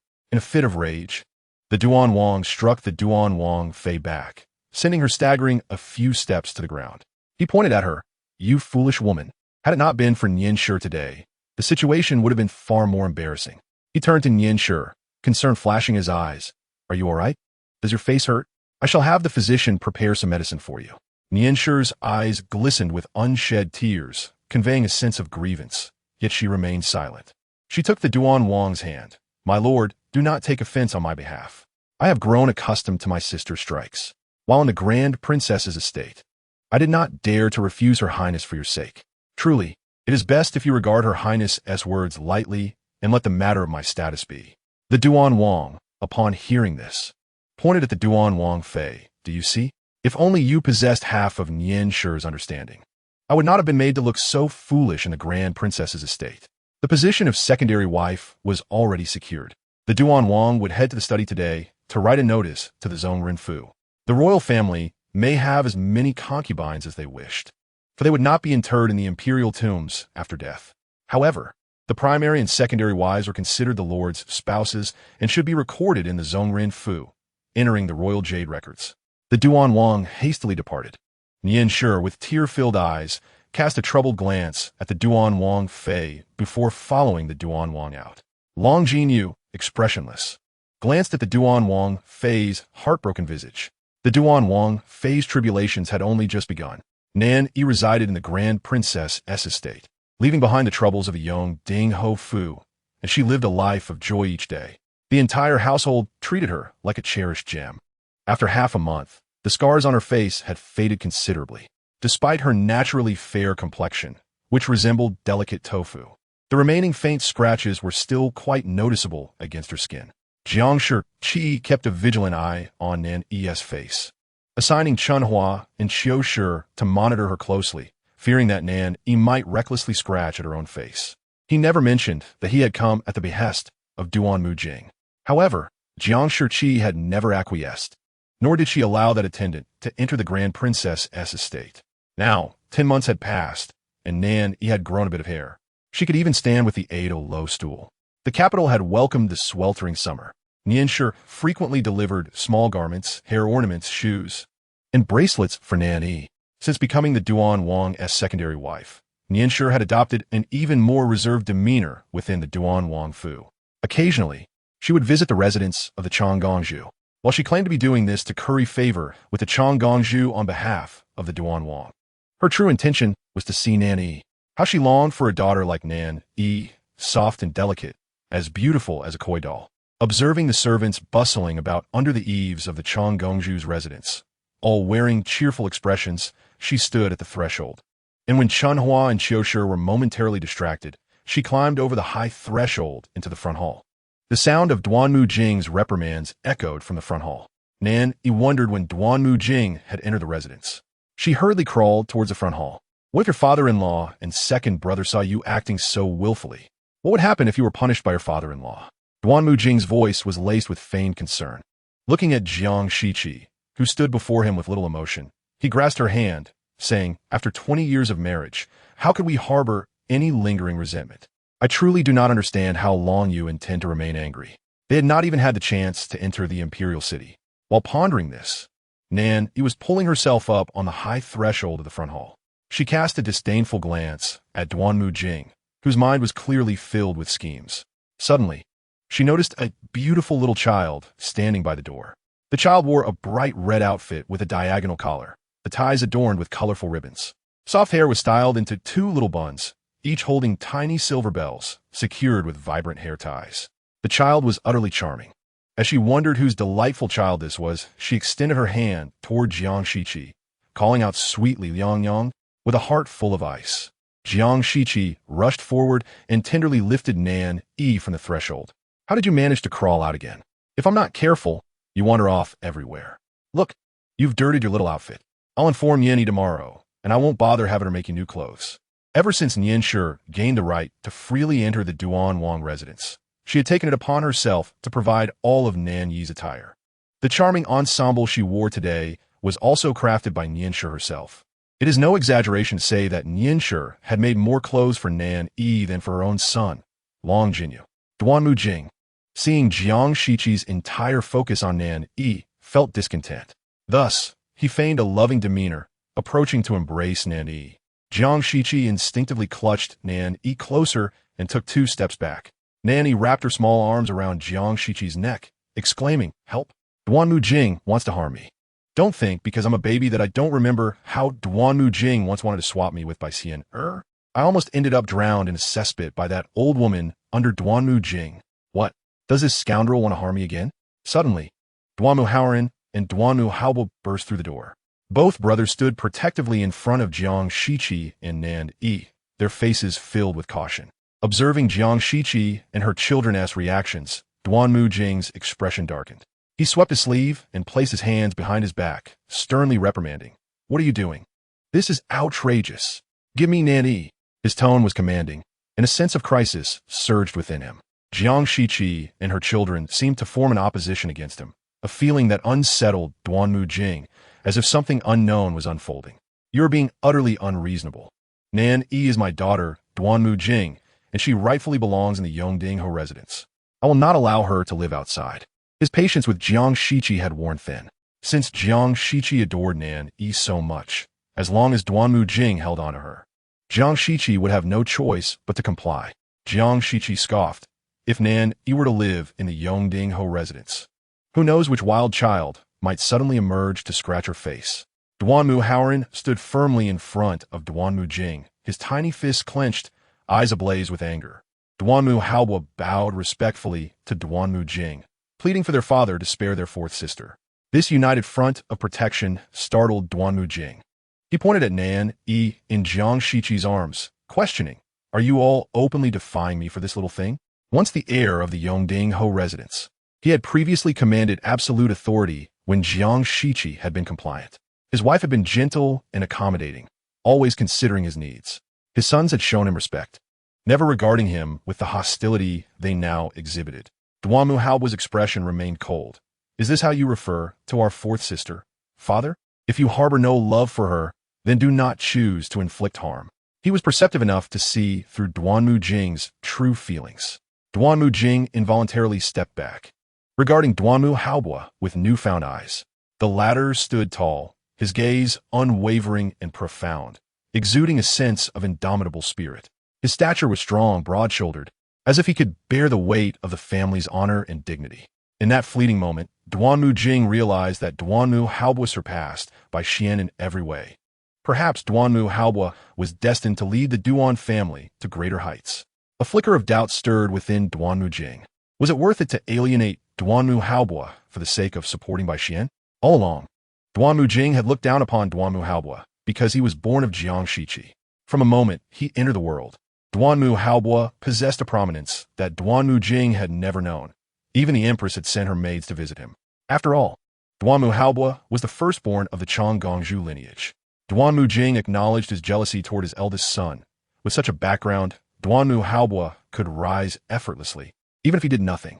At that moment, a decree from the palace suddenly resounded. The Changgongzhu and Princess Yao Hua hurriedly emerged, kneeling to receive the imperial edict. I have calculated, my elder brother is about to be promoted. Nan Yi, cradled in her mother's arms, knelt alongside her. As the palace messenger read the decree, Nan Yi climbed into Duanmu Haobu's embrace, continuously channeling her fortune to him. Given Duanmu Haobu's position and natural endowment, he could better utilize the auspicious energy Nan Yi provided to consolidate his fortunes. Furthermore, he was clever and astute, with a slight shift in his thoughts. Ascending the ranks was exceedingly simple. This decree was a result of Duanmu Haobu's maternal grandfather, Jiang Wugong, and his second brother, Jiang Jiai, achieving victory, thereby putting an end to the border troubles with its Sanlong kingdom for the next decade. Isn't the position of provincial military officer held by that scoundrel? He would use this role to fabricate evidence of treason against my grandfather and second brother on their way to meet them, executing them on the road with no prior notice. I didn't expect to be outmaneuvered by my elder brother. Could it be that my elder brother intentionally sought this position to prevent Duanmu Jing from scheming against my grandfather and a second brother on their journey? Upon hearing the heartfelt sentiments of her daughter, an NYGING-SHQ tightly clenched her fists, her nails digging into her palms. And she did not relent until the imperial edict was fully proclaimed. Duannan Yi was the husband she had chosen for herself, only to discover that she had unwittingly selected a treacherous wolf. This treacherous wolf, consumed by envy, could not bear to see anyone surpass him. To satiate his dark, unbalanced heart, he annihilated GING-SHQ's entire household. Duannan Yi truly deserved his fate. Yet GING-SHQ vowed not to allow him to meet his end so effortlessly. With a momentary closure of her eyes, she found a semblance of comfort within. Thankfully, her eldest son had skillfully secured the position of military attendant in the ZHNGSHSH. The Grand Princess was overjoyed, supported by Princess Yohu, as she gazed with admiration upon the tall and upright Duannan Hob, who had now attained the rank of a third-grade official. Some individuals, blind to his merits, could not bear to see him prosper, but their great-grandmother always knew that her HOB would bring pride to them all. This statement was directed at Duannan Yi, following the proclamation of the edict, elevating Duannan Hob to the position of military attendant in the ZHNGSHSH. Duannan Yi's heart felt as though it had been doused in a cauldron of ancient vinegar, brimming with unspoken jealousy. As the father of Duannan Hob, how could His Majesty bypass him and promote his son instead? Was it solely because Duannan Hob possessed an exceptionally illustrious maternal lineage? In a fit of glee, NY mused that with her elder brother's path to success now unimpeded, he would soar to new heights. Having shed the burden of the obstructive B.I.S.U.N., the role of military attendant in the ZHNGSHSH was merely the beginning. Once within, her brother would commence wielding power. And NY was delighted, for it was her elder brother who would alter the destinies of all the cannon fodder. In the midst of the jubilant congratulations for Duannan Hob, Duannan Yi's expression remained icy as he approached his son, determined to admonish him not to become arrogant over such a minor achievement. However, Duannan turned away, seemingly oblivious to his father's demeanor. He cradled Nan Yi in his arms, playfully pinching her cheek, and asked, "Did you sneak some candy today?" And Nan Yi shook her little head vigorously, the tiny silver bells on her colorful ribbons jingling. No, I had a little bit. It was bought by Aunt Ch for Aunt Chi Sh. It was so delicious, I want more later. Earlier, she had surreptitiously taken a piece of candy from the table, while Ch and Chi Sh were distracted, and had hidden in a corner to enjoy it. Duannan Yi frowned, pinching Nan Yi's cheek and prying her mouth open to inspect her few milk teeth. Eating too much candy? Aren't you afraid of ruining your teeth? No more of this in the future. You two should be more vigilant and keep the candy out of reach. It appeared that dealing with Nan Yi would require some effort from the two young ladies. Just moments ago, while they were not paying attention, Nan Yi had climbed into the front hall and, seizing the opportunity when their eyes were elsewhere, had indulged in the candy on the table. How mischievous the little lady was. The Grand Princess and Princess Yi found the situation amusing. The Grand Princess poked Nan Yi's forehead, remarking, "Your elder brother is quite the detective. Do you think you can hide anything from him? He is now a military attendant in the ZHNGSHSHing, such a formidable official, and yet you think you can outsmart him?" Laughter filled the room, and no one paid any heed to Duannan. The heir was truly fortunate, blessed with sons who were exceptional among men. Indeed, with their future prospects, the Duannan family was poised to ascend as one of the most affluent households in the imperial capital. These colleagues of Duannan, all 4th and 5th grade officials, could only forge connections with others of similar rank. Without the Grand Princess's summons, they could not approach Duannan at the Grand Princess's residence. Thus, they could only visit the Ylgited Hfu, seeking to draw connections with Duannan indirectly. Duannan's frustration deepened. Had Shq remained as she had been, he would have already persuaded her to encourage the Grand Princess to advocate for his promotion. It was all Jiang's fault. Their lives had been quite satisfactory until she began to stir up trouble. "My lord, the old matriarch requests your presence." As Duannan entered the elder lady's courtyard, she spoke plainly, declaring that this was a significant matter. Although guests would come to the Ylgited Hfu to offer their congratulations, all the high-ranking nobles in the capital had flocked to the Grand Princess's residence. Not a single prince, marquis, or duke had come to the Ylgited Hfu. The absence of these upper-class officials was a missed opportunity for forging alliances. Duannan furrowed his brow as the elder lady's words carried an implicit reproach, her gaze heavy with disappointment. "You are now over 40. How can you still handle matters like a reckless youth, unable to discern priorities? While you may favor the children of the Bi family, their lowly status is unworthy of you. Providing them with wealth and honor is already a considerable favor, privileges that their ancestors could never have dreamed of. You know that Nan Yi has won the Grand Princess's affection, and she is cherished like a precious gem. By defending Shi Nr and L Ingr before the Grand Princess, are you not courting her ire?" The elder lady had always disapproved of the Bi family, whose matriarch was merely Duannan's wet nurse. However, Bi had the prowess to capture Duannan's heart, even manipulating him into pledging to marry her in his youth. Had their statuses not been so disparate, he might have genuinely taken Bi as his wife. It was only after she bore Bi and Shi Nr that the elder lady gradually warmed to her. In fact, she had even permitted Duannan to undermine Shq to pave the way for Bi's remaining children. For while she could not abide Bi's, she would not allow Shq to gain the upper hand. For these years, I have watched you scheme against Shq and Hob for the benefit of the Bi family, and I have remained silent. I would have rejoiced to see you succeed, leveraging the family and the Grand Princess's residence to elevate the Ylgited Hfu. But now, as you publicly defend the children of Bi's, you only drive a wedge between Shq, the Jiang residence, and the Grand Princess's household. You must weigh the consequences of these actions carefully. The elder lady's earnest admonitions stirred deep reflections within Duannan. Previously, he had not contemplated such intricacies, merely grasping at the benefits from the Jiang family and the Grand Princess's household with one hand, while simultaneously undermining Shq and Duannan Yi with the other, ruthlessly damaging them in his relentless pursuit of advantage for Su Nr and L Nr. He had presumed that everything would unfold according to his design, never considering that he could push Ji Ing Shq away, especially given her past affections for him. With a frown, Duannan Yi exited the elder lady's courtyard. At that moment, the steward of the Marquis's residence approached, bowing as he inquired, "My lord, the Bi family has sent someone to ask if you will dine with them tonight."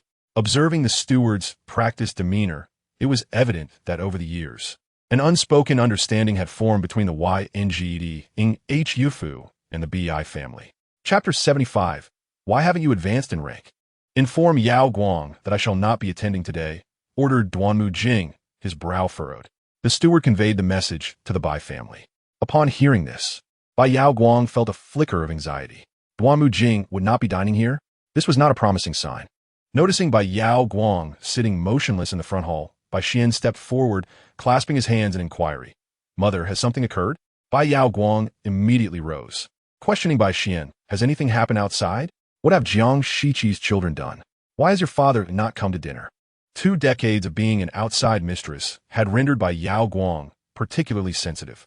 She could perceive any slight shift in Duanmu Jing's demeanor. Bai Xian hesitated for a moment, but ultimately disclosed to his mother that Bai Xian had been promoted to a military position in the Zhongshu province. Bai Yao Guang slammed her palm on the table, her expression a tempest of anger and profound jealousy. "No wonder your father has not come. How could Duanmu Haobo be promoted to a third-rank official? Has he not always been indifferent to fame and fortune, showing no interest in power?" Duanmu Haobo, the eldest son of Jiang Shiqi, had reached the age of 17. At such a young age, he had already attained the position of a military officer in the Zhongshu province, a third-rank official. Given a little more time, it would not be difficult for him to wield significant power. Over the years, Bai Yao Guang had been discreetly observing Duanmu Haobo. What filled her with dread was the undeniable talent and capability of Jiang Shiqi's eldest son. Should Duanmu Haobo exert even a modicum of ambition, his position would surely ascend further. Fortunately, Duanmu Haobo himself had no interest in power, which allowed Bai Xian the opportunity to share in his achievements. With a gaze full of reproach, Bai Yao Guang directed her eyes at Bai Xian. "He has advanced, yet why have you not followed suit? How did I teach you before?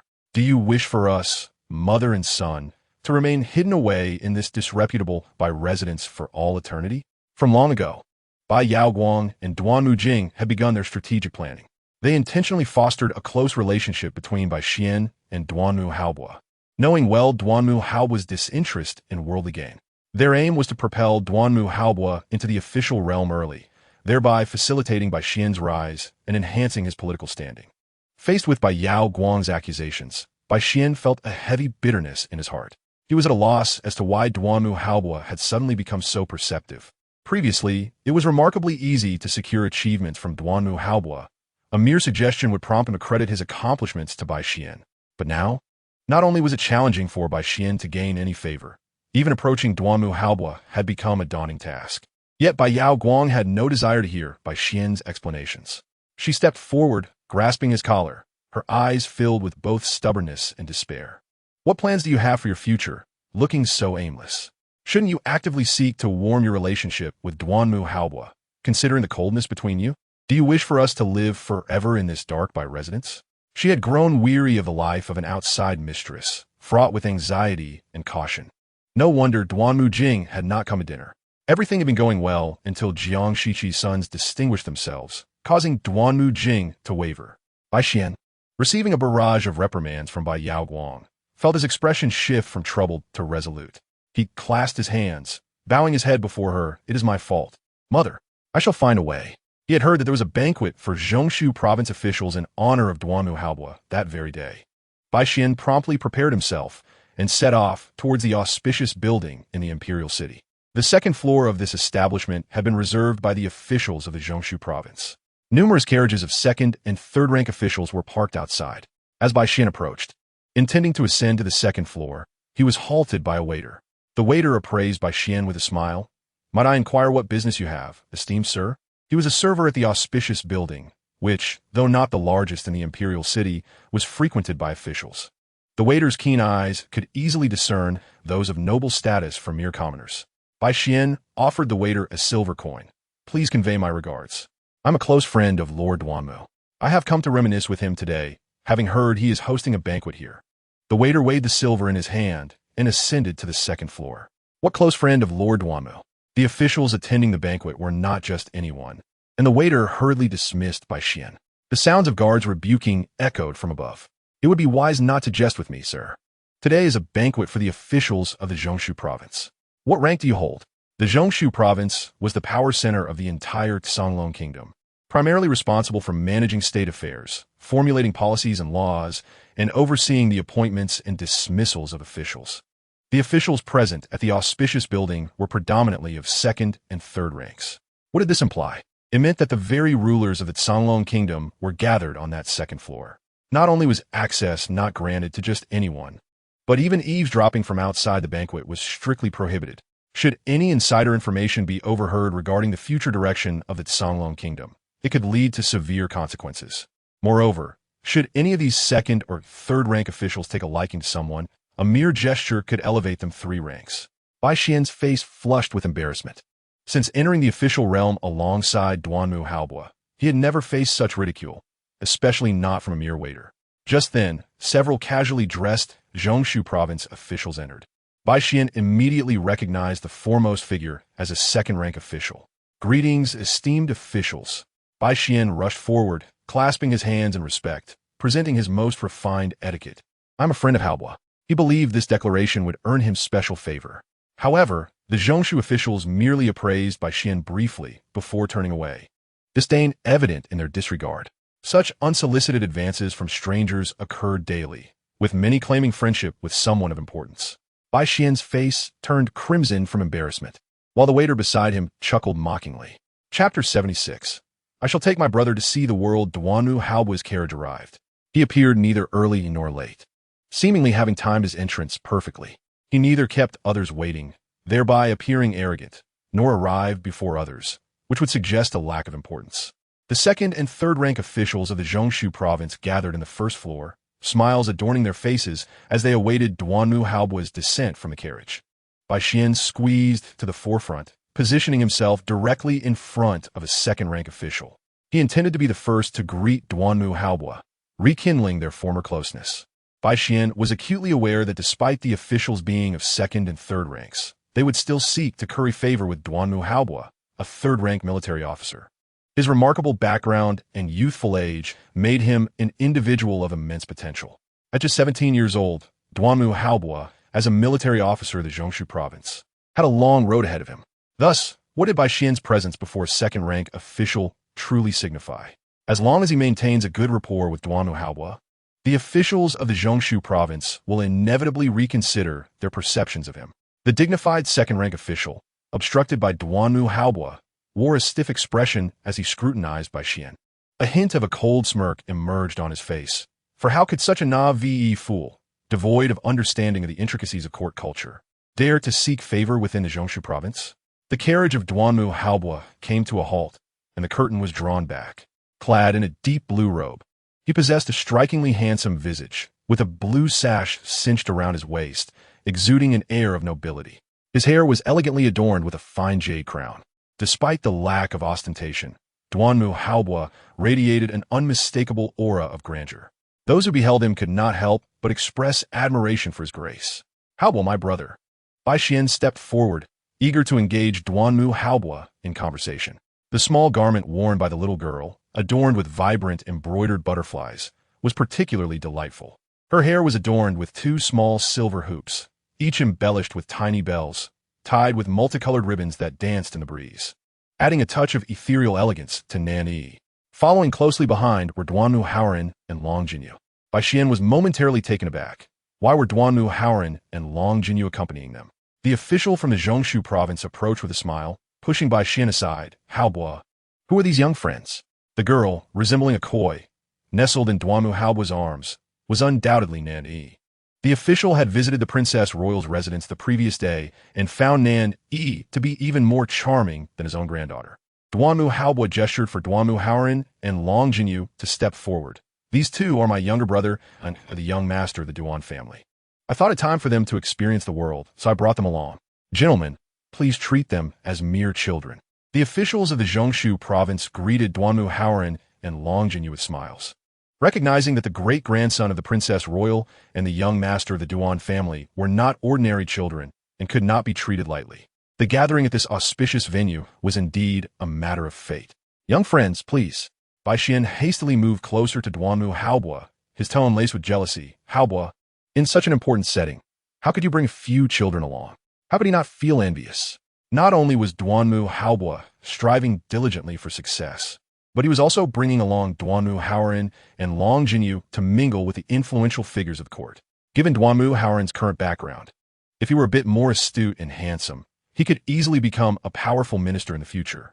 Why should Duanmu Haobua assist Duanmu Haoran and Long Jinyu while neglecting Bai Xian? How ridiculous this Bai Xian is. My elder brother is not paving the way for his own kin. Should he concern himself with someone of little relevance? Duanmu Haobua, cradling Nan Yi in one arm, conversed effortlessly with the official. His demeanor was one of ease and confidence, as if he were born to inhabit the center of power. Duanmu Haobua cast a sidelong glance at Bai Xian. "Esteemed sir, is there an issue with me bringing my own brothers out to see the world?" He emphasized the words "my brothers." "Of course there is an issue. Haobua, look at the company here. Who brings children along?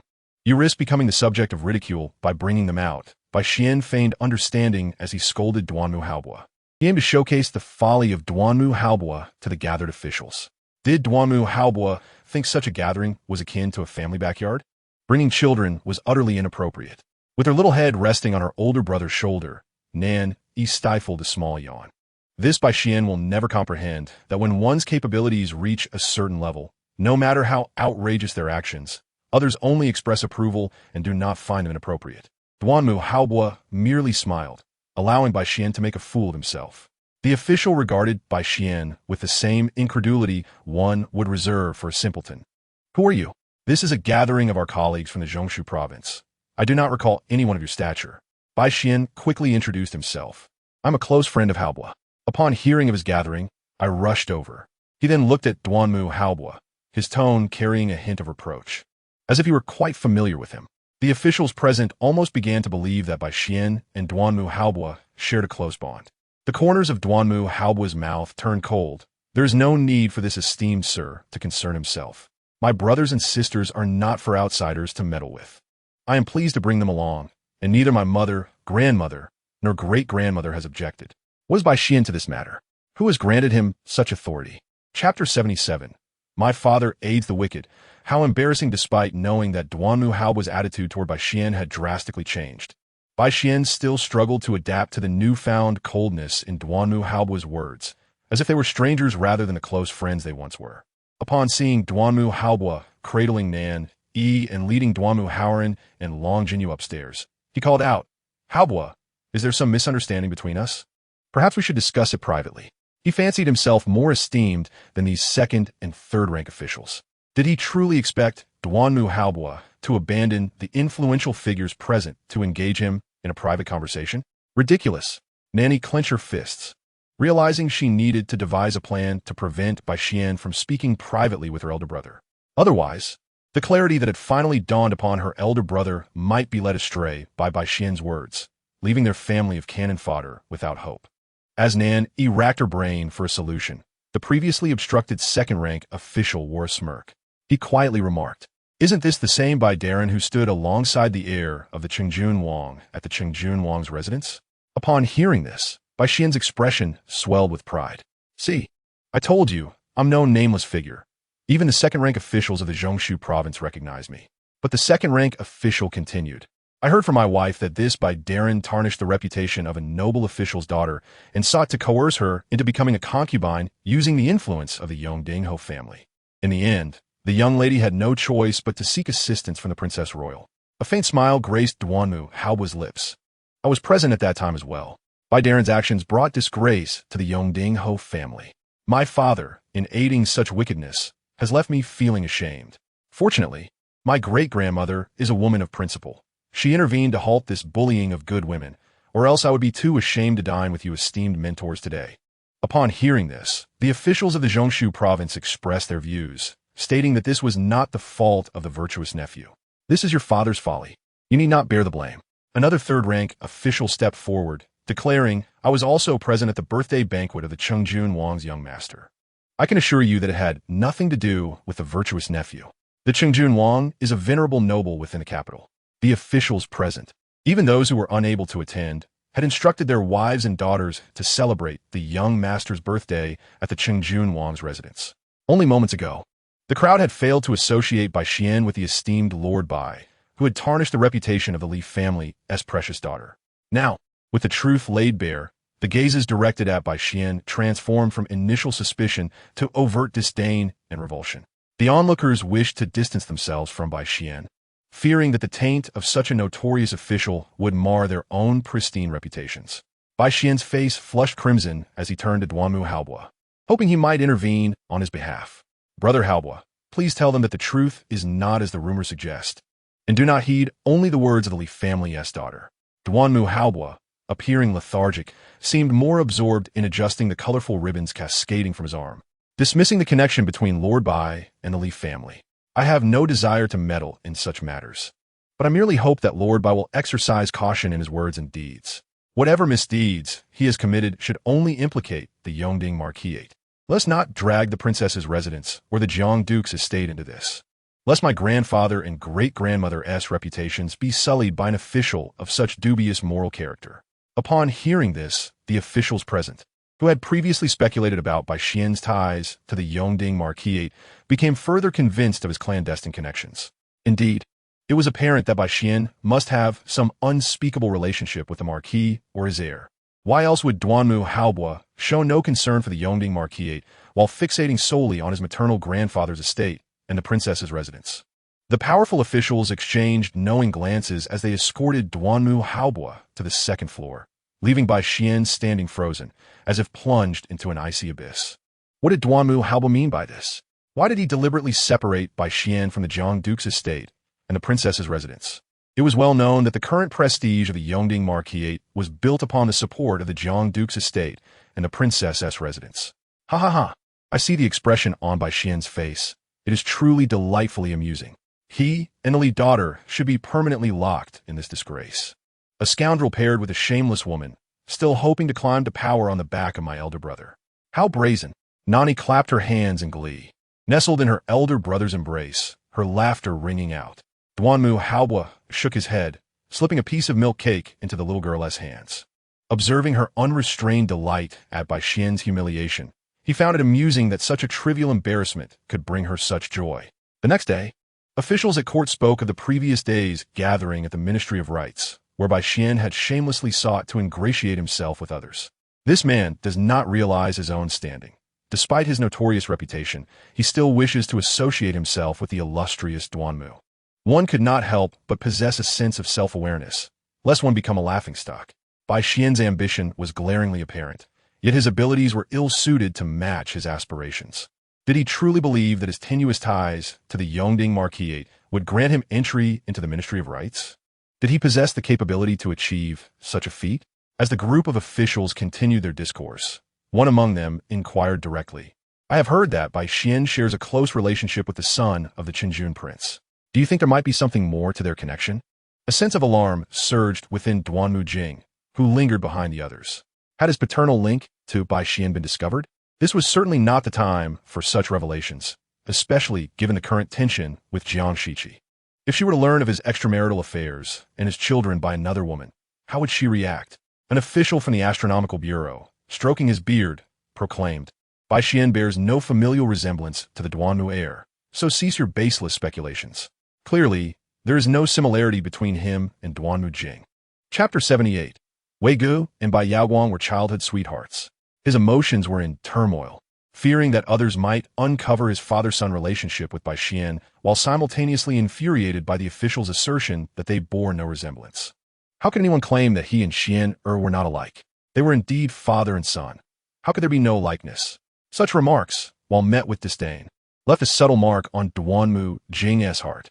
Duanmu Jing donned a new outfit, a light blue wide-sleeved robe embellished with a magnificent jade pendant at his waist, crowned with a jade cap. This ensemble had been crafted with great care by Jiang Shiqi, who believed it accentuated his elegant demeanor. Though in his 40s, he possessed a unique charm that rendered him attractive. Whenever he wore this attire, Jiang Shiqi would blush and feel her heart race. After a passionate encounter, he felt invigorated as he stepped out of the Yongding Marquisate, ready to proceed to the princess's residence. Outside the gate, two women hawking vegetables laughed raucously, their voices grating like ducks. Duanmu Jing frowned. The streets had become increasingly chaotic. What were the officials responsible for governing the capital doing, allowing such lowly vendors to populate the northern district? It was known that the capital, being the heart of the Songlong kingdom, was divided into 4 districts. The northern district was home to nobility, while commerce thrived in the eastern district. Just as he prepared to shoo away the two vendors, one of them remarked, "The man next door, Wang Ergu, has had an amusing turn of events. His wife ran off with another man years ago, and that son is not his." The other vendor cackled, "Is that so? Poor Wang Ergu has been raising someone else's child all these years." Indeed, Wang Ergu had devoted himself to providing for his wife and son, only to discover the truth when his son achieved success. The shock had been too much for him, and he had collapsed in anger, rumored to be gravely ill. What became of his duplicitous wife? A few servants from the Yongding Marquisate, intrigued by the gossip, quietly gathered near the two vendors. The speaker, catching sight of Duanmu Jing's stormy expression, added, "Fortunately for her, Wang Ergu was too enraged to take action. Otherwise, she would certainly have met a grim fate." Duanmu Jing had intended to dismiss the vendors, but found himself engrossed in their conversation regarding Wang Ergu. After listening for a while, a sense of foreboding crept into his heart. He recalled the official from the Astronomical Bureau stating that he bore no resemblance to Bai Xian. Shaking his head vehemently, he dismissed the notion. No, he must be overthinking it. Yao Guang would never betray him. With Jiang Shiqi absent from the Yongding Marquisate, the estate was in disarray, leaving him to manage countless matters alone. How could he possibly handle all the responsibilities of such a grand household? He suppressed his wandering thoughts, entered the carriage, and with a stern expression arrived at the entrance of the Chang Gongzhu's residence. However, he was informed that Princess Yaohua, accompanied by Jiang Shiqi, had already departed.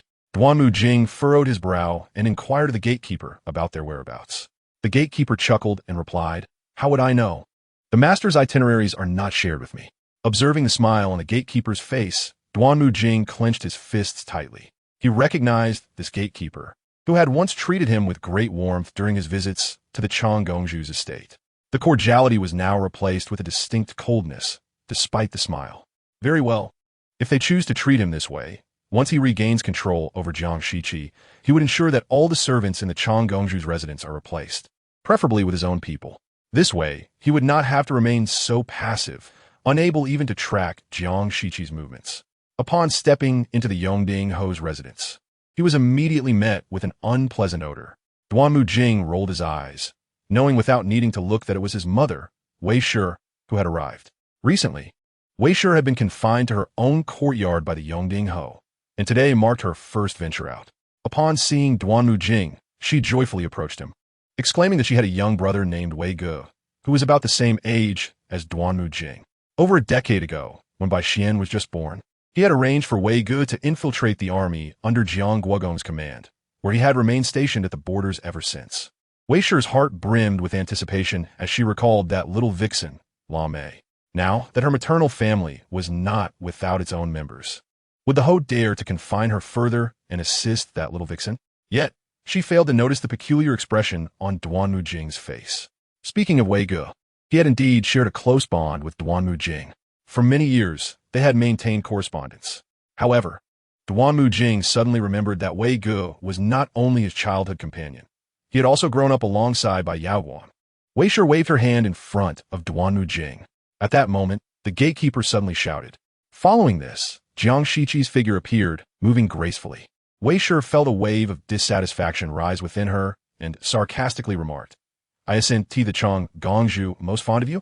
Nan Yi, cradled in Jiang Shiqi's arms, began to whimper, seemingly wanting to curse. However, she was still too young, with limited linguistic abilities. A faint smile graced Jiang Shiqi's face, masking the tempest of anger within her. How foolish had she been in the past, using the gifts from her maternal family to support the parasites of a Yongding Ho's residence.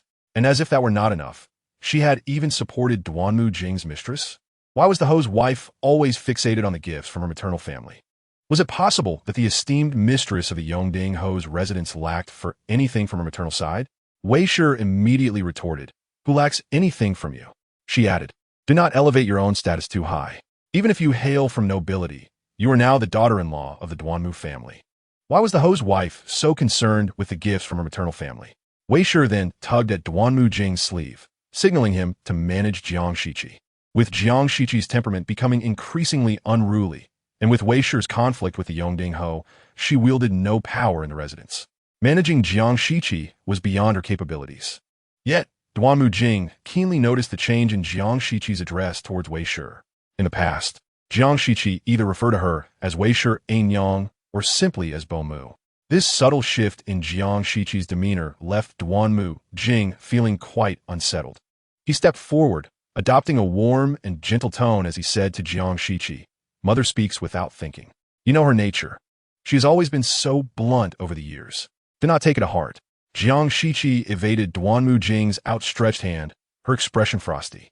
Just as she was about to speak, Wei Shi interjected loudly, "Jing, which side are you on? Look at how Jiang has treated me lately, increasingly disregarding me as her Bomu. She doesn't even show me the proper respect." Duanmu Jing truly wished for his mother to silence herself. Jiang Shiqi stepped forward and asked, "Why doesn't the Ho's wife just have the Yongding Ho's heir divorce me?" "You." Wei Shi glared at Jiang Shiqi. "If he wants a divorce, let him. Jinger, quickly fetch me pen and paper. Write the divorce decree." Duanmu Jing was left utterly speechless by Wei Shi's antics. He turned the scolding words against Wei Shi in his mind several times, only to swallow them back down. He still retained some sense. Recognizing that divorcing Jiang Shiqi would bring no benefit to the Yongding Ho's residence whatsoever, did Wei Shi not observe the recent happenings in the Ho's estate? Even if she were blind, had the servants not whispered a few words that reach her ears? Jiang Shiqi was upset due to Nan Yi being scratched by Xiener, and she was currently in a standoff with Duanmu Jing. What exactly did his mother want to achieve? If she truly drove Jiang Shiqi away, what good would it do the Yongding Ho's residence? Duanmu Jing shot a glance at Wei Shi, gently urging Jiang Shiqi, "We are of an age, married for 20 years. It is not so easy to simply say divorce. I told you, do not take your mother's words to heart. The Yongding Ho's residence cannot do without you. Of course, they cannot do without my mother. All the money spent in the Yongding Ho's residence comes from my mother's dowry." Nan Yi interjected. Witnessing Duanmu Jing's eagerness to please Jiang Shiqi left Wei Shi infuriated. Her own son was not supporting her, but seemed to be coaxing Jiang Shiqi instead. Wei Shi pushed Duanmu Jing aside and pointed an accusatory finger at Jiang Shiqi. "Military merits? With the little military achievement Wei Ge has, he thinks he could become a general?" Jiang Shiqi was at a loss whether to laugh at Wei Shi's delusions or to mock her short-sightedness. Just as Yi had said, even if Jiang Shiqi disregarded her dowry, she could not allow the Yongding Ho's residents to benefit from her generosity. Wei Ge. That name sounds familiar. Isn He by Xian's biological father and by Yao Guang's paramour? Over a decade ago, Bai Yao Guang had been the daughter of Duanmu Jing's wet nurse, and she and Duanmu Jing had developed feelings for each other. However, the Duanmu family looked down upon Bai Yao Guang's background. The matriarch, the Yongding Ho, and Wei Shi had vehemently opposed Bai Yao Guang marrying Duanmu Jing as his principal wife. They conspired for Duanmu Jing to wed Jiang Shiqi instead. Before Jiang Shiqi entered the household, they had even forbidden Bai Yao Guang from remaining as a concubine by Duanmu Jing's side. Bai Yao Guang, being particularly proud, chose to part ways with Duanmu Jing after being scorned by the masters of the Yongding Ho's residence. Naturally, Duanmu Jing would not agree, leading to a dramatic chase between them. On a night when Bai Yao Guang and Duanmu Jing quarreled again, Bai Yao Guang, inebriated, became vulnerable to Wei Ji's advances. The author devoted significant narrative to depict Wei Ji's infatuation with Bai Yao Guang. Bai Yao Guang oscillated between Wei Ge and Duanmu Jing, her heart torn. She longed to seize the fiery romance with Duanmu Jing while simultaneously struggling to let go of the tender, devoted Wei Ge, whose deep affections remained buried in her heart. It was only after Bai Yao Guang gave birth to Bai Xian that Wei Ge, filled with sorrow and despair, sought out Duanmu Jing, requesting him to arrange for him to join Jiang Guogong's army. He headed to the borders, where he remained for over a decade. This Wei Ge is not a good character either. Do not be deceived by his romantic faade. The evidence of my maternal grandfather and second brother's treason lies in the very person named Wei Ge, who was placed beside my maternal grandfather. Jiang Shiqi silently noted the name Wei Ge. Chapter 80. reclaiming everything that belongs to us, mother and son, standing behind Jiang Shiqi. Duanmu Haobua's eyes sparkled with intent. He promptly stepped forward, cupping his hands in respect towards the Wei family. His grandmother was indeed correct. The recent military achievements of his uncle were indeed a cause for celebration. This sentiment only served to inflate Wei's pride further. She had always known that people are inherently opportunistic. When the Wei family was powerless, they had to rely on Jiang Shiqi and offer her forced smiles. However, now that the Wei family was rising in influence, it was Jiang Shiqi who had to tread carefully and curry favor with them. Jiang Shiqi glanced at Duanmu Haobua with an air of indifference, aware that her son might have concocted some plan. Therefore, she cooperatively offered smiled away. Her address caused Duanmu Jing's brow to tighten in displeasure. Did Jiang Shiqi truly have to refer to her mother-in-law in such a manner? It felt so alien. They were family after all. The military merits of his uncle were hardly worth mentioning. And soon they would have to rely on their father-in-law to secure a better position for him. Duanmu Jing intentionally expressed his thoughts, stepping forward to grasp Jiang Shiqi's hand and share his feelings. Yet, Jiang Shiqi subtly turned away, beginning to audit her private accounts. She needed to ascertain how much she had expended for the Duanmu family over the years. Shortly thereafter, Duanmu Haobua arrived. Observing that the courtyard was filled with people connected to his mother, including those overseeing her dowry and properties. They all greeted him, young master. Duanmu Haobua nodded as he entered the courtyard. He first checked on Nan Yi, who was already asleep in bed. Haobua, come here, Jiang Shiqi called, seizing the opportunity to inquire about the matter concerning Wei Ge. Are you aware of what your fourth sister has said? Do you have any plans? After a moment of contemplation, Duanmu Haobua replied, since Wei Ge is the biological father of Bai Xian, it is only fitting that they should meet. However, no one can guarantee that Duanmu Jing won't act rashly. This man, in his quest for psychological balance, will not allow anyone to surpass him. Therefore, Wei Ge must be removed from the Duke of Zhong's ranks to prevent him from revealing the Duke's whereabouts. He smiled, adding a few days ago, I planted seeds of doubt in his mind. To Duanmu Haobua, Duanmu Jing no longer deserved the title of father, and he was unwilling to address him as such any longer. Having spoken of these schemes, Duanmu Haoran joined them. Jiang Shiqi spoke earnestly, and it was the first time Duanmu Haoran heard his mother speak with such solemnity about familial matters. His eyes reddened, and he declared, Mother, I no longer recognize him as my father. If it were merely a matter of maintaining a mistress outside, Duanmu Haobua and Duanmu Haoran would have remained silent after their mother divorced Duanmu Jing. Yet, Duanmu Jing's malevolence knew no bounds. He not only stepped on their mother's back to ascend, but also plotted the demise of their maternal grandfather's entire family. Even Duanmu Haobua and Duanmu Haoran were at risk of becoming living corpses or suffocating in their beds. Furthermore, their mother was subjected to humiliation that cost her her health and ultimately her life. Duanmu Jing would not spare Nan Yi either. If it were not for their mother hearing Nan Yi's true feelings, the young girl might already be languishing in some filthy, stinking pit. Each of these grievances was unforgivable to Jiang Shiqi, Duanmu Haobua, and Duanmu Haoran alike. I have called you both here to discuss dividing the remaining properties under your mother's name before her dowry is exhausted. Your second brother, Jia Yi, has been adopted by your maternal grandfather and is destined to inherit the Duke of Zhong's estate. Therefore, your mother's assets will not be shared with him. He will have his own fortune, and should he survive, he may be far wealthier than either of you. As brothers, you must take on your own responsibilities and strive to build your own careers. Your mother has lost considerable wealth over the years due to the Yongding Marquisate, and thus her remaining dowry is limited. She wishes to allocate a significant portion to your fourth sister, Nan Yi. Do you have any objections? To safeguard against any unforeseen events, Jiang Shiqi decided to divide her remaining assets into 3 parts to prevent them from falling entirely into Duanmu Jing's hands. Duanmu Haoran quickly shook his head, his eyes glistening with emotion. Let everything go to fourth sister. When I achieve success, I will ensure that my monthly salary supports her. Jiang Shiqi cast a glance at her third son, saying, study diligently. If you truly become a top scholar, your fourth sister will benefit from your success as well. Duanmu Haobua, deep in thought, observed the stack of accounts before Jiang Shiqi. Let fourth sister have my share too. Mother, you should also have an undercover guard. Perhaps half of that should be allocated to Nan Yi as well. Chapter 81. Uttering words that disgust Duanmu Jing Duanmu Haobua continued from this moment forth. Mother must also cultivate a loyal team of managers and stewards for fourth sister.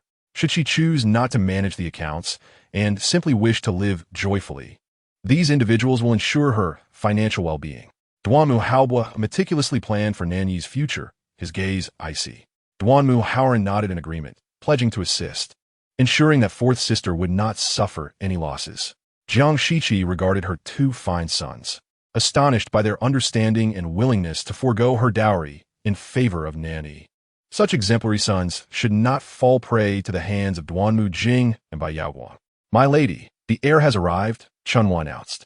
After some consideration, Jiang Shiqi nodded, permitting Chunhua to lead Duanmu Jing in. Duanmu Haobo and Duanmu Haoran momentarily withdrew. Upon entering, Duanmu Jing took a seat in the master position, frowning as he addressed Jiang Shiqi. Shiqi, I now have to have the guards outside announce my arrival to enter your courtyard. You should dismiss those guards. His tone was commanding. This is your home. Why the need for so many guards? Who are you protecting against? Besides, those guards are armed and intimidating, scaring everyone in the house. For several nights, Duanmu Jing had been properly attired, approaching Jiang Shiqi's courtyard only to be stopped by the guard stationed outside. They insisted on announcing him to Jiang Shiqi, but due to the late hour, she had already retired, leaving him infuriated. He had long wished to reprimand those impertinent guards. Yet, Jiang Shiqi seemed entirely uninterested in Duanmu Jing's complaints, engrossed in the accounts spread before her. Shiqi, did you not hear what I said? Why are you fixated on those accounts? Duanmu Jing was displeased with Jiang Shiqi's disregard. Jiang Shiqi, with her gaze fixed on the accounts, did not even bother to glance up. The sight of Duanmu Jing made her stomach churn. She would rather peruse the mundane accounts than endure the sight of Duanmu Jing, who resembled a peacock in his elaborate attire. She was fully aware of his intentions. He wore the outfit she painstakingly crafted for him, hoping to spend the night in her chamber. Thus, Jiang Shiqi deliberately uttered words to disgust Duanmu Jing. I heard that this little uncle of yours grew up alongside you. I do not have a vivid impression of him. Did he live in the estate or outside during that time? Duanmu Jing's brow furrowed tightly. Oh, I remember now. She resides on Yongding Street, behind our Yongding Hofu, does she not? When Wei Shi married the Yongding Ho, he was merely a farmer. Thus, the Wei family was not particularly affluent. It was only after the Yongding Ho was ennobled by His Majesty that Wei Shi moved into the grand estate of Yongding Hofu. Moreover, a small residence was purchased for her maternal family, situated right behind the Yongding Hofu. Interestingly, Bai Yaoguang also lives on Yongding Street. A sense of unease gradually enveloped Duanmu Jing's heart, for Jiang Shiqi had an uncanny knack for bringing up matters best left untouched. His mind, already plagued with suspicion, began to spin with the thought. Wei Gu resides in close proximity to Bai Yaoguang and shares an intimate bond with her. He had witnessed the heartbroken Bai Yaoguang being embraced by Wei Gu on more than one occasion. Had they truly engaged in nothing untoward? Duanmu Jing incessantly questioned his own heart. His thoughts were a chaotic whirlpool, dredging up memories long buried from over a decade past. At this juncture, Jiang Shiqi further stoked his agitation. Yet, most of the residents on Yongding Street were servants of the Yongding Hofu, and given his future status, it would indeed be a disservice for him to reside there. However, it mattered little. Once his uncle ascended to officialdom, he would naturally relocate to a more suitable place, and in due course, he would be a figure to behold. Duanmu Jing could not help but slap the table, exclaiming, "What purpose does this serve?" Whether it was merely his imagination or not, he felt as if Jiang Shiqi was intentionally mentioning Wei Gu. Why could she not speak of something else? Wei Gu had recently achieved military merit, and who knows what rank His Majesty might bestow upon him. In the future, Wei Ji's status would not be beneath yours. Jiang Shiqi smiled, her phoenix eyes gleaming with delight. Thus, we must treat him well now, lest we offend him. Do you not agree? Duanmu Jing's face hardened, gritting his teeth. What makes him worthy of such regard? Once, Duanmu Jing was the heir of the Hofu, while Wei Gu was merely a farmer's son. The Wei family had only ascended to the capital through the fortune of Wei Shi, who had facilitated the purchase of their residence. In Duanmu Jing's eyes, the Wei family was insignificant, merely a small ant reliant on Yongding Hofu. Jiang Shiqi suggested that Duanmu Jing be courteous to Wei Gu. What was Wei Gu, after all? Yet, Duanmu Jing, now fraught with turmoil, had neither the inclination nor the energy to engage in trivialities. He rose, his voice stiff. Jiang Shi, perhaps you should first attend to your own conduct. No matron of a distinguished family would behave as you do. Jiang Shiqi, unperturbed, maintained her smile. Matters within Yongding Hofu are indeed challenging to manage. If I do take charge, I am told to mind my own conduct. If I refuse, I am criticized for neglecting my duties and retreating to my maternal grandmother's princess residence. Either way, I find myself in a predicament. Very well, henceforth, you may manage the affairs of Yongding Hofu yourselves. Duanmu Jing swept away in exasperation. His own suspicions already troubled him, and Jiang Shiqi's provocations only intensified his ire. He vowed that unless Jiang Shiqi came to seek his assistance, requesting him to stay in her courtyard, he would never again venture there. The following day, to Duanmu Jing's astonishment, Jiang Shiqi indeed undertook the task of organizing the accounts in Yongding Hofu, delivering the key to the old matriarch's Buddhist hall. She had long been at her wit's end. Upon receiving the key, the old matriarch's countenance darkened. The accounts were even more perplexing. The old matriarch recognized only a few characters and could not comprehend the records at all. Chapter 82. I dare any of you to stop me. One must understand that prior to Jiang Shiqi's arrival, the Yongding Hofu had been living in abject poverty because neither the old matriarch nor Wei Shi possessed the qualities of a capable head of the household. For years, the estate had been subsisting on the emperor's grants. All income was chaotic and disorganized. It was only after Jiang Shiqi's entry that the muddled accounts of Yongding Hofu began to be sorted. Sitting upright, Jiang Shiqi held a teacup in her hands, gently skimming the surface with the lid. The old matriarch's expression immediately soured. Nonsense. Now that you are married into the Duanmu family, you are one of us in life and in death. Hearing this, Jiang Shiqi showed no deference to the old matriarch. She placed her teacup on the small table beside her with a crisp sound. I have married Duanmu Jing, but I am not a servant to your family. In any case, her resolve was firm. Should the old matriarch refuse to accept the key, it would be given to the lady of the Ho. What qualifications did Wei Shi possess to manage the household? As long as she did not squander their wealth or funnel the finances of Yongding Hofu to her maternal family, the old matriarch would be content. Seeing Jiang Shiqi's unyielding demeanor, the old matriarch felt a surge of anger. However, considering the recent events within the estate, with the servants from the Li and Zhang families engaging in covert disputes over a wall, and the young servants from the Wang and Su families leaping about over a single tile on the roof, all of it was merely a struggle for a little profit, a little income. The old matriarch truly felt at a loss. Manipulating human emotions and playing the mediator behind the scenes, or leveraging her status to pressure Jiang Shiqi and the others, the old matriarch found those tasks manageable. However, managing accounts was beyond her expertise. Before Yongding Ho became a lord, the old matriarch had merely been a farmer working the land. In those times, capable matriarchs were nurtured in affluent households, trained from a young age on how to manage finances and accounts. The accounts in the Hofu had always been under her purview, and suddenly handing over these keys to me, how could I possibly sort them out? Jiang Shi, this Yongding Hofu is your true home. The Jiangguogong is ultimately someone else's. The old matriarch adopted a tone of heartfelt persuasion, attempting to make Jiang Shiqi recognize her position. You managed well before. How is it that at your age, you're now so confused over such matters? This old woman does not want my mother to hand over the keys because of all the sordid affairs that rely on my mother to clean up. Otherwise, with so many people and such expenses, how can we balance the accounts by the year's end? Whose silver would settle those debts? Duan Hong stood behind Jiang Shiqi. Jiang Shiqi regarded the old matriarch with cool indifference. It was no wonder the old matriarch was reluctant to have her settle the accounts as the year drew to a close. The end of the year approached, and with Yongding Hofu's meager income, the accounts were perpetually in deficit. Year after year, Jiang Shiqi had used her dowry to balance those accounts.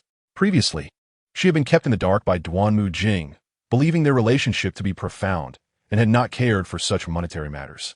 As the legitimate daughter of the Guogong, Jiang Shiqi had never lacked for wealth. Just yesterday, she had spent an entire evening sorting through the accounts of her dowry brought into the Duanmu family. Upon inspection, Jiang Shiqi was filled with rage. It was as if she wished to draw a knife and eliminate those responsible within Yongding Hofu.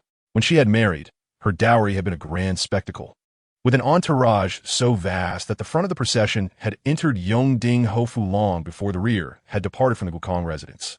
Yet now, half of that dowry had been consumed by Yongding Hofu. The Duanmu family had increased their annual expenditures year by year. It seemed that everyone within Yongding Hofu was well aware that Jiang Shiqi would eventually balance the accounts, allowing them to spend lavishly without a care. This matter will be as I say. You must no longer act willfully. The affairs of Yongding Hofu cannot do without your oversight. You are our pillar. You cannot abandon this entire family and reside elsewhere for extended periods. The tone of the old matriarch carried an air of condescension, as if bestowing a favor. Jiang Shiqi rose from her seat, but did not accept the key to the paired cards.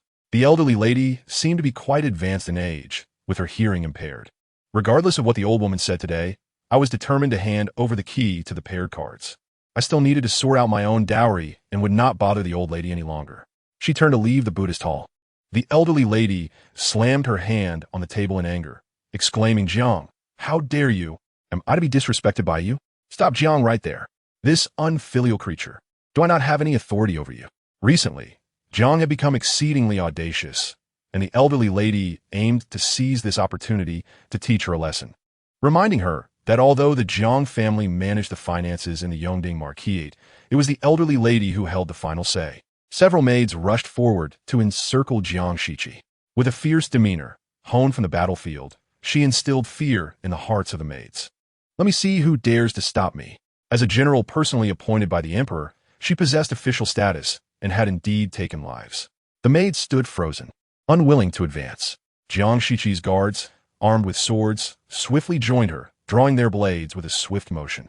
The elderly lady, having never witnessed such a display, was aware of the guards in Jiang Shiqi's courtyard. However, they had never drawn their weapons within the Yongding Marquisate. Her face turned pale, and she staggered back, clutching her heart and exclaiming, "Oh dear, heavens above!" Observing her distress, several maids hurried to her side, offering comfort. They dared not confront the armed guards, seeking instead to distance themselves from them under the guise of caring for the elderly lady. She assumed that Jiang Shiqi would relent. But little did she know that Jiang Shiqi's heart was as unyielding as iron, leaving the elderly lady nearly fainting with rage.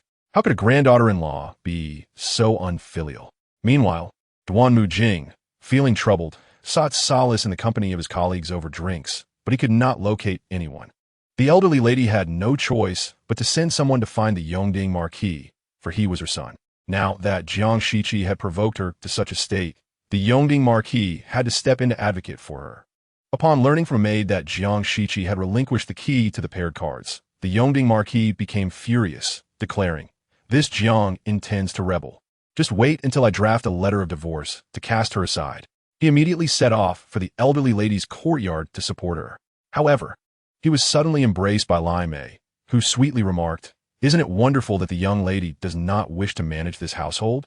The Yongding Marquis, looking at Lai Mei, thought it absurd that things had escalated to such a point, and she found it delightful. Lai Mei, with a playful finger poking his chest, continued, "Before I became part of the Duanmu family, I had learned to manage accounts at home. After entering the Yongding Marquisate, I have been close to the elderly lady, earning respect from the various housekeepers. Now that I am your wife, according to the customs of noble families, it is the Marquis's wife who should rightfully oversee the household." The Yongding Marquis and Wei both hailed from humble agricultural backgrounds, rising to prominence in the capital city. Thus, the responsibility of managing the household fell to Jiang.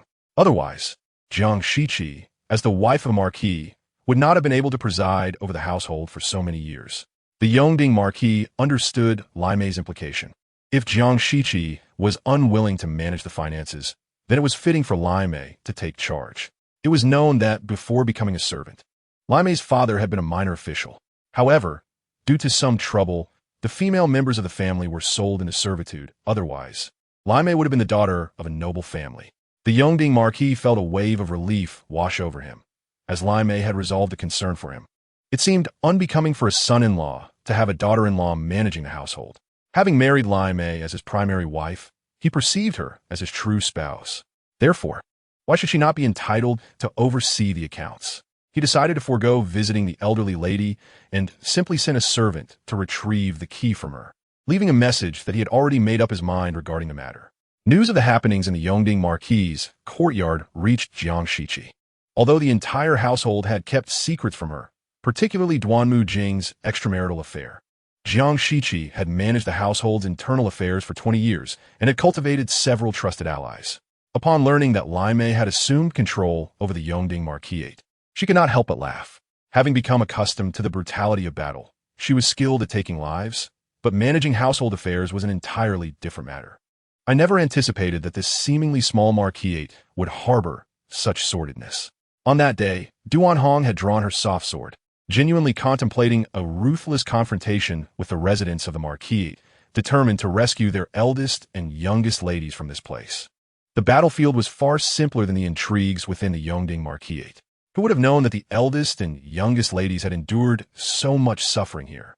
Jiang Shiqi waved her hand dismissively, declaring, "Let us not intervene. We shall adhere to our own plans and allow this thoroughly disordered Yongding Marquisate to be contested by its own people." Lai Mei's relentless pursuit of the authority to manage the household was not born of a genuine desire to govern. She was merely biding her time for the inevitable chaos to unfold. As expected, once news emerged from the Yongding Marquis's courtyard, Wei could no longer contain herself and stormed into Lai Mei's quarters, pointing an accusing finger at her and shouting, "What do you think you are? A lowly servant. And yet you dare to manage the household. Do you even understand the accounts? Hand over the key to the paired cards.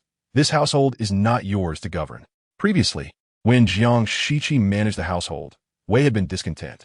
Now, with Lai Mei, who was even less capable than Jiang Shiqi, Wei's resentment only grew. Lai Mei, unwilling to back down, stood her ground as the legitimate wife of the Yongding Marquis. Though a secondary wife, her favor with the Marquis, coupled with the fact that Wei had caused her to lose a child and forced her to drink a concoction to prevent further pregnancies, left the Marquis feeling both guilty and affectionate towards Lai Mei. In terms of favoritism, Lai Mei had firmly established herself above Wei. Filled with animosity towards Wei, Lai Mei placed her hands on her hips and retorted, "My ancestors were officials. It was mere misfortune that led to our downfall, forcing me into servitude.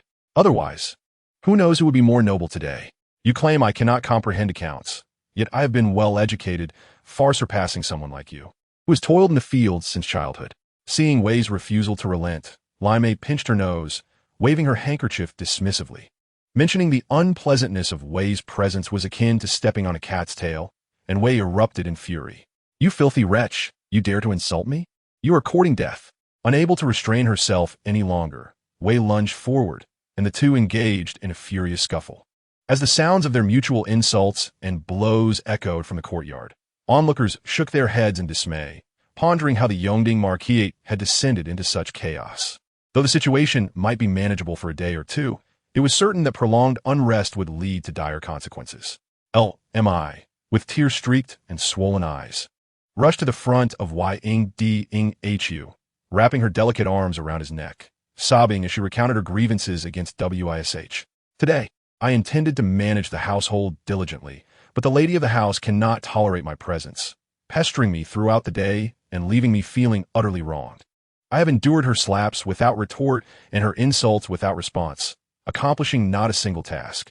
Surely, the Lord will not blame me for this." Observing LMI's pitiable demeanor, Yingdinghu could hardly bring himself to chastise her. He discarded the birdcage he held and lifted her into his arms, carrying her toward the bed. The following morning, Yingdinghu instructed the steward to bestow several precious headpieces from the storeroom upon LMI. This act served as a subtle reprimand to WISH, signaling to the household staff who held the utmost importance in Yingdinghu's heart. This further enraged WISH, for those exquisite headpieces were gifts bestowed upon Yingdinghu by the palace long ago. Before GSHQ entered the household, these prized possessions had been pawned off, leaving only a handful behind, all of which were now given to LMI. Did such a lowly creature truly deserve such treasures? For several consecutive days, WISH visited LMI, clamoring for the key to the household management. Without exception, LMI not only refused to hand over the key, but also mocked WISH with cold disdain. Bolstered by Yingdinghu support, WISH's attempts to confront her yielded no results, prompting her to escalate her outcries. The entire inner courtyard of the residence echoed with WISH's shrill curses directed at LMI. Amidst the ensuing chaos, GSHQ gradually retrieved some valuable bridal jewelry and rare treasures from her private vault, relocating them to her own residence. The deed to this property had long been transferred to Nan Yi's name. SHQ's secret guards, half of whom remained at that residence, safeguarded these items. The remaining possessions in her private vault were of little worth. Days passed, and the situation grew increasingly dire, culminating at noon when the meals meant for the elderly matriarch's Buddhist hall failed to arrive. As she engaged in her prayers, the matriarch finally grasped the severity of the problem. The Lord had taken the key for household management, not to seek out the young lady, but rather to entrust it to LMI. The lady of the house, feeling wronged, had been seeking out LMI to voice her grievances. Yet LMI had done nothing to provoke such turmoil. Now, the household lay in disarray, and the monthly wages for the servants had yet to be distributed. With wages unpaid, the servants grew lethargic, and the kitchen lacked funds to procure vegetables, eggs, and meat. Not only were meals absent in the matriarch's hall, but they were also missing from the various courtyards. Even the effing family was going hungry. Upon hearing of this, the matriarch was alarmed, questioning how such a situation had escalated. Instinctively, she turned to her maid and instructed, "Hurry and summon SHQ. This is intolerable. We must see what has become of this household." The maid hesitated, explaining, "The young lady has already handed over the key to household management to you. Currently, she resides in her own courtyard and seldom emerges. Under what pretext shall we summon her? Ultimately, the chaos in this household is not of her making." This maid, however, harbored her own ulterior motives. Such an extraordinary woman was now in their midst, evoking both respect and fear within the Hu residence. The matriarch, exasperated, smote her forehead and pounded the table. "She is doing this on purpose. SHQ must be acting with intent." But what was her motive? Why would SHQ deliberately disrupt the entire Hu residence?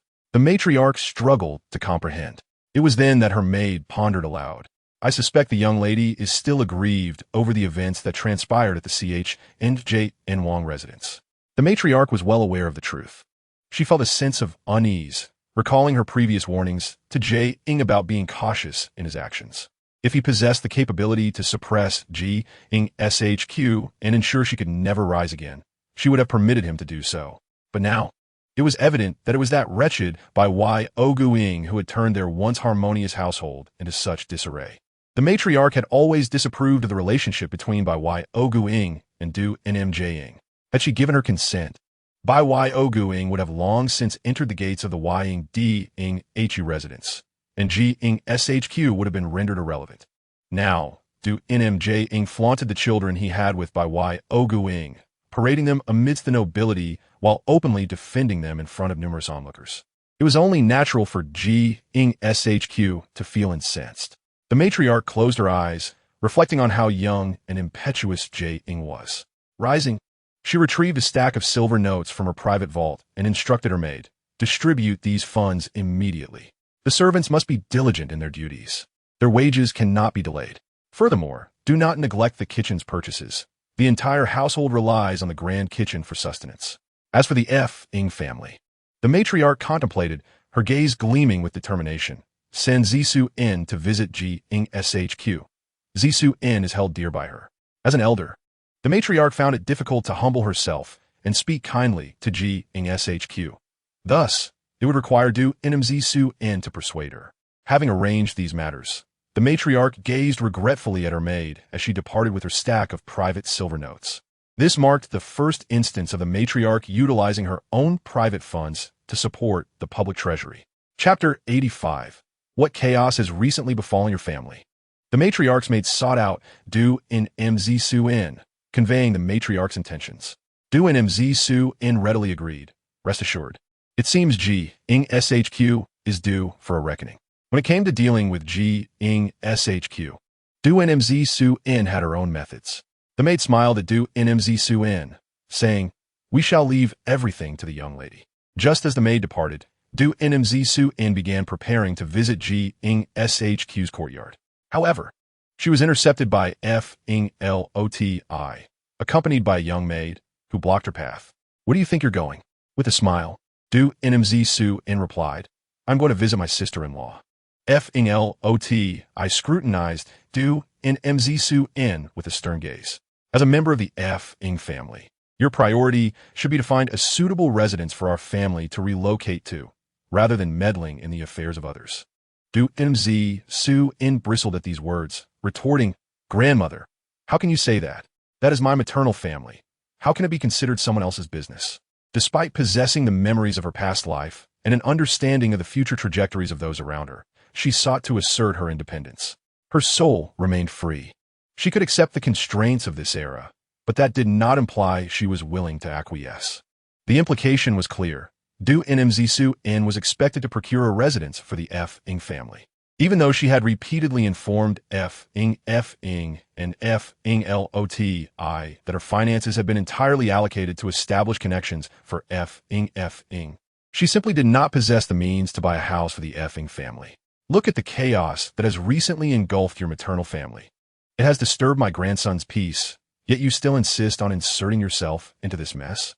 Although I lived a frugal life, it did not diminish her self-importance, especially considering her grandson's remarkable talents and his recent position within the national mistress household, working alongside the esteemed disciple, XH. She could not allow any sordid affairs to tarnish F-ing's reputation. Upon witnessing Duannan Yi's face, which was marred by distress, Grandmother Feng inhaled deeply, suppressing her dissatisfaction towards her granddaughter-in-law. You are destined to soar alongside Feng. So do you wish for others to gaze up at you while whispering about the sordid affairs of your maternal family? They may feign respect in your presence, yet secretly mock you behind your back. Therefore, you must heed my counsel in this matter. Even if you currently lack funds, it would be wise to rent a residence. If we remain here any longer, the members of the Feng family will surely perish from hunger. For 2 consecutive days, the meals that should have been delivered from the Duannan family's grand kitchen were severely delayed. Today, in particular, no food had arrived at all. Grandmother Feng was left with no choice but to send the maidservants to procure meals from a nearby tavern.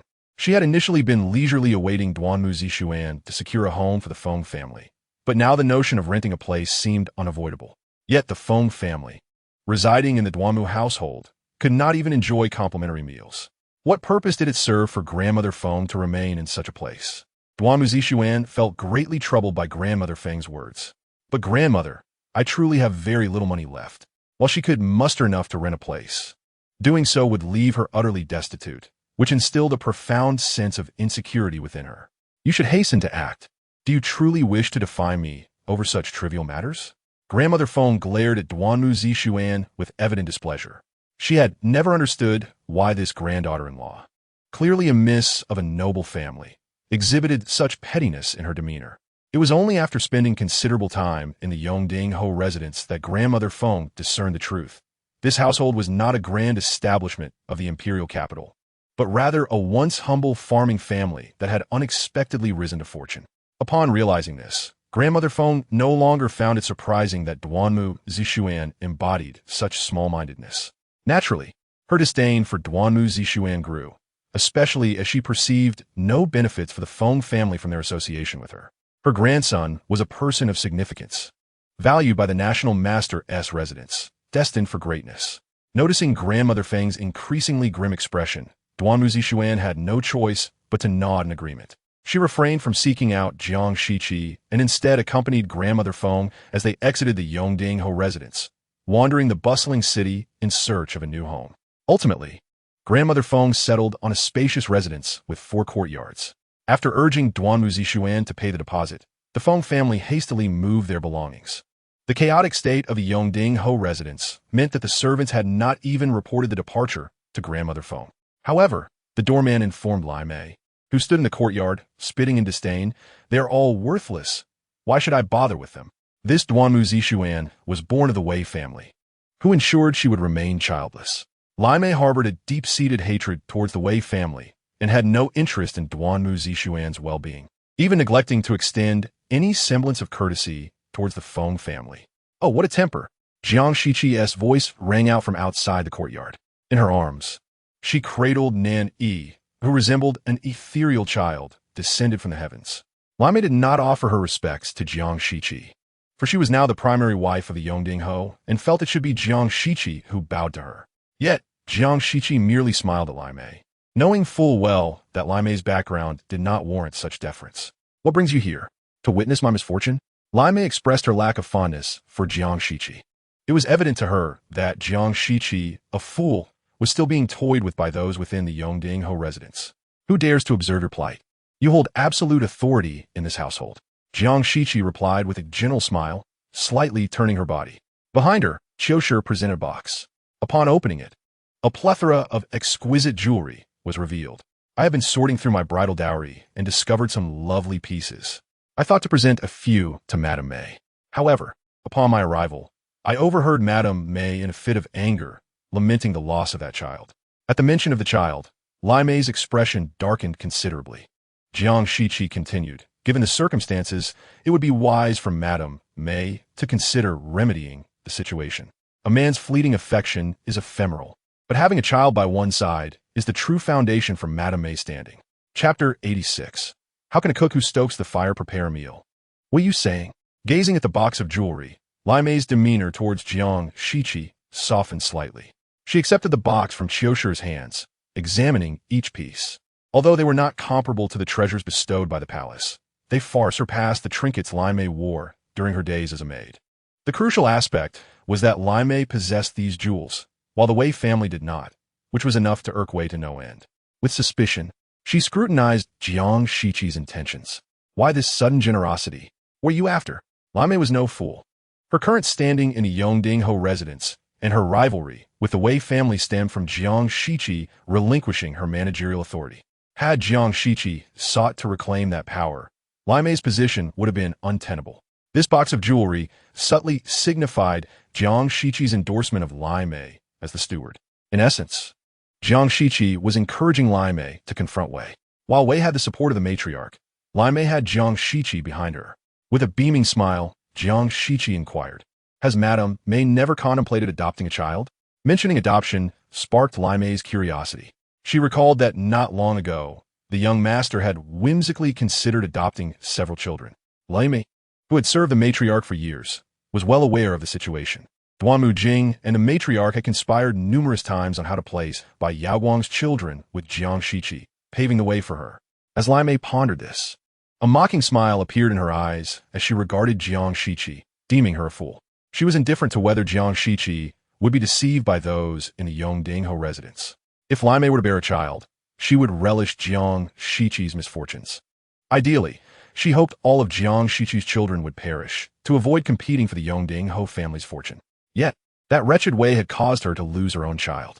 Not only had she caused the miscarriage, but she had also administered a potion to ensure Lai Mei would never conceive again. A deep-seated hatred engulfed Lai Mei, her gaze involuntarily drifting towards the Wei family's quarters.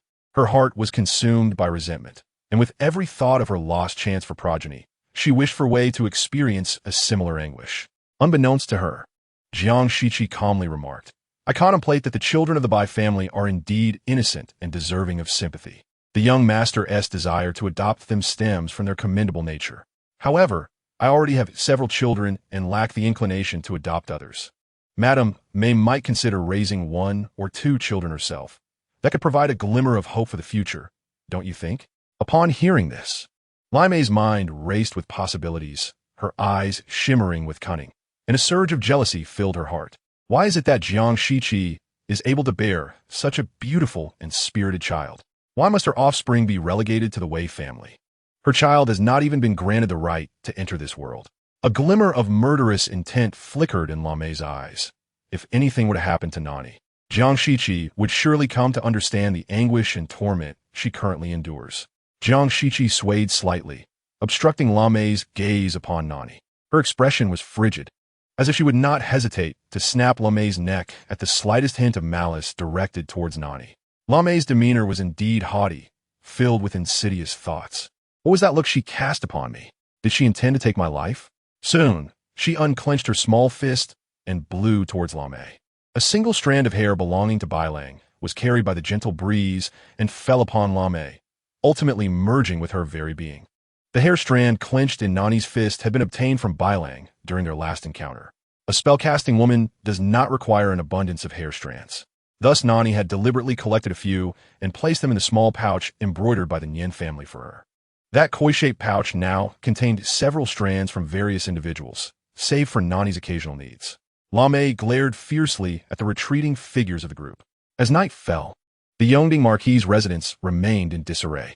The meals for the Buddhist hall were delivered promptly, yet their quality was far inferior to that of previous times. After a mere 2 bites, the matriarch, feeling vexed, set down her chopsticks. The dishes were stale, having been prepared days prior, and the flavors were drastically different from before. How could the big kitchen be managed in such a manner? The matriarch's attendant promptly sent a maid to inquire with the kitchen.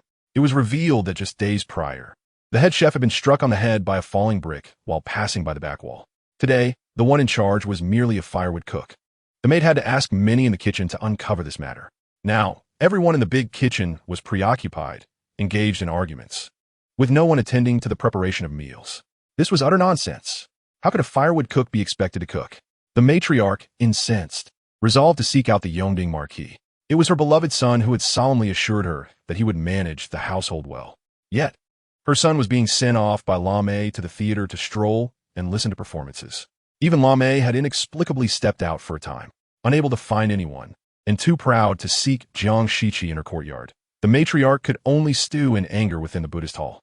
Goat urged Zixuan to hasten Jiang Shiqi's departure from her quarters. The matriarch's attendant hesitated, yet ultimately spoke. Matriarch, the eldest miss, and the Feng family have already moved out. Moved out? The matriarch's surprise was palpable. Why? At a time when they were needed, had they chosen to depart? None of them were of any use. Must this vast marquis truly burden an elderly matriarch accustomed to a life of contemplation and prayer? She was already frail, her health failing, and moreover, she had no knowledge of household management. Chapter 87. Desiring to raise a child in their courtyard, Lamé, for reasons unknown, felt a profound sense of unease. After accompanying the Yongding Marquis at the theater for a while, she took 2 maids and 2 attendants out to stroll the streets. Perhaps influenced by Jiang Shiqi's words about adopting children, which stirred something within her. Jiang Shiqi was not wrong. For a woman to maintain her standing within a grand household, progeny held great significance. Did one not see how the Wei family had fallen from grace? Yet the Yongding Marquis, despite his disdain for them, had not cast off the Wei family. This was due to Wei's bearing of a child, Duanmu Jing, who inherited the title of heir to the Yongding Marquisate. Suddenly, a 9-year-old child collided with Lamé. Startled, she looked down to find it was Bailang. Second young master, what brings you here? Lamé recognized Bailang, having accompanied the matriarch on numerous occasions to visit by Yaoguang and her children. Lamé had long admired Bailang for his intelligence and charming appearance. Bailang, taken aback by this unexpected encounter, did not know that the adults would not inform him of his grandfather's decision to elevate a maid to a concubine. He merely recognized Lamé as a distinguished maid who had served at his great-grandmother's side. Thus, Bailang grasped Lamé's hand, his fair face tilted upwards, his large eyes glistening. Reflecting on the events at school, Bailang felt a wave of melancholy wash over him. The children at their academy would often leave in pairs, inviting one another to their homes to complete their assignments. Today, they had all gone to young Master Chen's house, yet by the time Bailang learned of it, they were already seated in their respective carriages, with no one inviting him to join. To make matters worse, the carriage provided for him by the Bai family was inexplicably delayed by half an hour. In a moment of distraction, he collided with Lamé. Feeling a twinge of compassion, Lamé took out her handkerchief to wipe Bailang's forehead. This simple act caused the boy, who had been subjected to indifference at the academy, to burst into tears, overwhelmed by his feelings of injustice. Just as Lamé had recently lost her own child and severed her connection to motherhood, her heart ached at the sight of Bailang's sorrow. She quickly comforted him. Your grandfather is currently at the theater. Let us go find him and have him take you out for some fun. In the Yongding Marquisate, if one were to name the foremost idler, it would undoubtedly be the Yongding Marquis himself. He was a man of no great ambition. Otherwise, with the fine hand he had been dealt, his achievements could have secured him titles and power. However, he was content to live as a wealthy and leisurely marquis, having indulged himself for years, cultivating a reputation as a notorious wastrel.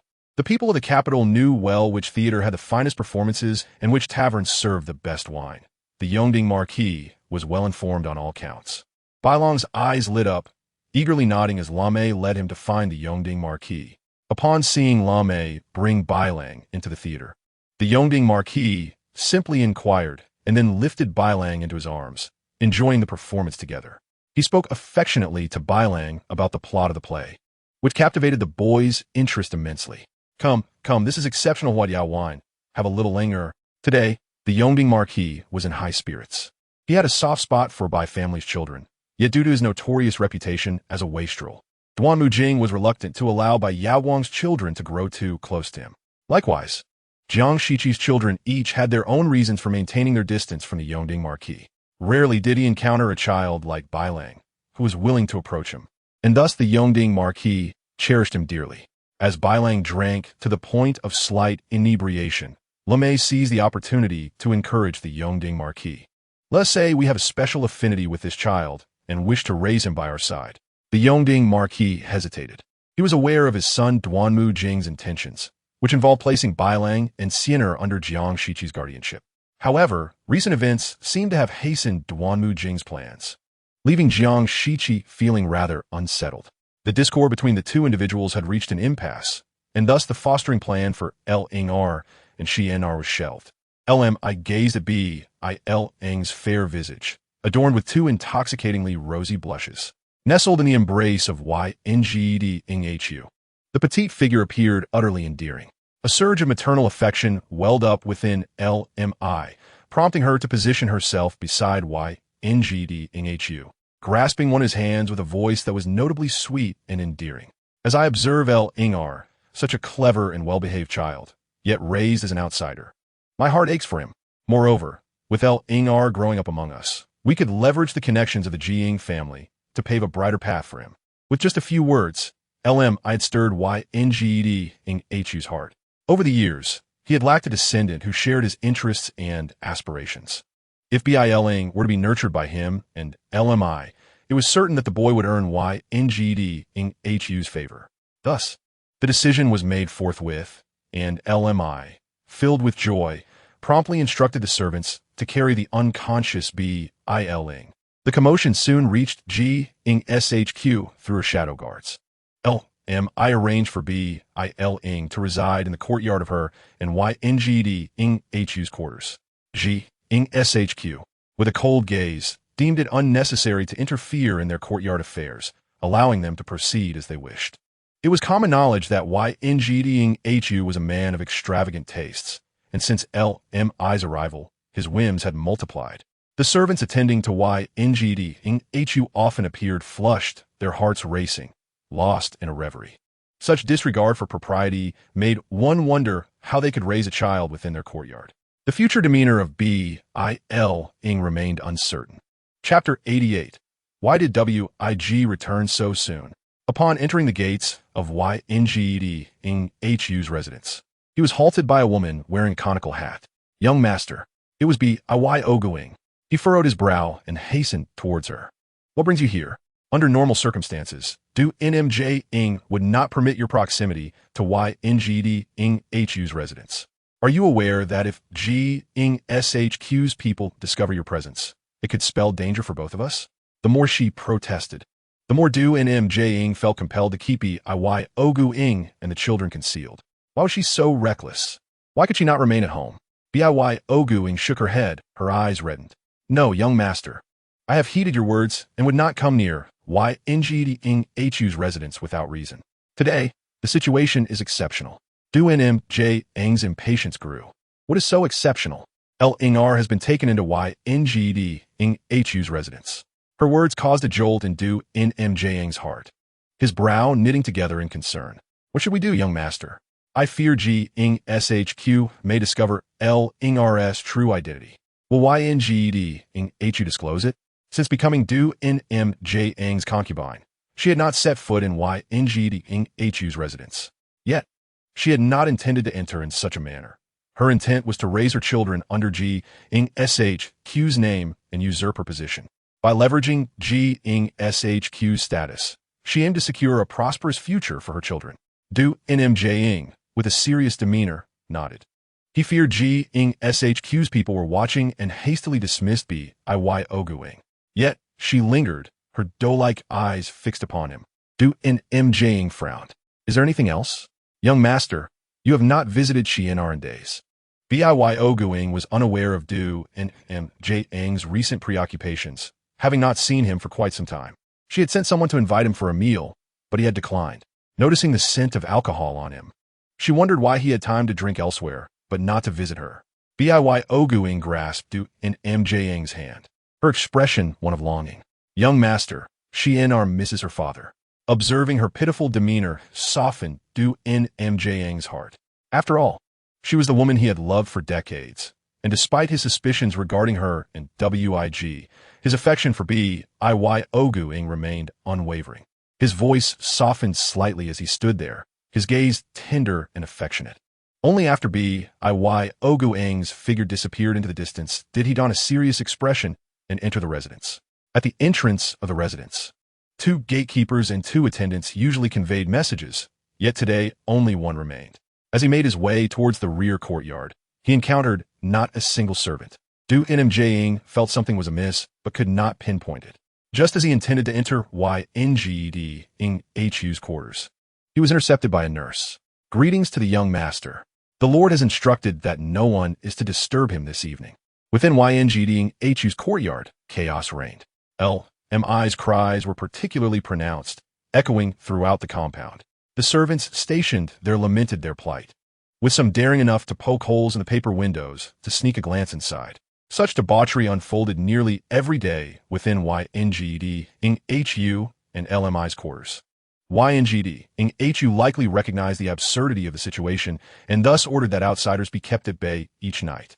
Duannan Yi, perplexed, glanced at the sky, noting the lateness of the hour. Was likely already asleep. Consequently, he turned his steps instinctively towards SHQ's quarters, but soon spotted 2 armed guards outside. A chill ran through him, prompting him to retreat to his study. Why had SHQ gained the upper hand over Duannan Yi? Why had she ceased to heed his commands? This thought had lingered in Duannan Yi's mind for years, as long as Jing was alive. The affair between Duannan Yi and Biy Oguing could never see the light of day.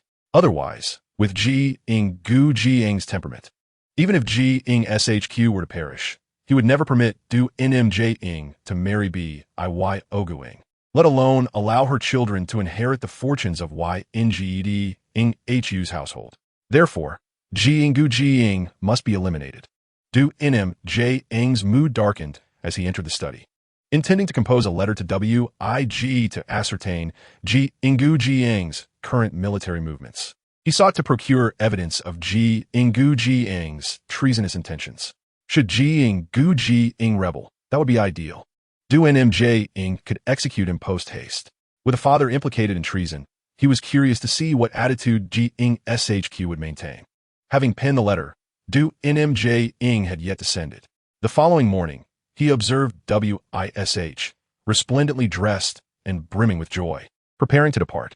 This was unexpected. According to Jing's travel pace, he had not yet reached the imperial capital. How could he fabricate evidence of Jing's rebellion? He then overheard Wish cheerfully proclaim that their household had been thrown into disarray by the little vixen LMI, and unbeknownst to him, his uncle's letter had arrived days prior, but had not been delivered to them. Chapter 89. Are you unaware of his marital status? Duannan Yi's heart sank further, ultimately deciding to accompany Wish to the Wi family to ascertain the situation. He was aware that Hu held a deep affection for Biy and would not harm him. After all, Biy was the legitimate grandson of Hu, and it was only natural for him to spend time with his grandfather. However, as Duannan Yi and Wish rushed to the Wi residence, they were informed upon arrival that Wig had departed early that morning. Wish slightly furrowed her brows. Undoubtedly, he must have gone to the Huf to find us. This child, despite being so grown, still lacks composure and doesn't even think to send us a message in advance. Look, now we are all at cross purposes. Consequently, she and Duannan Yi have arrived at the Wi residence. Both parties left empty-handed. The Wi family members smiled in silence, as they too were unaware of Wig's whereabouts early in the morning. Since it has come to this, we might as well wait at the Wi residence. Duannan Yi sat in the hall, slightly frowning, as if lost in thought. He listened to Wish chatting with the elderly matriarch, politely bowing to her. Grandmother, has my uncle married or had children in these years? Upon mentioning this, both Wilote and Wish's expressions froze in unison. Wilote sighed, her face filled with sorrow. Wish, however, turned her head and lowered her voice to admonish Duannan. Naturally, Duannan was aware, but in the past, he had not taken it to heart. Back then, although Wig had thoughts of marrying Duannan, Duannan merely regarded their relationship as pure and innocent. Wig was a true gentleman. Going to the frontier meant he had already let go of Duannan. Furthermore, with Wig's handsome appearance and high standards, his remaining unmarried in the frontier for so many years could only imply that no suitable woman had caught his eye. Over the years, though Duannan and Wig had exchanged letters, they tacitly avoided discussing each other's personal lives, conversing only about matters concerning the Ji family army. However, Duannan's thoughts had shifted. What if the bond between Wilote and Wig ran deeper than he had imagined? If Sun truly bore no resemblance to him, as the officials of the Confrontation claimed, then Wig's prolonged bachelorhood in the frontier took on a different significance. Without heeding his mother's objections, Duannan pressed Wilote, has my uncle really not had even a confidant by his side in such a harsh land? Even if he does not marry, having a concubine would be better. Upon uttering this, the expressions on Wilote and Wish's faces grew even more unfavorable. Consequently, Duannan realized that Wig indeed had no concubine. His heart sank. Yet, having lived for so many years, he no longer wore his thoughts on his sleeve as he had in his youth. He quietly picked up a cup of tea from the table. Hearing Wish sigh and say, "You might pay attention to find him a noble lady of matching status in the capital to ease your grandmother's worries." Duannan lowered his gaze and took a sip of tea, feeling a chill within. Nowadays, for Wig to marry, it must be said that he seeks a noble lady of equal standing. What status does he hold? His ancestors were mere peasants. Had it not been for the Ynged the Wi family would still be toiling in the fields. Seeing Duannan silent, Wilote signaled to Wish. Wish, awkwardly lowering her head, took a sip of tea. As soon as Duannan left, Wilote scolded Wig, looking at her foul-smelling daughter with evident disdain. Wish was not particularly bright, and now she reeked so strongly that only their own family could tolerate her. Instead of refining herself and sharpening her wits, she spoke recklessly here. Wish, confused, looked at Wilote, who had suddenly lost her temper, and after pondering, clapped her hands. "Are you referring to the matter from over a decade ago, when Wig wished to marry Wilote? Wish truly did not care. It was such an old matter. Who still remembers? Now, that Wish lives on Yngd Street. I see her living quite steadily for over a decade, having not caused any trouble, and she has borne 2 children for Jing. What more could she possibly do?" Wish also harbored a strong dislike for Wilote. Over a decade ago, not only had Wilote enticed her son, wanting to make him her legitimate husband, but she had also firmly captured Wig's heart. Both the Duannan family and the Wi family harbored deep resentment towards Wilote. However, this was all a matter of many years past, and Wish did not believe that Wig could hold on to such feelings for so long. Wilote sighed, looking at her not-so-bright eldest daughter. Wish was fortunate to have married into the Yngd before the family prospered. Otherwise, with her dull-witted nature, she would have never aspired to be a marquise. Forget about your brother's matters. You should first take care of yourself. With that stench about you, haven't you ever seen a doctor or tried any remedies? Upon mentioning this, Wish appeared quite impatient. Wilote, this is no way to go on. Look at that LMI in the Yngd. How much she is favored by the marquis. Thank goodness she cannot bear a child now. Otherwise, just wait and see. Not only will you lose your position as marquise, but Jing's status as heir might also be in jeopardy. Hearing this, Wish grew even more agitated. What can I do now? The Marquis treats that wretched L.M. I like his prized possession, and she has taken control of the household affairs of the Y.N.G.D.N.H.U.F. My daughter-in-law, G.N.S.H., who was once so astute, has now stopped managing things. Mentioning the series of distressing matters surrounding the Y.N.G.D.N.H.U.F. made W.I.S.H. grit her teeth in resentment. If G.N.S.H.Q. had still been managing the household affairs as she used to, W.I.S.H. wouldn't have had such a sense of suffocation. At least the expenses would have been more generous. Chapter 90. Duannan is in a state of denial. Wilot looked at W.I.S.H.'s helpless demeanor. Her anger flared. The W.I. family had previously benefited greatly from the Y.N.G.D.N.H.U.F., but ever since L.M.I. took charge, the W.I. family's fortunes had dwindled. Now, they relied solely on the meager profits from a few shops accumulated over the years to survive. I see your daughter-in-law, G.N.S.H., is far better than B.I.S.H. I wonder what on earth the people of the Duannan family are thinking. Wilot, holding a silk handkerchief to her mouth and nose, tried to ignore the overwhelming stench in the hall. However, W.I.S.H.'s odor was so potent that whenever she spoke, the stench seemed to double. Several maids of the W.I. family were reluctant to serve in this hall. A few unfortunate, rough servants who could not escape the duty came in and out, serving tea, their faces pale. Hearing Wilot continue, I have never seen a family that ignores their own high status, trying to elevate the children of those outside. You all go to great lengths to have G.N.S.H. accept the children born of B.I.S.H. But have you considered that from the very beginning, you should have cherished the children born of G.N.S.H., nurturing genuine affection for them? As they grow up and succeed, they will bring glory to the Duannan family. Wilot's words struck W.I.S.H. like a heavy hammer to the heart. Following Wilot's thoughts, W.I.S.H. realized that indeed, G.N.S.H.Q.'s current troubles stemmed from Duannan being overly indulgent towards B.I.S.H.'s children. But what if Duannan were less biased? W.I.S.H. always favored the children born of G.N.S.H., didn't she? Wouldn't that leave room for a change in circumstances? Meanwhile, Duannan strolled along Y.N.G.D. Street, troubled and alone. He had not brought a servant and sat by a tofu pudding stall, lost in thought. Suddenly, someone sat down in front of him. Upon careful inspection, he recognized it was G.N.S.H.Q., dressed in a light yellow brocade robe. Why is this despicable father sitting here? What bad luck to encounter him while coming out for a bowl of tofu pudding. I crave the sweet delicacy. S' mouth watered as she clutched her small hands, her attention swiftly shifting from Duannan to the tantalizing.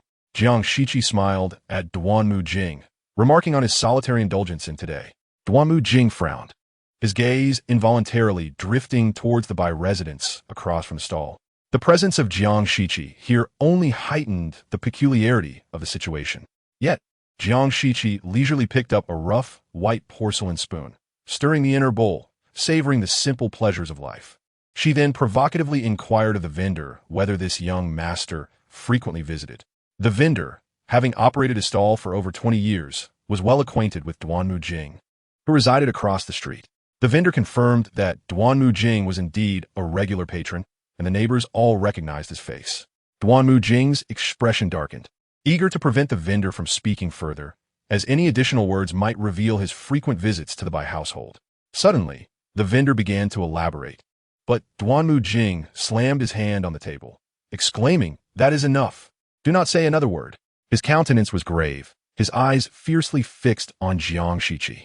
He was anxious, irate, and impatient to dismiss Jiang Shiqi so he could investigate the Bai residence. Jiang Shiqi, unfazed, continued to enjoy her. "Why are you so anxious, young master? I am not stealing anyone or keeping a man. I have a clear conscience." Duannan glared at her, his anger surging. His self-restraint was on the verge of collapse. He tossed a silver ingot onto the table, instructing the vendor to close up for the day. The vendor, seeing the generous offering, eagerly accepted it, abandoning his stall and departing in haste. Jiang Shiqi observed Duannan's reaction with amusement, knowing he was merely attempting to mask his true feelings. What was the hurry? It was already ordered. Was it not permissible for others to indulge as well? Jiang Shiqi remained seated, determined not to leave. Duan Hong did not move either. She scooped up the glistening and offered it to Nan Yi. You haven't had any. Nan Yi wants just a bite. Meanwhile, Chun Feng chimed in indeed. Just look at the street vendors' wares. One cannot ascertain their cleanliness. Her voice was loud as she glanced toward the Bai residence. At that moment, the gate opened, and Wei Gu emerged, accompanied by Bai Yaoguang, who appeared reluctant to part, her eyes glistening with unshed tears. Chapter 91. Wei Junho, young and accomplished Jiang Shiqi, would never forget the expression on Duanmu Jing's face, utterly wretched. To be honest, after all these years together, it was the first time she witnessed such a mixture of suppressed rage and frustration within him. A sense of satisfaction welled up within her. Yet she felt it was far from sufficient. The torment Duanmu Jing endured was nothing compared to her own suffering. She smiled at him, asking, Young master, what troubles you? Duanmu Jing's hands, hidden within his sleeves, clenched into fists, his gaze dark as he regarded her. He understood that he could not reveal his feelings at that moment. Nor could he confront Bai Yaoguang and Wei Gu in Jiang Shiqi's presence. With her seated across from him, he was compelled to conceal any connection to Bai Yaoguang. Thus, he urged Jiang Shiqi to depart swiftly. Duanmu Jing was eager to confront the relationship between Bai Yaoguang and Wei Gu, yet the more impatient he became, the more Jiang Shiqi lingered. She stirred her leisurely, casting admiring glances at him, while he fidgeted as if he were an ant on a hot pan. Isn't that Wei Junho? Duan Hong's voice rang out. Jiang Shiqi turned to Wei Gu and, deliberately addressing Duanmu Jing, remarked, Oh, at such a young age, he has already attained the rank of Junho? What's so impressive about being a Junho? If my mother hadn't been deceived by that scoundrel Duanmu Jing, she would at least be a permanent general by now. Jiang Shiqi internally scoffed at Wei Ji's title. In the Jiang family army, a Junho commanded 1,000 men, a significant military position.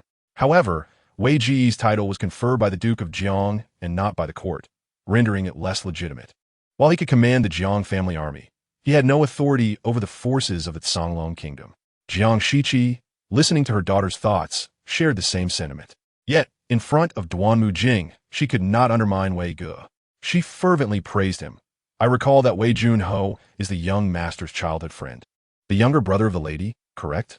Chun Hua feigned ignorance, inquiring why the lady said such a thing. Upon grasping this crucial point, Duanmu Jing's jealousy surged like a tempest. He abruptly stood, fists clenched, his expression dark and foreboding. Bai Yaoguang was the first to notice Duanmu Jing, her eyes widening in surprise as she began to approach him, only to see him retreat a couple of steps. Wei Gu stepped forward, revealing a weathered face marked by years of battle, a stark contrast to the refined and gentle demeanor of Duanmu Jing.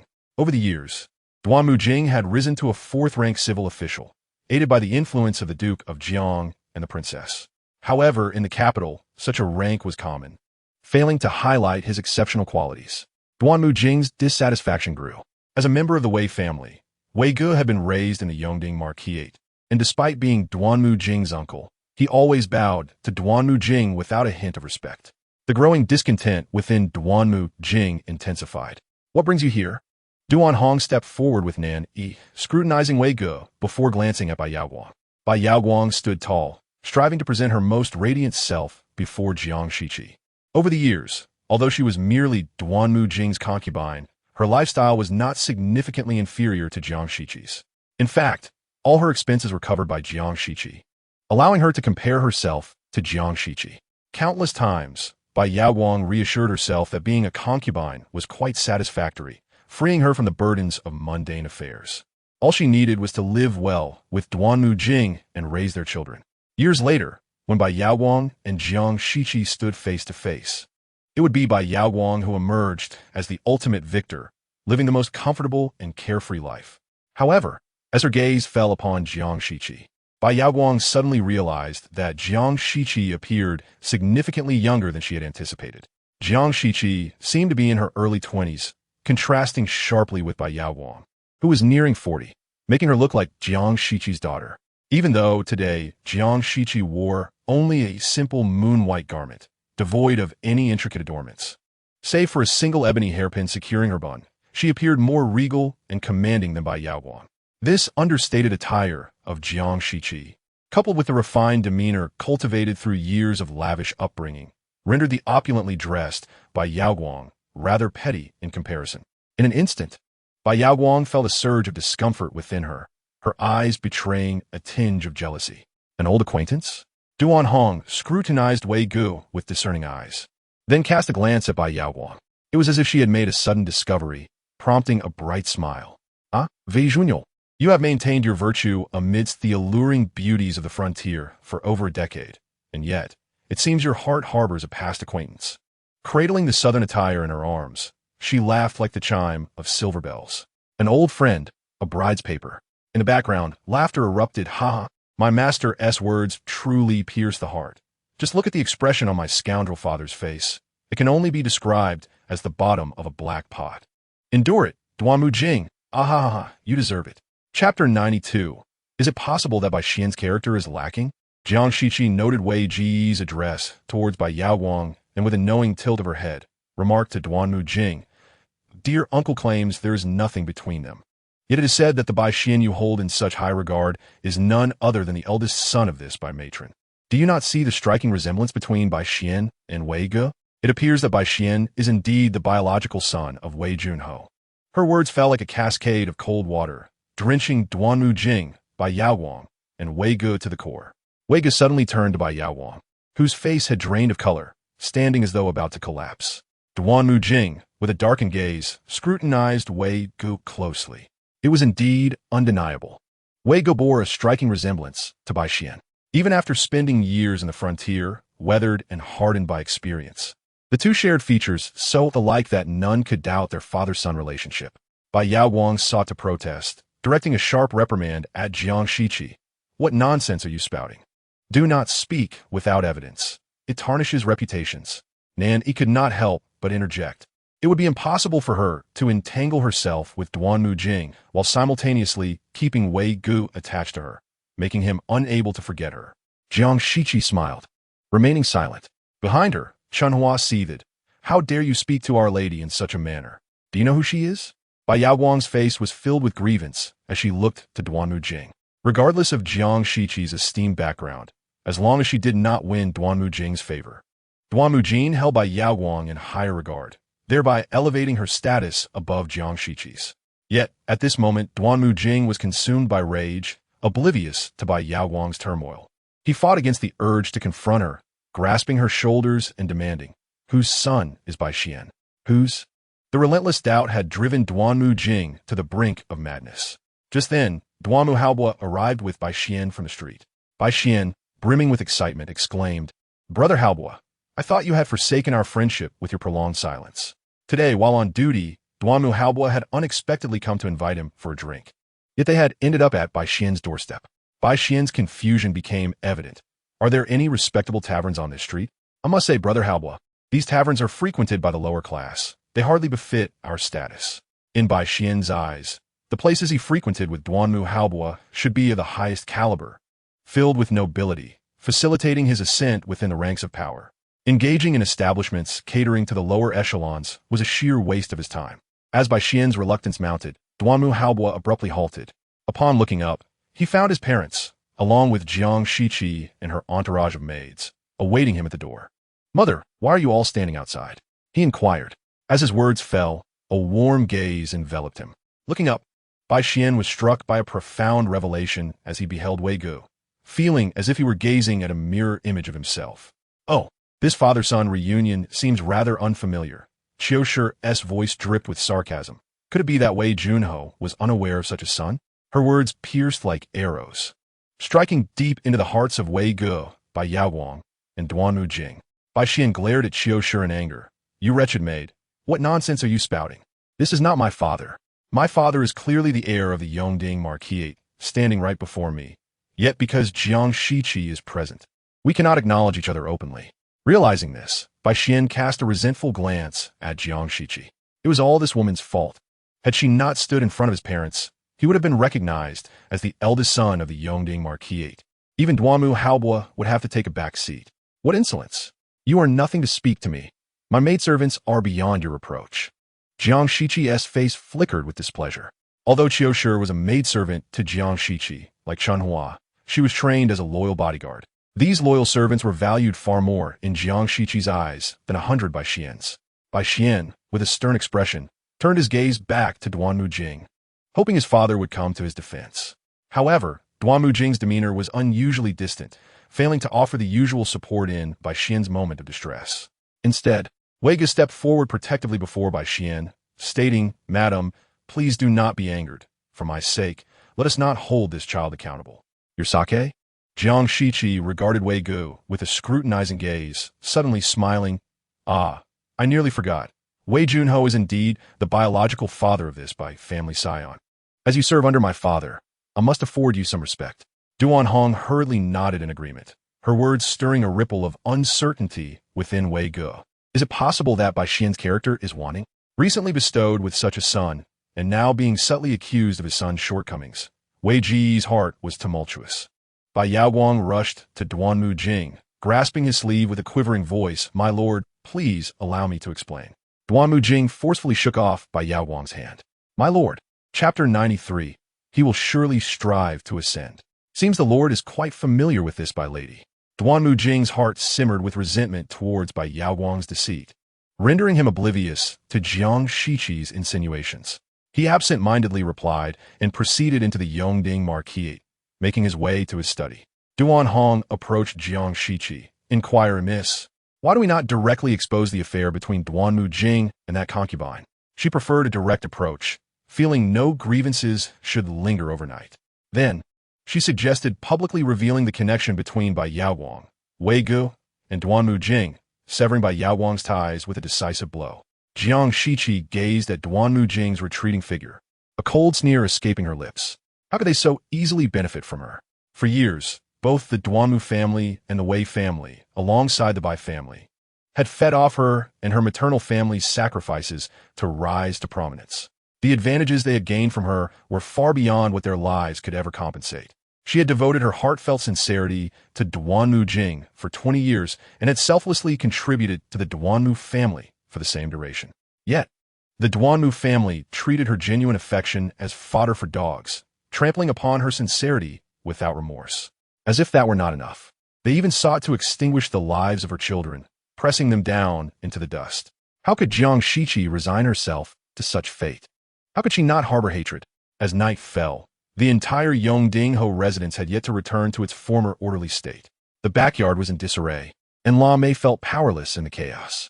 Ultimately, she abandoned the mess in the backyard, focusing solely on tidying up her and the Yongdingho small courtyard. Rumor had it that before darkness descended, La Mei and the Yongdingho had taken Bai Xian out to dine at an inn. Duanmu Jing sat in the study for quite some time, watching the sky darken, yet the servants had not come to summon him for dinner. He did not dwell on it for long. In his current state of mind, even food would seem unpalatable. His personal attendant, Chong Feng, entered the study and respectfully inquired, "Young master, the Bai family has asked if you will join them for dinner this evening." Upon hearing this, Duanmu Jing's anger flared, and he violently overturned the papers and writing implements on the table. "What is there to attend? Tell her I shall no longer go." He cherished Bai Yaoguang deeply. For her sake, he had meticulously orchestrated their lives for 20 years, feigning a loving marital relationship with Jiang Shiqi. He had stealthily evaded the scrutiny of the princesses in Jiang Guogong's eyes to protect Bai Xian's growth, paving the way for his own son, Duanmu Haobua, to support Bai Xian's career. Yet, it turned out that Bai Xian was not his biological son, but rather the product of Bai Yaoguang's betrayal with Wei Ge. How could Duanmu Jing accept this? How could he continue to love Bai Yaoguang as he once did? Chong Feng immediately left the study and visited the Bai household, conveying Duanmu Jing's furious sentiments to Bai Yaoguang. Tears cascaded down her face as she sat in a daze. In the dining hall, Bai Xian sat in a state of shock, unable to utter a single word, let alone comfort his mother. Why is father angry? Mother, could it be that I am truly not father's biological son? The chaotic events that had unfolded at their doorstep during the day weighed heavily on him. After Jiang Shiqi and Duanmu Jing departed, Wei Ge pursued Bai Yaoguang for answers, but he was barred from entry. Upon hearing Bai Xian's distressing words, Bai Yaoguang's tears flowed even more freely, and she turned her back to him. Bai Xian gradually began to believe that he was indeed not Duanmu Jing's biological son. Mother, you are confused. What am I to do from now on? Bai Xian stood, his face etched with despair, shouting at the back of Bai Yaoguang's head. How could he not be Duanmu Jing's biological son? In Bai Xian and Bai Lang's hearts, they took immense pride in their lineage from the Yongdingho residence. their family could openly gather together. Thus, whenever someone remarked about Bai Xian's ambiguous parentage, suggesting he was born of a mistress, he would silently argue in his mind that he was not. He was the result of his parents' love, a union that could not come to fruition. His parents shared a true love, and he and his siblings were born of that love. However, now his mother had revealed otherwise, that she had betrayed his father and had an affair with another man, resulting in Bai Xian's birth. How could Bai Xian accept this? As night deepened, Bai Xian recklessly burst out of the house. He had no destination in mind, be it a gambling den, a brothel, or an inn. Anywhere that could help him forget the pain within his heart would suffice. His movements were reported back to Duanmu Haobo in detail. Duanmu Haobo's gaze fell upon Nan Yi, who was nearby, her little belly protruding, her small feet moving as she nibbled on a piece of cheese paste. The icy demeanor in his eyes softened instantly. Nan Yi, with a few teeth showing, chewed on the cheese paste, her mouth smeared with it. Upon noticing that her elder brother was looking at her, Nan Yi promptly discarded the cheese paste and climbed onto his lap. Big brother. Yi's handsome big brother. Yi really likes you so much. Listening to Nan Yi's unrestrained joy, Duanmu Haobo's expression grew even gentler. He instructed a nearby servant to fetch a damp cloth to clean the cheese from Nan Yi's hands and then held her in his arms, wiping her little face. The servant, Qing Hun, chuckled, "Young master truly adores children. If you and Princess Zhao Yang have children in the future, our little young masters and mistresses will surely be the happiest children in the world." Duanmu Haobo slightly curved his lips, lowering his gaze to meet Nan Yi's sparkling eyes. "No. What do you mean, no?" Qing Han was puzzled. "Regardless of whether I have my own children in the future, they shall never surpass Yi." The world perceives Duanmu Haobo as a paragon of virtue, a man of modest temperament who shuns fame and fortune. Yet, only he understands that beneath this detachment lies a profound indifference to worldly affairs. Such a man, when he chooses to cherish someone, will hold that person delicately in his hands. Duanmu Haobo cherished Nan Yi dearly. Yet, in his heart, he regarded this sister as a daughter, experiencing the joys and worries of being both a brother and a father through her. He wished for her to lead a life free from care and was concerned for her happiness and safety.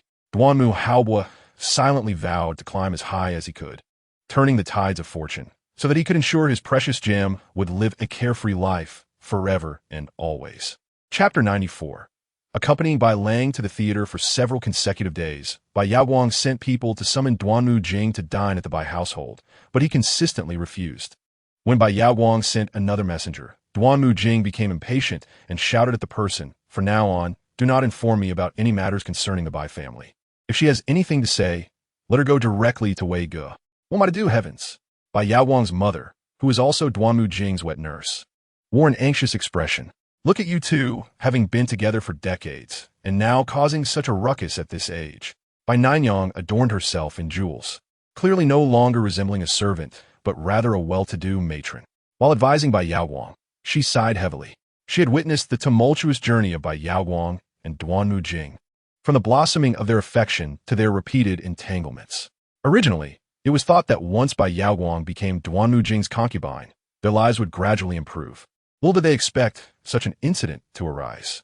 Now, Duanmu Jing had ignored Bai Yaoguang and had not visited the Bai family for several days. Meanwhile, Wei Ge had been knocking on the door of the Bai household daily, seeking clarity on the situation. Yet Bai Yaoguang refused to utter a word to Wei Ge.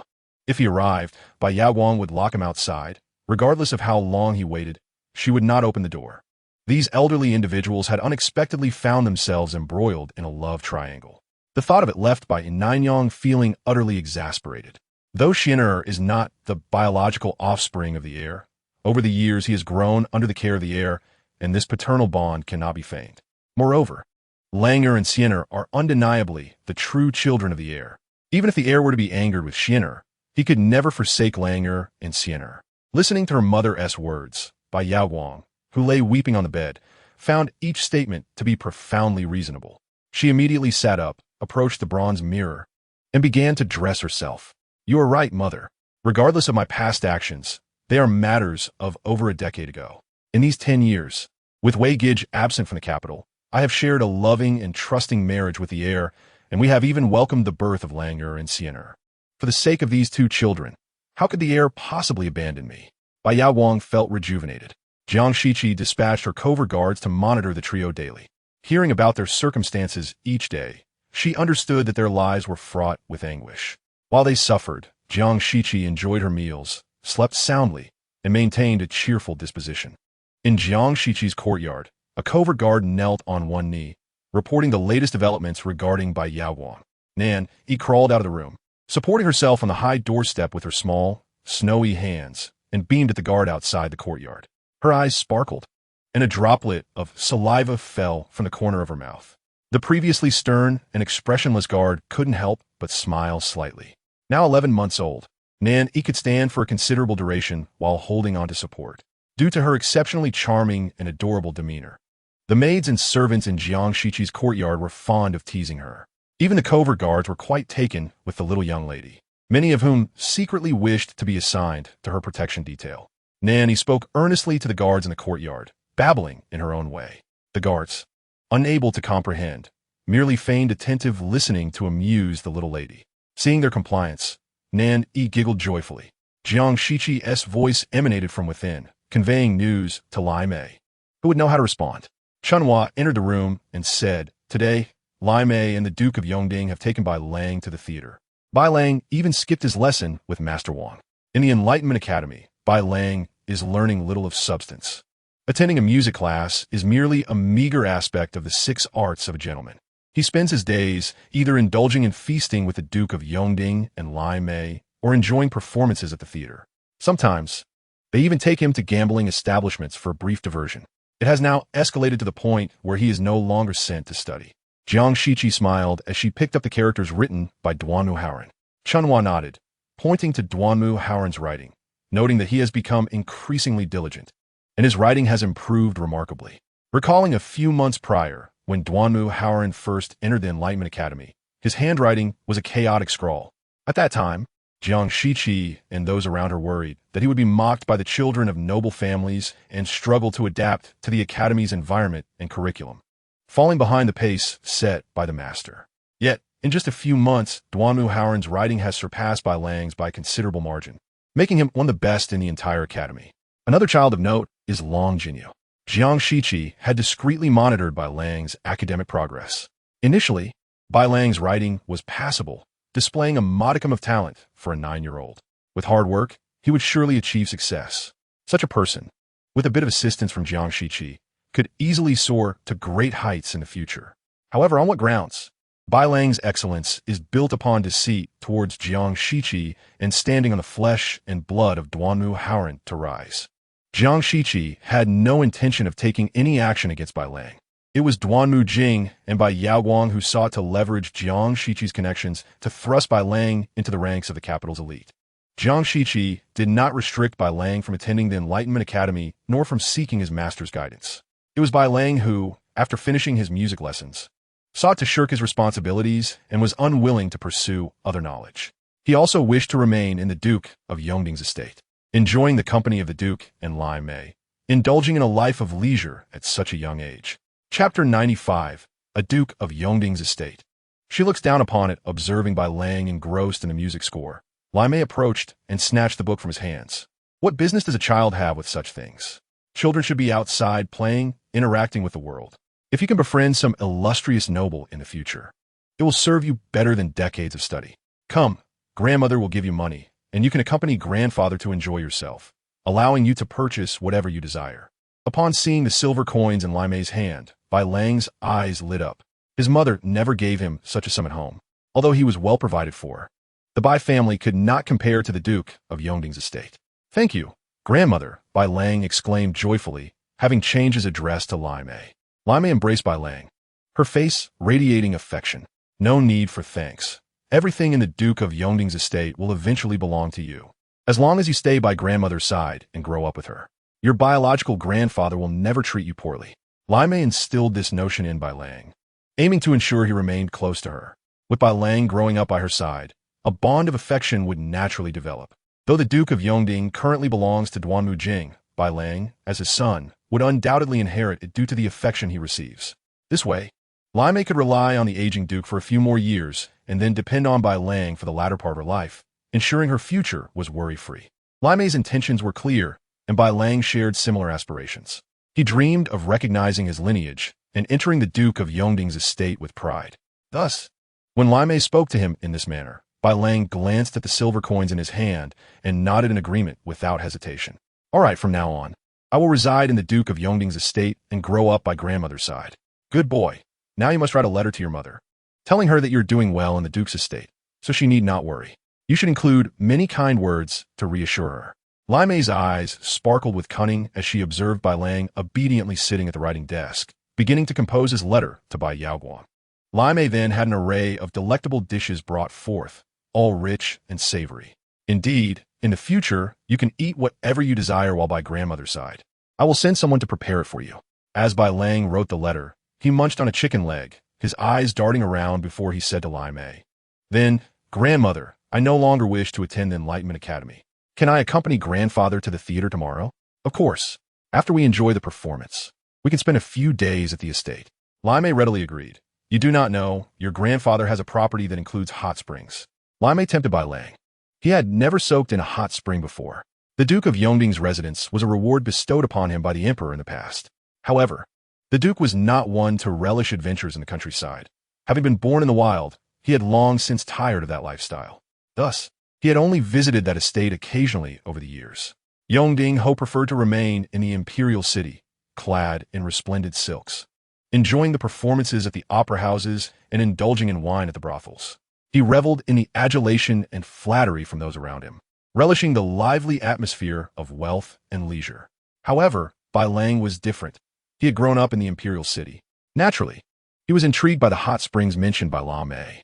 After eagerly finishing his letter, he began to pack his belongings. The letter was delivered to the Bai family by a servant of Yongding Ho.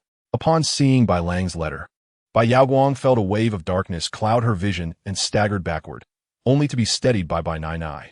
Overwhelmed with grief and indignation, Bai Yaoguang steeled herself and attempted to leave.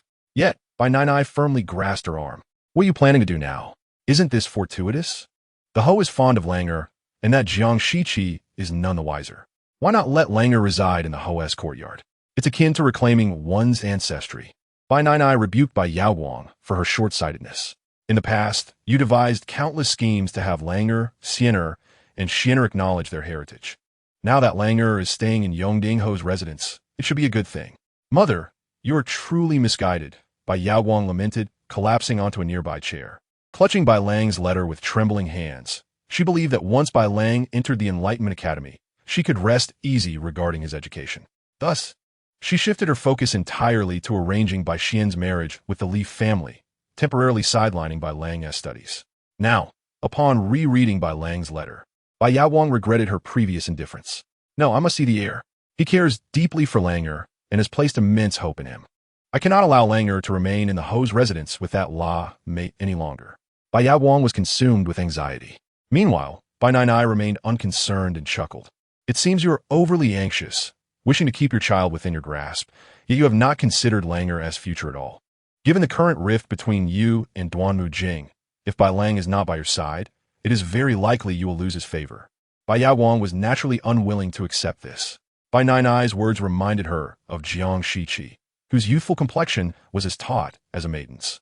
A flicker of insecurity crossed Bai Yaoguang's gaze. "Even if I wish to keep my children close, what is wrong with that?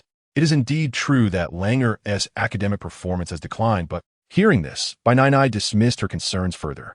If Langer is destined to inherit the entire Yongding Ho residence, then his lack of scholarly pursuit is of little consequence. Bai Yaoguang, tear-streaked, looked at her mother in shock. How easily her mother seemed to be satisfied. "Mother, is inheriting Yongding Ho's estate truly sufficient? Look at Jiang Shiqi. Her father is Duke Jiang. Her mother is Princess Yaohua. Her grandmother is the Long Princess, and her ancestor is the current empress. Such a life of nobility and honor. How does one estate compare to such a prestigious lineage? If it is merely to inherit a military title, then what has been the purpose of my years of endurance?" A glimmer of disdain flickered in Bai Yaoguang's tear-filled eyes. An estate of Yongding Ho was still beneath her aspirations. Chapter 96.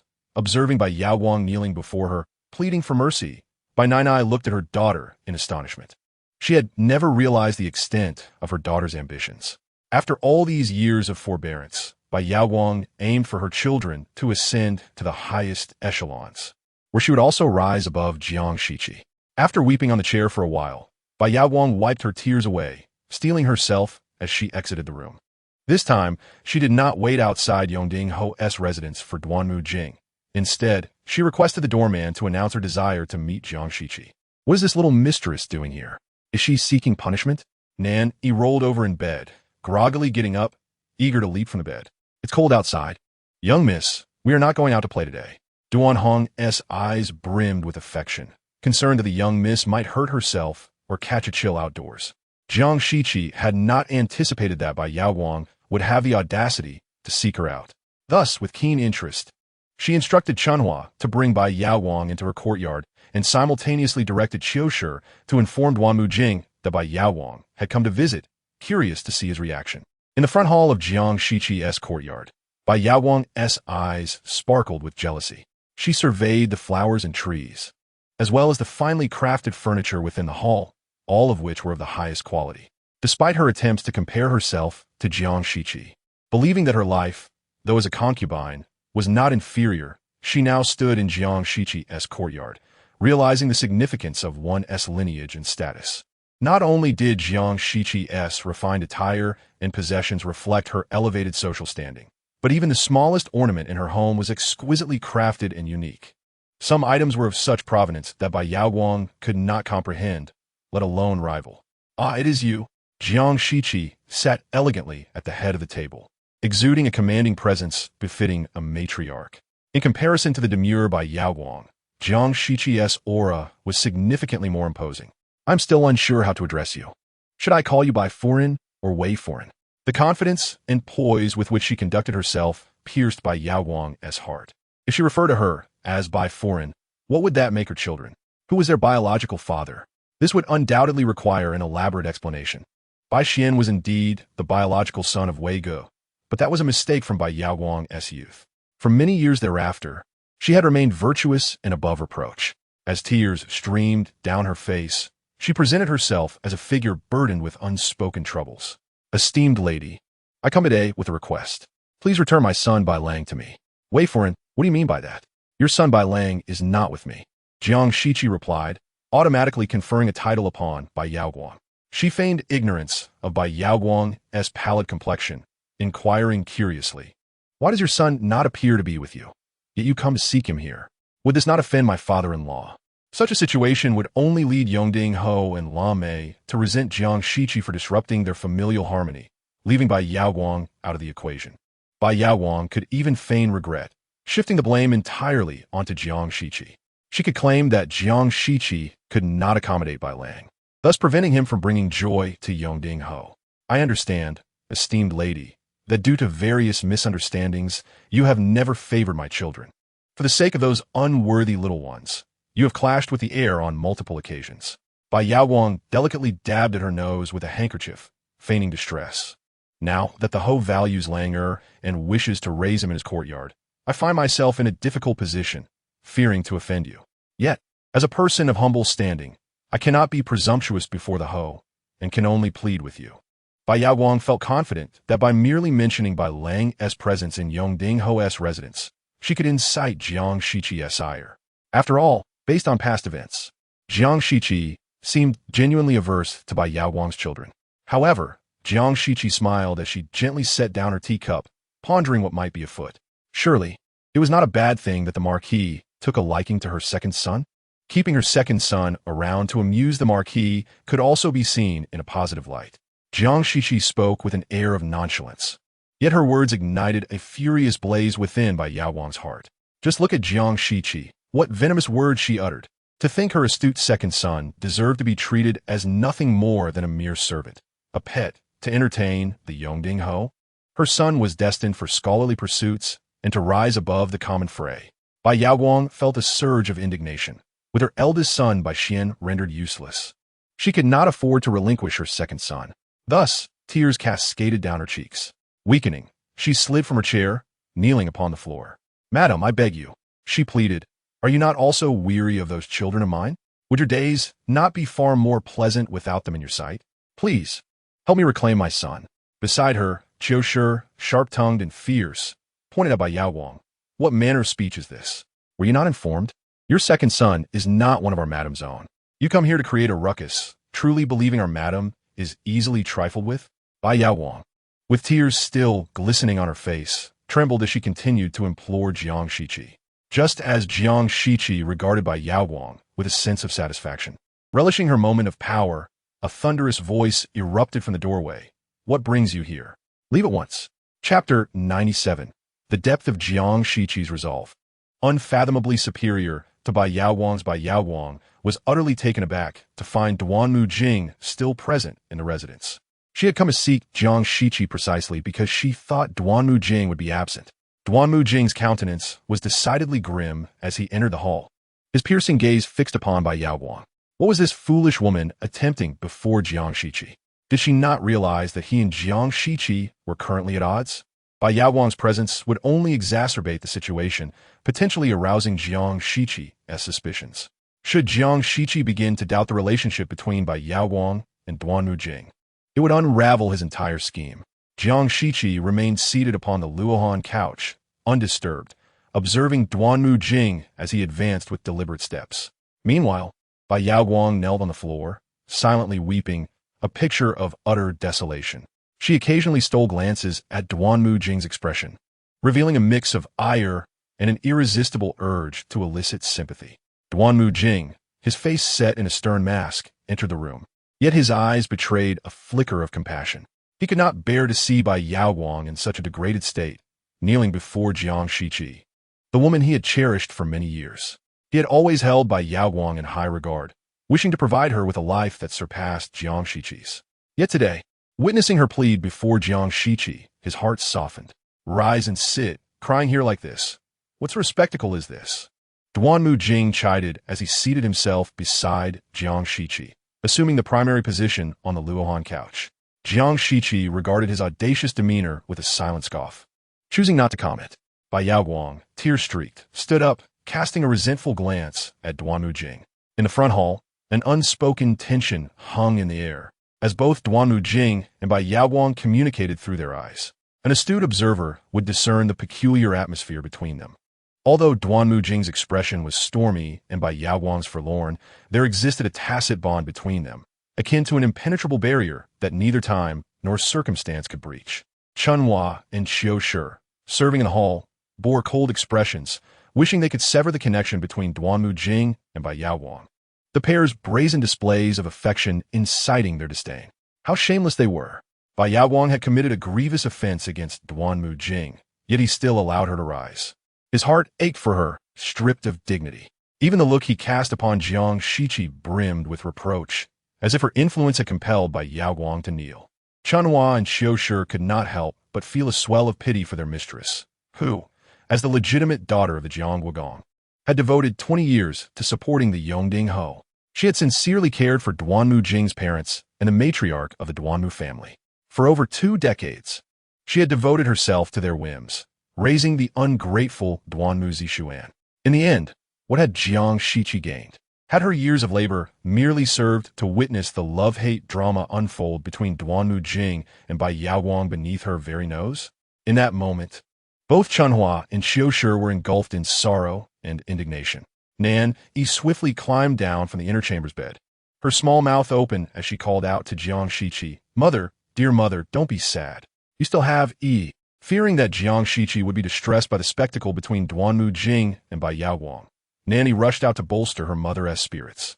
Jiang Shiqi, her face softening with affection, lifted Nan Yi onto her lap, gently coaxing her. "Why have you come out again? I asked you to rest and take a nap, yet you barely slept for a quarter of an hour." Bai Yao Wang, who had just resumed her seat, felt a pang of discomfort as she watched Jiang Shiqi tenderly cradle Nan Yi, showering her with soft words of endearment. Bai Yao Wang shot a covert glare at Chunhua. Had it not been for Chunhua's recognition of Nan Yi and Xianer, Bai Yao Wang's people would have switched the 2 girls shortly after Nan Yi's birth. Thus, the exquisite child sitting upon Jiang Shiqi's lap, a true gem, should have been her daughter, Xianer. The depth of Jiang Shiqi's character far surpassed Bai Yao Wang's, resulting in a daughter who is undeniably more beautiful and charming than Bai Yao Wang's by Xianer. Duanmu Jing furrowed his brow. not even casting a glance at the emerged Nan Yi. His gaze remained fixed upon by Yao Guang, his voice low and reprimanding, eager to dismiss her. The heir has arrived, just in time. This Madame Wei has come to plead with me, claiming her second son Bai Lang has captured the Marquis's favor. Is it true that the Marquis and Madame Lame have taken him into their household? Jiang Shiqi would not so easily allow Duanmu Jing to rid himself of Bai Yaoguang. She was acutely aware of every recent development within the Marquis's residence. Everything lay within her grasp. Duanmu Jing nodded slightly, addressing Jiang Shiqi with a tone of reproach. You seem remarkably unaware of affairs in the Marquis's house. How could such a significant matter require my inquiry? The management of the Yongding Ho's estate had descended into chaos, and Duanmu Jing had long wished to use the opportunity to admonish Jiang Shiqi. Jiang Shiqi smiled. What is there to be concerned about? I am merely a Marquis's wife. Such a vast estate is not within my purview. Duanmu Jing frowned, ready to retort, but Jiang Shiqi interjected, deliberately referring to Bai Lang as the second son of the Wei family. She noted how Bai Yaoguang's complexion paled further, her countenance betraying an eagerness to speak. Her phoenix eyes sparkled with mirth, glancing toward Duanmu Jing, who appeared on the verge of furious indignation, unable to tolerate such words. As a daughter-in-law, I find it quite beyond my capacity to manage the affairs of my father-in-law. It seems that among his many grandchildren, he harbors an unusual affection for the second son born to Wei Foreign. It appears as though Bai Lang and Ho Yi are fated to intertwine. Do you not agree, young master? Jiang Shiqi smiled radiantly. Duanmu Jing slammed his hand onto the table beside him, exclaiming, Enough, Jiang Shiqi. Have you not said enough? Bai Yaoguang seized the opportunity, weeping into her handkerchief. Her expression was so woeful that it seemed Jiang Shiqi had uttered some unspeakable horror. Upon witnessing Bai Yaoguang's demeanor, Duanmu Jing felt an inexplicable surge of irritation. Did Bai Yaoguang not realize how easily her current appearance could betray her? Could she not display a modicum of understanding and remain quietly at the Bai residence? Why must she insist on confronting him at Yongding Hofu? Chapter 98. Duanmu Jing graciously forgave Bai Yaoguang. Jiang Shiqi feigned shock, staring at Duanmu Jing. Young master, have I said something amiss? Why are you so fierce? She deliberately furrowed her brows, contemplating carefully before smiling sorrowfully. It seems one can neither be a good person nor a bad one. One cannot intervene nor remain indifferent. Very well, I shall refrain from meddling in the matters concerning the second son of Wei Foreign. Without waiting for Duanmu Jing or Bai Yaoguang to respond, Jiang Shiqi rose. Cradling Nan Yi, attendants, escort the young master and Wei Foreign out. From now on, whether it pertains to the Bai family, the Wei family, or the Duanmu family, do not inform me of any matters. I wish to avoid becoming the villain or inadvertently offending anyone, causing discontent among all. Duanmu Jing raised his hand, attempting to stop Jiang Shiqi from departing. That was not my intention. His sudden anger stemmed from Jiang Shiqi's incessant repetition of the names Wei Furin and the second son of the Wei family. Little did she know that each mention of the Wei surname pierced Duanmu Jing's heart like a needle. He raised his voice at Jiang Shiqi, wishing only to halt her from continuing on the subject of Wei Furin and her son. However, Jiang Shiqi did not allow him to grasp even the hem of her garment. She hastily left the front hall, while Chunhua and Qiushi moved forward, signaling for Duanmu Jing and Bai Yaoguang to vacate Jiang Shiqi's courtyard. Observing the people in Jiang Shiqi's yard, it was clear they were being urged to leave. Duanmu Jing, already perturbed, found himself further agitated by Bai Yaoguang's sobs. He had no desire to linger, promptly motioning for Bai Yaoguang to accompany him outside. Once they exited Jiang Shiqi's courtyard, they arrived at the threshold of Duanmu Jing's study. Young master, it is not what you think.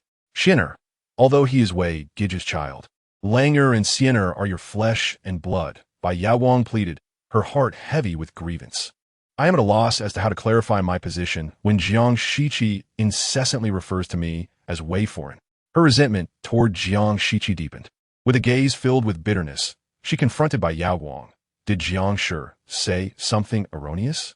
Had it not been for Wei Gu retreating to the frontier over a decade ago, you would have been Wei Foreign today. Bai Yaoguang had once wavered, as Duanmu Jing was unable to marry a mere wet nurse's daughter. He was aware of the numerous times Bai Yaoguang had attempted to distance herself from him. Bai Yaoguang shook her head, tears cascading from her eyes like shattered pearls. She stepped forward, plunging into Duanmu Jing's embrace, holding him tightly. I was wrong. But you know how deeply I loved you back then. You cannot marry me, and it pains me so, to the point I can hardly breathe. Jingij, do you not know how difficult it was for me? Yet I still remain by your side, Jingij. It had been ages since Bai Yaoguang had called him Jingij. In those days, his heart could only harbor Bai Yaoguang. Every smile and frown of hers tugged at Duanmu Jing's heartstrings. They had once knelt beneath the moon, pledging their devotion to one another, swearing that they would possess only each other in this lifetime. Yet, they had also shattered their promises with their own hands. Later, Duanmu Jing wed Jiang Shiqi, while Bai Yaoguang turned away Ge for solace. They had both endured heart-wrenching pain. In the end, they overcame every obstacle, finally yielding for each other. However, by then, they had both inflicted deep wounds upon one another. You have seen my feelings for you over the years. We have indeed lived happily, save for Jiang Shiqi and her children, who have become a hindrance between us. We have no other grievances. Bai Yaoguang continued to weep, but Duanmu Jing did not push her away. Clearly, his heart had softened. Jingij, I have merely committed the same mistakes that all women might make. Must you not forgive me? Bai Yaoguang cried out in pain. And what of your 4 children with Jiang Shiqi? Have you ever considered the anguish I endure? Each of her words struck Duanmu Jing like a heavy hammer on his heart. Duanmu Jing closed his eyes, tears streaming down his cheeks. Slowly, he lifted his head, a sense of reluctance enveloping him, yet he embraced Bai Yaoguang tightly. He forgave her. For all those days, he had tormented Bai Yaoguang, but he had also been tormenting himself. Heaven knows how deeply he loved this woman, despite her betrayal over a decade ago. Even though the eldest son, Bai Xian, whom Duanmu Jing cherished, was not his biological child, he still graciously pardoned Bai Yaoguang. In Duanmu Jing's embrace, Bai Yaoguang felt the warmth of his forgiveness, and a smile graced her lips. She never anticipated receiving Duanmu Jing's absolution. Thoughts of the beautiful and enchanting Jiang Shiqi filled her with jealousy. Yet, no matter how youthful and affluent Jiang Shiqi appeared, what did it matter? Look, despite her grievous mistake, Duanmu Jing was willing to forgive Bai Yaoguang. In the end, Bai Yaoguang triumphed, for in Duanmu Jing's heart, she held immeasurable significance. The news of Duanmu Jing and Bai Yaoguang's reconciliation reached Jiang Shiqi. Supporting Jiang Shiqi's hand, Nan Yi, standing in the courtyard, let out a scoff. I had anticipated this outcome. Duanmu Jing has played the role of father for over a decade, yet ultimately, he will regard Bai Xian as his own, allowing him to gradually usurp my elder brother's position. In the end, Duanmu Jing even bequeathed the entirety of Yongding Hofu to Bai Xian, who shares no blood ties with him. Truly, love surpasses all. Beside her, Xuanhua's expression was one of indignation. I never imagined that Bai Yaoguang would possess such prowess. She committed such a grievous error, yet Duanmu Jing could forgive her. Jiang Shiqi, however, remained unfazed, smiling as she replied, "You all underestimate the complexities of human emotions. Yes, they have reconciled, but the truth that Bai Xian is not Duanmu Jing's biological son will remain like a thorn in his heart. It simply has not manifested yet. Qiushi, discreetly gather information about Bai Xian's current state and relay it to Wei Ge. He has just welcomed such a significant son. How could he neglect him?" Nan Yi, supporting Jiang Shiqi, playfully kicked her foot.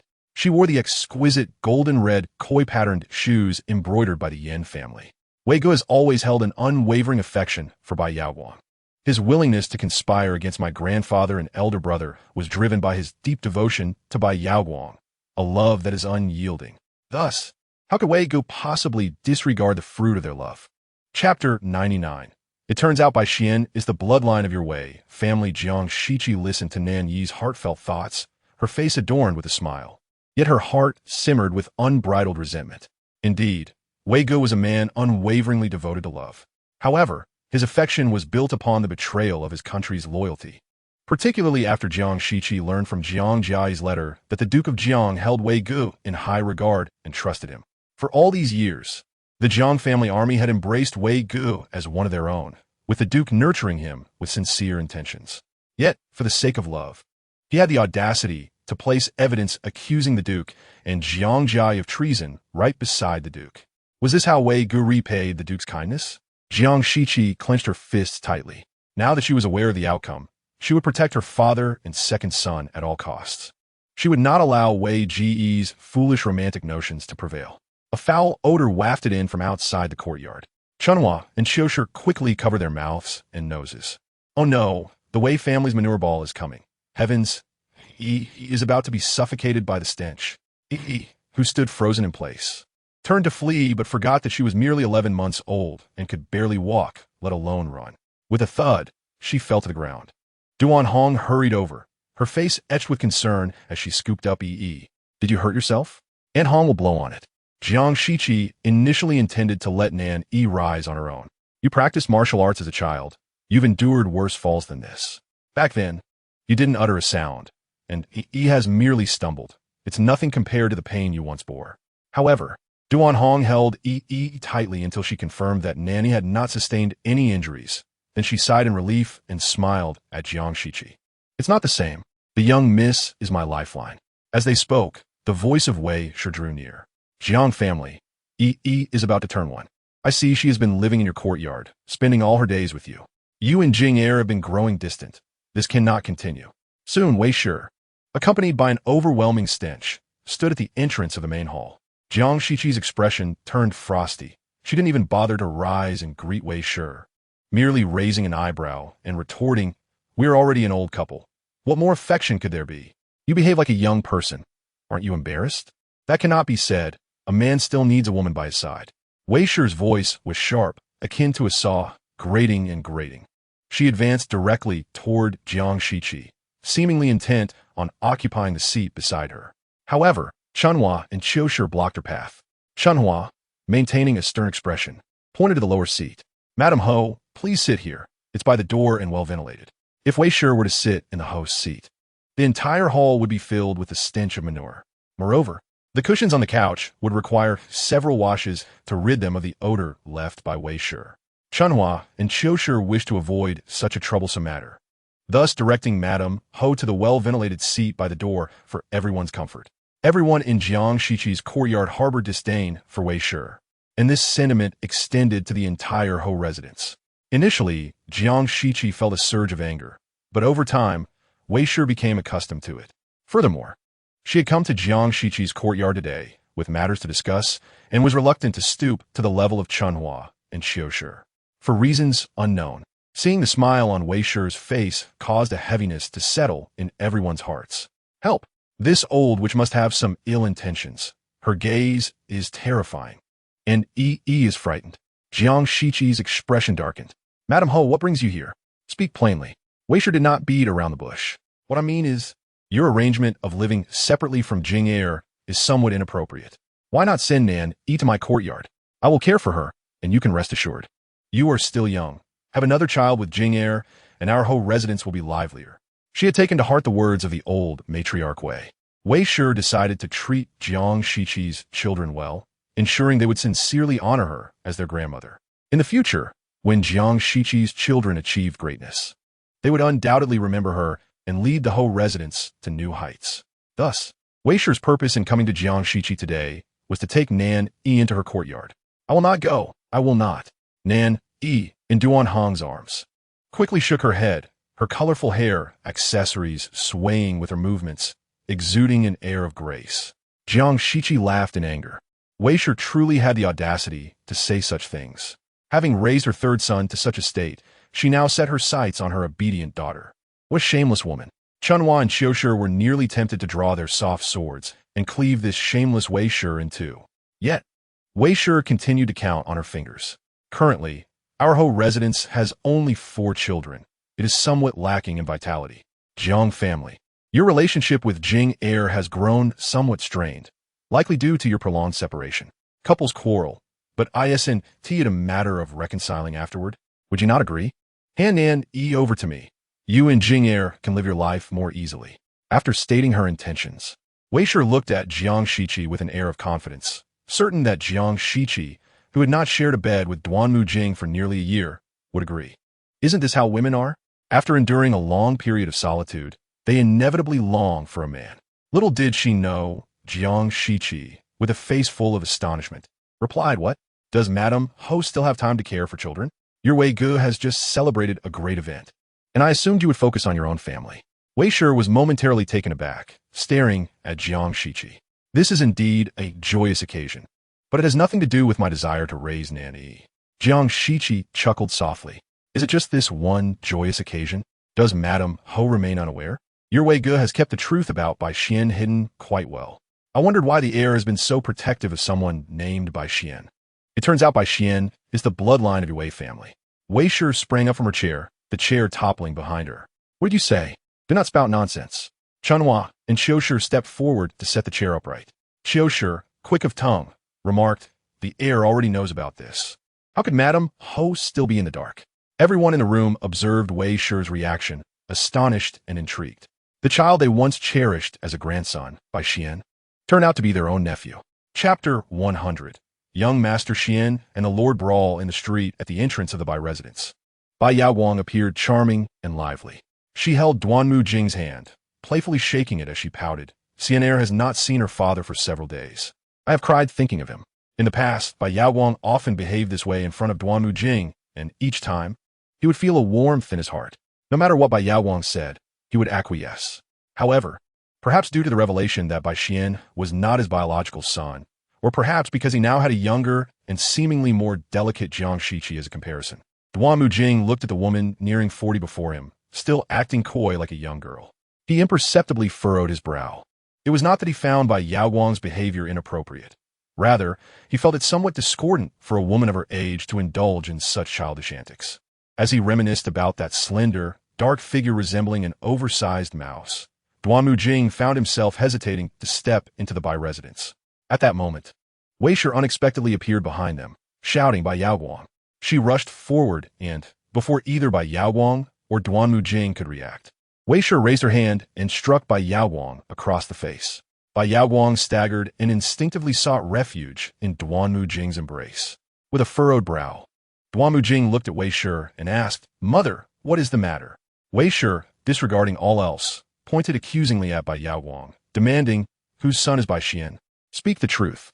Bai Yaowang, clutching her half-turned face and leaning against Duanmu Jing, cried out, Your Highness. Thus, Wei Shi turned to Duanmu Jing, imploring, Jing'er, tell me, whose son is Bai Xian? Please clarify. Wei Shi sought an answer, hoping to prove that Jiang Shiqi had deceived her. In that instant, realization struck Wei Shi. Her vision darkened with rage, and her trembling finger pointed at Bai Yaowang. How dare you, you wretched woman? You have the audacity to betray us, and today, I shall bring you to your demise. The joy Wei Shi felt upon the birth of her grandson was now eclipsed by her fury. Bai Yaowang, you shameless creature. Bai Yaowang was in a precarious position, holding her son in one arm and her younger brother in the other, disregarding all familial bonds, which infuriated Wei Shi to the brink of collapse. Wei Shi lunged forward to strike Bai Yaowang, but Duanmu Jing shielded her in his arms. Witnessing his son defending that disgraceful woman only fueled Wei Shi's ire. She struck Duanmu Jing's chest several times, exclaiming, You ungrateful child. You squander a good life for this wretched woman. If you hadn't wasted these years on her, you wouldn't be stuck in this mediocre position, lower even than your son's rank. Her words pierced Duanmu Jing's heart like a dagger. For 20 years, he had struggled, desperately extracting resources from Jiang Shiqi. Yet he had never acknowledged his limitations. Now, he found himself in a status that was neither here nor there, even inferior to his son's position. Bai Yaowang, in tears, pleaded, Mother, what significance does it hold to you whose child Xian'er is? He is the son of Wei Ge. Is he not also flesh of your flesh? The self-evident tone of her words made Duanmu Jing frown and caused Wei Shi to falter. How dare you speak such shameless words? Though Bai Xian was indeed Wei Ji's son, Wei Shi had always cherished him as her grandson, believing him to be the future heir of the Yongding Marquisate. The psychological blow of realizing that her grandson was now merely her nephew was unbearable for Wei Shi. Just as the commotion escalated, Wei Laotai appeared behind Wei Shi. Shocked by the unfolding scene, she looked at Bai Yaowang and asked, What did you say? Is it true? Wei Laotai was aware of the recent encounter at the Bai residence involving Duanmu Jing, Jiang Shiqi, Wei Ge, and Bai Yaowang. Today, seeing her daughter Wei Shi attempting to harm Bai Yaowang, she suddenly grasped the truth. The resemblance of Bai Xian was not mere coincidence. He was indeed of Wei lineage. Caught in a whirlwind of conflicting emotions, Wei Laotai pondered how to resolve this intricate relationship. She glanced around. Although this street lay behind the Yongding Marquisate, a few passers-by were present. With a stern expression, she leaned on her cane and insisted, Let us discuss this inside. We mustn't disgrace ourselves out here or escalate matters to Jiang Shiqi, it benefits no one. The group, recognizing the wisdom in her words, complied and entered the Wei residence. Duanmu Jing, however, was consumed with frustration. He had finally resolved to embrace Bai Xian as his own son for the sake of love, wishing to bury this matter deep within. Yet, unexpectedly, it had surfaced before Wei Shi and Wei Laotai. Although Wei Shi was obstinate, she placed great importance on bloodlines. Upon entering the Wei household, she made her stance clear. With reddened eyes, she pointed at the tearful Bai Yaoguang, stating, fortunately, Bai Xian never crossed the threshold of the Duanmu family. Otherwise, if his name were recorded in the family tree, today's troubles would not be resolved with mere words. Bai Yaoguang, mark my words, the connections and wealth of the Yongding Marquisate shall only be bestowed upon our own descendants. Henceforth, Bai Xian shall not benefit from our lineage. Wei Laotai cast a disapproving glance at Wei Shi, musing that the Yongding Marquisate had always relied on Jiang Siki. Wei Shi's words were a clear indication for Bai Yaoguang not to exploit Jiang Siki's influence for Bai Xian's gain. Indeed, a married daughter is like spilled water. Wei Shi failed to recognize that Bai Xian was their own blood. If Bai Xian could leverage Jiang Siki's power, the Wei family would undoubtedly prosper. Thus, Wei Laotai firmly struck her cane on the ground and rebuked Wei Shi. Silence. You have no say here. Just then, a servant rushed in, exclaiming it's bad news. Young Master Xian and the master are fighting in the street.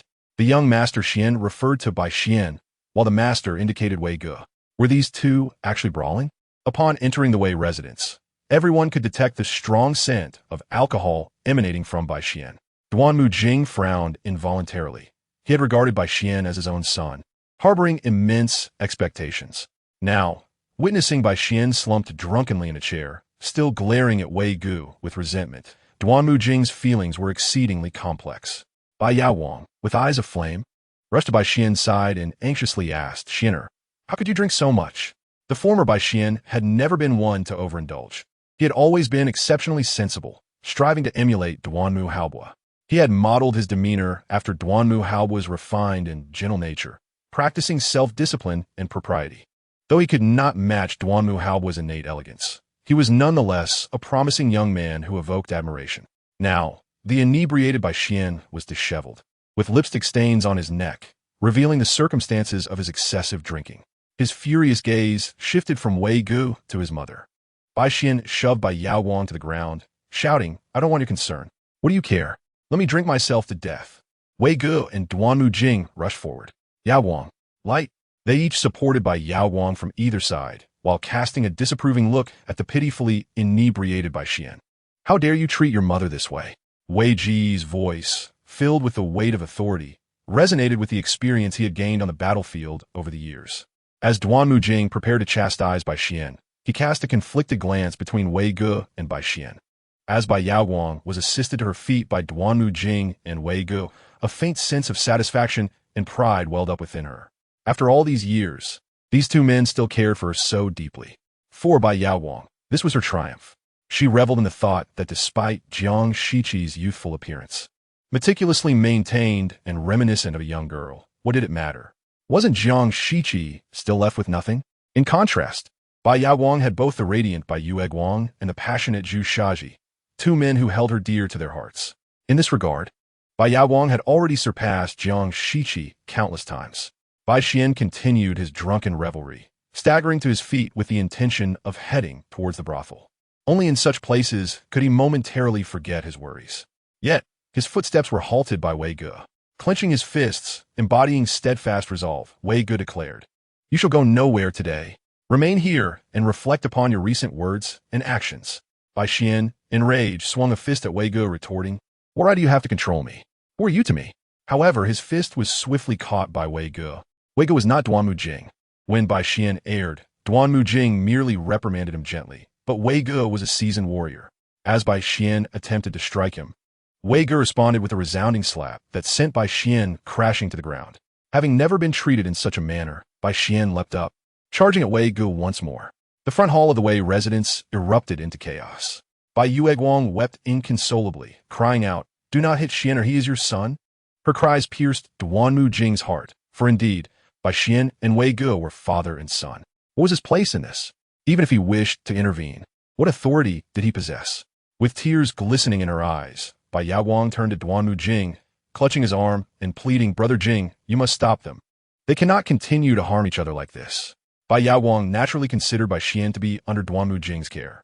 Meanwhile, the matriarch of the Wei family and Wei Shi had already been frightened into silence by Bai Xian's furious demeanor.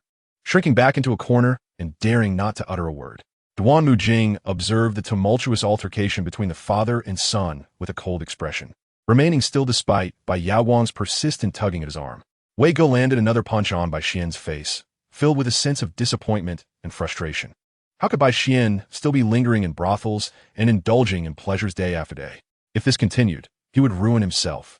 As Bai Xian's biological father, Wei Ge had previously been unaware, but now that he knew, witnessing Bai Xian's despondent state filled him with a sense of responsibility. He had to intervene. Bai Xian was his only son, the product of his union with Guang'er. After receiving another blow from Duanmu Jing, Bai Xian's defiance only intensified. Why had Wei Ge suddenly appeared to ruin his life and adopt a fatherly stance to chastise him?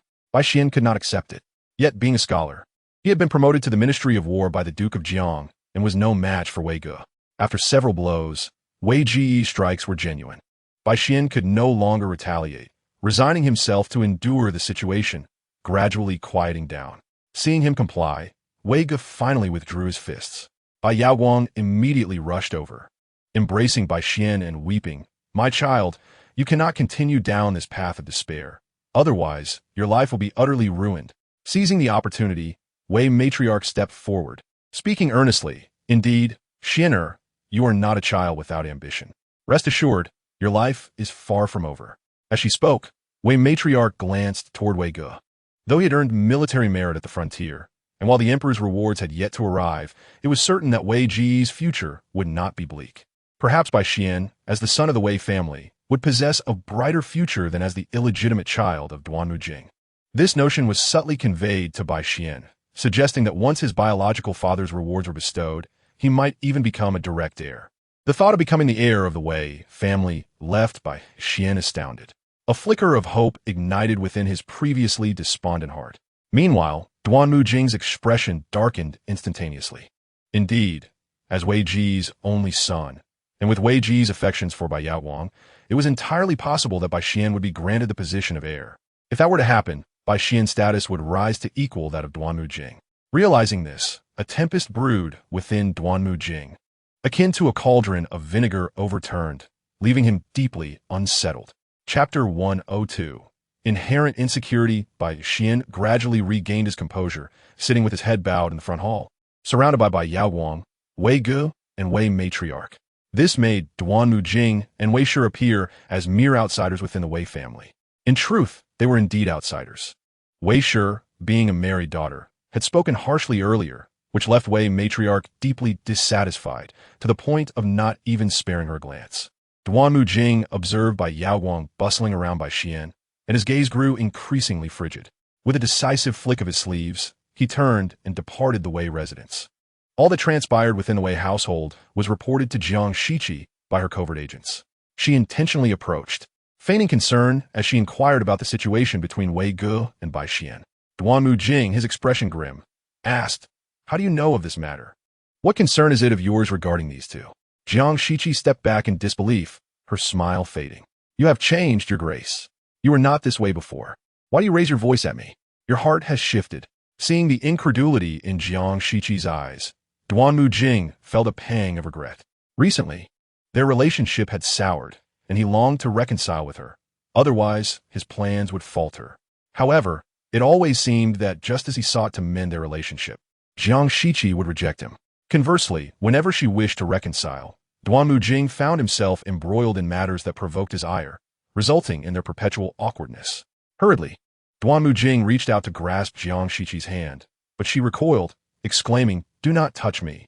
Her voice was loud, laced with disdain. "I do not understand why you defend the Wei family so fervently. Is it simply because they are the maternal family of the Duchess?" Yet, everyone was already aware of the public brawl between Wei Ge and Bai Xian on the streets. Duanmu Jing's face turned ashen. "Why is it known by all? One is a trusted aide of my father, the Duke of Jiang, and the other is a promising official in the Ministry of War. The people of the capital are not blind." Jiang Shiqi's eyes sparkled with sarcasm, and with that, she turned to leave. Duanmu Jing attempted to pursue her, but his heart was heavy. He could only stand in place, hesitating for a moment before retreating to his study. The events had spiraled far beyond his control. Initially, Duanmu Jing believed that only he, Bai Yaoguang, Jiang Shiqi, and a few others involved were aware of the situation. However, it was soon known by the Bai family and Wei Shi, and now the entirety of the capital was privy to the incident. Upon returning to the courtyard, Jiang Shiqi was approached by Chunhua Chiosu, who could not restrain her curiosity. "Madam, shall we simply stand by and witness the reunion of Bai Xian and Wei Ge?" The two young ladies felt a substantial grievance, believing their considerable efforts had not inflicted any tangible harm upon Duanmu Jing, Bai Yaoguang, and Wei Ge. "You still lack some thoughtfulness. I often urge you to read more, yet you persist in acting recklessly," Chunhua admonished. Consider Duanmu Jing's character. How could he possibly tolerate Bai Xian, whom he regards as a junior, ascending to an equal standing with him? Jiang Shiqi had lived alongside Duanmu Jing for many years and possessed a modicum of understanding regarding his disposition. Despite Duanmu Jing treating Bai Xian as his own son and wholeheartedly paving the way for him, even at the expense of stepping over Jiang Shiqi and her children.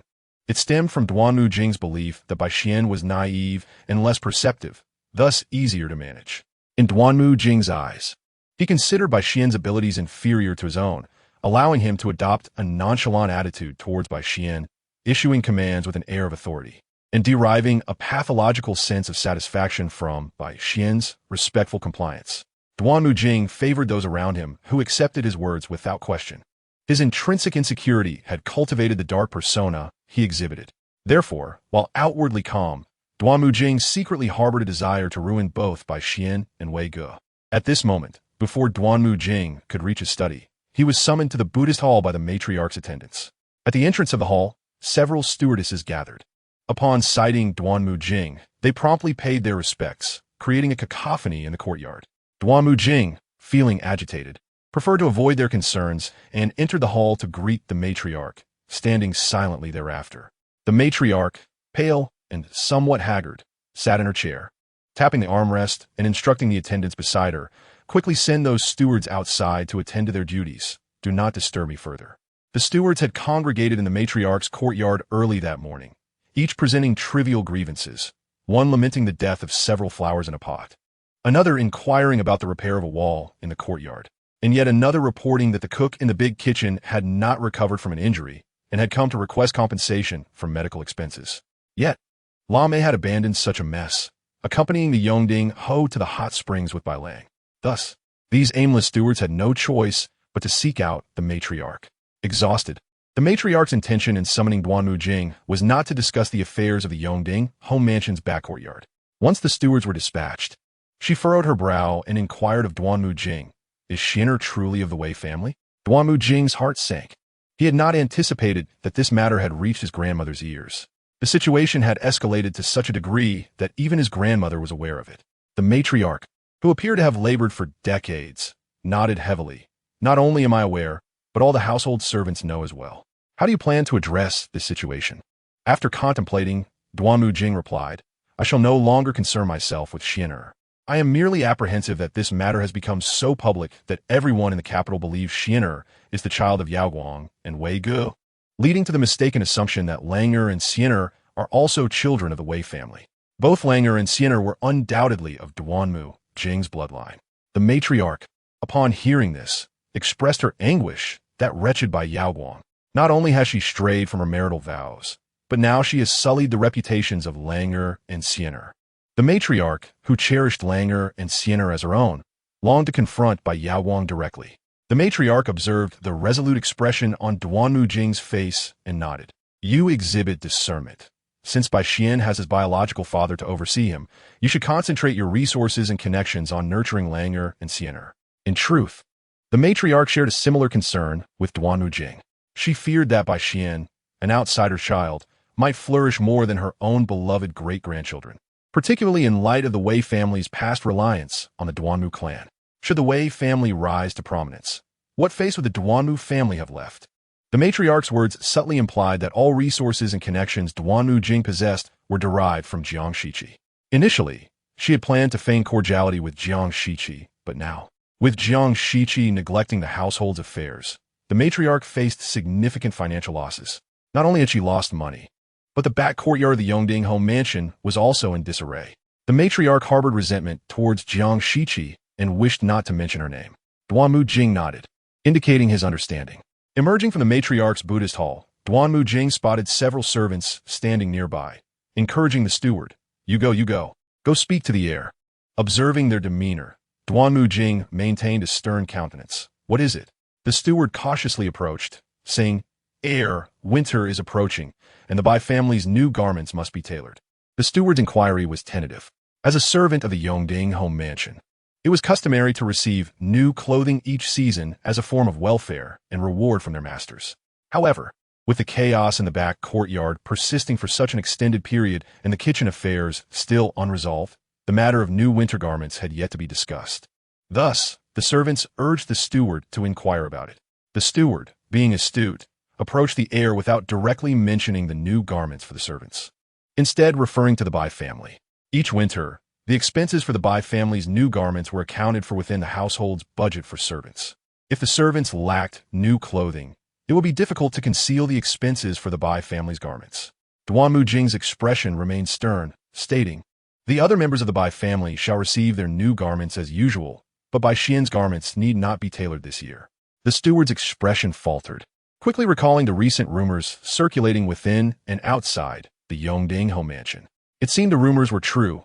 Bai Xian was not the heir's biological child. Otherwise, the heir would never neglect his own son regarding new garments. However, with the heir's pronouncement, the steward felt assured that the matter of the servants' new garments would be resolved. He promptly approached the treasury for funds to tailor the winter garments. Duanmu Jing remained non-committal, walking back to his courtyard with his hands clasped behind his back. The steward, filled with enthusiasm, arrived at the treasury, only to find the treasurer with hands raised in exasperation, presenting a ledger filled with red ink. "There are no funds remaining. If we wish to tailor new garments for the household, we must procure additional funds." The steward dismissed the concern, saying, "Who would dare shortchange us? Just bring the tailor with quality fabric, and the masters will settle the bill." The treasurer, hearing this, could not help but scoff. "We have yet to clear the debts for the garments tailored this autumn. Which tailor would be willing to extend credit for this winter?" Frowning, the steward pressed, "Did not the matriarch send several banknotes a few days ago? What happened to that money? Did you consume it?" The treasurer replied, "Those funds were used to settle the monthly wages of the household servants from last quarter. After a complete quarter of settling the monthly expenses, how many coins remain?" The steward cast a glance at the account book laid out before him, which was a sea of red, all indicating the deficit of the Yongding Ho residence. "Currently, numerous expenses have yet to be reconciled, and you are demanding funds from me to tailor new garments. I cannot spare a single coin." The steward lowered his gaze upon the accounts and slowly began to comprehend the gravity of the situation. The backyard of the Yongding Ho residence was not only in disarray, but also plagued by a significant financial shortfall. He hurriedly made his way to the study of Duanmu Jing, intending to report the matter.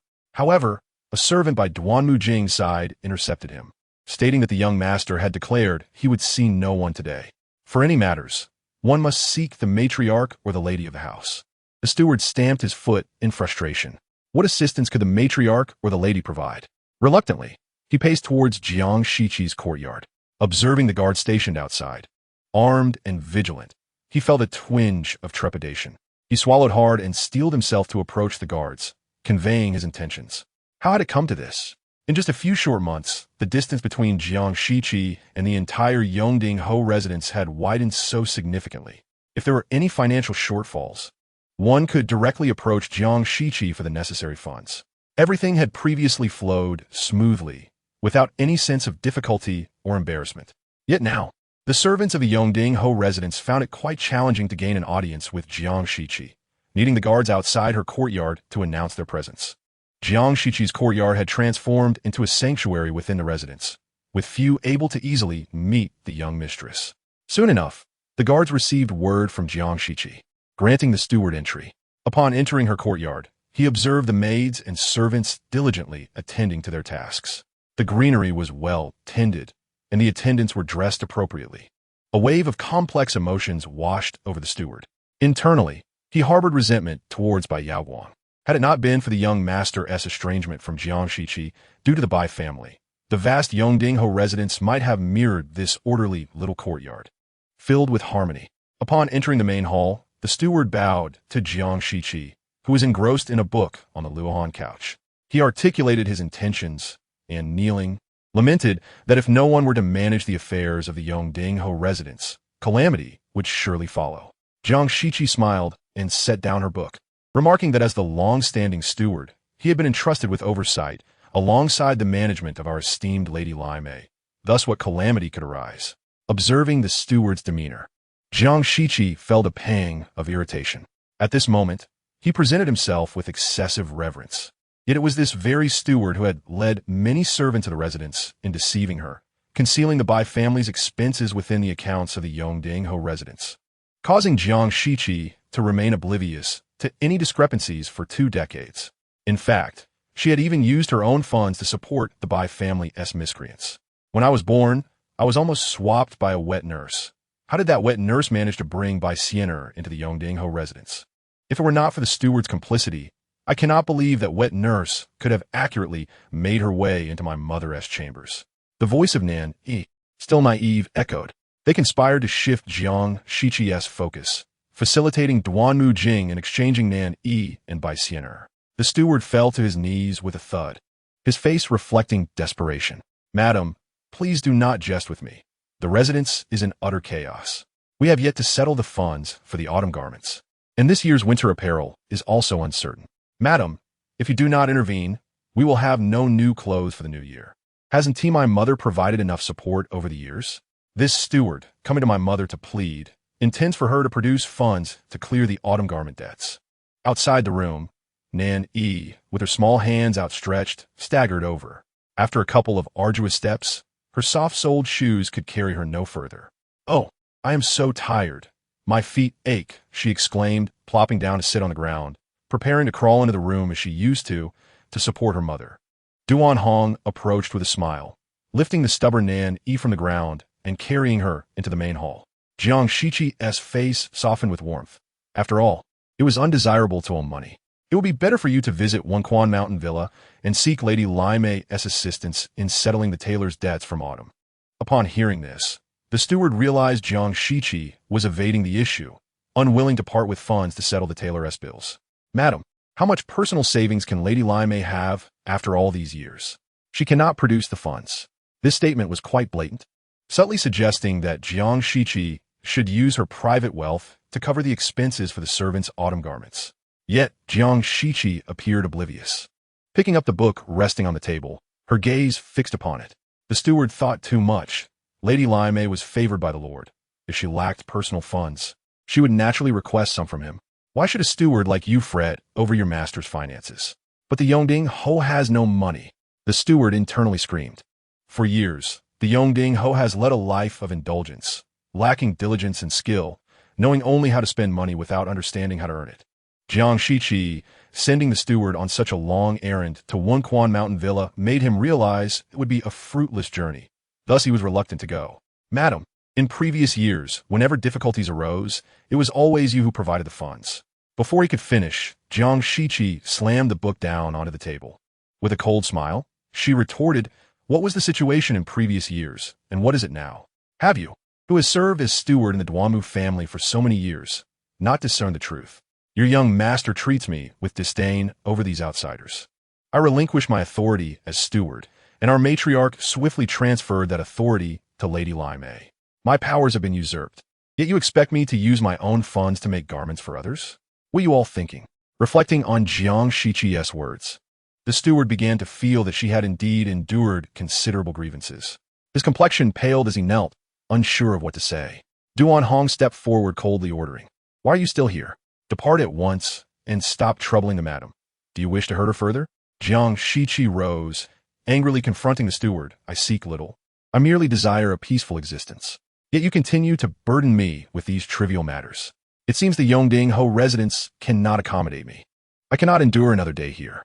Upon hearing Jiang Shiqi speak thus, the steward feared she might choose to relocate to the princess's residence. He hastily bowed in apology and rushed out of Jiang Shiqi's courtyard.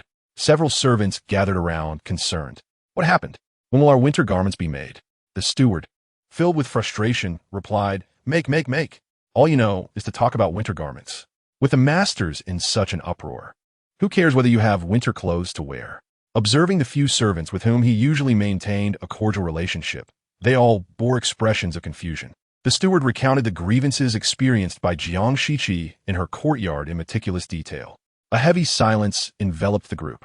Suddenly, one of the servants remarked that it was not entirely surprising that the young lady was in such a foul mood. After all, their young master had indeed gone too far. It was somewhat justifiable for the sake of Lang, Xiaoye, and Xiener. But to contend with Bai Xian and the madam was entirely unnecessary. A chorus of chatter ensued among them. The steward shot a glare at the group. The current state of the Yongding Ho residence was increasingly devoid of decorum. These servants dared to congregate in broad daylight to discuss their master's affairs. He felt an urge to intervene, yet faced with such disorder, the steward felt powerless. He merely shook his head and turned to other matters. A foul odor wafted through the air. There was no need for speculation. It was undoubtedly Wei Shi's arrival. The group hastily sought excuses to discuss the Bai family matters while avoiding Wei Shi. Wei Ji had just emerged from her quarters, making her way toward Jiang Shiqi's courtyard. The matriarch, Wei Laofuran, had been advising Wei Shi to cultivate a good rapport with Jiang Shiqi. Wei Laofuran was considering her grandson, Bai Xian's future. Once Wei Ge was granted his title, Bai Xian would be the heir of the Wei family. Therefore, it was imperative for Wei Shi to win over Jiang Shiqi, not only for the sake of the Dongmu family, but for the Wei family as well. Upon entering Jiang Shiqi's courtyard, Wei Shi's beady, rat-like eyes fixated on Nan Yi, unable to tear her gaze away. She gestured toward Nan Yi's vibrant attire, exclaiming that such festive and beautiful clothing was entirely unnecessary. Just look at the golden bells adorning her head. They must be worth a fortune. Qiu Shi, unable to tolerate Wei Shi's petty demeanor, retorted loudly that this was the attire made for the young lady by the side consort of the Duke of Duan. If the madam found it inappropriate, she might as well go to the Duke's side consort and request that all the garments prepared for the young lady be entrusted to the madam for safekeeping. Wei Shi, oblivious to the underlying tone in Qiu Shi's words, beamed with delight, thinking it would be splendid to have all of them under her watch. Meanwhile, Chen Hua, seated nearby, stood up in anger, snorted, and hurriedly took Nan Yi away, fearing that Wei Shi, driven by greed, might snatch the golden bells from the little girl. Chapter 105. Wei Shi's foolishness. Jiang Shiqi observed the avarice in Wei Shi's eyes. This woman was indeed of peasant origin, unwilling to spare even the few golden bells adorning her granddaughter's head. Whenever Nan Yi was dressed or fed well, Wei Shi wore an expression as if her own wealth was being depleted. Watching Chen Hua carry Nan Yi away, Wei Shi felt quite uneasy. Her eyes darted around, resembling a greedy, oversized rat that had somehow gained sentience. This was strikingly reminiscent of Bai Yao Guang's daughter, Bai Xianer. Jiang Shiqi silently rejoiced that her daughter's appearance had not inherited Wei Shi's rat-like greed. Otherwise, it would have been quite unbecoming. Jiang Shi, how have you been considering the matter I mentioned to you last time? Wei Shi did not pursue Nan Yi, suppressing her desire to snatch the golden bells from the child's head. Patience was crucial. Wei Shi intended to keep Nan Yi in her courtyard, as rumors suggested that the Duke's side consort was quite fond of the child. Eventually, all the gold and jewels, as well as fine garments bestowed upon Nan Yi by the side consort, would naturally find their way to Wei Shi. Noticing Jiang Shiqi's silence, Wei Shi continued to persuade her, your previous disturbances over a few members of the Bai family and Jing'er were unnecessary. Think about it. Which man would allow his wife to cause such a ruckus? It has been nearly a year since you shared a chamber with Jing'er. This is unbecoming for a woman. It is only natural for a woman to serve her husband. As Wei Shi's words grew increasingly inappropriate, Jiang Shiqi turned her face away, feigning discomfort. Madam, how could such matters be stated so bluntly? You lack any sense of propriety, while I find myself quite embarrassed. A woman should embody grace and modesty. How could one dwell on such matters daily? Is there no fear of being labeled as lewd, merely preoccupied with men? With just a few words, Jiang Shiqi silenced Wei Shi. An awkwardness began to rise within Wei Shi. It seemed she had unwittingly broached an inappropriate topic. Born in the countryside, she was naturally unaware of such decorum, yet having lived in the imperial capital for decades, she understood that noble women were raised with strict standards and would not easily court men. Such behavior was considered disgraceful among the elite. Alas, I only wish well for you both, Wei Shi murmured, providing herself with an escape. She scoffed, noting that these high-born ladies adhered to such principles. While Bai Yaoguang would have flirted with Duanmu Jing without hesitation, Bai Yaoguang could hardly bear to be apart from men. Jiang Shiqi observed Wei Shi with cold eyes, maintaining a dignified posture as she addressed her. Let's not speak of those shameless women outside, who lack any understanding of a woman's virtues. Today, they may seduce one man, yet tomorrow, they may pursue another without hesitation. This remark reminded Wei Shi of Bai Yaoguang and Wei Ge. Her expression darkened, as Bai Yaoguang had indeed produced a child from her entanglement with Wei Ge. Not only that, but Bai Yaoguang had placed a child in Duanmu Jing's care, effectively making him a cuckold for over a decade. The thought of it made Wei Shi's teeth clench in irritation, and to make matters worse, the matriarch of their family held Bai Xian in high regard, compelling Wei Shi to ingratiate herself with Jiang Shiqi. Jiang Shiqi smiled pleasantly, madam. Let us refrain from discussing such unpleasant matters and instead delve into the recent happenings within your Wei family. It is said that Wei Ge has achieved significant military accolades, with rumors circulating that he is destined for a title and a high position. If Bai Xian is indeed Wei Ji's legitimate son, why does he bear the surname Bai? Following his mother, Bai Yaoguang? Qiu Shi chimed in with a laugh. Isn't that simple? Previously, the matriarch never mentioned Wei Ge having a wife. This affair between Bai Yaoguang and Wei Junho must have been a private arrangement. Jiang Shiqi regarded Wei Shi with a knowing look, her gaze laced with a hint of disdain. Wei Shi detested when Jiang Shiqi bore such an expression, born into a lowly status. She was acutely aware of how sensitive her son Duanmu Jing was. She understood that any scandal involving a clandestine affair could tarnish the entire family's reputation. Instantly, Wei Shi resembled a rat caught by the tail, scurrying about in a panic. She pointed an accusatory finger at Qiu Shi, angrily exclaiming, "You little wretch. What nonsense are you spouting?" Duan Hong stepped forward, her presence commanding as she regarded Wei Shi with intensity. Madam need not be so hasty in denial. Wei Junho has consistently claimed he is unmarried during his time on the frontier. This is not merely my assertion. 30,000 soldiers are aware of this matter. How could such a secret be kept? If it were to come to the emperor's ears that your Wei Ge had engaged in private dealings with a woman, even if he were to be granted a title in the future, his path would likely be fraught with obstacles. Seeing Wei Shi stand there in a daze, Jiang Shiqi continued, "Let me remind you once more, Madam Ho, in the Yongding Ho residence, the Lord's attitude represents everything. If you do not possess a powerful maternal family, it is uncertain when you might become a discarded wife." Wei Shi's complexion grew increasingly pale as she trembled. "My son is already the heir. Does the Lord still dare to cast me aside?" She did not perceive the situation as dire, thinking it was merely about a barren Meihua, which could hardly stir any waves. Jiang Shiqi laughed softly. "With one Meihua, how can we guarantee there won't be a second or a third? If the Madam Ho can administer a sterility potion to one Meihua, can she possibly serve it to every woman in the world? There will always be a way for the Lord to father a son. Whether the heir's position can be preserved ultimately relies on whether the Madam Ho has a formidable maternal family." Jiang Shiqi's words echoed the warnings previously issued by the elderly matriarch, yet Wei Shi regarded the matriarch's counsel with skepticism. In Wei Shi's mind, the matriarch was akin to herself, having grown up amidst the dust and mire. How much wisdom could she possess? Conversely, Jiang Shiqi hailed from a lineage of nobility, a true young lady raised in a prominent household. The mere fact that Jiang Shiqi articulated such thoughts underscores the significance of a woman having a robust maternal family. To secure Wei Shi and Duanmu Jing's standing in the Yongding Ho residence, it was imperative to first safeguard Wei Ji's wealth and status. Wei Shi, with her limited understanding, was completely led by Jiang Shiqi. Chapter 106. Do you also wish to foster someone else's kin? Observing Wei Shi hurriedly depart, Chunhua could not help but scoff. With such shallow insight, it is only thanks to our madam's previous support that the entire Yongding Ho residence has not become a laughingstock in the capital. In truth, before Jiang Shiqi's marriage to Duanmu Jing, the Yongding Ho residence was indeed the subject of ridicule throughout the capital. Both the matriarch and the Yongding Ho, as well as Wei Shi, had all been the source of numerous scandals. Even after Duanmu Jing was born into an illustrious household, the public still regarded him as a mere commoner. The disdain and mockery embedded in the gazes of the aristocracy had left a profound mark on Duanmu Jing since childhood. It is thus not difficult to analyze why Duanmu Jing harbored such dark and twisted thoughts. He could not bear to see those around him surpass him.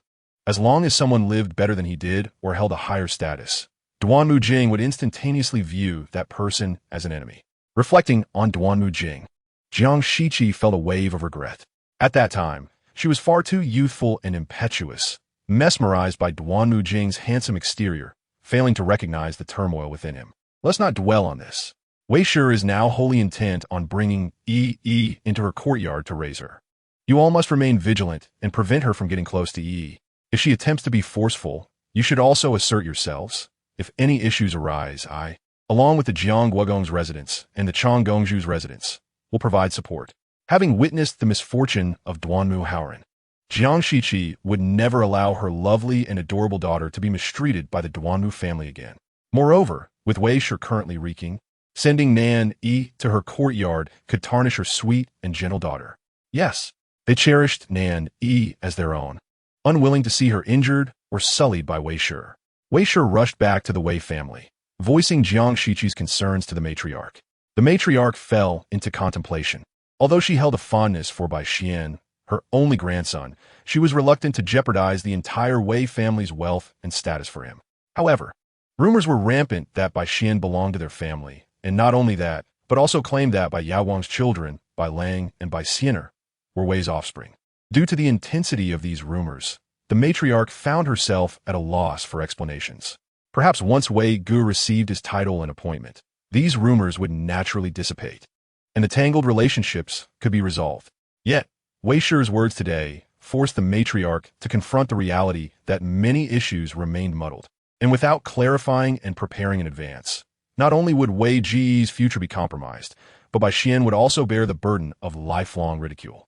Wei Shi, filled with resentment, blamed Bai Yaowang, thinking that if it were not for her past indiscretions, none of these troubles would have arisen today. The matriarch wholeheartedly agreed. Despite her silence, she was, in fact, considering Bai Xian's sake. After all, Bai Xian was a member of their family, due to that blood relation. She had not pursued Bai Yaowang's scandalous behavior for years. At that moment, Wei Gu arrived outside, having overheard the conversation between Wei Shi and the matriarch. With a composed expression, he entered the hall, asserting, "Xiener is my son. I will not abandon him, regardless of the cost." He was well aware of the bright future ahead of him, with Jiang Guogong placing great trust in him. Returning to the capital, his status and position would be incomparable to before. If others were to discover his secret dealings with Bai Yaowang, it would indeed tarnish his reputation. Nonetheless, Bai Xian was the blood of both him and Bai Yaowang. Even if he sacrificed future wealth and glory, he would never forsake Bai Xian. The matriarch and Wei Shi were quite displeased with Wei Ji's statement. Did he truly intend to disregard the entire Wei family for the sake of his feelings for Bai Yaowang? The matriarch sighed. In that case, you could adequately clarify matters to everyone, while also explaining that Bai Lang and Bai Xiener are not your biological children. Her words received Wei Shi's enthusiastic agreement, as this was likely the best excuse available at present. However, Wei Gu remained unwilling, stating, "Even if others mistakenly believe that Langer and Xiener are my kin, I would gladly accept it." Upon hearing this, the matriarch nearly choked. She slammed her hand on the nearby table, exclaiming, "Do you wish to be a fool, raising another family's children?" Wei Shi's expression turned awkward, realizing that the foolish person the matriarch referred to was her own son. She approached Wei Gu, attempting to persuade him. "I understand your intentions. You wish to take this opportunity to marry Bai Yaowang and formally acknowledge Langer and Xiener, do you not? But have you considered that Bai Yaowang's heart truly belongs to Jing? She may not be willing to forsake her current status as a concubine to be with you." Watching her obstinate brother, Wei Shi felt an overwhelming headache. For a mere infatuation, Wei Gu had forsaken half his life. What charm did Bai Yaowang possess to ensnare both her brother and her son so completely? Wei Shi could not help but recall Jiang Shiqi's words about a seductive vixen. In her heart, she silently vowed that even without Jiang Shiqi, she would spare no effort to prevent Bai Yaowang from formally entering the Duanmu family. The next generation of the Duanmu family would undoubtedly integrate into the capital and emerge as new nobility, without needing Bai Yaowang to tarnish the Yongdingho residents any further. Madame Wei nodded repeatedly, her voice laden with earnest concern as she urged Wei Gu, "Your sister's intentions are for your own good. You must not persist in your obstinacy. Young Master Duanmu will not relent. If he discovers that you still harbor feelings for his woman, the Wei family and the Duanmu family will inevitably become adversaries. He is no longer that humble individual who once relied on the Duanmu Marquisate. Wei Ge scoffed coldly. Is that so? Then let us wait and see. I am genuinely curious to know if Duanmu Jing can still outshine me. In Chapter 107, by Yao Guang desires both worlds. Wei Ge had once been loath to relinquish the woman he cherished to the heir of the Yongding Marquisate. The pain in his heart over the years was profound. Had he still been the Wei family lad who depended on the Yongding Marquisate for survival, he would never have dared to openly contest Duanmu Jing. Today, however, he would not shy away from a confrontation, for he possessed the courage and strength that had eluded him before. Naturally, he garnered the attention of numerous influential figures within the capital. Wei Ge could confidently assert that the noble families were extending olive branches in his direction. Once his rewards were bestowed, their enthusiasm for him would only intensify. In the capital, he was now far more sought after than Duanmu Jing. With the support of the powerful elites, Wei Ge saw no reason why he could not stand toe-to-toe with Duanmu Jing. Years prior, he had conceded to Duanmu Jing due to his inferior power. Now, with strength, status, and backing, why should he continue to yield? Madame Wei furrowed her brow, observing her son, who seemed to be drifting in a state of elation. She pursed her lips, remaining silent, while the Wei family, filled with concern, attempted to counsel Wei Ge. Yet, Wei Ge turned away, unwilling to heed anyone's advice. He left his mother and sister and made his way to the Bai residence. Bai Yaoguang welcomed him with eyes full of affection.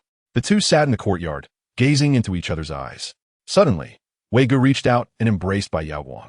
Startled, she struggled half-heartedly. Wei Ge, we are no longer the children we once were. Please, let me go. Yet Wei Ge was unwilling to release her. He held her tightly, refusing to let her slip from his embrace. Tears glistened in Bai Yaoguang's eyes as she appeared torn. Wei Ge, I've already told you before. You cannot compete with the heir. He will not let me go. I only wish for your safety. As long as you are well, please forget about me. The more she spoke, the more pain surged within Wei Ge. He recalled the hardships he had endured over the years in the borderlands. Cradling her face and kissing her deeply. After a long moment, he gazed in her flushed face, declaring, "It is impossible. I will never forget you. Without you, I would rather die. Do you know how I have survived all these years? Not a single day has passed without thoughts of you." Bai Yaoguang wept. Wei Ge, do not worry, Guanger. This time, I will surely take you as my bride, and we shall reunite as a family of three. He kissed her again, and she did not refuse, which filled Wei Ge with immense confidence. Her words and reactions reassured him that her heart was deeply intertwined with his. Wei Ge believed that it was solely Duanmu Jing's overwhelming power that prevented him from claiming Bai Yaoguang, forcing him to watch helplessly as she was taken from him. What angered him most was that after claiming Bai Yaoguang, Duanmu Jing refused to even acknowledge her as a concubine, keeping her at the Bai residence in a state of humiliation.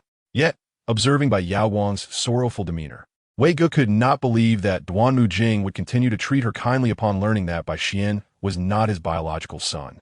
With tears streaming down her face, Bai Yaoguang nestled her head against Wei Ji's chest, her arms tightly wrapped around him, relishing the fervent yet painful love he offered.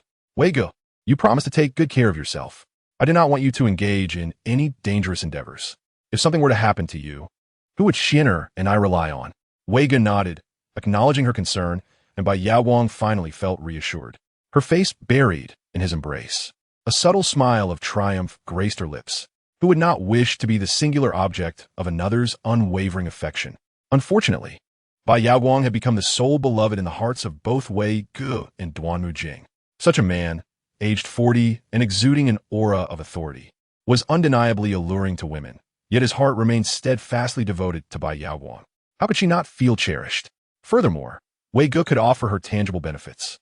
Her son, Bai Xian, was gradually becoming a pawn in Duanmu Jing's game, whereas Wei Ge represented a pathway to prosperity. From every angle, Bai Yaoguang understood the necessity of securing Wei Ji's loyalty. After Wei Ge departed, satisfied, the deep affection on Bai Yaoguang's face slowly faded. She instructed her maid, "Go to the Yongding Marquisate and have Steward Liu invite the heir for dinner." The maid, Chui Hong, displayed evident reluctance. "Madam, the heir has not dined with us in quite some time. I can see that Lord Wei is deeply enamored with you. Perhaps we should. You are oversimplifying the matter." Bai Yaoguang interjected, shaking her head as she regarded the youthful Chui Hong. "The Yongding Marquis has rendered meritorious service, and the heir has the support of Jiang Shiqi. The situation has not yet reached a deadlock. I must consider Langer and Siener. Langer and Sienna were the heir's progeny, and he ought to take responsibility for them. In truth, Bai Yawang desired both sides. Wei Ge was the rising star in the capital, and she could not afford to forfeit the benefits he brought. Likewise, as the heir of the Yongding Marquisate, she would not relinquish her ties to Duanmu Jing. The maid, Chui Hong, complied. Proceeding to the back gate of the Yongding Marquisate to inform Lu Bo would then inquire with Duanmu Jing, as had been the customary process. However, today, upon receiving news from the Bai family, Steward Lu was highly reluctant to relay the message. Nearby, some servants whispered among themselves. The servants over at the next-door minister's residence have already prepared their winter attire. I heard they even received extra silver this month. Another servant, envious, remarked, "Goodness, the minister's family must have a more substantial foundation than our Yongding Marquisate. How is it that their servants have prepared their winter clothes so early, and even made 2 sets? Yet we are still wearing last year's garments." They lamented, wishing that the heir had not caused such turmoil with Bai Yawang's siblings and Jiang Shiqi. Things would have been far better.